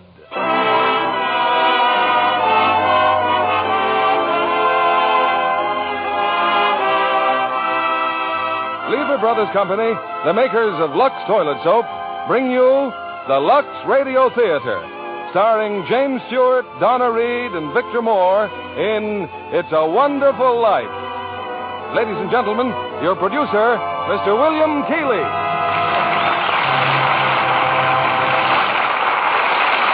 Greetings from Hollywood, ladies and gentlemen. Tonight we bring you one of the season's most inspiring hits, a Liberty Films production that's been nominated for the highest screen award. Yes, It's a Wonderful Life. And we present it now with its original fine stars, Jimmy Stewart and Donna Reed. Jimmy in the role which won him a nomination for the best performance of the year. Also in our cast is starred that fine comedian, Victor Moore. It's a Wonderful Life is the drama of a typical American. Might be you, it might be me. He dreams of glory, he lives in hope, he loves and doubts, and only Providence puts a final value on his service to humanity. Our story starts before the war, when life was normal. Shortages were generally unknown, and simple luxuries like Lux soap were abundant. I won't say that's the only reason people said it's a wonderful life, but I do know from the thousands of letters in our files that most of them said it's a wonderful soap. And they keep right on saying it day after day. In fact, the popularity of Lux soap is what makes it possible to present such entertainment as Frank Capra's great production, It's a Wonderful Life, starring Jimmy Stewart as George, Donna Reed as Mary Hatch, and Victor Moore as Clarence.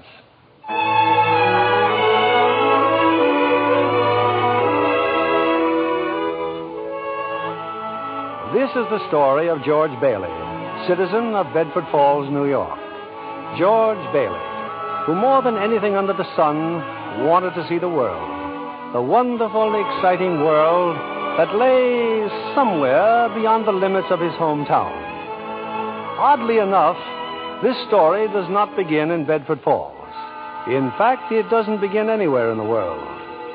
It begins in heaven, where the superintendent of angels has just summoned an apprentice angel named Clarence. Oh, I'm really going down to Earth, sir? Oh, how splendid. Yes. There's a very discouraged man down there, Clarence. George Bailey. At exactly 10:45 p.m., Earth time, he'll be thinking seriously of ending his life. Oh, dear, his life. Now, I want you to stop him if you can. Now, sit down. I'll give you Bailey's case history.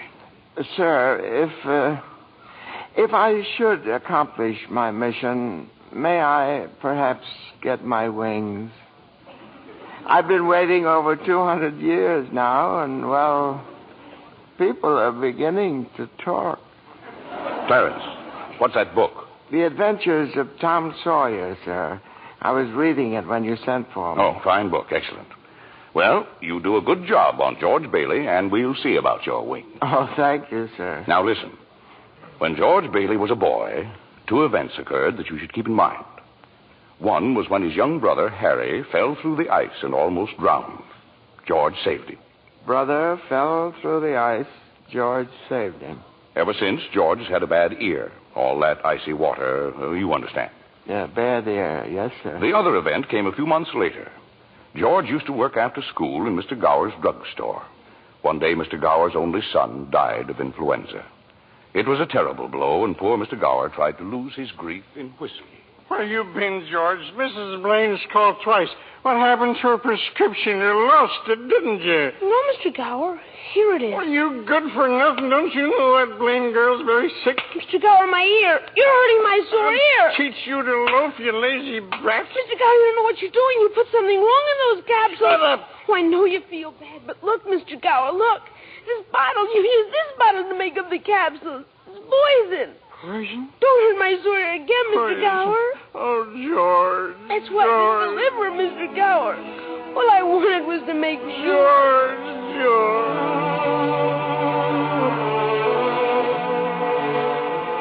Well, Clarence, that was George Bailey as a boy. When he grew up, he wanted to go to college, but there just wasn't the money. So he worked 4 years in the Building and Loan Association. Building and Loan Association? Oh, I forgot to tell you. George's father was in the building and loan business. He and George's uncle, Billy. High ideals and low bank account. Anyway, George worked for his father and saved enough to see him through the university. That summer, though, he was going to Europe. Got a job on a cattle boat. Do a little traveling before college. Boy, oh boy, it's hard to realize it. My last night in the Bailey boarding house. We're sure going to miss you, George. Oh, I'm going to miss you, too, Pop. Hey, what's the matter? You look tired. Oh, I had another tussle with old Henry Potter today. Oh, I thought when you put him on the board of directors, he'd ease up. Oh, so did I.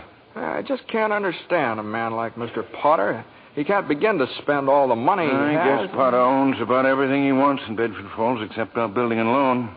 That's why he hates us. Hey, George, can I borrow your tuxedo studs? Yeah, help yourself, Harry. Well, where are they? In your suitcase? I'm not taking a tuxedo on a cattle boat, you know. Say, where'd you get that suitcase anyway? Oh, Mr. Gower, going away present. And one of these days you're going to see that bag all covered with travel labels. Italy, Baghdad, Samarkand. Gonna have a pretty full summer, eh? I'm going to have a pretty full life.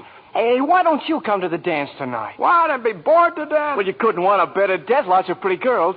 Hey, I got to hurry. I wish we could send Harry to college with you, George. No, we've got that all figured out now, Pop. He'll take over my job at the building and loan and work 4 years like I did, and then he'll go. Oh, he's pretty young for that job. Well, no younger than I was. Maybe you were born older, George. Huh? George, when you get out of college, I don't suppose you'd come back to the building and loan. Oh, no, Pop, I just couldn't. I couldn't face being cooped up the rest of my life in a shabby little office. I'm sorry, Pop. Now, I didn't mean that, but it's just this business of nickels and dimes. I'd go crazy. I want to do something big, something important. Well, in a small way, we are doing something important, George. In that shabby little office, we help people figure out how they can own their own homes. I know, Pop. I just wish I felt that but I just feel like if I didn't get away, I'd bust. You're right, boy.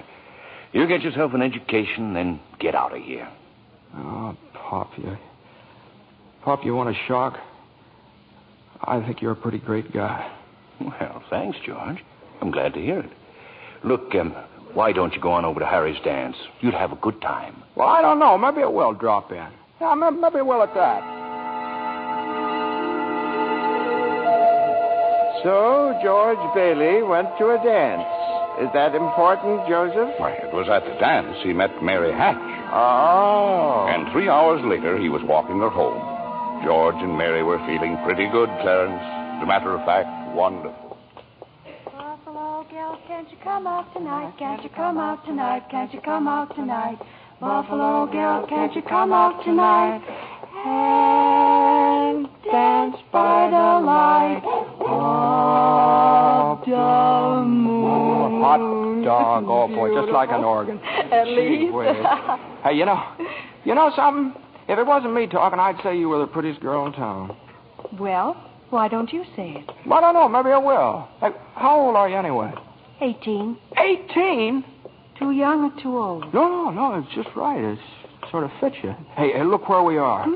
Oh, the old Granville house. Yeah, I got to throw a rock. Oh, no, don't. I love that old house. Well, no, don't you know about deserted houses? You make a wish and then throw a rock. George, but it was such a lovely old place. I wish I lived there. In there? I wouldn't live in it as a ghost. Now, watch. Watch this. Here we go. How about it, huh? Pretty good shot, huh? Broke a window, huh? What'd you wish, George? Oh, I don't know. Not just one wish, a whole hatful. Mary, I'm shaking the dust of this crummy little town off my feet, and I'm going to see the world. Italy, Greece, the Parthenon, the Colosseum. And then I'm coming back here and go to college and see what they know. And then I'm going to build things. I'm going to build airfields and skyscrapers 100 stories high and bridges a mile long. And then I'm going to... Hey, Mary. What is it you want? What do you want, huh? You want the moon? All you got to do is just say the word now. Okay. The moon, I'll take it. Then what? Then what? Well, then you could swallow it. And it'd dissolve like an aspirin, you know. And the moonbeams would shoot out of your fingers and the ends of your hair. And you think I'm talking too much? Yes, why don't you kiss her instead of talking her to death? How's that? Youth is wasted on the wrong people. Why, hey, just a minute, mister. Hey, you come back here. I'll show you some kissing if you want to. George! Hey, Uncle Billy, look here. I'm going to kiss Mary. Watch. George, get in the car quick. Your father's had a stroke. What? George, Father's had... get in, hurry.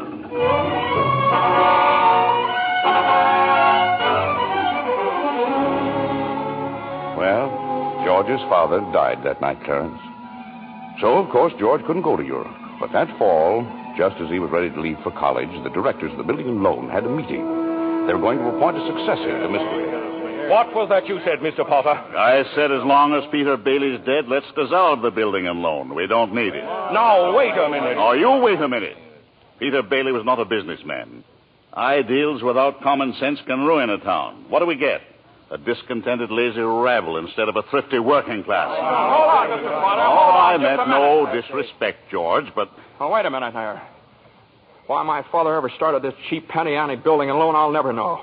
But just remember this, Mr. Potter, this rabble you're talking about, they do most of the working and the paying and living and dying in this community. Well, is it too much to have them work and pay and live and die in a couple of decent rooms and a bath? Anyway, my father didn't think so. People were human beings to him. But to you, a warped, frustrated old man, they're cattle. Well, in my book, Mr. Potter, he died a much richer man than you'll ever be. I'm not interested in your book, George. I'm talking about the building and loan. You're talking about something you can't get your fingers on that's galling. That's what you're talking about. Well, this town needs this measly one-horse institution, if only to have some place where people can borrow a few dollars without crawling to you. Now, come on, Uncle Billy. What happened, George? Yeah, all we heard was a lot of yelling. Boy, oh, boy, you should have heard George. Yeah, they're in there voting us out of business. Oh, who cares? I can get another job. I'm only 41. 45. Well, you get out of here, George. You missed your boat trip. Do you want to miss college, too?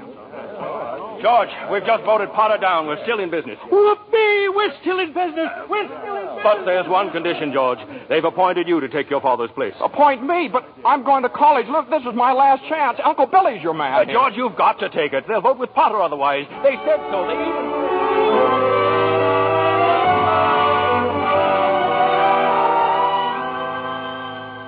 I know. George Bailey didn't go to college. That's right, Clarence.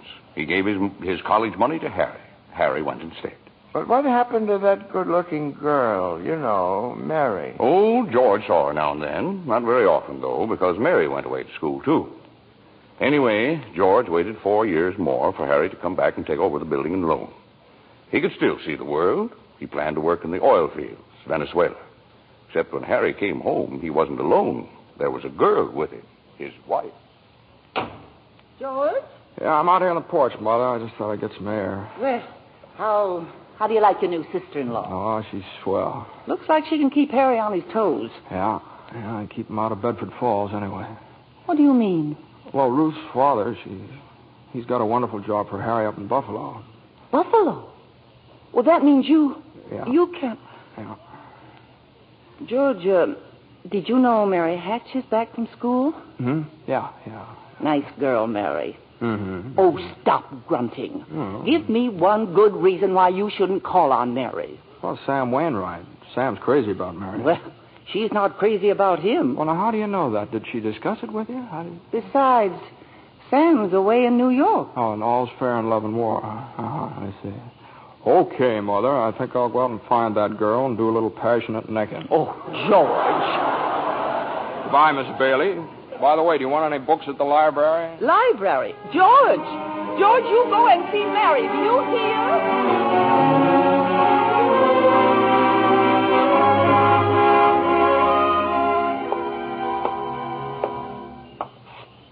George, is that you out there?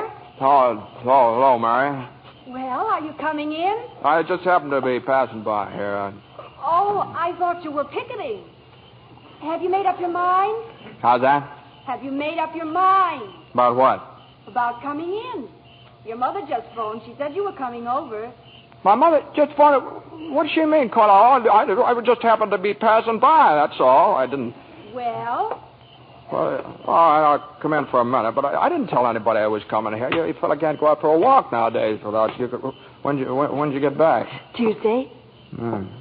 Where'd you get that dress? Do you like it? It's all right. Well, no point standing here on the porch. Come on in. I still can't understand it. I didn't tell anybody I was coming here, you know. Would you rather leave? Well, no, I don't want to be rude. Sit down for a while. It's nice about your brother and Ruth, isn't it? Yeah. That's all right. Don't you like her? Well, of course I like her. She's a peach. Oh, just marriage in general you're not enthusiastic about, hmm? No. Marriage is all right for a lot of people. It's all right for Harry and Sam Wainwright and you. For Sam? Mary? It's George Bailey, Mother. What's he want? I don't know. What do you want? Me? Not a thing. Not a thing, and I just came in to get warm. He's making violent love to me, Mother. You just tell him to go right back home. Sam said he'd call you tonight from New York, didn't he? I guess so. How about some music? Your mother needs... I didn't come here to... What did you come here for, then? I don't know. You're supposed to be the one with all the answers. You tell me. Oh, why don't you go home? I don't know why I came here in the first place. Good night. Good night. Okay, the way you're shouting, you'd think that... You'd think what? All right, I'll get it. George, on your way out, would you mind turning off the phonograph? I'd be very happy to. Doggone crazy song. Hello? Sam? Mary, gee, it's good to hear your voice. How are you, Sam? I forgot my hat. Hee-haw. What? Oh, I was just talking to an old friend of yours, George Bailey. Oh, Mossback George? Old Mossback George. Well, put him on. I'll talk to him, too. Wait a second. George. He doesn't want to speak to George. He does so. He asked for him. Why'd you call me? Because if you're... I'm in a hurry. Sam wants to talk to you. Oh. Hiya, Sam. Hey, fine pal you are, trying to steal my girl. What do you mean? Nobody's trying to steal anybody's girl. Here, Mary, take the... No, wait, George. I want to speak to you both. Tell Mary to get in the extension upstairs. He says for you to get on the extension upstairs. I can't. Mother's on the extension. Here, we can both hear, George. Just put your head a little closer. What? There, that's better. We're listening, Sam. Well, I have a big deal coming up that's going to make us all rich. George, remember that time you told me about making plastics out of soybeans? Soybeans? Yeah. Soybeans, yeah. Well, my father's checked into it, George, see, and now he's going to put up a factory. How do you like that? A factory, huh? And here's the point, George. I may have a job for you unless you're still married to that broken-down building and loan. Oh, Mary? I'm here. You tell that guy I'm giving him a chance of a lifetime. Do you hear? He says it's the chance of a lifetime. Give me that phone. Here's George again, Sam. George. Now, you listen to me, Mary. I don't want any plastics, and I don't want any job, and I don't want to get married ever to anyone. Do you understand that?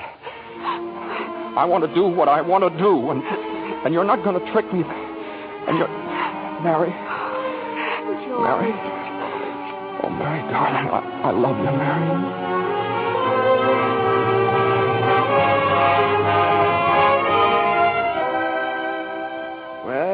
Well, so George Bailey and Mary Hatch were... Yes, George and Mary were married. And they started off on their honeymoon in Ernie Bishop's taxicab. Hey, where are you two going on this here now honeymoon? We're going to shoot the works, Ernie. A whole week in New York, a whole week in Bermuda, the highest hotel, the oldest champagne, the hottest music, and the prettiest wife. So you're finally getting out of Bedford Falls, huh? Then what? Then what, honey? After that, who cares? That does it. Hey, you know, Mrs. Bailey, I haven't kissed you. Hey, George, there's something funny going on over there. Look over there at the bank. It looks like a run. All right. Pull over a minute, will you, Ernie? George, let's not stop. Please, let's go straight to the No, wait a station. minute. I better see what it is. I'll be right back. George, please. George!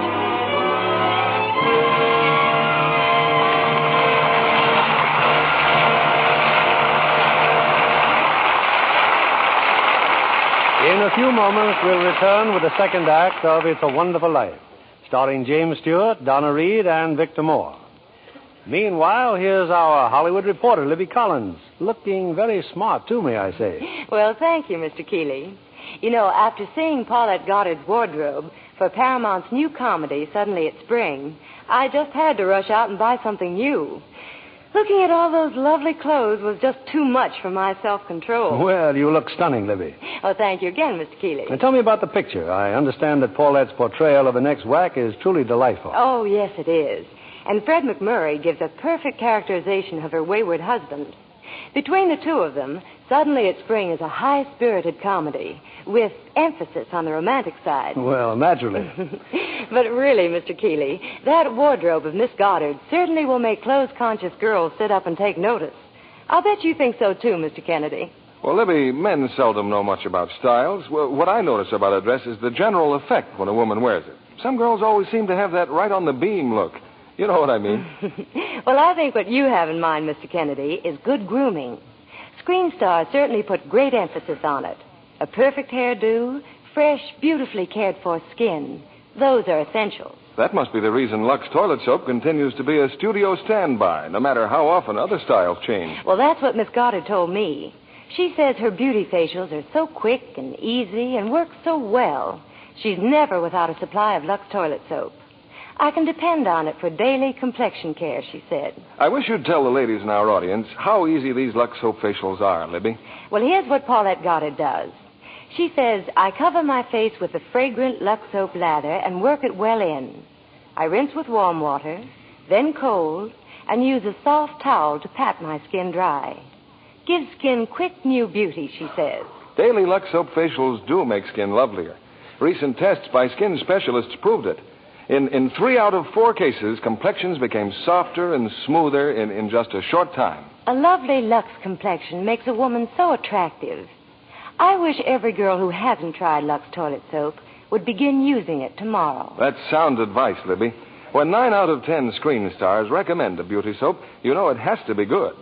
So why not try Lux Toilet Soap, Hollywood's own complexion soap? We pause now for station identification. This is CBS, the Columbia Broadcasting System.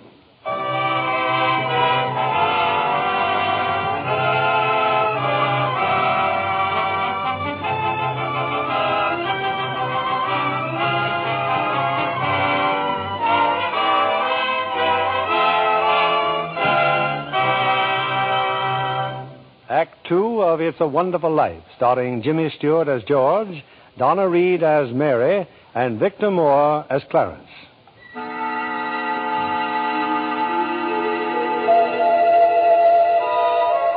Well, we're back in heaven again, where the superintendent of angels is reviewing the case history of a mortal named George Bailey. Clarence, the apprentice angel, is very eager to depart on his mission to the earth. Poor George Bailey. Oh, he's certainly in desperate trouble, Joseph. I'll go to him at once. Now, you sit down, Clarence. Sit down.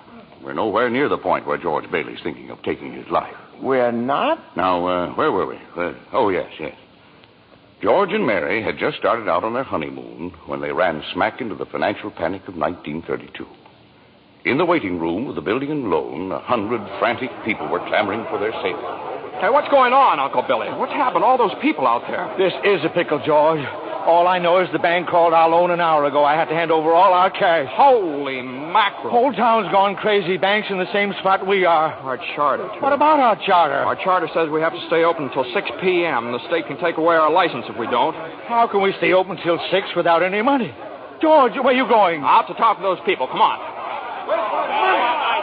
Now, please. Please, folks. Now, just a minute. Just a minute. Now, please. How about our money, George? Where's our money? Oh, come on, now, please. Oh, wait a minute. Now, listen to me. Now, you're thinking of this place all wrong. Your money's not here. Oh, wait a minute. Now, let me tell you. Let me tell you, your money's in people's houses. In the Kennedy house, and the McLaren house, and in your house, and 100 others. Now, what are you going to do? Foreclose on them? I got $240 in shares. Now, let me have it. All right, Charlie. Now, you'll get your money in 60 days. 60 days? Well, now, look, that's what you agreed on when you bought your shares. I got my money! Yes! Old man Potter's taking over the bank. He'll pay you 50 cents on every dollar. Then let's take our shares to Potter. Half is better than nothing. Now, wait a minute, please, folks. I beg of you not to do this. If Potter gets hold of your shares, he'll be owning this building and loan. He's got the bank, he's got the bus line, he's got the department stores, and now he's after us because he wants to keep you living in his shacks and paying the kind of rent he decides to charge. Now, we can get through this thing all right, but we've got to stick together. We've got to have faith in each other. My husband's out of work. We need money. I've got doctor bills to pay. I can't feed my kids on save. How much do you need? We still got some money. Hey, Mary. Here it is, George. You told me to hold on to it. Would have made a nice honeymoon. Bought furniture, too. Hey, now, wait a minute, folks. Listen. I've got $2,000. All right, Charlie, how much do you need? $240. No, Charlie, now listen, just enough to tide you over. I said $240. Okay. Uncle Billy, give Charlie $240. All right, Ed. Now, how much just to get by on? $20, I suppose. Now you're talking. Now, Mrs. Thompson, how about you? $20 will do me. Good. $20. Uncle Billy, pay it back when you can now. Pay it back when you can. All right. Who's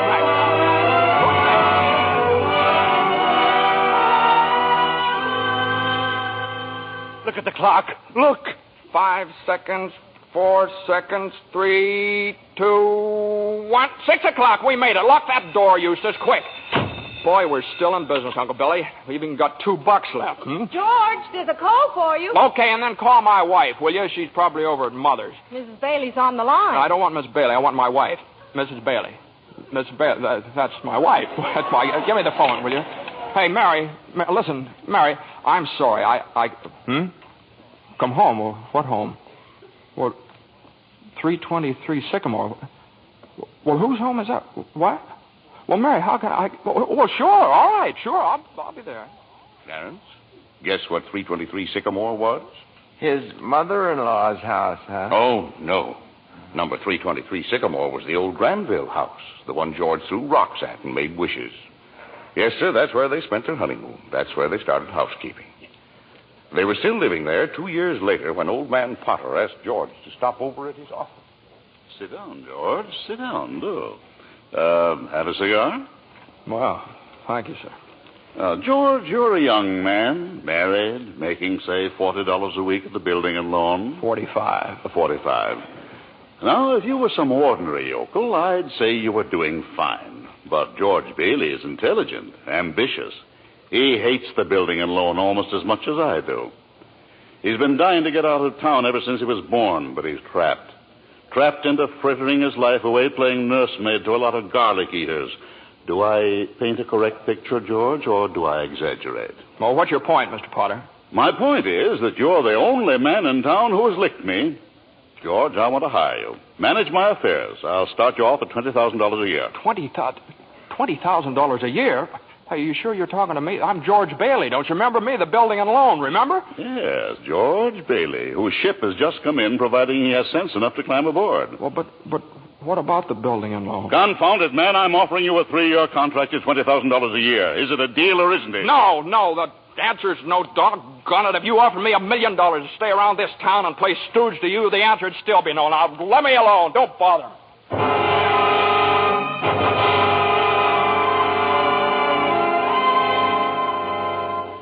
George, what did Mr. Potter want? Oh, it's nothing. He just talk. It's nothing. Oh, gee. Mary Hatch. Mary, why in the world did you ever marry a guy like me anyway? To keep from being an old maid. I was going to see the world. I was going to build things. I was going to give you the moon. What have I given you? Not even a new dress, not for months. Gee whiz, I feel awful. So do I. Mornings especially. I could have married Sam Wainwright, anybody else in town. I didn't want to marry anybody else. And I want my baby to look like you. No, you didn't even have a honeymoon, and I promised you that you what? My baby. You be... Hey, Mary, you mean you're on the nest?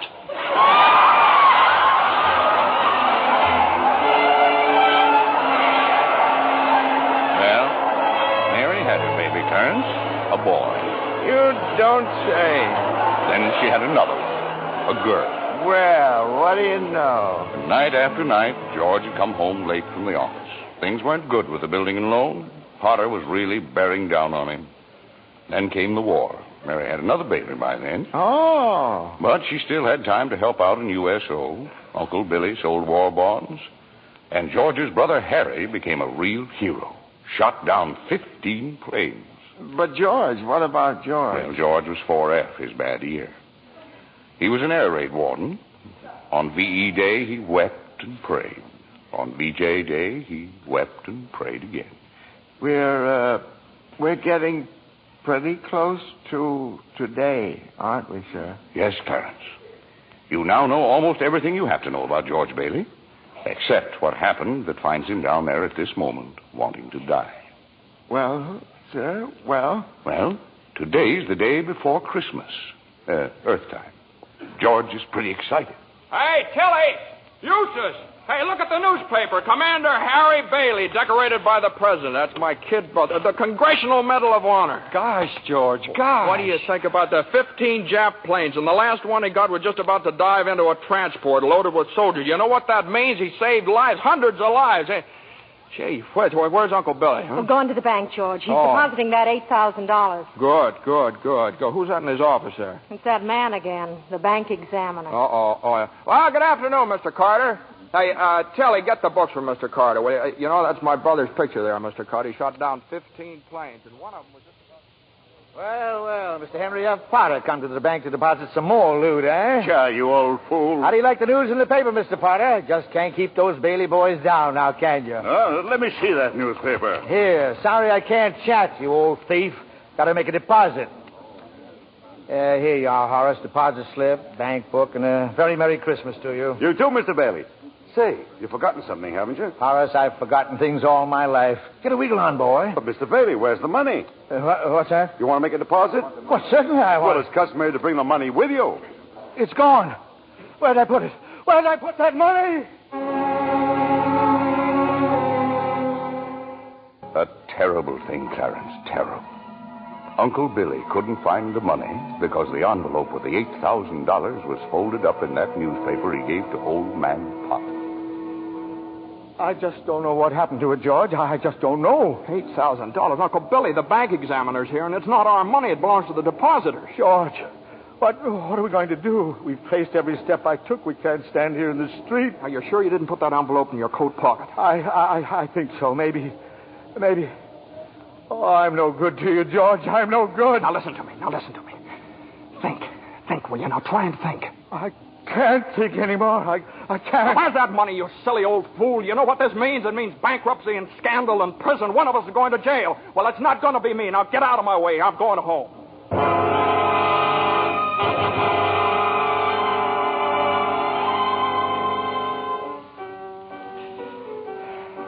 George, dear, what's wrong? You haven't said a word since you came home. Oh, well, that banging on that piano. Does she have to just keep playing that same piece over and over and over and over again? I have to practice for the Christmas party, Daddy. What is it, dear? Another hectic day. Yeah, another red letter day for the baby. Dad, Murphy's got a brand new car. You should see it. What's the matter with our car? Isn't it good enough for you? I'm sorry, Dad. I only... Run upstairs, Petey. See if Zuzu's all right. Okay, Mom. Now, what do you mean? What to see if Zuzu's all right? What do you mean? Oh, she caught a little cold coming home from school. She didn't button up her coat. Well, what is it? What do you mean, just a cold? George, the doctor said it was nothing serious. Was the doctor here? Well, I thought he'd better look at her. It's this old drafty house. No wonder we don't all have pneumonia. Might as well be living in a refrigerator. Why did we have to live here in the first place and stay around this measly, crummy old town? George, what's happened? Everything's happened. You call this a happy family? Why do we have to have all these kids? Daddy, how do you spell frankincense? I don't know how you spell. You ask your mother. Where are you going? Upstairs to see Zuzu. Hello? Oh, thank you, Mrs. Welch. I'm sure she'll be all right. Who's that? Zuzu's school teacher. What? Oh, yes, the doctor says she'll be fine tomorrow. Here, give me that phone. George, please. Mrs. Welsh? Well, this is Mr. Bailey. Say, what kind of a teacher are you anyway? What do you mean sending Zuzu home like that half naked? You realize you probably end up with pneumonia just because of your stupidity? You know, maybe my kids aren't the best dressed kids in town, but at least... Hello. Janie, will you stop playing that lousy piano? Cut it out. Stop it. George, for heaven's sake, what's wrong with you? I'm sorry. Janie, I'm sorry. Mary, I just got to get out of here.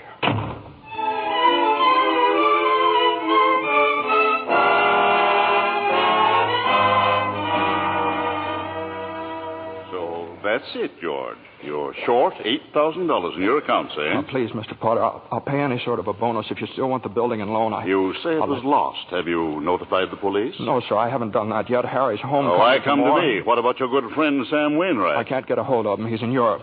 What kind of security would I have, George? What collateral? Yes, sir, I have some life insurance here. $15,000 policy. What's your equity in it? $500. And you want $8,000? You once called me a warped, frustrated old man. Well, what are you but a warped, frustrated young man crawling on your hands and knees for help? Why don't you go to the riffraff you love so well? Ask them for help. I'll do anything, Mr. Potter, please. Please help me, my wife and kids. I'm calling the district attorney. $500. You know something, George? You're worth more dead than you are alive. Now get out of here. Get out.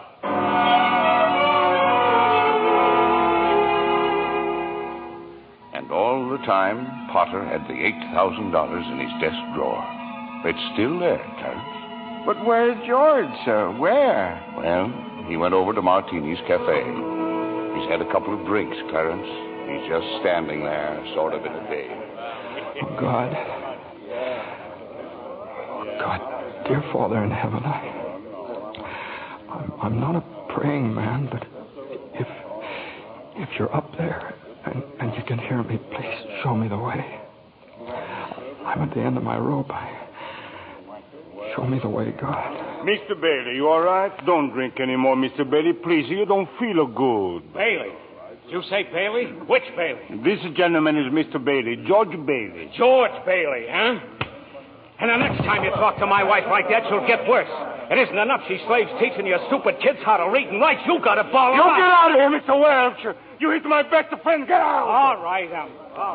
Mr. Bailey, you okay? Who's that? Mr. Welch, but don't worry. He don't come in this place no more. I'll get something for your face. It's bleeding. I'm all right. Please don't go away, Let me Mr. alone. Bailey. Please don't Let me go alone. away.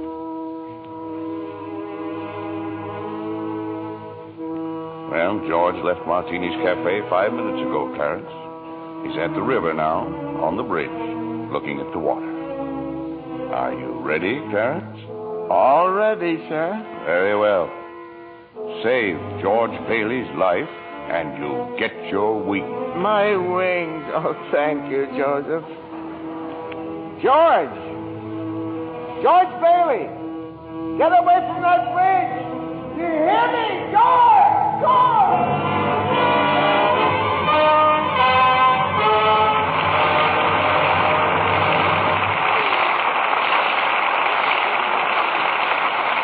In just a moment, we'll bring you Act 3 of It's a Wonderful Life, starring Jimmy Stewart, Donna Reed, and Victor Moore. The popular theory about beautiful blondes is that they're content to be merely decorative. Our lovely guest tonight, Miss Susan Blanchard, completely disproves that idea. Besides being a hard-working Fox starlet, Susan, I understand you're a wonderful cook. I really love housekeeping, Mr. Keeley. But most of all, I enjoy the training I get at the studio. It's work, but it's fun, too. You're an Easterner, aren't you, Susan? Yes, a native New Yorker. I thought so. It was the Broadway theater that inspired me to think of show business as a career. Well, that's interesting. I used to save my allowance and go to every play I could. One of my favorite actresses was Jane Wyatt. Uh-huh. Imagine, Mr. Keeley, what a thrill it was for me to meet her right here in Hollywood. Jane Wyatt's latest picture, Boomerang, was made in the East, I understand. Yes. But she and Dana Andrews, who stars in Boomerang with her, were in Hollywood to see a studio showing of the picture. Oh, I see. Jane Wyatt is my ideal of a stage and screen star. So talented and so lovely to look at. Just as lovely in real life, too. She is indeed. It wasn't long before I discovered that she's as keen about Lux toilet soap for beauty care as I am. You know, I'm a Lux girl, too. We're glad to hear you say that, Miss Blanchard, because that's a very beautiful Lux complexion I see before me. Just right for blue eyes and ash blonde hair. Thank you, Mr. Kennedy. Any girl in pictures is delighted to find out about Lux toilet soap as a beauty care. Active lather facials are so quick and easy, and they really make a difference in your skin. Thousands of busy, attractive women have discovered that, Miss Blanchard. Daily Lux Soap complexion care does make skin lovelier. Otherwise, it wouldn't be the choice of 9 out of 10 screen stars. Lux toilet soap is all-around beauty care for me. I use it as a bath soap, too. It has such delightful perfume, leaves a lovely fragrance on the skin. Thank you, Miss Susan Blanchard. I hope our audience will be seeing that lovely Lux complexion of yours in a screen close-up one of these days. Now, back to our producer, William Keeley. Act 3 of It's a Wonderful Life, starring Jimmy Stewart, Donna Reed, and Victor Moore.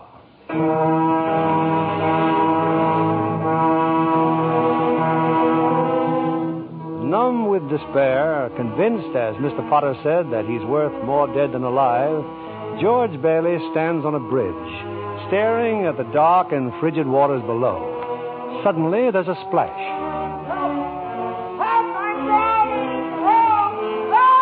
No, that's not George. It's Clarence, the apprentice angel. And there goes George in after him. It's a few minutes later now, and in the bridge-keeper's shack, George and Clarence are drying off. You both sure you're all right? You want a doctor? No, I'm all right. Oh, I'm fine. This underwear, I didn't have time to get anything more stylish. My wife gave me this on my last birthday. I passed away in it. You what, mister? I see Tom Sawyer is drying out, too. Who? My book. I left in such a hurry, I brought Tom Sawyer with me. Hey, how'd you happen to fall in? Oh, I jumped in.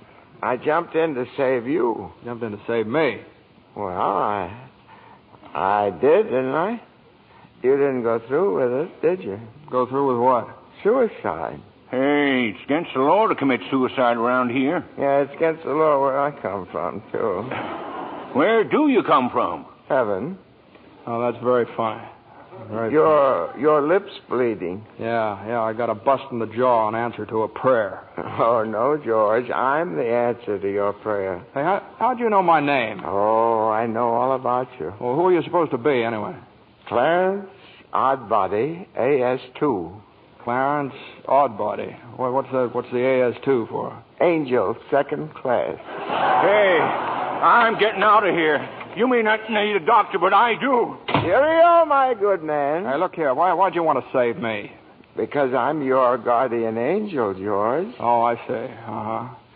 Well, you look like about the kind of an angel I'd get. What happened to your wings?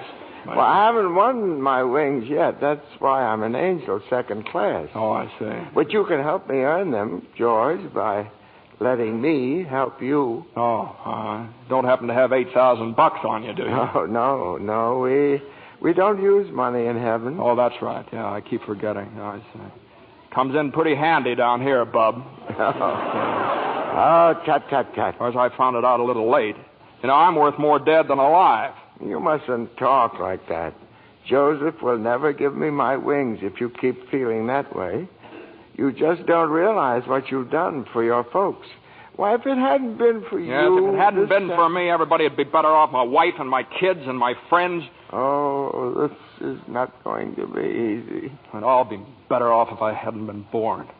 What did you say? I said I wish I'd never been born. George, that's wonderful. It's wonderful? What? The idea you just gave me. Well, you got your wish. You've never been born. I've never been born? Exactly.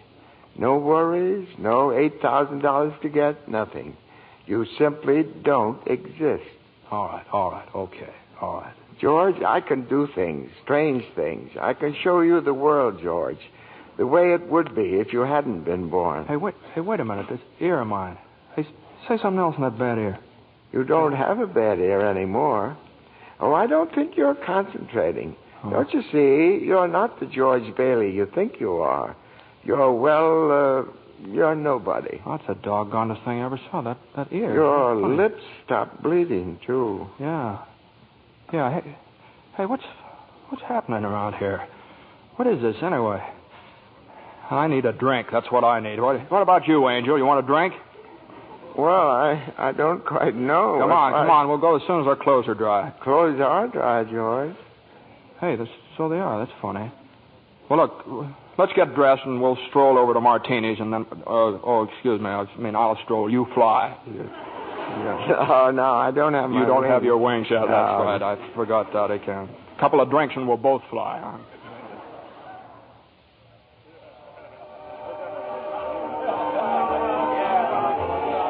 What'll you have, fellas? Hey, where's the boss? Where's Martini? Look, wise guy, I'm the boss, see? Okay, well, double scotch, quick, will you? What's yours? You know what I just love? Some mulled wine. Huh? Heavy on the cinnamon and light on the cloves. Off with you, my lad, and lively now. Now cut it out. Oh, come on, here. Just give him the same as I ordered. He's okay. Two double scotch. What about this place? It's all changed. All of Bedford Falls has changed. You're having your wish, George. You've never been born. Oh, there'll be lots of things you've never seen before. Oh, good. Somebody just made it. Made what? Every time a bell rings, it means some angel's got his wings. What'd you say? Look, Clarence, I don't think you better talk about angels around here. Don't they believe in angels? Oh, yeah, they believe in them, but it's just a little Well, then thing. why should people be surprised when they see one? Don't mind him, bartender. He's just a little fella. He just never grew up. And how old are you anyway, Clarence? Well, next May, I'll be 293. That does it. A couple of pixies, huh? Go on, get. You hear me? Get. Where's Martini? Will you Stop tell me? asking about Martini. Ain't here any... Hey, you. Rummy, didn't I tell you never to come panhandling around here? George, look. Hey, it's Mr. Gower. Mr. Gower. Listen, Mr. Gower, don't you know me? This is George Bailey. You buy me a drink, mister? Just one drink, will you, mister? Pinky! Yeah, Nick. Throw the rummy out. Oh, no, please. Hey, bartender, that's Mr. Gower, the druggist. That rumhead spent 20 years in jail for poisoning some kid. If you knew him, you must be a jailbird yourself. Pinky, here's two more. Get him out of here. Get up, George. Good thing he threw us in a snowbank, huh? Hey, where's Mr. Gower? Mr. Gower doesn't know you, George. You see, you weren't there to stop him from putting poison into that prescription. Hey, what do you mean I wasn't there? Look, tell me, what are you? Are you a hypnotist? George. Look, why am I seeing all these strange things here? Don't you understand? It's because you were not born. Well, if I wasn't born, then who am I? Nobody. You have no identity. Well, what do you mean I have no identity? No papers, no driver's license, no 4F card, no insurance policy. Zuzu's bell. What? Zuzu's bell. I bought my little girl a bell to hang on the Christmas tree, and I forgot to give it to her. I've got it in my... It's gone. It's gone, too. Everything's gone. But you've been given a great gift, George. A chance to see what the world would be like if you'd never been born. You're crazy. You're crazy as a bedbug, and you're driving me crazy, too. Now, look, I'm going home to my wife and family. Do you understand that? And I'm going home alone. Better not leave him alone, Clarence. Keep following him. Joseph, I'll stay near him, sir. Poor George. He's seeing Main Street now the way it'd be if he hadn't lived. The thing that's really shocked him, sir, is the building and loan office. Know what's there now? Pawn shop. What's he doing? Can you see? He's talking to Ernie Bishop, the taxi driver. He wants to go home. You better tag along, Clarence. Oh, I will, sir. I will. Come on, step on it, will you, Ernie? Get me home. I'm off my nut. Where do you live, buddy? Oh, now, doggone it, Ernie. Don't you start pulling that stuff on me. 323 Sycamore. 323 Sycamore? Yeah, hurry up. Zuzu's sick. Okay, buddy. Hey, look, Ernie, I don't know what's happened. I'm going crazy or something. I got some bad liquor. Now, look, tell me this now. You're Ernie Bishop, right? And you live with your wife and kid down... You seen my wife? What do you mean? I've seen your wife. I've been in your house 100 times. What do you... We built it for you, didn't we? My wife took the kid and ran away 5 years ago, and I ain't never seen you before in my life, see? Okay, Ernie, okay. Just step on it. Get me home.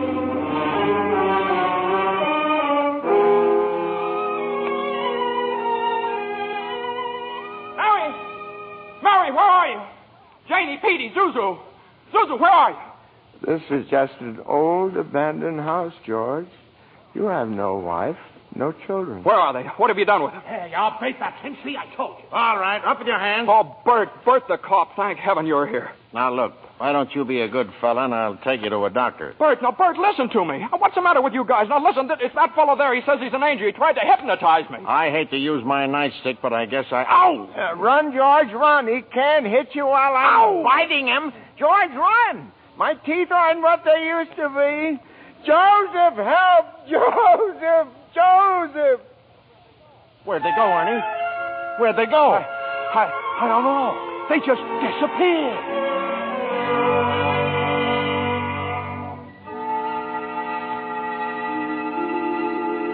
Clarence! Oh, Joseph, I hope you don't mind my calling on you like I did. It was very irregular, Clarence. You're by yourself again. Where's George? He's at his mother's house, sir. Well, if George hasn't been born, he has no mother. Oh, he's being very stubborn, sir. He'll just have to find these things out for himself. But his mother, that's a terribly bitter blow to a man, his own mother not knowing him. You mean I shouldn't have let him... I mean you better find him right away. Oh, and stop fighting policemen, Clarence. I'm here again, George. My own mother didn't know me. If only Harry were here. My brother were only back from Washington. Your brother fell through the ice and was drowned at the age of 9. Well, that's a lie. He got the Congressional Medal of Honor. He saved the lives of every man on that transport.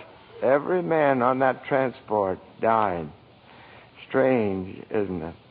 Each man's life touches so many other lives. Harry wasn't there to save them because you weren't there to save Harry. Don't you see, George? You really had a wonderful life. Don't you see what a mistake it would be to throw it away? Clarence? Yes? Where's Mary? Please, where's my wife? I'm not supposed to tell. Tell me where she is. You're not going to like it, George. Where is she? I'll choke it out of you if I have to. Where's my wife? The library. She works there. She's just about to lock up for the night. So George, come back. Oh, there must be some easier way for me to get my wings. Mary. I'm sorry, the library's closed. Mary, it's George. Don't you know me? No, I don't know you. Let me go. Mary, please, don't do this to me. Mary, please, help me. Help me. Where are our kids? Mary, I need you, Mary. Get please. away from me. Help! Me. Help me, Mary. I'm George. Mary.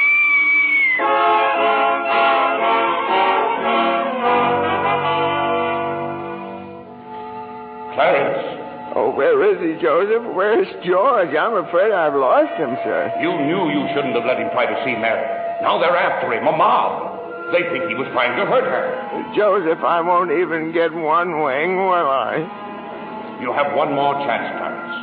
Get over to the bridge by the river. I think George has seen just about enough. But the mob... Now, don't worry. They've lost him, too. Now, hurry up. Oh, thank you, Joseph. Thank you. Clarence, where are you? I'm here, George. Help me, Clarence. Get me back. I don't care what happens to me. Only get me back to my wife and kids, please. I want to live again. Oh, thank you, George. Thank you, boy. I want to live again, please. Oh, God, please let me live again. George? Is that you down there, George? Now, get out of here, Bert. Get out here. You come in any closer, I'll let you have it. What the hell are you yelling for, George? Come on. George, Bert, do you know me? No, yeah. I've been looking all over town for you. Where you been? Hey, Bert, I'm alive again, Bert.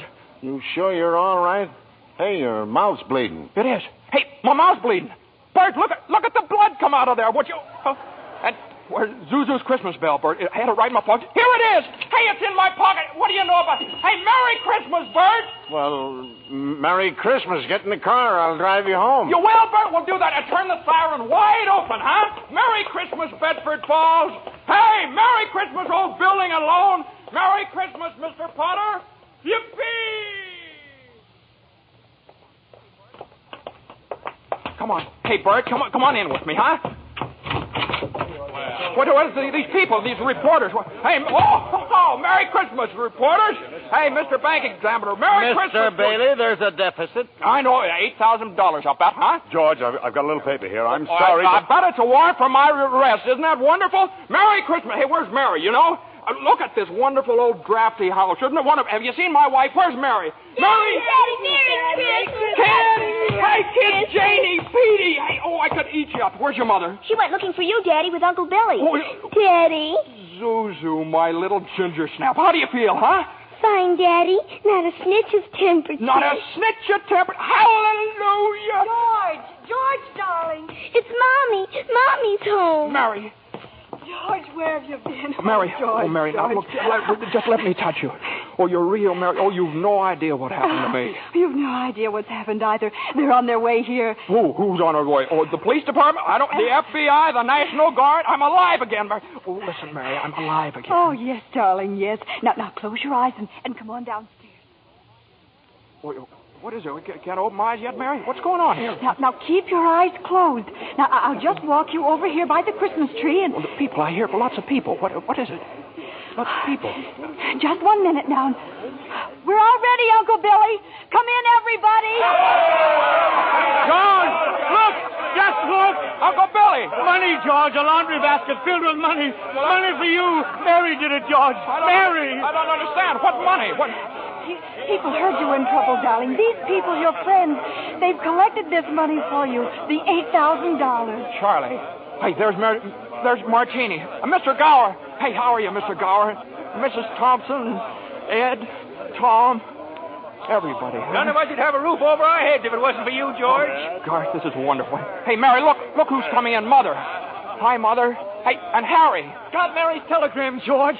I flew in as fast as I could. Hey, everybody, a toast. How about a toast? Oh, good idea, Ernie. A toast to my big brother, George, the richest man in town. Daddy, my Christmas bell. You didn't forget. Forget? Here, honey. Here's your bell. Daddy. Darling, what's this on the table here? This book? The Adventures of Tom Sawyer. Look, there's something written in it. Dear George, remember no man is a failure who has friends. Thanks for the wings. Love, Clarence. Clarence? Yeah, he's a very dear friend of mine.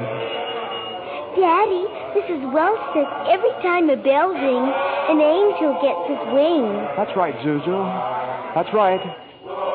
That's right. Attaboy, Clarence. Attaboy, Clarence. Happy landing.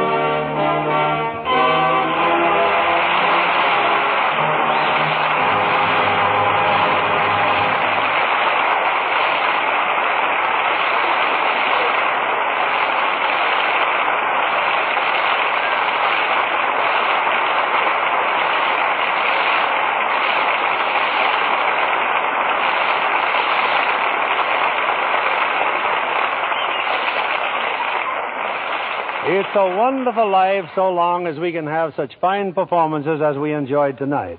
From Jimmy Stewart, Donna Reed, and Victor Moore. Jimmy, I'd like to thank whatever guardian angel whisked you back from Texas for our show this evening. Well, that guardian angel was an airline's wing, Bill. You were in Texas for the premiere of his picture, weren't you, Jimmy? Yeah, Frank Capra and I went down for 5 openings as many nights. Pretty good All down of there them in in Texas. Texas, Yeah. Jimmy? Yeah, every one of them. The 5 premieres over Texas. You know, it's a pretty big state. Takes that many to do it. Jimmy, I'm sure your fans were proud to read that you received an honorary degree from Princeton just the other week. Yes, how about that, Jimmy? Do we call you professor now? No. It's just an M.A. Oh, Master of Arts? Well, it might have been. I don't know. It might be for murdering architecture. That's what I studied at Princeton. Well, you know, Donna has an honorary degree to her credit, too. LLC. What's that, Bill? LLC? Well, you can see for yourself. A lovely Lux complexion. Well, thank you, Bill. Or rather, thank Lux Toilet Soap. It's a wonderful complexion care. I use it faithfully. With wonderful results, I see. What's happening next Monday night on Lux, Bill? Next week, we have another of the season's most successful films. It's 20th Century Fox's thrilling screen hit, Leave Her to Heaven, with lovely Jean Tierney. and a star who appears in answer to literally hundreds of requests, Cornell Wilde. Based on the best-selling novel of the same name, Leave Her to Heaven is the strange, dramatic story of a woman whose twisted mind and fiendish jealousy drive her to any lengths to hold the man she loves. Now, that ought to make great listening, Bill. I wouldn't miss it for anything. Good night. Good night, and thanks a million.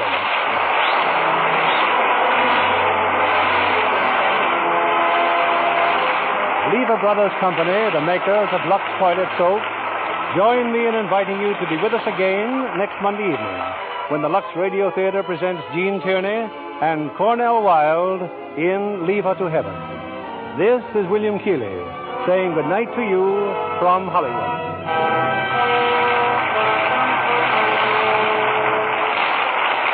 Here's a sure way to save on your meat and grocery bills.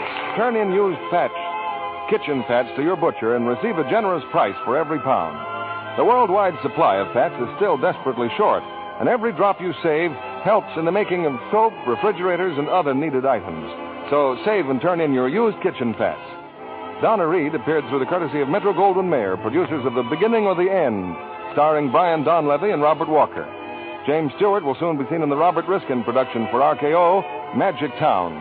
Victor Moore will soon be seen in Roy Del Ruth's production, It Happened on Fifth Avenue. Our music was directed by Louis Silvers. This program is broadcast to our men and women overseas through cooperation with the Armed Forces Radio Service. And this is your announcer, John Milton Kennedy, reminding you to tune in again next Monday night to hear Leave Her to Heaven with Gene Tierney and Cornell Wilde. Spry. When you bake and fry, or your cake and pie, it's your shortening by. Rely on Spry. Want fried foods crisp, golden, better tasting? Try Spry, the pure vegetable shortening that gives you delicious, better tasting fried foods. So digestible, too, the Spry way. Rely on Spry. S-P-R-Y. Rely on Spry. S-P-R-Y. Be sure to listen in again next Monday night to hear the Lux Radio Theater presentation of Leave Her to Heaven. This is CBS, the Columbia Broadcasting System.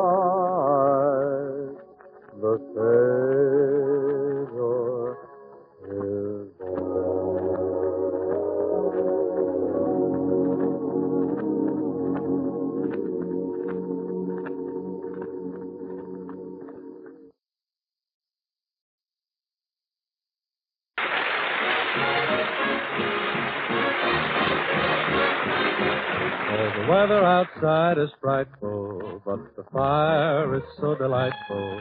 And since we've no place to go, let it snow, let it snow, let it snow. It doesn't show signs of stopping, and I brought some corn for popping. The lights are turned down low. Let it snow, let it snow, let it snow.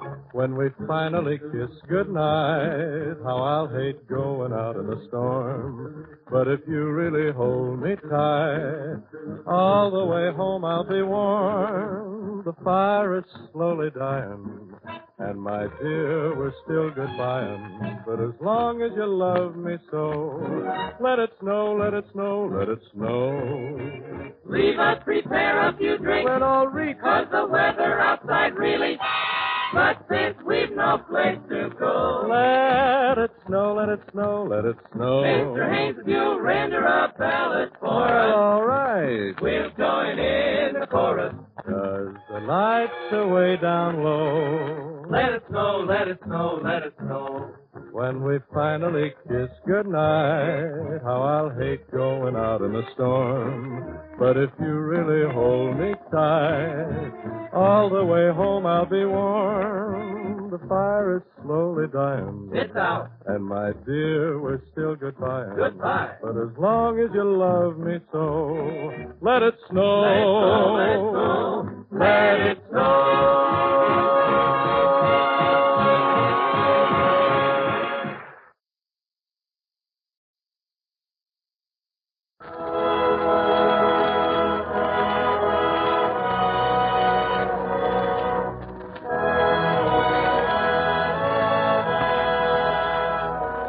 As is Bing's custom at Christmas time, he opens the program with a Dusty Fidelis. And as usual, he will sing it first in Latin, and then with the studio audience joining him singing it in English. Yes, Ken, I think it would be very fitting if our guests here would join in a chorus. Come all ye faithful. Bing, I think it'd be nice if the home folks, the folks listening in all over the world, would join in, too. Oh, it would indeed. Gather round, folks, wherever you may be, and help us sing this eternal hymn. Adeste fidelis, Lady triumphantes, venite, venite in Bethlehem.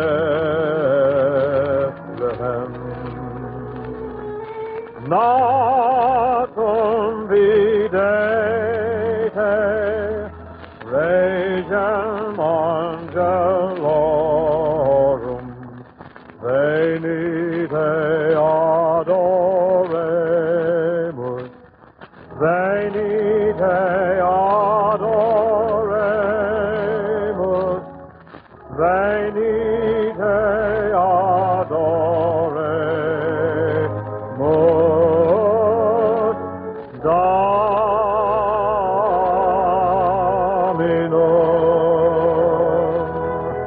Now, everybody, in the family key. Oh,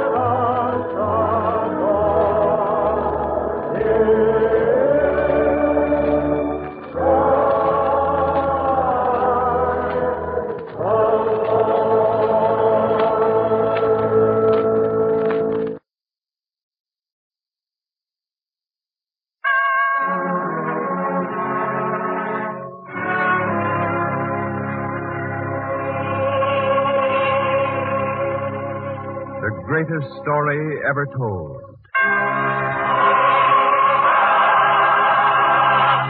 Presented by the United States Armed Forces Radio Service.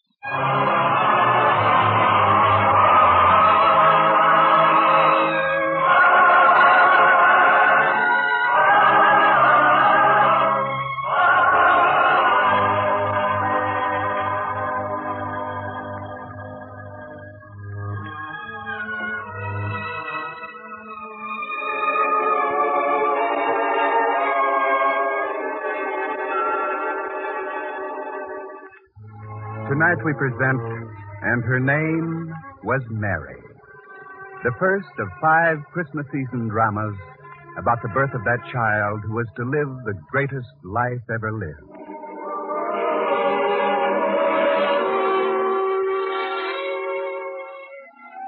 Galilee, north of Jerusalem by some 50 miles, and in Galilee, Nazareth, a small town, little different from other towns in that country, which suffered under the Roman tyranny.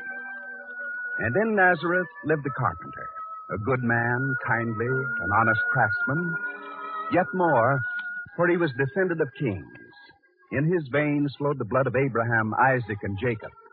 A prince of the house of David he was. And though destined to play a great role in the dramatic events of Bethlehem, he was unmindful of it as he worked one day in his carpenter shop. There, the traveling box is finished. Strong, workmanlike. I hope Samuel is pleased with it. Why shouldn't Samuel be pleased with it? Samuel, you surprised me while I was talking to myself. A habit one develops from living alone so long. Is that the box? Good. Sturdy. Able to take the hard service, I'll put it to. Samuel, you're planning a long journey. I may never come back. You mean I'll never see you again? And we've been friends so long. We could go on being friends. And even fellow soldiers in a good fight. A hard fight. You know how I feel about force, Samuel. And I think you're wrong. Joseph, why don't you join the resistance with me? There's so much to do. So tough a fight ahead will need every man. Don't you see, Joseph, Herod must go if Israel's to have any peace. It's not for me, Samuel. I don't believe in force. Maybe because you don't know. Tucked away in your carpenter shop in Galilee all the time, you hear little of what's going on in the outside world. If you'd come to Judea with me, if you'd see what goes on there. No, Joseph, we're not alone in this. There are a great many of us. You couldn't find one of us by day who doesn't seem to be just an ordinary worker or servant. But at night, it's different. At night, we meet in secret in the hills of Judea. And there are many of us. We work by dark, in caves, underground.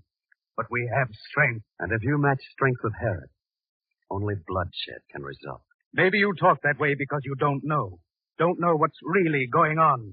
I think I've heard my share about Herod and his tyranny. Herod, an Edomite, an outsider set by the Romans to rule over Israel. What have we come to, Joseph? Doesn't that in itself make you want to fight? The thought is bitter. But bloodshed isn't the way, Samuel. What if I could prove to you that it is? I don't think you can. When you hear this, you'll change your mind. This is secret, Joseph. Men have died to get this information for us. You know you can trust me. Of course. The resistance has its sources of information all over, even in Herod's palace. Nothing Herod does is secret from us. And the cruelty of the man knows no bounds. Let me tell you what happened. And when you hear it, even you must realize that peaceful ways are not the answer. This Herod is a monster. And it wasn't long ago that he was talking to Asa, his prime minister, about a matter very important to us all.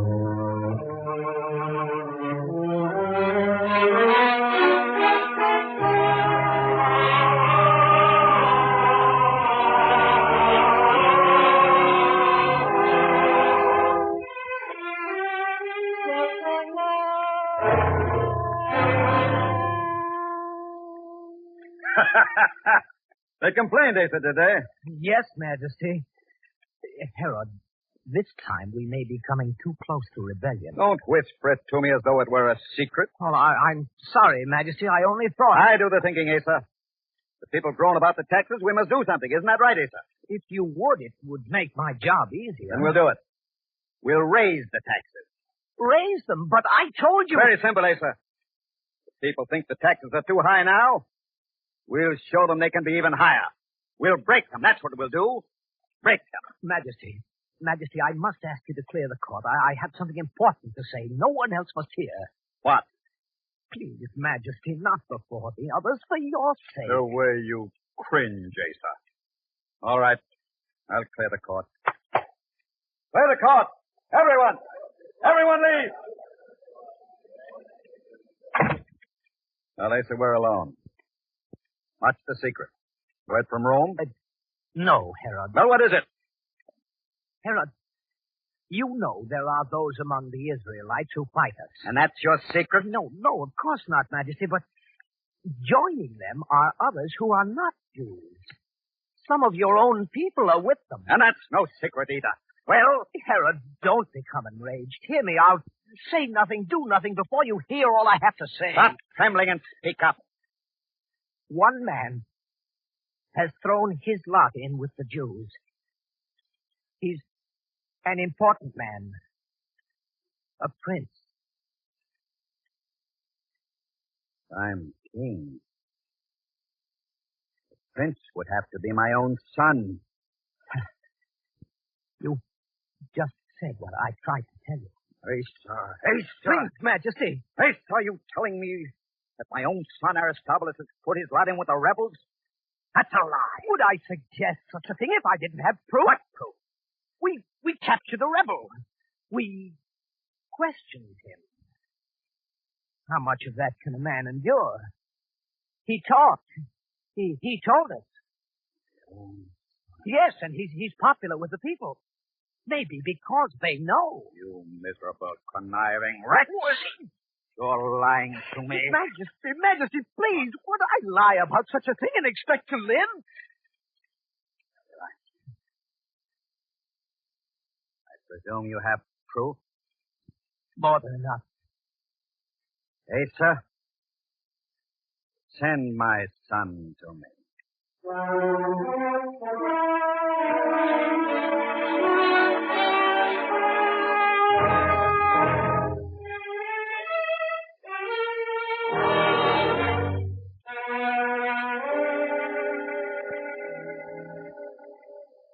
Father, you sent for me? Yes, Aristobulus. I have news. Upsetting news. Bad news has a way of coming to this palace. And what does that mean, son? The news you spoke of. What is it?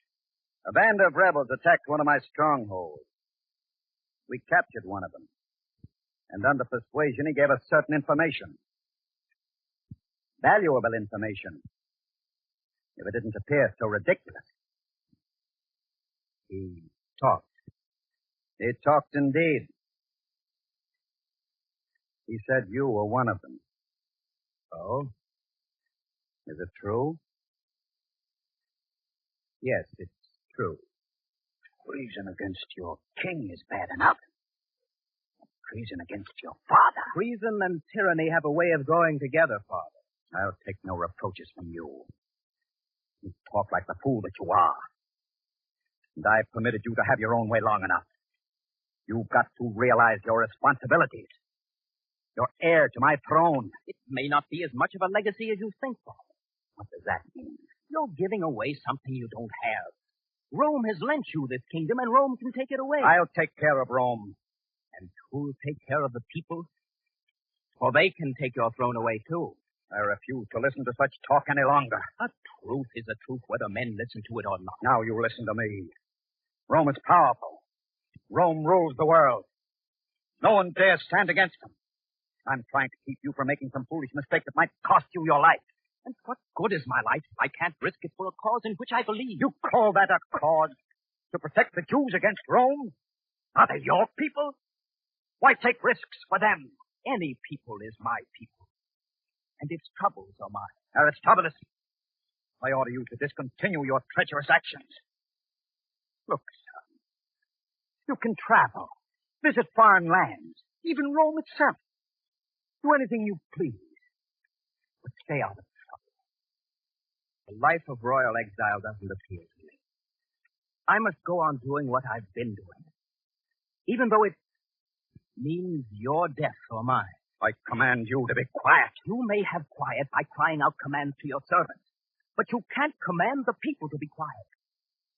And when your conscience cries out, command that to be quiet, too. Conscience. You are a boy, aren't you? And you, Father, are a poor, miserable shadow of a man. You shouldn't have said that. Now, get out! And think over what I've said!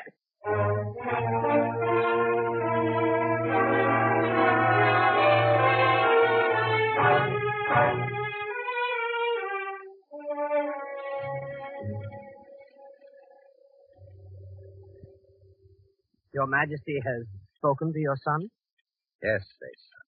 Does he admit his guilt? Admit it. He boasts of it. A young, impetuous prince. He could cause trouble. A great deal of trouble. I know. And the way gossip travels these days in Israel, it might become known. You mean that Herod is weak? He refuses to punish his own son. It could be said. It could be said. It will be said. In Rome, too, perhaps? You're very clever, Asa. You know my every thought. And you know the Romans, Majesty. They'd be the first to say that Herod is a weakling. The strong warrior of old now can't even manage his own son. How can he manage Judea? I know. Well, I was only exploring the possibilities. We must look ahead. I'm looking ahead, too, Asa. This is something I can't risk. Asa? Of course, Majesty. There's no other way. You think so, too? It will remove the greatest obstacle you have. But it must be done subtly. It will. I have an idea. An idea? We must give a party, Asa. His Majesty invites a few well-chosen friends to a party in honor of his son. In honor of his son? I don't understand. You said it would have to be done subtly. It will. Now, arrange the party. It must take place out in the garden, near the pool. Yes, Majesty.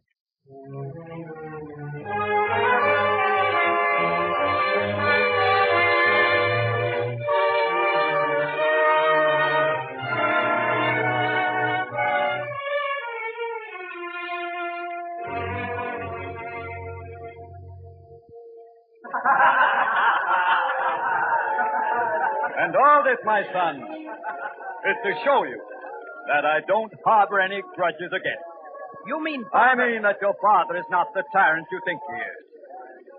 He respects your opinion and the strength with which you voice it. Although back in his mind, the old warrior feels he's stronger than you are.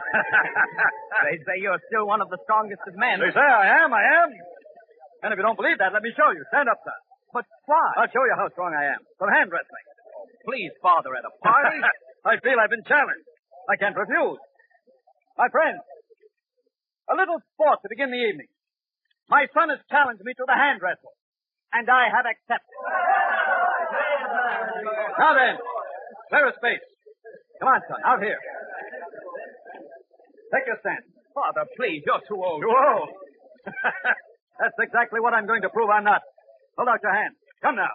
All right, Father. Now we clasp hands and start. The prince is strong. Look, the prince is budging. And he recovered nicely, didn't he? Look there, the king is giving way.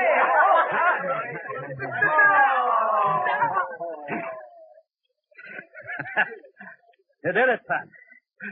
You did it.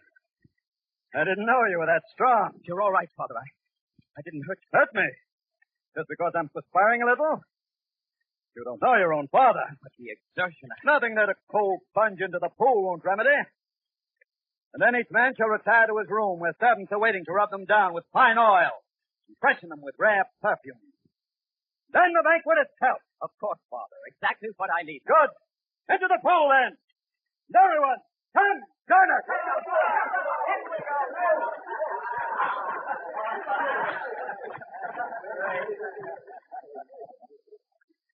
Asa? Yes, Majesty. The room is ready? I've appointed the man myself. A big man with large, muscular hands. My son's no weakling. The man I picked will do the job. Once Aristobulus goes into that room, once he lies down on the couch, he's as good as dead. Everything is ready, then. Come, Aristobulus. Time to be anointed and perfumed. Come. Shall I lead him into the room? Yes. And the strangler had better do his job well.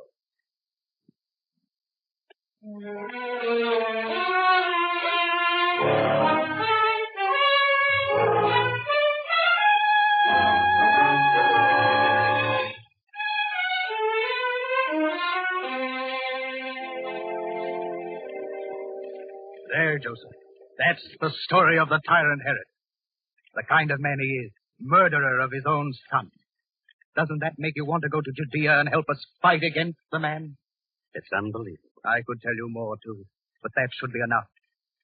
Well, Joseph, will you join with us? We could use a strong man like you. A man with skill. His own son? Yes. The son is dead. One of the servants who was there is a member of my own band. He swears to every word of it. Well, what do you say? We must have faith, Samuel. Is that all you have to say? Well, I'm through with bowing down to an alien king placed over Judea by the Romans. Are you through with faith, too, Samuel? Faith? Yes, I'm through with faith. Can faith shield you from the tyrant's sword? Tell that to the dead of Israel whom the Romans have killed. No, extravagant, cruel, despotic Herod lives on Israel's blood. And you want me to have faith. Our people have come through other evils before. We'll outlive this one, too. Don't be too sure. Just because Herod doesn't rule in Galilee yet doesn't mean he won't reach out for power here, too. After all, Judea, Galilee, they're both part of Israel. No, Joseph. We have a choice between two faiths. Revolution or destruction. It would seem that the time must come soon. The time to fight? It's here already. I didn't mean that. What other time can be so important? The time for the third way. Neither destruction nor revolution. He was promised when the hour was darkest. He? Whom do you mean? The Messiah. Messiah? Yes. Samuel, you're forgetting God's place in all this. The same Jehovah who led our people through the desert with a cloud by day and a pillar of fire by night. If times are difficult, we must never forget that the same Jehovah has promised that the Messiah will come and deliver Israel. For too long we've been promised a Messiah, and he's never come. We must fight now, Joseph. Don't you see? No other way can prevail against the planned and calculated tyranny of the Romans. Herod must be driven from Israel, and fighting is the only way to do it. And fighting is bloodshed, killing. No. Joseph, somehow freedom is such that human blood must always be part of it. And as long as blood must flow, let it be the tyrant's blood, Herod's blood. Join us, Joseph. I know I'm just a plain man, a carpenter. I know little of these things. But my way is the way of peace and faith. I have faith it will happen. The Messiah will come. When? How? Answer me that. How? The prophet Isaiah tells us. He shall be born of a virgin, and shall not be the son of any man, but of God. When? I should have to be gifted with the divine knowledge of a prophet to know that. But I'm content to wait. And some of us aren't. We know what the answer should be. But it's not the Messiah. Can he help throw off the yoke of the Romans or of Herod? If you mean, is the Messiah to come to us as a general leading great armies? No, I don't think so. Then what chance will he stand against Herod? Herod would think no more of destroying your Messiah than he did of killing his own son. Anything that stands between Herod and his throne must die. And that goes for Messiahs, too. That's no way to talk, Samuel. I'm sorry, Joseph. I know how dear the belief is to you. To all Israel. Not to all Israel. But some of us have decided on action. This prediction of the prophets that a Messiah will come. It could be a mere legend handed down, a tale born in time of stress and brought to light to keep up hope in other times of trouble. Joseph, I don't believe it. Oh, Samuel. I didn't want to hear that. Not from you. It's said, and I don't retract it. Think, Joseph. Maybe you will join us. No, Samuel. And I give you my answer for 2 reasons. 2? One, that I know the way carefully through bloodshed and killing. And the other? Somehow, my future is here in Nazareth. You love the place so much? It's not the place. It's a strange sense connected in some way with a maiden. A maiden? You, Joseph? After all these years, you're not so young anymore? You may laugh when I tell you. Why should I laugh? If it's important to you, Joseph, I'd like to hear it. Who has a better right? Who's a closer friend to you? No one. Since we were boys together and played games in the hills of Galilee, you've been the only one I could talk to about the feelings that go on inside me. Now, there's this maiden. And I haven't been able to talk to anyone else about her. Joseph, you've fallen in love. I don't know if anything like this has ever happened before. Every man feels the same when he falls in love for the first time. You must understand. She's so very different. This maiden is unlike any I've ever seen before. It's a man's privilege to suppose that when he falls in love. It must be more than that. But what makes you think there's no other like her? I've never seen one. And you've never been to Jerusalem either. There are thousands of women there, fair and dark, tall and short, with different kinds of beauty. Surely among them there must be one who can compare with this maiden you speak of? No, Samuel, no. There is no other like her. That's the talk of a lovesick boy. Not a grown man like yourself. Now you're laughing at me, Samuel. Forgive me, Joseph.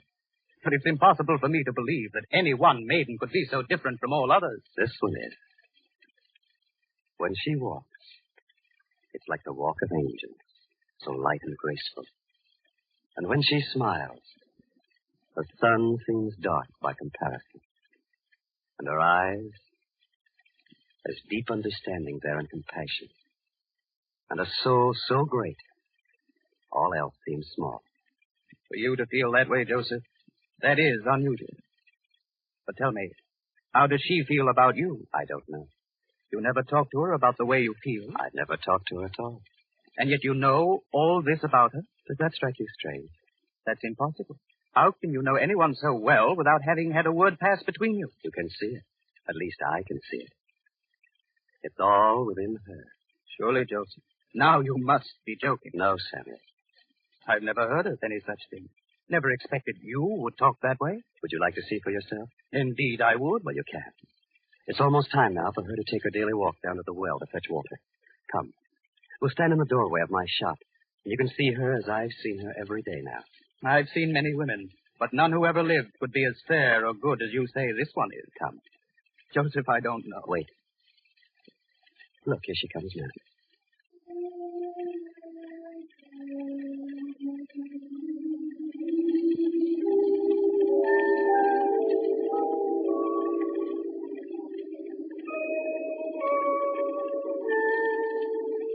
From here, she looks like any other maiden in Nazareth. Not to me.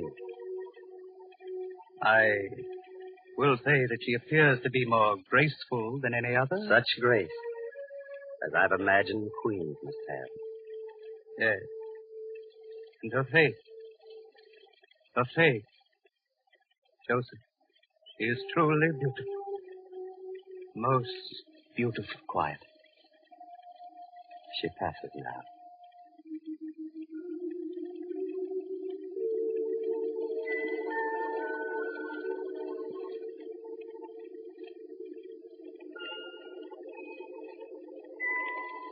Joseph. Joseph, there is something about her.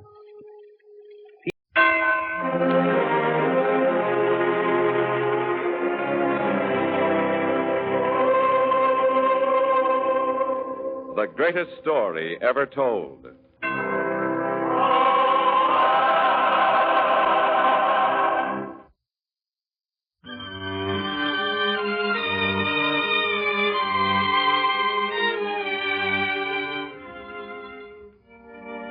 Tonight we present Blessed Among Women, the second of 5 Christmas season dramas about the birth of that child who was to live the greatest life ever lived. Yet another child was to be born before him, to herald his coming. And this child was to be John the Baptist.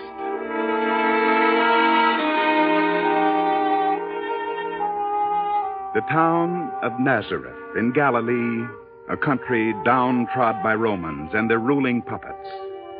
And here lives the maiden Mary, in the home of her parents, Joachim and Anna. Now, to their house came a gentle carpenter, Joseph, who this day was uneasy in his new clothes and very mindful of his mission there as Mary's mother greeted him. Welcome to our house, sir. Peace be with you, good woman. I have come to... It isn't easy to say, is it, Joseph? No, it isn't. Well, wait here. My husband, Joachim, is just as uneasy as you are. I'll fetch him at once. Joachim, he's here. Come. Yes. Good day to you, Joseph.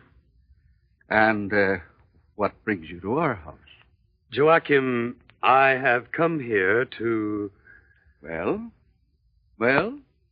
Your daughter, Mary. Yes? I would deem it the highest honor if your daughter and I were to be betrothed, sir. Well, I'm glad you got it out finally. To be frank, I was more than a bit on edge myself. Joseph, my wife Anna and myself would be proud to have you for a son-in-law. Proud indeed. Anna and I are both happy it will be you. Thank you, Joachim. But now you would like to see your betrothed, eh? Oh, we'll bring her in. Anna, bring our daughter in. Ah, they're coming now. Mary. Well, my dear, here he is. Your betrothed. Joseph. Anna, what are you crying about? This is a great day, a day for celebration. Please, Mary. Joseph, just let me look at both of you for a moment. Bless you. God bless you both. Anna, what is it? Mary, Joseph, this is more than tears of joy. Anna, please. I don't know, Joachim. But there's something unusual, different. What do you mean, Anna? The presence of God is here. In this room. But, my dear woman, God is everywhere. Not the same way. I don't know what to make of it. My own wife acting like a prophet, feeling strange things. I don't know. Joachim, the door. Yes, of course, the door. Is there anything to be startled about? I'll see who it is.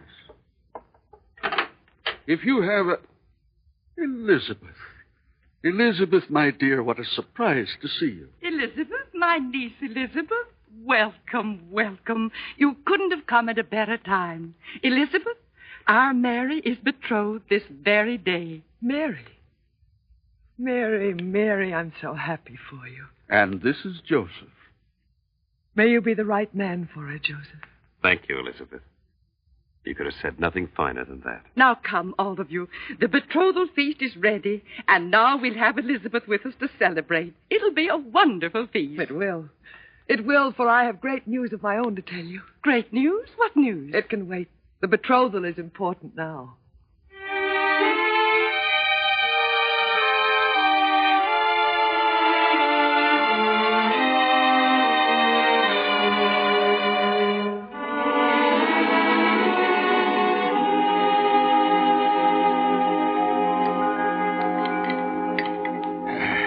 Well, Elizabeth, the betrothal feast is over. And I can see my Anna's bursting with curiosity. Let's have your precious secret. Joachim, Anna, you know my husband Zacharias very well. You know how diligently he has pursued his duties as priest in the town where we live. Never asking much, never seeking to advance himself. Content to serve and let the service be his reward. That's Zacharias. But now, in his turn, the greatest honor has come to him. What do you mean, Elizabeth? Zacharias is to go to the temple in Jerusalem, to burn the incense there. Oh. Zacharias in the temple itself. burning the incense. Oh, Elizabeth, it is an honor, a great honor. We mustn't let that pass unnoticed. Joachim, you think Of course we'll go. Would I let such an honor to a kinsman of mine go unnoticed and unobserved? We'll go. Oh, thank you, Joachim. I knew you would. It'll be such a happy day for me, I'll want to share it with others. Oh, by all means, my dear, by all means.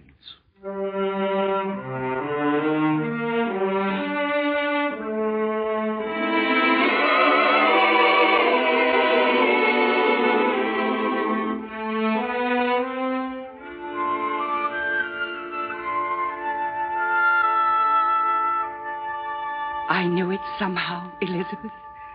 What do you mean, Anna? This afternoon, almost at the very moment you arrived, I felt it. The strange presence of God. First, the betrothal of Mary and Joseph, and now the news of Zacharias. Anna, about the girl.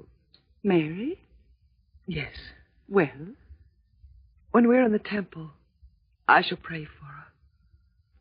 I shall pray that she may be honored in her womanhood, as I am not. Elizabeth, please. One child. All I ever wanted was one child. Only for Zacharias' sake, that's all. I pray that Mary may have a child.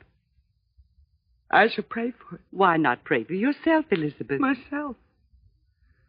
I'm an old woman now, Anna. No, Elizabeth, no. You're my aunt, Anna.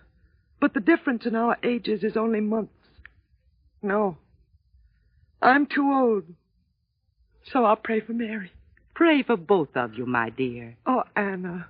Anna, sometimes I do think that I could still be blessed with a child. But now I know how useless it is. You mustn't feel that way. Nothing is impossible if it's God's will. We'll go to Jerusalem. We'll go to the temple. We'll all pray for you and for Mary.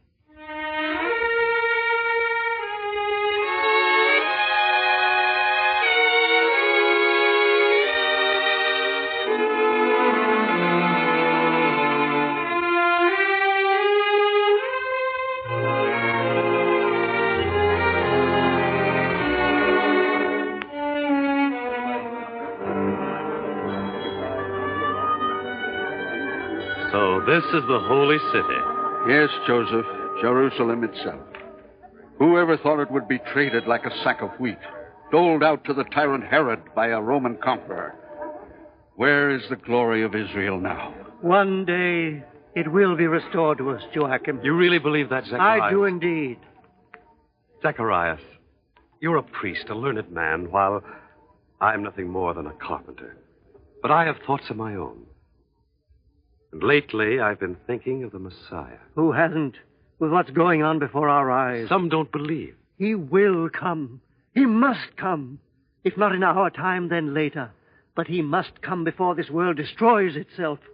It seems now that who destroys most rules most in this world. I'd never thought of it that way before. Zacharias, I would like to talk to you more about this, if I may. Of course, Joseph, but not now. After the ceremony at the temple. After I've performed my duties as priest. It's not just an empty promise. Of course not, Joseph. After the ceremony, we'll talk with the Messiah as much as you like. Eh? Good. And now we must join the women and take them to the temple. Come.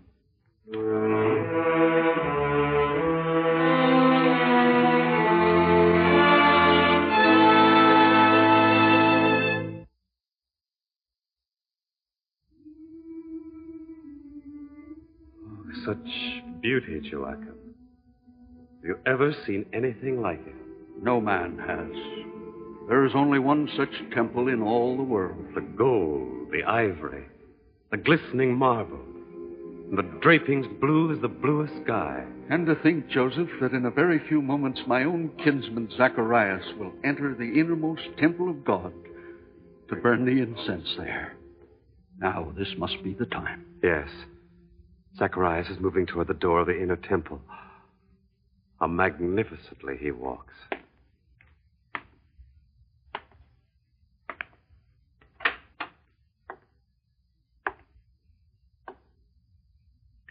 This incense do I offer to you, O Lord, in the sacred solitude of your holy temple, And this prayer do I make to you, Almighty One, that my wife Elizabeth should... What is this presence here? I am the angel Gabriel. Lord, have I offended thee that I am visited thus? Fear not, Zacharias, for thy prayer is heard. And thy wife shall bear thee a son, and thou shalt call his name John. A son? And thou shalt have joy and gladness, and many shall rejoice at his birth, for he shall be great in the sight of the Lord. And he shall be filled with the Holy Ghost.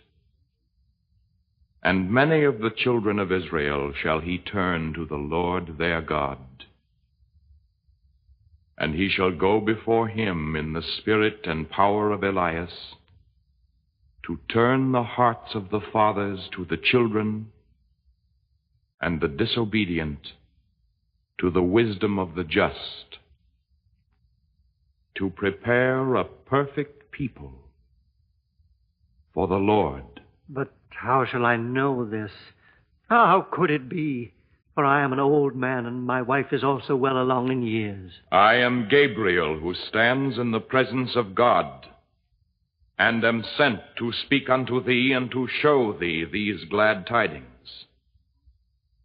And behold, thou shalt be dumb, and not able to speak, until the day that these things shall come to pass, because thou believest not my words, which shall be fulfilled in their season.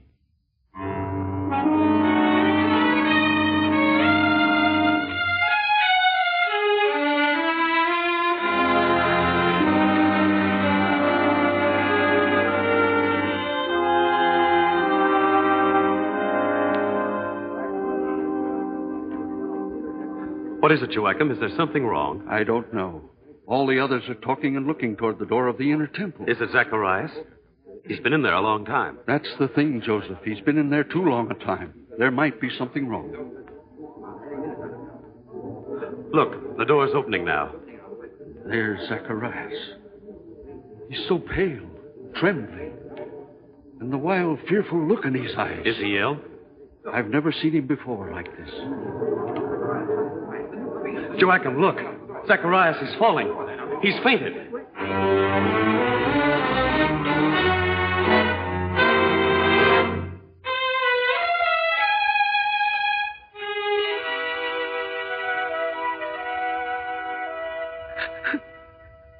Elizabeth, my dear, weeping can't help. Oh, Anna, why? What could he have done that he would be so strangely affected? To be struck dumb, not to speak one word. One single word. Please, my dear, Joachim and Joseph are in with him now. Maybe they'll have good news when they come out. Maybe it was something I did.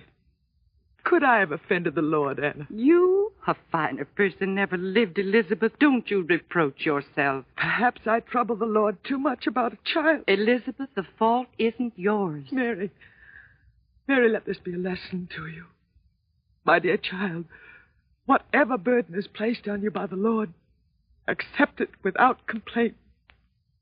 Remember, Mary. Remember. Yes, Elizabeth. Yes. Well, Joachim? Anna, you must take them both back home to their own town. What happened in there, Joachim? Nothing. Oh, Joseph, you tell me. Anna, he didn't say a word.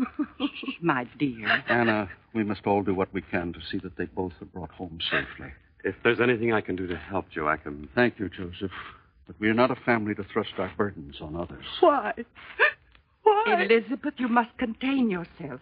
Now, with this new affliction, Zacharias will need your help more than ever. You must be strong. Strong? I've borne my disgrace quietly till now. I've been strong. Is this my reward? To have my dear husband struck dumb in the waning years of his life? Is it? Elizabeth, please. If there was some reason... Now, don't start blaming yourself again, Elizabeth. Elizabeth, it could have been my fault. No. Yours, Joseph? Joachim can remember before he went into the temple how Zacharias and I talked of the coming of the Messiah. And he told me we could talk about it later after the ceremony in the temple. Yes, I heard it. And so? I have a feeling that in some way his being struck dumb has something to do with that. Joseph, I dare say men have said that same thing many times before. What of it? I can't tell you, Anna. Except that I feel in some strange way these things are all joined together. Too far-fetched, Joseph. Now we have work to do. We must take our kinfolk to their home.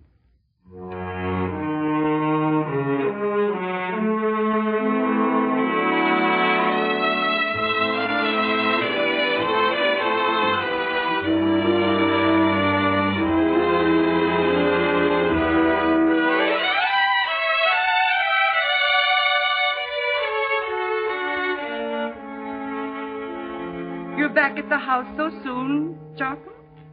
My work is done. Why not come home to rest? There's some word from Elizabeth? Why should you ask that today of all days? It isn't the first time in the last months I've asked. The Mutual Broadcasting System, in cooperation with Family Theater Incorporated, presents Substitute Santa, starring Frank McHugh and James Burke. Ray Milland is your host.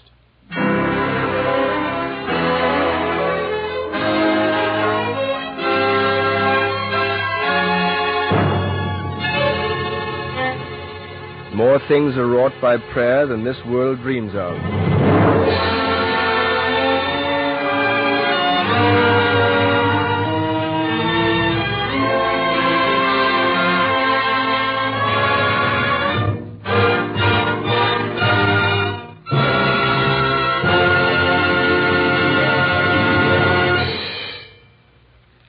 Our happiness so often comes from little things.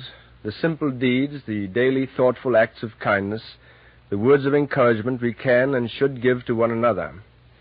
These things mean so much, especially at home, where appreciation and gratitude may often be forgotten because it is home, and we just take for granted the kindness and encouragement that is given. It's sad to see a home where words of thanks are forgotten, or where there's distrust and constant quarreling, because home was meant to be the happiest place in the world. And it can be with God's help. And in a home where there is the daily practice of family prayer, the daily expression of thanks to God, there is always a new appreciation of members of a family for one another, a new spirit of thankfulness and happiness.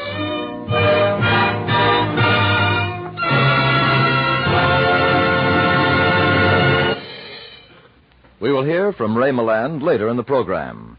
Now, Family Theater presents Substitute Santa, starring Frank McHugh with James Burke.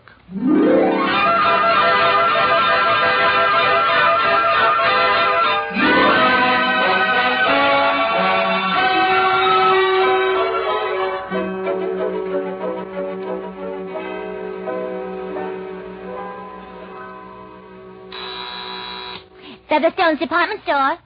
Yes, madam. All complaints on purchases made must be made in person. Sorry. Featherstone's department store? Yes, we deliver in your suburb, right up to Christmas Eve. You're welcome. Featherstone's department store? Yes, sir, that's right. The 1 millionth person entering our Toyland will receive as a Christmas present any article on sale in our store. Yes. Yes, sir. A mink coat, a diamond ring, anything. Well, most any day now. You're welcome. Featherstone's department... Oh, Mr. Featherstone? Yes. Mr. Potter, to your office immediately? Yes, sir. I'll start paging him right now. You're welcome. Mr. Archibald Potter, report to Mr. Featherstone's office.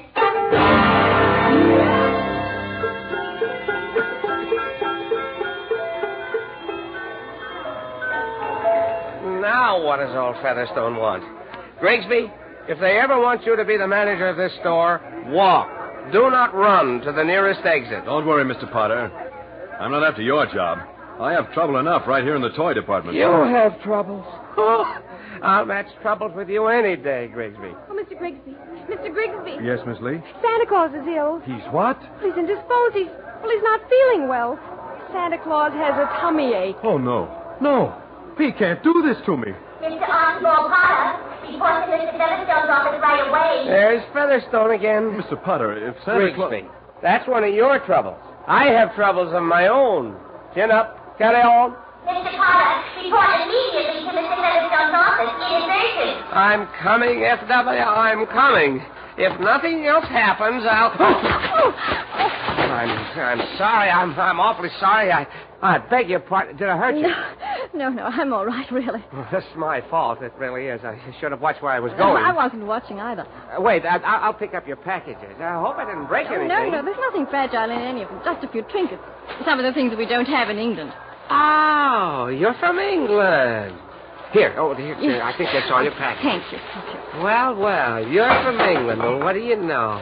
Well, we import a great many things from your country. I'm Archie Potter. I'm the manager of Featherstone. Oh, how interesting. So, you see, I shouldn't go around bumping into people. You said that your name was, Mr. Potter, please report immediately to Mr. Featherstone's office. Please. Oh, there it goes again. All right. Oh, look. You're coming into the store again, aren't you? Yes. I'll be here every day until I find what I'm looking for. Oh, that's wonderful. Well, I'll be seeing you then. Well, I've got to run now. Goodbye. Goodbye, Mr. Potter. Goodbye. She's beautiful. She's lovely. She's gorgeous. She's exquisite.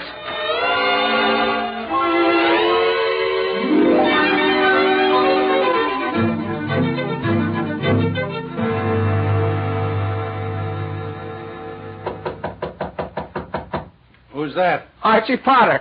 Come in. Oh, yes, sir.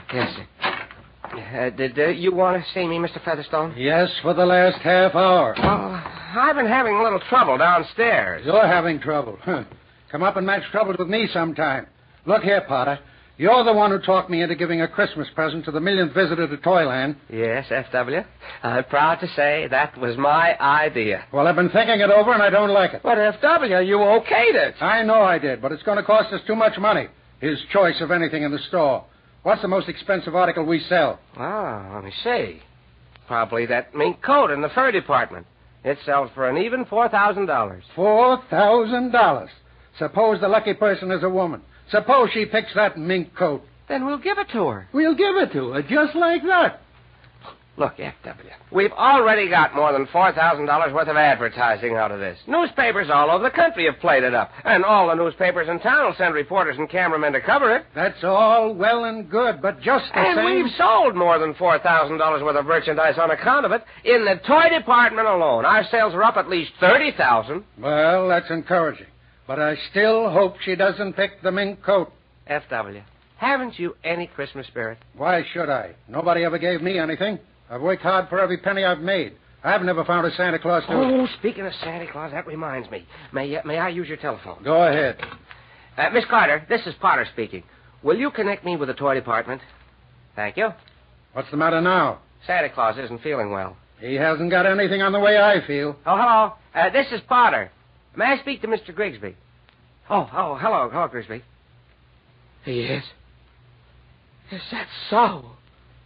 Oh, yes, do that. I'll be down in just a few minutes. What's wrong? Santa Claus, just taken to the hospital. It looks like appendicitis. Well, that's a fine thing. Now what are we going to do? Oh, it's already been done, F.W. Grigsby, that nice-looking young chap in the toy department, he's offered to substitute for Santa. He's putting on Santa's outfit now. Grigsby, eh? Will he want anything extra for it? Well, it wouldn't hurt to give him a little extra. Look here, Potter, you're mighty free with other people's money. Well, I better go down and help Grigsby. Oh, the 7th floor is a madhouse. Everything's been happening down here today. Why doesn't something good ever happen here? Well, it does. Just this morning, I bumped into... Oh, F.W. She's gorgeous. She is the most beautiful... What are you talking about? She makes you think of white rose petals on black velvet. And she walks like a spring breeze in a field of daffodils. Who?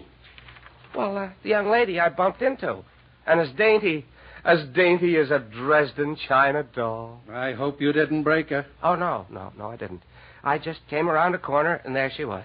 And then she came around a corner, and there I was. And we sort of collided. F.W., Do you believe in love at first sight?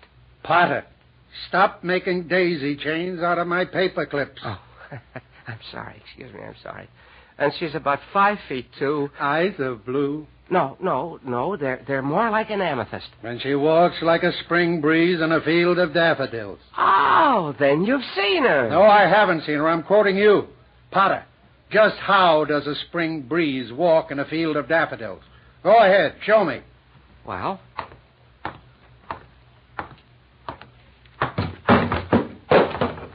Oh, she knocks over ashtrays, too, eh? Well, I'm sorry. I'm sure I didn't see it. You'd better get out of here. Your spring breeze is too much like a tornado.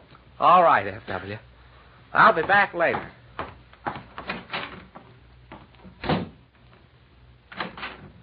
She does walk like a spring breeze. Get out of here.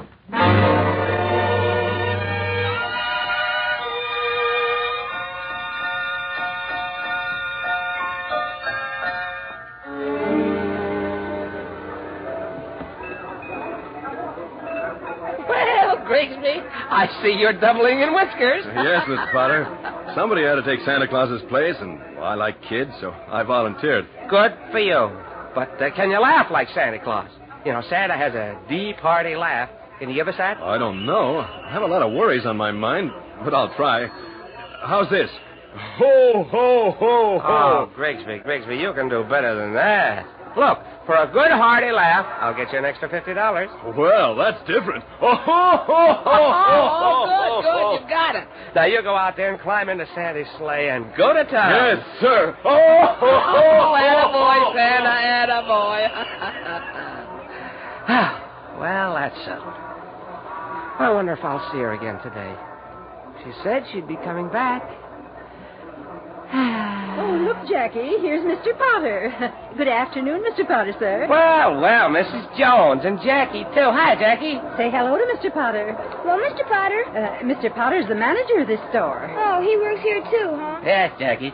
I work here just like your mother does. She cleans at night with a mop and a scrubbing brush, and I spend the day trying to keep it clean. Confidentially, hers is a better job. I think so, too. Jackie. Mr. Potter, I brought Jackie down to see Santa Claus. Oh, yes? Well, Jackie, there he is, way over there at the other end of Toyland. Oh, yeah. I see him now. He doesn't look as fat as he did last year. Well, Santa has worried a lot lately. Some of his little girls and boys haven't been so good. Oh, I've been a good boy. Yes, Jackie's been a very good boy, Mr. Potter.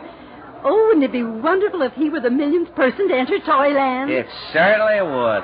Jackie, if you could have anything you wanted in the whole store, what would you pick? A cowboy suit. Well, for F.W.'s sake, let's hope you're the one. By the way, Mr. Potter, what's happened to the window display we always have at Christmas time? Which one, Mrs. Jones? The one that shows the Christ child in the manger, and the bright star and the wise men. Oh, you mean the nativity scene? Mm-hmm. Well, don't we have that one this year? No, we don't, sir. Well, now that you mention it, I don't remember seeing it.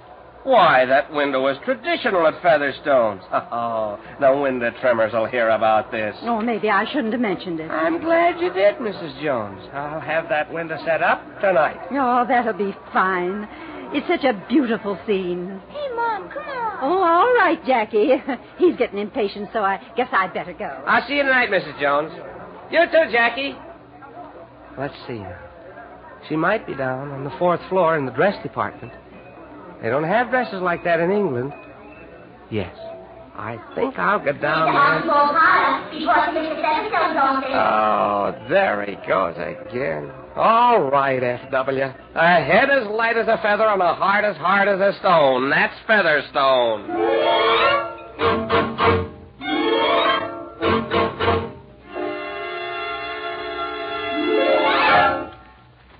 Well? Everything's under control, F.W. Grigsby makes a fine substitute Santa. He's laughing his head off. What's he so happy about? I promised him an extra $50. Oh, stop giving away my money. Grigsby deserves it, F.W. Well, maybe he is helping business. Oh, all right, give it to him. That reminds me. When will the millionth person enter Toyland? Well, at the rate they're coming in, it ought to happen about noon tomorrow. We'd like to have you there, F.W. I'll be there. I want to kiss that $4,000 mink coat goodbye. Of course, not many people know that we have a $4,000 mink coat here, do they? Oh, yes. It's in the front window. What? Yes. It's been there all week. Oh, why did I ever own a department store? And speaking of windows, do you know that somebody forgot to set up our nativity window? You know, window number 12. I hate to pull out that merchandise display for something that doesn't bring us any business. After all, it's Christmas. Listen, F.W. That star-spangled Christmas tree you have in the main lobby, that's not Christmas. Even the 7th floor Toyland with Santa Claus, that's not Christmas. But that little scene in Bethlehem, that's Christmas. The real Christmas. Potter, there isn't a window trimmer at this late date to start. I'll fix it myself tonight. And all by myself if I have to. Someday you're going to turn the wrong corner. Potter, have you seen your spring breeze blowing around anymore? No, I haven't, F.W., but I'm hoping. Oh, she has a voice like music in the moonlight. And her eyes, they're so deep, you could fall right in and drown. Potter, don't let this infatuation run away with you. Remember, your first love is Featherstone's department store. F.W., I have enough troubles without reminding me of that.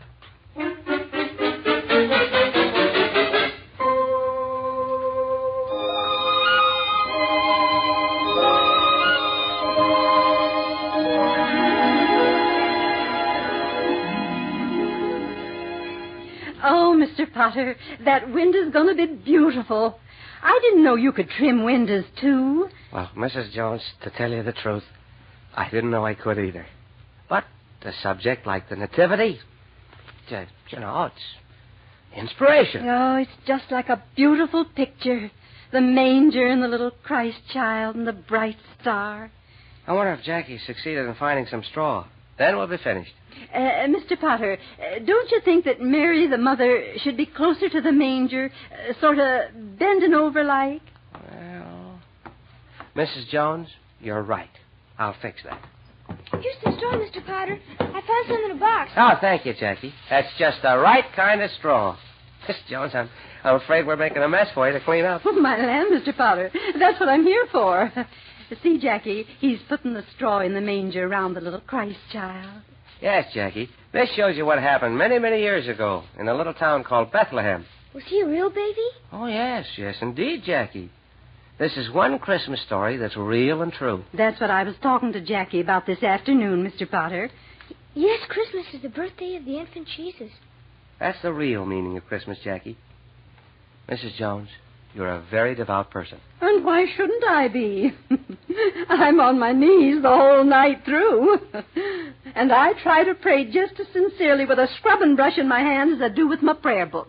Mr. Porter, when I brought the straw in, I noticed something. There's a man in one of the show windows. A man? Well, we don't have any window trimmers working tonight. Well, there's a man in one of them. Which one? That big window down there. Why, that's where the furs are. Why, there's a $4,000. You wait here, Jackie. I'm going to go and take a look. And I'll go with you, sir. And I'll take my mop along just in case. Yes, all right. Come on. But everybody now, be careful. I cannot imagine how a man got in. Unless he hid in the store. Maybe that's what he did. We'll soon find out. Shh. This is the window. Yes. The door into the window was open. Now you chase him out, and I'll swat him with the mop. All right. Get ready. What's going on in here? Oh, hello, Potter. Why, hello, Mr. Featherstone. It's you. Well, who did you expect? Miss Hush? It's all right, Miss Jones. It's the old man. It's Mr. Featherstone himself. No, sure. And I was all ready to knock somebody for a home run. F.W., what are you doing in the fur window? I was looking at this $4,000 mink. Is that it? That's it. It doesn't look so wonderful. Why, here's one for $325 that looks so much like it you can hardly tell the difference. Well, the cheaper one is a copy of it. An imitation mink. It's a good imitation. And it's a good coat. But it's not the real thing. I see. Well, you don't have to put a spotlight on this $4,000 one. It's too conspicuous. That's the first thing somebody's going to think of when he has choice of anything in the store. Well, we're trying to sell the coat before that happens, F.W. That's the only $4,000 coat we have. If we can sell it, then we wouldn't have to give it away. I never thought of that. Put 2 spotlights on it. Okay, F.W. Say, Mom, is that old man Featherstone? Hush, Jackie. Yes, this is the man who owns the store. Who's this? This is Mrs. Jones of the cleaning department. And this is my boy, Jackie. My mother says you're a fine man. Well, she does, eh? She says you give a lot of work to a lot of people. Yes, I guess I do. But she says you're a lonely old codger, too. Jackie! Never mind him, Mr. Featherstone. The boy is right, Mrs. Jones. I am a lonely old codger. Mom, why don't we invite Mr. Featherstone over to our house for Christmas dinner? Oh, no, Jackie. Mr. Featherstone already has a place to eat Christmas dinner. Yes, of course. I always eat Christmas dinner at my club. But thank you just the same. Come on, Jackie. We mustn't bother Mr. Featherstone. And besides that, I've got the main lobby to scrub. Bye, Mr. Featherstone. Goodbye, Jackie. Mrs. Jones. Christmas dinner, eh? Do you suppose the boy meant it? I'm sure he meant it. They'd enjoy having me? Why, certainly they would. They're real people. You're not a millionaire to them. You're just a lonely old codger. Well, Potter, you might as well get back to your Christmas window. I saw it from outside. It's mighty nice. Wow. Well, thanks. All right, F.W., I'll go back and finish it. Do that. A $4,000 mink coat and a $325 coat that looks just like it.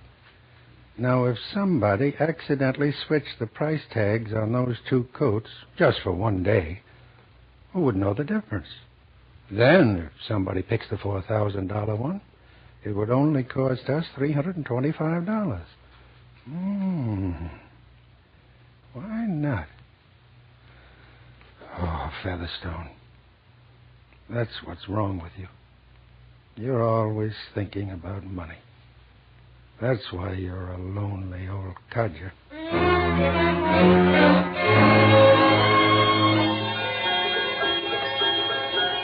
Kindly step back, folks. Let the people get into Toyland.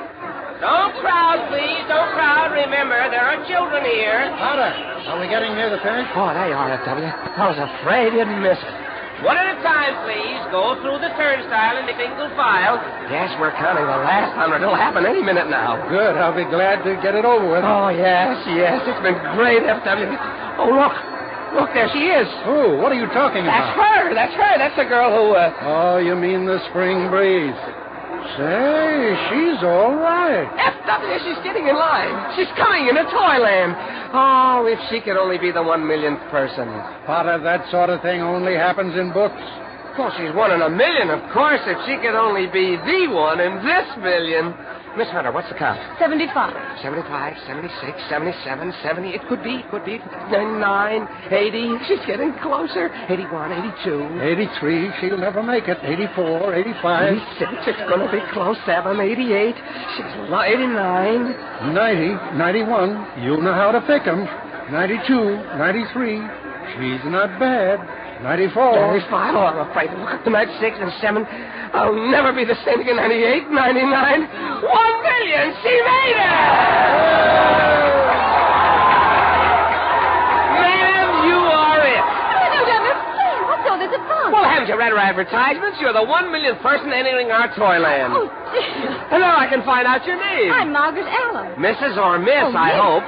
That's wonderful. And you're from... Liverpool. That's marvelous. Ladies and gentlemen, I have the happy pleasure to announce that the 1 millionth person entering Toyland is Miss Margaret Allen of Liverpool, England. Cameraman from the papers are here, Miss Allen. Will you pose for a picture, please? Yes, I'm so bewildered by all this sudden attention. I really... Hold on, Potter. I want you in this picture, too. After all, I'm only the owner of the stall. Oh, yes. Excuse me, Miss Allen. This is F.W. Featherstone himself. I'm very pleased to meet you, Mr. Featherstone. How do you do, young lady? Now, you fellows with the cameras, be sure you get all three of us in. Hold it now, hold it. There. Thanks, fellas, thanks.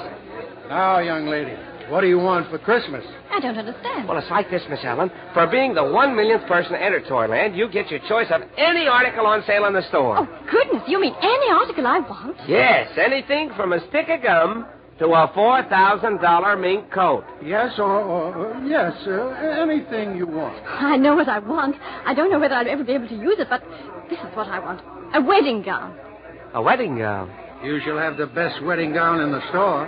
Better than that, I'll include a complete wedding trousseau. Oh, Mr. Featherstone, I don't know how to thank you. Well, wait. What I would like to know is, who is the lucky man? Well, I don't know. You don't know? You see, in England during the war, I met an American soldier. I fell in love with him. We planned to be married on Christmas Day, but he was called away from England. Oh, well, that was a tough break. While he was gone, my home in Liverpool was struck by a bomb.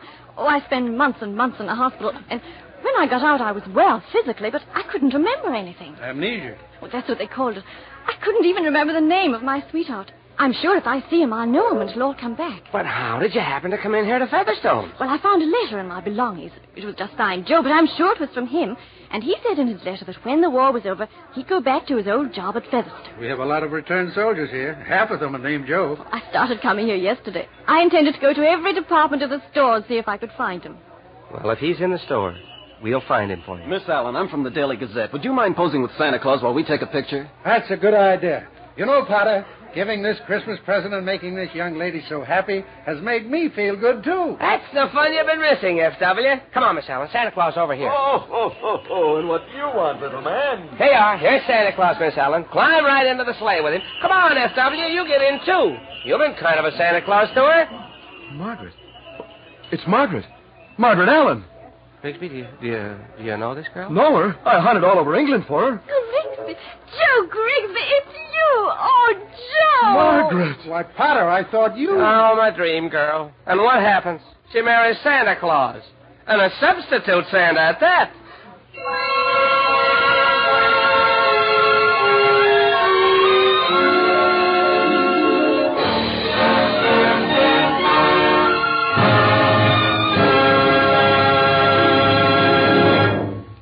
Substitute Santa starred Frank McHugh as Mr. Potter with James Burke as Mr. Featherstone.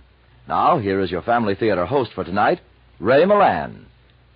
This is the age of invention, the day of scientific discovery. There are discoveries in atomic power and supersonics. There are inventions for super planes, super bridges, super buildings, and millions of other inventions that find their way to farms, factories, and homes. No one questions the progress made in things scientific and intellectual. But what about the simple art of living together? And the simplest art, because it's so fundamental, the art of living together as a family. In a land of freedom, each man's home is his castle. A home isn't only built of stone or bricks or walls or roof. It's built with the spirit of a boy and girl who pledge their unchanging love in the sacred bond of marriage. And where there's God's blessing in the daily practice of family prayer in the home, it is in truth an unchanging love. Because the family that prays together stays together.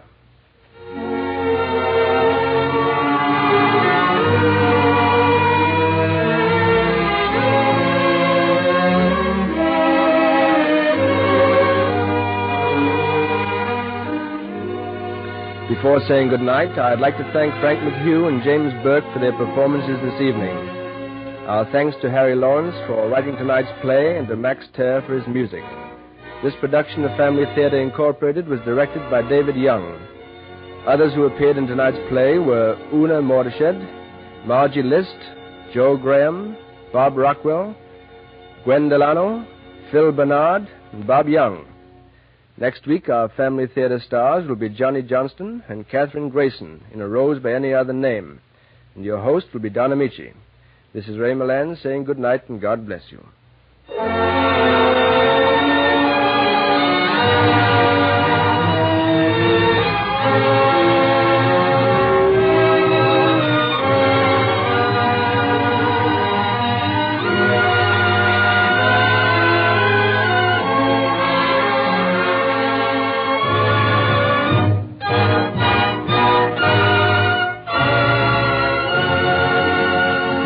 This series of the Family Theater broadcast is made possible by the thousands of you who felt the need for this kind of program, by the Mutual Broadcasting System, which has responded to this need, and by a friend of the New York Foundling Hospital, which cares for homeless and motherless babies without distinction of race, creed, or color. Be with us next week at the same time when our Family Theater stars will be Johnny Johnston and Catherine Grayson. with Don Amici as host. Tony Lafrano speaking. This is the Mutual Broadcasting System.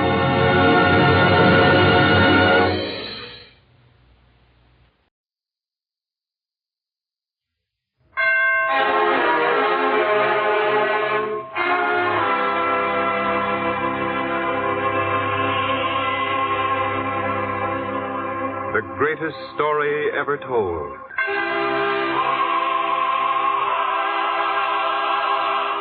Presented by the Goodyear Tire and Rubber Company.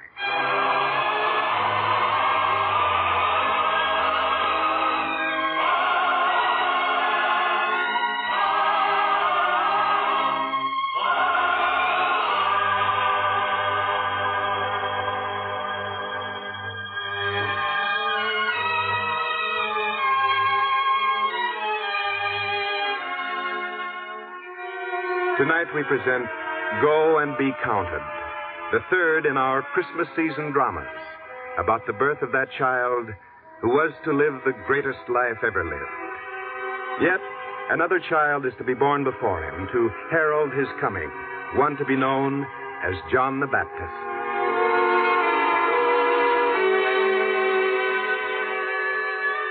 In the home of the priest Zacharias in Judea, the maiden Mary waits. And while she waits, her cousin Elizabeth sits by, looking at her. Are you frightened, my dear? No. I wouldn't blame you if you were. To be suddenly placed apart and above from all other people. It's an honor in the sight of the Lord, but a deep responsibility, too. My soul doth magnify the Lord, and my spirit has rejoiced in God my Savior. For he hath regarded the humility of his handmaid.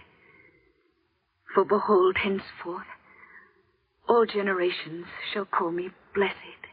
Of course, child. And we are bound together in some way, you and I, your child and mine. For when I saw you standing there in the door, the words spoken to you by the angel came to my lips before I could think them. Elizabeth. Don't move, dear. Elizabeth. Elizabeth, where is she? Joachim, your daughter is here and safe and well. But to run off that way without a word to anyone. Why, I thought I'd go out of my mind with worry until we got your message. Please, Joachim. And why shouldn't I worry? Of course. Now, come in. We can talk later. Mary. Mary, how good to see you safe. Come to your father, my dear. Well. Joachim, please. I don't understand. What's happened to my own daughter? Mary, leave us two alone. Well, what is it? What's wrong? Why shouldn't my own daughter greet me with a kiss? Joachim, it's not for us to question. Perhaps some of us won't even understand. I, for one, don't understand. What's all this strange talk about? Surely, Joachim, you must know that something strange has entered our lives. My having a child after all these years. My dear husband Zacharias struck dumb. The hand of the Lord is in this. And if the hand of the Lord has touched Zacharias and myself, couldn't it also have touched your own dear Mary? Mary? A sweet, simple child. Little different, perhaps, from other maidens of her age and station. True, we're of the house of David, but who am I? What is my family to attract the hand of the Lord? Perhaps it was willed that way. What way? What are you talking about? Perhaps she was chosen because she's a simple maiden of Israel. Chosen? Chosen for what? She's my daughter. I've chosen to fetch her home where she belongs. She no longer belongs to you. In heaven's name, who does she belong to if not to us? She belongs to the Lord, Joachim. To the Lord and to all people. Elizabeth, bearing your first child seems to have done strange things to you. Joachim, if you don't believe me, ask Mary herself. Yes. Yes. That's exactly what I'll do.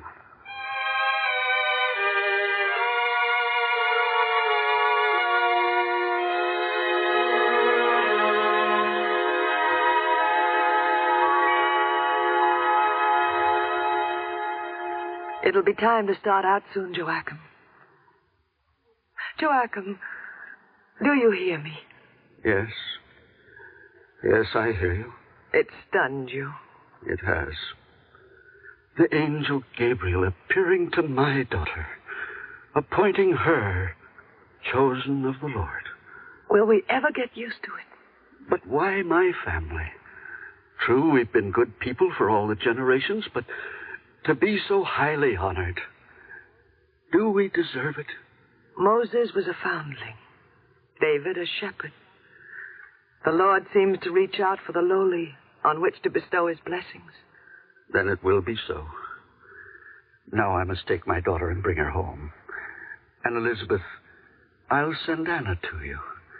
She'll be a great comfort to you in such a time. It would be good to have your Anna here with me. Then she'll be here. And now, Mary. Mary, child, it's time for us to start on our way back home.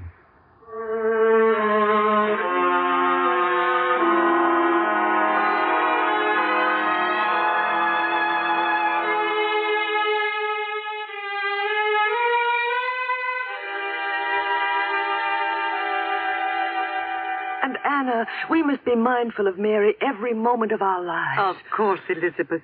But you must think of yourself now and your baby which is coming. It will be soon. Soon. And still Zacharias can do no more than sit and stare at you. How much there is he must want to tell you. And he can say nothing. Zacharias is content. I know that. After you've been married to a man as long as I have to him, there are certain things you know even without a word. Poor Zacharias. But now you're tired. I shall darken the room and you'll get some sleep now, Elizabeth. Thank you, dear.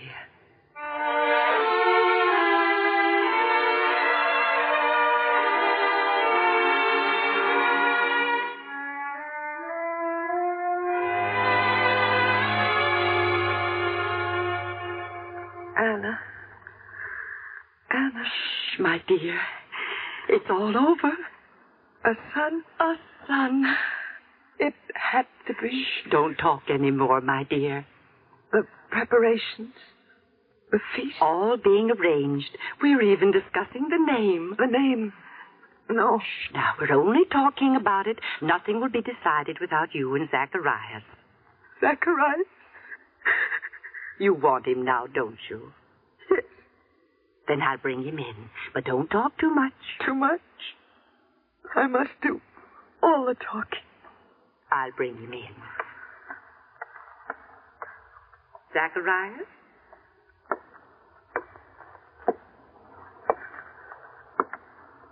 Zacharias.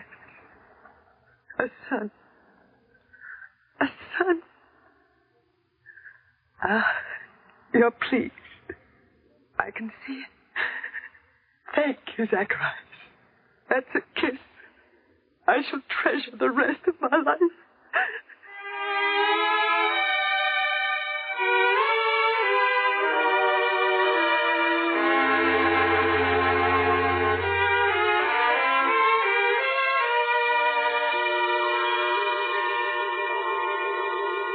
Now, Elizabeth, out of the kitchen. The feast is all prepared. There's nothing for you to do. You don't understand. I still can't grasp it. A naming feast in my house. You're to lie down, Elizabeth. You can do all your wondering when you're stronger. Oh, Anna. You must save your strength. There'll be many guests, and that's always tiring. Get your rest this morning while you can. But it's been 8 days. I'm strong again. I never yet saw a woman who was as strong as she felt. I can't win out with you, Anna. Yes, I'll rest.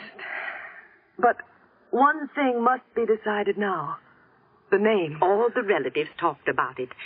In view of the special circumstances, we thought it might be well to call him Zacharias after his father. No. Well, now, there's nothing to get excited about, my dear. It was only a suggestion. No. We mustn't call him that. We can't. There is only one name for my son. Only one name? Yes. The child shall be called John. John? John? Why, there's no one in Zachariah's family or yours by that name.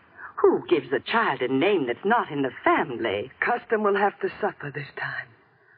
My child must be named John. There's no sense to it. I shall talk to Zacharias about it. Then we'll go to him together.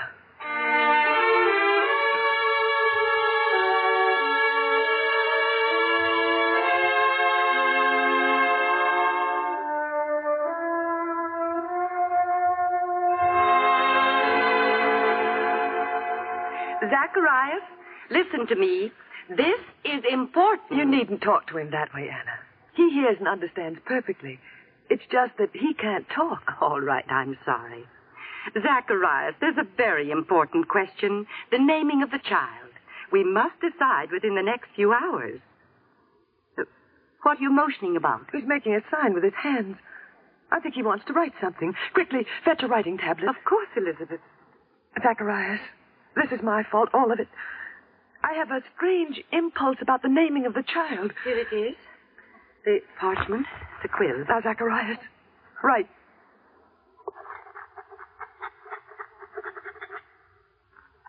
One word. Is that all? Oh. What does it say, Anna? One word. One name. The name is John. John. The name I said. The name I felt it had to be. I never talked to Zacharias about it. Elizabeth. Zacharias. Anna, did you hear? I'm free, Elizabeth. Free of the prohibition placed on me by the angel Gabriel. Oh, the angel Gabriel? He came to me. There in the inner temple while I was performing the rite of the burning incense. The Lord protect us. I had entered the Holy of Holies. I set the flame to the incense. I stood there saying the prayer, and my own prayer as well. And what would my prayer be but that we should have a child? I was praying too, Zacharias. And as I prayed, I felt the presence. The angel spoke to me. He said, "Thy wife Elizabeth shall bear thee a son, and thou shalt name him John." Somehow, in some way, the name came into my mind and stayed there. Glory to God, for all this is his doing. We are not alone in this, Elizabeth. What do you mean, Zacharias? Our child, who lies now in his crib, he's the forerunner. The forerunner of what? Of whom? Of the Messiah. For the Messiah is already on the way. The angel told you too? The angel told me more than I understood then. He told me that my child should be the one to go before him who would fulfill the prophecy of Elias, that my son should prepare a perfect people for the Lord. The child which is Mary's and the child which is ours, they've been sent together, these cousins, Jesus and John. May the Lord be praised. And the dumbness which struck me, the fault was mine, for I didn't believe. You questioned the angel? Yes. And so you were struck dumb? Until the day that these things shall be fulfilled, the angel said. And so it was. But now you can speak again, Zacharias. You can speak. My heart is full to overflowing with the kindness the Lord has visited on this house. Now, the child. Lying in the crib. Then I must go to him. The child sleeps? Sleeping or awake, the child must receive my prayer. Come. If I could only let him know. Please, Elizabeth. I'm sorry, Zacharias. Blessed be the Lord God of Israel, for he hath visited and redeemed his people, and hath raised up a horn of salvation to us in the house of his servant David. And thou, child, shalt be called the prophet of the highest, for thou shalt go before the face of the Lord to prepare his ways, to give light to them that sit in the darkness and in the shadow of death, to guide our feet into the way of peace.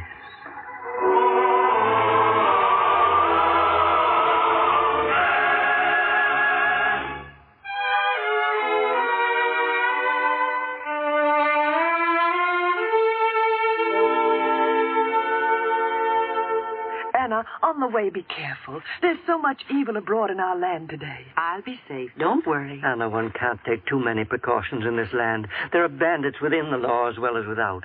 The Romans and Herod's legions. It's evil piled on evil. You two needn't worry about me getting home. It's after I arrive there that you can pray for me. It'll be no easy job you have ahead of you. Such a great responsibility for us to face. Are we worthy of it? We've all been called to great responsibility. Somehow, those the Lord appoints find the strength to do his bidding. I trust Joseph is worthy of Mary and of the great responsibility that will be his. We shall never know till he's told. And it will be done as soon as I arrive home. Goodbye, Anna. You've been a comfort to me through a difficult time. I wish I could do as much for you. You can both help if you'll pray for us. For Mary. We will, my dear. We will. God be with you on your journey.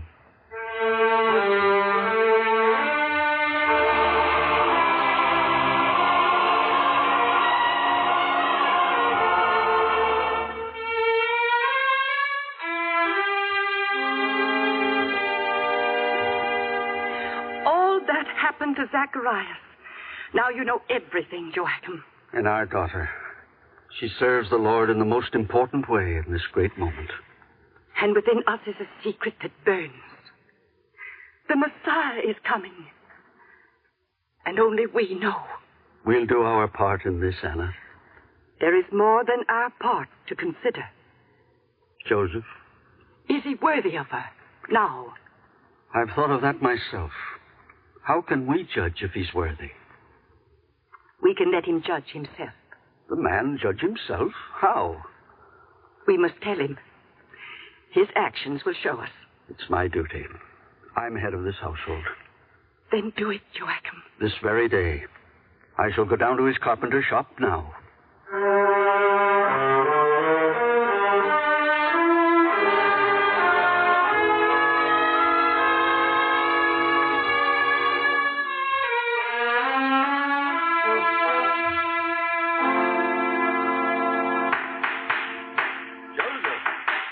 Joseph, peace be with you. Peace to you, too, Joachim. Come in out of the hot sun.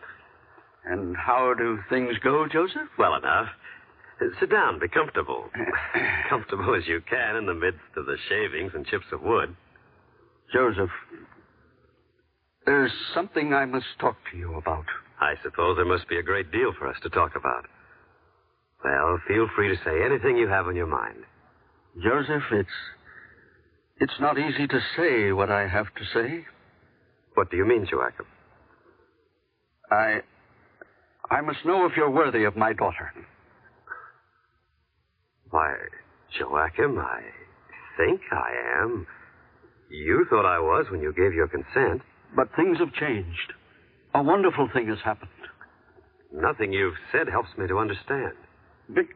Because I can't tell you. Come, Joseph, come home with me. Perhaps there I'll be able to tell you.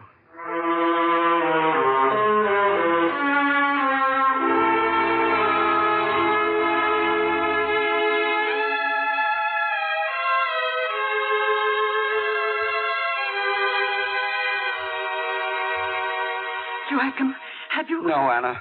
Not a word of it could I tell him. Please, Anna, what is it? It must be a terrible thing the way you both talk of it. Terrible? No. Wonderful. Then why does everyone act so strange?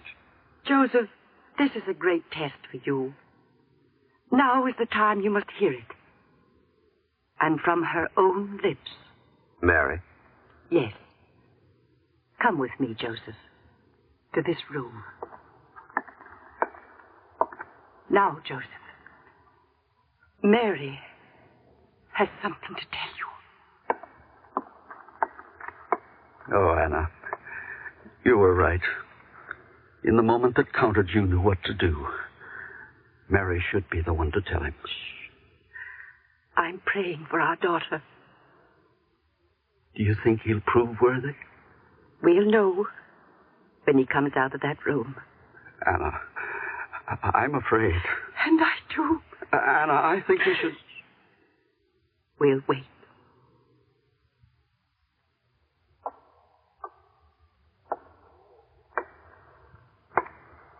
Joseph? Joseph?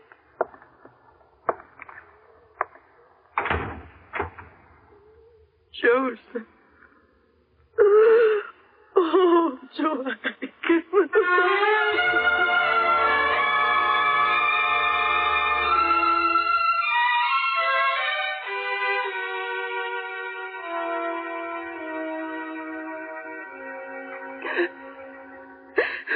You'd think the sun went out of the heavens for the last time, the way you weep, Anna.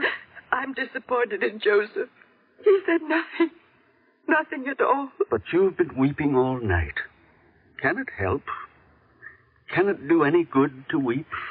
To a woman, weeping is some comfort. Come now.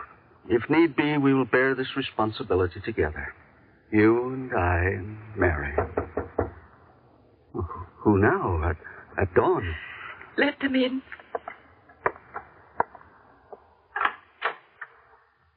Joseph. Joachim, Anna, you must forgive me for last night. But there are revelations too great for a simple man to grasp. The works of God are sometimes too great for any man's mind to encompass. Joseph, you seem a different man this morning. It's come. To me, too. What, Joseph? Last night in my sleep, it came to me. The voice of an angel. And he said, Joseph, thou son of David, fear not to take unto thee Mary thy wife. For that which is conceived in her is of the Holy Ghost. And she shall bring forth a son, and thou shalt call his name Jesus. For he shall save his people from their sins.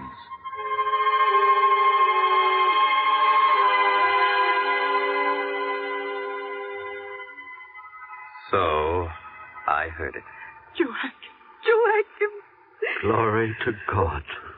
And now, Joachim, I must see Mary. I must say the things I couldn't say last evening. I'll fetch her for you. Mary?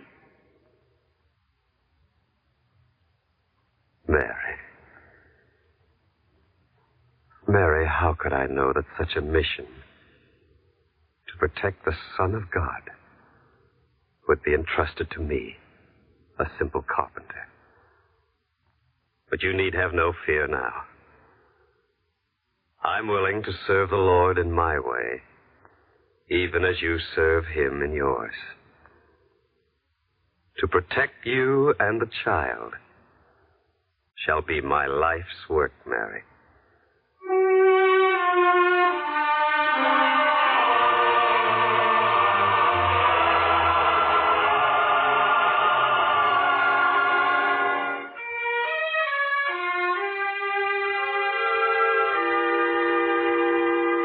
It's been months, Joachim, but I'll never grow used to just the two of us alone in this house. It's never been just the two of us for me, Anna. Her presence is in this house, though she no longer lives here. And soon, very soon, the child will be born. Weeks? Even sooner. Who knows? Women are the best judge of things like that. Joachim, what's that? Trumpets. Only important edicts are heralded by trumpets. Come, we must see. Everyone's running to see. Another of Herod's orders raising taxes or taking our son. What could it be? We'll know the bad news soon enough. Come. Oh. Anna, don't let go of my hand. In such a mob, you'll be trampled. Oh, I'm here. Only let's get down front so we can see the proclamation. Let me through, please. Oh. Please, let me through. There. It's posted there, Joachim. If we could only get close enough. Count counted? Go back and be counted? Why? What does he mean, Joachim? I don't know. Why should we be counted? Now you can read it for yourself. Let's see. Yes, it's true. A decree. From Herod? No, from Rome, from Caesar Augustus himself. Then it must be all important. Yes, it is. Come, we must see Joseph at once. Joseph? It applies to him? And Mary, too. Come, Anna, at once.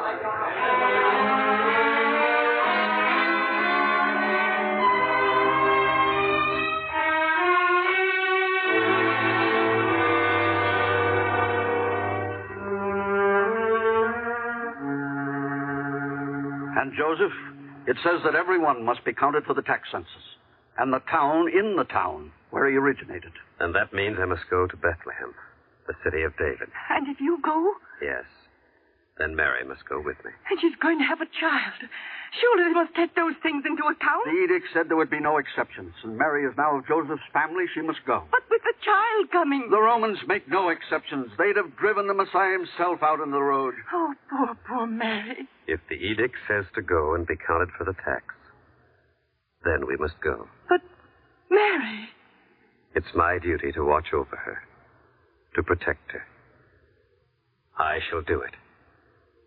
Whether it be here, or on the road, or in Bethlehem, I shall watch over her.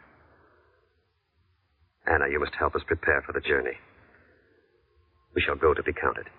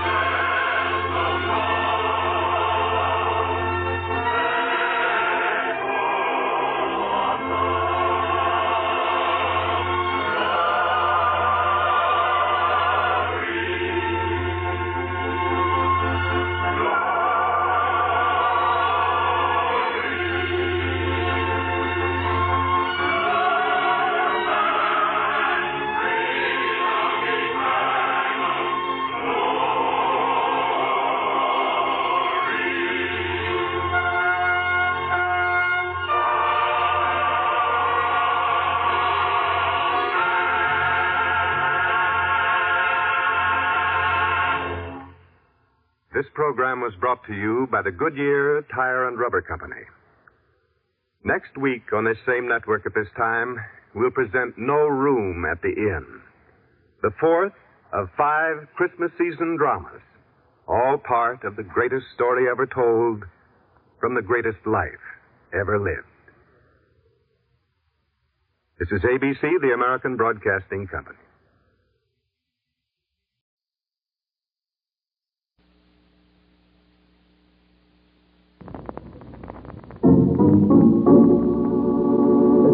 Show, Ballads by Brooks. In the blue of evening, when you appear close to me, dear one, there neath the midnight sky, you'll come to me.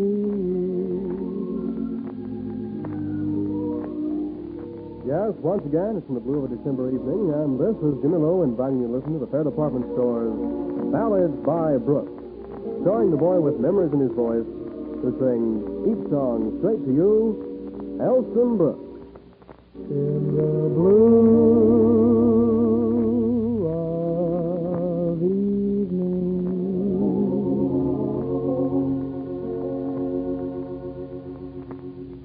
And here's Elston Brooks. On the Rue de la Paix, there was once a cabaret, and Mimi. All the world seemed to say that they love the cabaret and Mimi. As the night went along, there was suddenly a song and Mimi.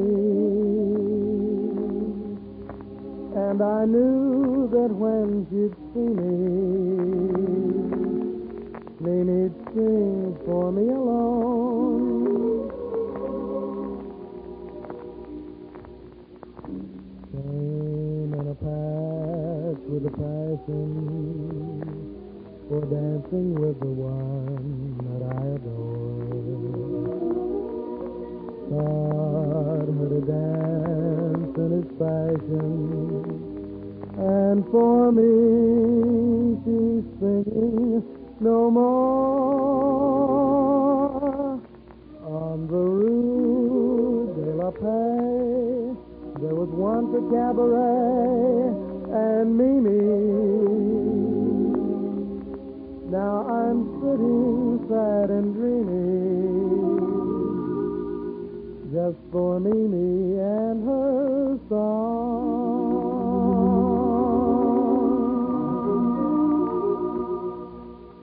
Hi, gang, this is E.B., opening of the show for the fair, with the capable assistance of Ray Plagans and Zeke Campbell's music, the song stylings of lovely Sherry Sampson, a surprise in the form of our guest, Marion Wiggins, Queen of the Impersonators, and a helpful hint or two from one Mr. James Lowe. And while we're on the subject, here is Mr. James Lowe.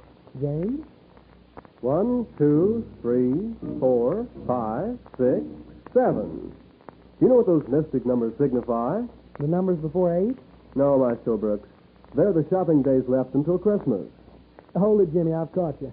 There are 7 days before Christmas, and one of them is a Sunday. Therefore, we have only 6 shopping days. Perhaps I should have said the equivalent of 7 days, Elston, because tomorrow night the fair will be open again until 8 o'clock, as it was last Thursday. The added time might be well counted as an extra shopping day, you see. What's the use? I can't. Possibly not, Brooks, but it's a cent you can't lose if you do your shopping at the fair. The mystic number also comes in there, being the fair has 7 great floors to choose from.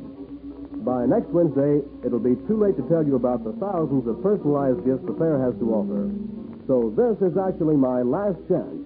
However, don't let it be your last chance. Visit the fair for your Christmas gifts tomorrow. And remember, when shopping for a teenage girl, the fair's Junior and Mrs. shop on the 4th floor can't be bested. Pretty as a picture she is, and strolling up to the mic now. What's on your mind, Sherry Sampson? Just thinking about my song, Elston. It's a bell ringer. Mean Serenade of the Bells, Sherry? Sure do, Mr. Brooks. And serenade me, gal. Serenade me. In the sleepy town of San Juanito, there's a story that a padre tells of a gay senor and senorita and a serenade of the bells. They asked the padre for permission to be married early in the spring, but their folks had made just one condition, that the mission bells had to ring. Everyone knew the bells were broken and hadn't sounded for a long, long time. Then one night the village was astounded, for the bells began to chime. Till the bells are broken goes the story, but if in your heart a true love dwells, they will ring for you in all their glory.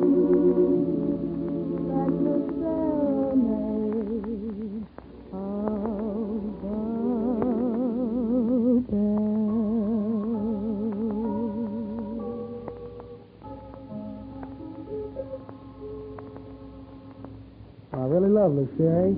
Now it's guest time, and what a guest. Here to live up to her build-up is 19-year-old Marion Wiggins from Denton, the queen of the impersonators. Hello, Elston. I certainly hope I can. Well, leave it to the audience, Marion, with your impression of Jenny Sims.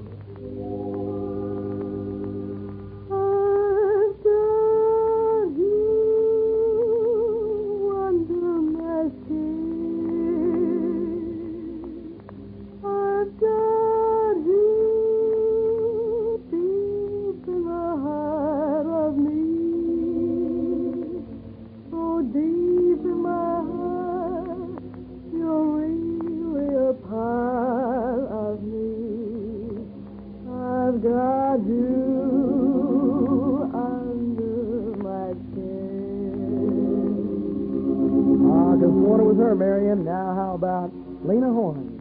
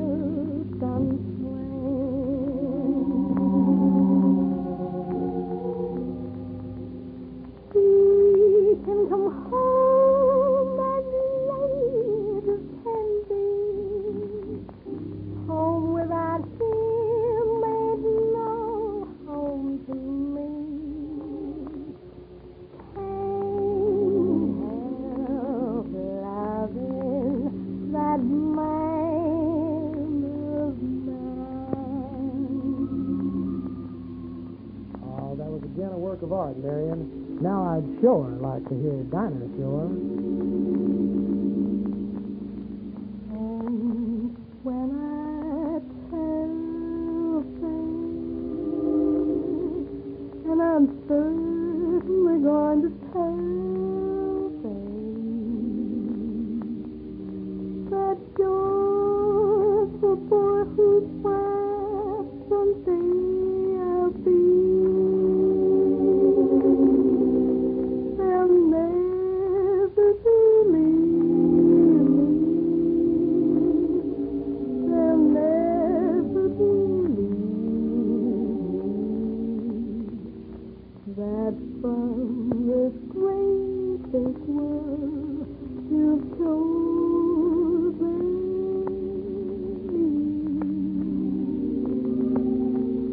Wonderful again, Marion.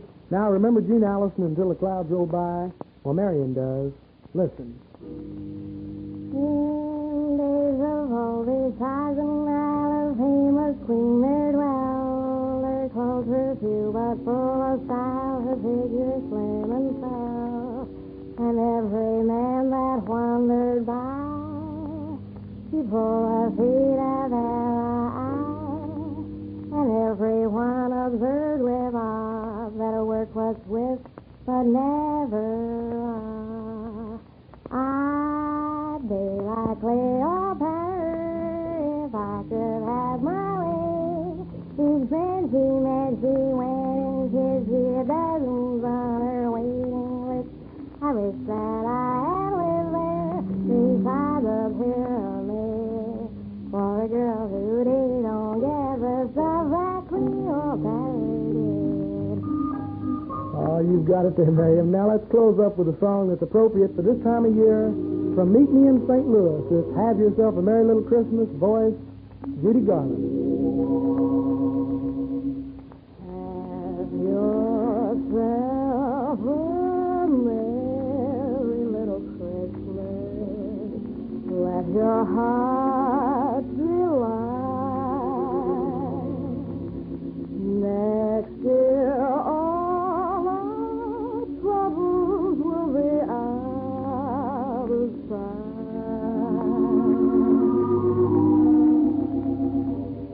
Someday soon we all will be together if the fates allow. then we'll have to muddle through somehow. So have yourself a merry little Christmas now.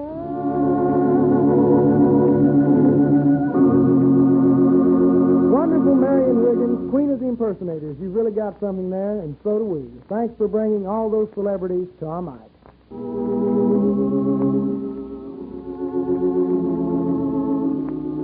Let's let our memory slip back 2 years now to December of 1945. Try to recall what you were doing or who you were going with when this song took the winter months by storm. Remember? Kiss me once and kiss me twice and kiss me once again. It's been a long, long time. Haven't felt like this, my dears, and can't remember when. It's been a long, long time. You'll never know how many dreams I've dreamed about you, or just how empty they all seem without you. So kiss me once and kiss me twice and kiss me once again. It's been a long, long time. It's been a long, long time.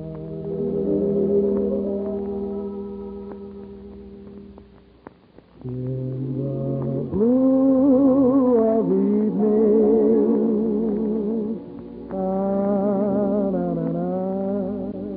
Well, that does it again, gang. Until next week.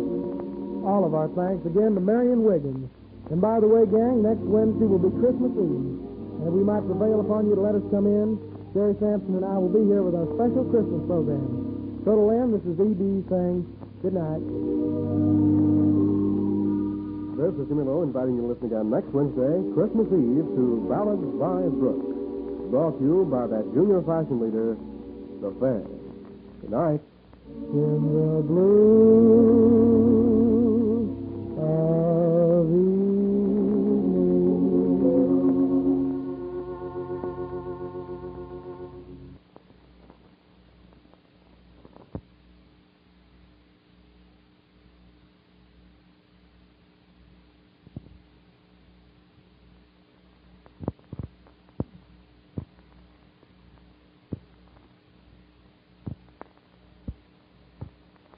It's 4:30, time for Bob Connor.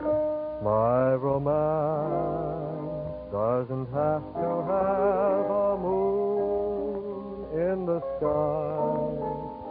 My romance doesn't need a blue lagoon standing by. From Fort Worth, WBAP 570 brings you another transcribed serenade by Bob Connor. Ted Graves at the keyboard, Zeke Campbell on the guitar. This is Mickey Murphy saying, hope you'll join us for the next quarter hour. My romance doesn't need a thing but you.